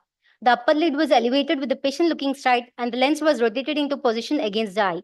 Under the slit lamp visualization, angle was examined and graded according to the Schafer's grading. Similarly, for UBM procedure, patient was briefed about the procedure and made to lie in supine position with eyes wide open. A topical anesthetic of 0.5% proparacaine was installed. Now, ocular cup is placed on the cornea and filled with saline. Radial scans at 3 o'clock, 6 o'clock, 9 o'clock, and 12 o'clock positions were centered over limbal region were taken. With the pupil being the center, perpendicular scans were also taken. Parameters like anterior chamber angle in degrees and angle opening distance 500 microns were measured. Measured angles are graded according to Schafer's grading. So coming to observational results, the prevalence of primary open angle was found to be more, which was around 64% compared to PACG, which was around 36%. And the spectrum of PACG, the percentage of PACG was around 55.6%, and PAC was around 16.6%, and PACS was around 27.8%. The prevalence of PACG was found to be more in females, contributing to 66.66%, and the prevalence of POAG was found to be more in males, contributing to around 65.62%. The percentage of gonioscopy angle grading was grade 1 is seen in 3% of the cases, grade 2 in 21%, grade 3 in 35%, and grade 4 in 41% of the cases. Whereas when it comes to percentage of UBM angle grading, grade 1 is seen in 1%, grade 2 in 3.5%, grade 3 in 34%, and grade 4 in 61.5%. This is the comparison between the angle grades of the two techniques. But Coming to agreement between the UBM and gonioscopy, 100% of the angles of grade 1 in UBM were also classified into grade 1 in gonioscopy. Whereas in grade 2, the 100% angles in UBM were out of 100% of the angles in grade 2 in UBM, 86% were classified as grade 2 in gonio. Among the 100% of the grade 3 angles of the UBM, only 64.8% were classified as grade 3 in gonio. And in 100% of the angles of grade 4 in UBM, only 66.7% were classified as grade 4 on gonio. This is the frequency distribution of both the angles and both the techniques. So the analysis revealed a kappa value of 0.47, indicating a moderate agreement between the two techniques. The p-value is around 0, which is less than 0.05, making it significant. The angle opening distance 500 values for a narrow angles was around 104 plus or minus 82 microns. For open angle, it was around 342 plus or minus 199 microns. So in this study, the gonioscopy could accurately detect only 64.8% of the grade 3 angles and 66.7% of the grade 4 angles. Remaining were falsely categorized as grade 2 and grade 1, suggesting a slight overdiagnosis of narrow angles in gonioscopy. However, in most of the cases, both UBM and gonioscopy were in agreement. The AOD 500 for narrow angles, which are less than grade 2, was found to be 104 plus or minus 82 microns. And for the open angles, it was around 342 plus or minus 199 microns. So these are some of the studies which studied on agreement between the two techniques, and most of the studies showed there is significant correlation between the two techniques, with some showing slight overestimation of occludable angles by gonioscopy. These are some of the AOD 500 values conducted by various studies. So the conclusion is gonioscopy and UBM show agreement in evaluating iridocorneal angle, highlighting their reliability as diagnostic tools. UBM offers high-resolution imaging of the anterior segment, providing detailed view of the ciliary body, angle, and structures behind the iris. However, it is a contact method and more time-consuming. Gonioscopy, on the other hand, is simple and provides direct visualization of the angle, though it has limitations like inter-observer variability and inability to assess the structures behind the iris. Both the methods complement each other, offering valuable insights for comprehensive glaucoma assessment in clinical practice. Thank you. Nanda, you can please come over here and take the questions while Dr. Sonali can put up your presentation there. Yeah, can you hear me? Yes, sir, I can hear. So this is a prospective study. Yes, sir, prospective observation So study. essentially what you shared was that there was a 64% on the gonioscopy you picked up, whereas when it comes to grade 3 and above, it was 100% in UBM. Yes. That's a fair, I would say you were missing out almost 1/3 of patients in grade 3 and 4. Yes, sir. So, but then the conclusion you give is that there is a fair agreement. Moderate agreement was there, sir. Yeah. So what, if you were to follow what exactly the results showed, the message that, what do you think is the most important message you will take in the clinic? For every patient you suspect, would you do an UBM?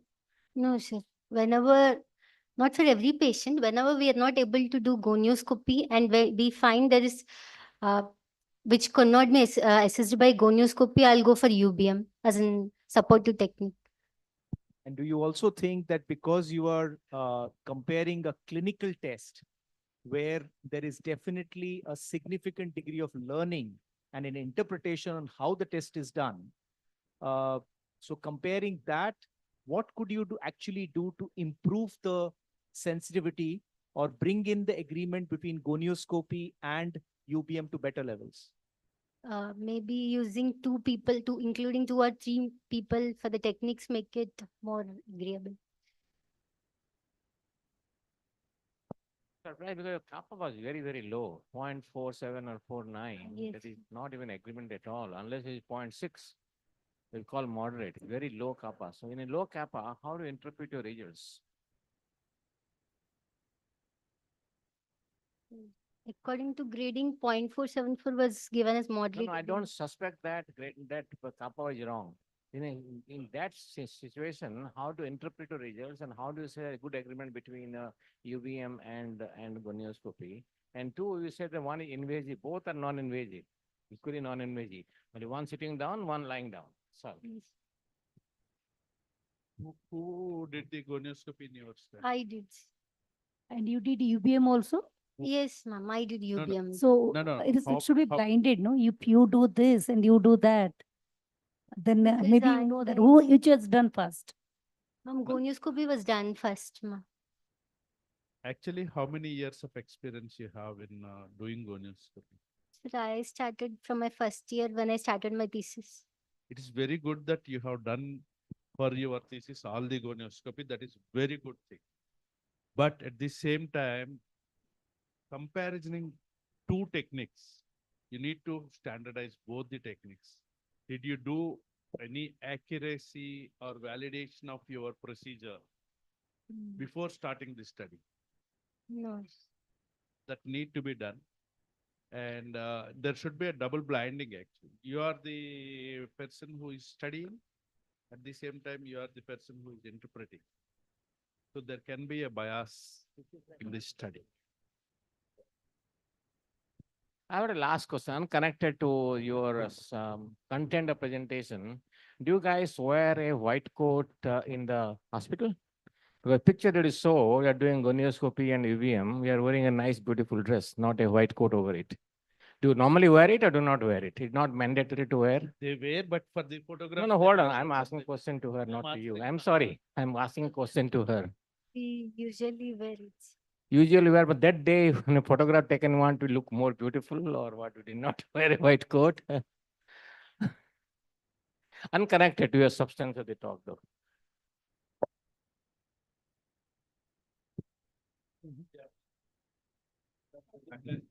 Anybody doing electron microscopic study? The electron microscopic study is the problem. He's asking what is the pathology exactly, because the final verdict is pathology. That's why he is asking. So recently there's a study on measuring the apoptotic cells. No. Regarding the angle.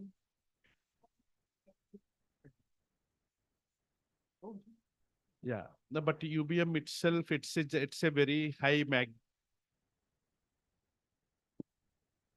Electron microscopy study. Sorry? Electron microscopy. Done. No. Because in the States, when I was there in 1958, Dr. Holmberg of Denmark, he was in charge of electron microscopic study. And when I returned, some of these slides were given to me. I showed it to my post-physics friends. And they say, gonioscopy, there may be some fallacy, but not in this. You can exactly see the filtration with the channels. Actually, the UBM really throws so much of light into this in the clinically, and it's almost mimics the histology. That's why that will be a gold standard compared to a gonioscopy. But gonioscopy should be reproducible by a person who is doing gonioscopy. That's why I asked that question. And validation need to be done before you starting the study. Whether that data is there or not is again big question. Okay. Thank you very much. Yeah, you can have your first slide. Dr. Sonali, you can start your presentation. A very good evening to all. I will be presenting my thesis on ocular and periocular tumors in a tertiary healthcare center of Western Odisha, a cross-sectional study. My ethical approval. The eye, as you know, is a special sensory organ with various histological structures. Ocular and periocular tumors can be benign, malignant, and some lesions can mimic tumor-like lesions. Among all cancers, the incidence of eye cancer in India is estimated to be less than 0.5%. Besides development of potential visual impairment, a cosmetically unacceptable eye due to an ocular mass is like a social stigma to the patient. The varied spectrum of ophthalmic tumors should therefore be kept within knowledge so that it is helpful in shaping the strategy for diagnosis and management of ophthalmic tumors. Aims and objectives to study the clinico-epidemiological distribution of various ocular and periocular tumors in patients attending the Department of Ophthalmology, Vimsar Bulla, and to evaluate the etiology, prevalence, and demographic features like age, sex distribution, nature of tumor, and the site of involvement in population of Western Odisha. Materials and method. Place of study was Vimsar Bulla. Department of Ophthalmology with collaboration with Department of Pathology, Radiodiagnosis, Department of Anatomy and Department of PSM. Period of study was August 2022 to July 2024. Sample size was 100 and it is a descriptive study, cross-sectional descriptive study. Inclusion criteria, all patients of all age group presenting with ocular and periocular growths. Exclusion criteria, metastatic tumors and masquerading tumors. A proper detailed history of the patient was taken and recorded. General examination of the patient as to the build, pallor, icterus, BP, pulse, lymphadenopathy, edema was carried out. Systemic examinations was done. A local examination of the growth as to the describe the size, shape, margin, consistency, tenderness, mobility, and vascularization was recorded. Anterior segment examination was done with slit lamp biomicroscope. Globe pulsation, thrill, and ocular movements were checked and recorded. Visual acuity was assessed in using Snellen's test type, and the posterior segment was assessed using both direct and indirect ophthalmoscopy. Investigations like all the routine serological investigations was done with imaging modalities like CT scan, brain and orbit, X-ray orbit, B-scan, MRI done according to indication of the cases. Impression cytology was done for conjunctival cases. After excision of the mass, biopsy was sent in 10% formal saline to Department of Pathology for histopathological examination. All the findings were recorded in a master sheet and the cases were followed up to a minimum period of 6 months and it was statistically analyzed and compared with other studies. My results, the most common clinical presentation of my patients was growth that is 94%, while patients with eyelid, conjunctival and lacrimal sac lesions presented with growth proptosis was a common presentation in cases with intracorneal lesions. Distribution of nature of the tumors, benign tumors was found more, that is 51%, then malignant 14% and tumor-like lesion 35%. This is the overall incidence of ocular and periocular tumors according to the site of affection. Nature of ocular and periocular tumors. Sex distribution of overall tumors, males were more affected than females. Sex distribution of different types of tumors. And age distribution. In our study, the most common age group affected was 21 to 30 years. That is 20%, followed by 0 to 10%, while the benign tumors were common in 11 to 20 years and 21 to 30 years. Malignant tumors were seen more in 61 to 70 years. The left eye was commonly affected than the right eye. This is the incidence of various eyelid tumors, and this is a comparison table with other studies. Most common benign tumor was dermoid cyst, followed by papilloma and sebaceous cyst. Most common malignant eyelid tumor was sebaceous cell carcinoma and basal cell carcinoma. Sex distribution of eyelid tumors according to the nature of tumor. Among eyelid tumors, 54% cases were males with male-female ratio is to 1.12 is to 1. Location of eyelid tumors, 56% eyelid growths were located on the upper eyelid, while the benign eyelid masses were more in the upper lid. Malignant tumors were mostly seen in the lower eyelid. This is the age distribution of the eyelid tumors. Compared with other studies, our cases presented mostly in 21 to 30 years. Incidence of various conjunctival tumors.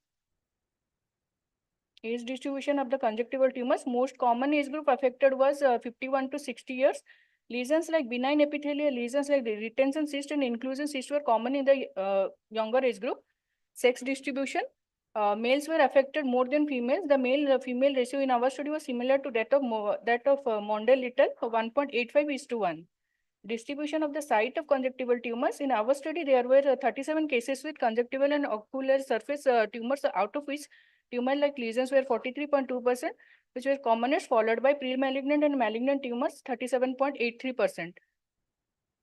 Incidence of various orbital tumors. Age distribution of the orbital tumors. Most common age group of presentation was between 21 to 30 years and 31 to 40 years. Sex distribution of the orbital tumors. Females were slightly more affected than males. Location of the orbital tumors. Most of the orbital tumors were in the extracorneal compartment, followed by intracorneal. Incidence and age of lacrimal sac masses. Out of all the lacrimal sac masses, 62.5% were due to rhinosporidosis, mainly seen in males, and 25% were due to chronic dacryocystitis, that is presented in females. The treatment modalities undergone the patient's direct excision and excision with eyelid reconstruction, exenteration, surgery with adjuvant radiotherapy, and cases with keratoplasty. So my summary is eyelid tumors were most common, followed by conjunctival tumors. Eyelid was the most common site, followed by conjunctiva, and benigns were more, 51%, then malignant 14%, and tumor-like lesions 35%. Males affected more than females, and most common benign tumor in our study was dermoid cyst, and the most common malignant tumor was squamous cell carcinoma. The most common age group presentation was 21 to 30 years, and left eye was affected more than right eye. Among eyelid tumor, upper eyelid was more involved than the lower eyelid, and the presentation mostly seen was a growth. All the 100 cases were subjected to histopathological evaluation, in which histopathological diagnosis was the final diagnosis.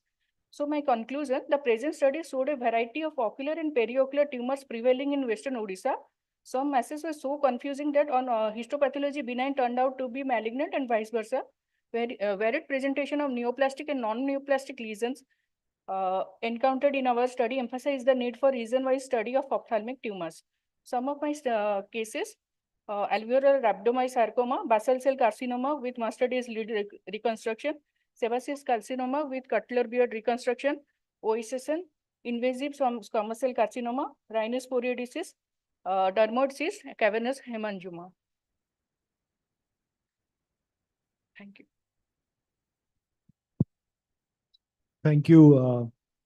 The first one is a comment. Actually, most of the times when you are talking about that this is the incidence, probably what the word you should be using is prevalence, right? Because incidence is there's a time period is also there in the definition. The question I have is you've put them, all the tissues or all the lesions you excised and you put them for histopathology. Yes. So based on that experience, how many of them, let's say eyelid malignancies or surface malignancies, did you have a margin positivity in the histopathology? Were you looking for margins were positive, or because when you excise a lesion which you suspect to be malignant, then you should not only excise, but you should make sure that they don't come again. Yes, sir. So one aspect of histopathology is to confirm the diagnosis. Another aspect is to also make sure that did the entire lesion come out or is there remaining? So the question I have is the histopathology, was it only looking at the diagnosis or was it also looking for margin clearance?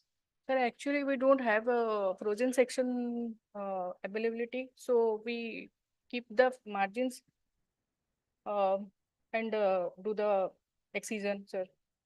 So in case you don't have, let's say, cryostat, Yes. is there another way in which the same margin clearance can be achieved, let's say for eyelid lesions?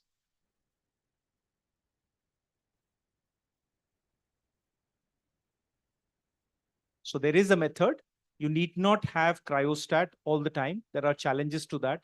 You can excise the lesion, take separate margins, subject them to histopathology, and instead probably talk to your pathologist to get the report in probably 3 to 4 days, not on the same day, and then reconstruct.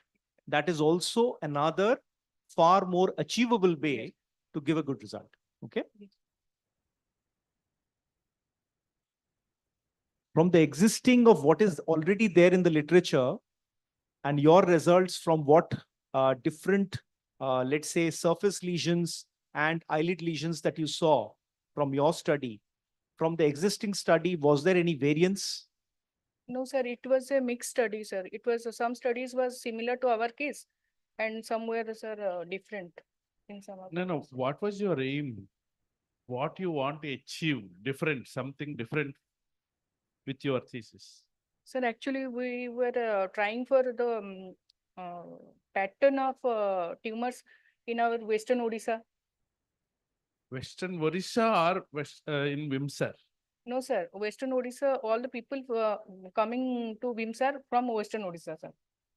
Do you have the demographic distribution of the patients who were subjected in this study? Sir, all the patients were from our Western Odisha only. None of the cases were You from outside. exclude any patients who are coming from other parts of the state?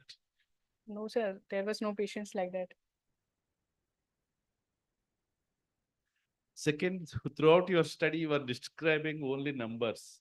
There is no statistics involved, no assumptions involved.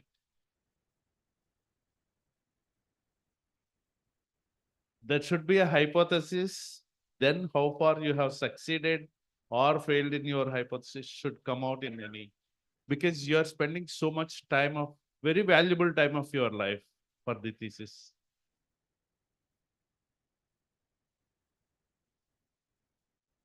Okay, thank you very much. Sarmishta, I want to ask you one thing. How many medical colleges are there in this state? Sir, now there are some 14, 15 medical colleges. How many Government students? medical colleges, and we also have some private medical colleges. So now 14 at least possible. And 14 how many colleges, students? but we do not have postgraduates in all of them. How many students are coming out every year? UGs, you're asking about undergraduate? Postgraduates, yes. Postgraduates, sir, it must be nearing 100, sir. 100. Possible thesis per year? Thesis is almost, sir, almost 50, sir, 50. Huh? 50. 50 thesis subjects. And this is Sir, more than a 50, thesis yeah, award yes, session, 50, right? 50. I'm very sorry. I should not have commented like this for medical education in Odisha, but 50 theses are there. Is there no competitive zeal to get this award? Only 2 competitors are there in this session? It's sad, sir. No. What message are we sending across? I think you've driven the, absolutely bullseye, and that's exactly the discussion that needs to happen. Because one of the major reasons why the award was, put in place was Is to to actually encourage generate a research mind in the younger mind, and thesis is the most original thing that can be done at a very young age. If you are trying to ask a proper valid question that you can do, you would most likely follow up and do much more later. That was the idea. Yes. And here we are only giving insights. We are no way harming your sentiments. We respect your sentiments always. But we want to improve upon so that your juniors can do a better work. That's it. One of you will get the award if the scientific committee says that yes, we can give the award. Otherwise, we can withhold the award also. There is no mandate that we should give the awards. In any session, there is no mandate that we should give the award unless the quality is met with to get the award. Yes. This, I think, we need to clearly state so that the state people should be awake, and all the HODs should take the initiative to encourage your postgraduates to send this session. We are not spending our 1 hour, valuable 1 hour to evaluate this. Just only 2 are there, and it is shame on us.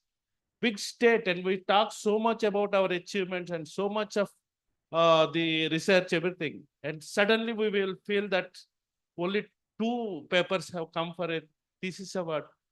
That also from one institute, and now the scientific committee chairman is from the institute. And everyone will comment that she must have influenced. No, it's not like. Every chance is there, madam. Sir, they are the only applicants. There is No. not a third. I want to accuse that you have not allowed others to present. Sir, no, it's not like that, sir. See, it's not like that. I have. No, just like that. See, unless we feel hurt, we will not improve. That's what I'm saying. I'm hurt. I don't know whether you are hurt. Yeah, it is I'm hurting, hurt. sir. I have I've spoken openly to admit Dr. this. Suryasnatha also about it. At least 10 theses should be there. At least 10. Sir, it depends on the institute and the departmental head, sir. Actually, so. Yeah. Let's not discuss about it. Okay. You want to mark me? We will mark it.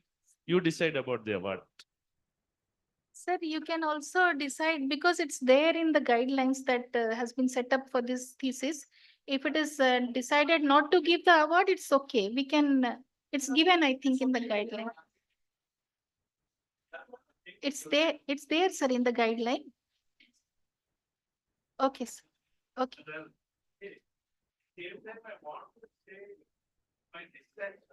Yes.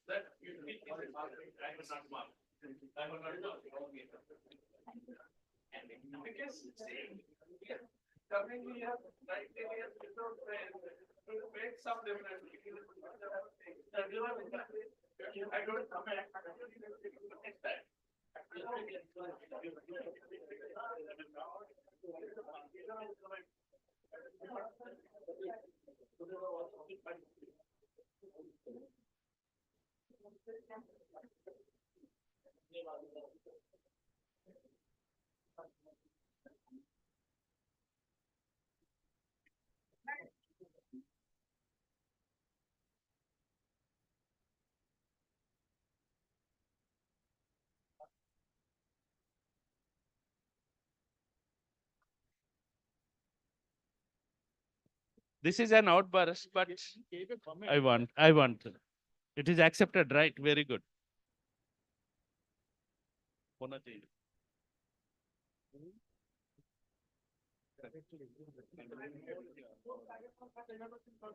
Yeah, let's enjoy now. At least let us do the enjoyment perfect.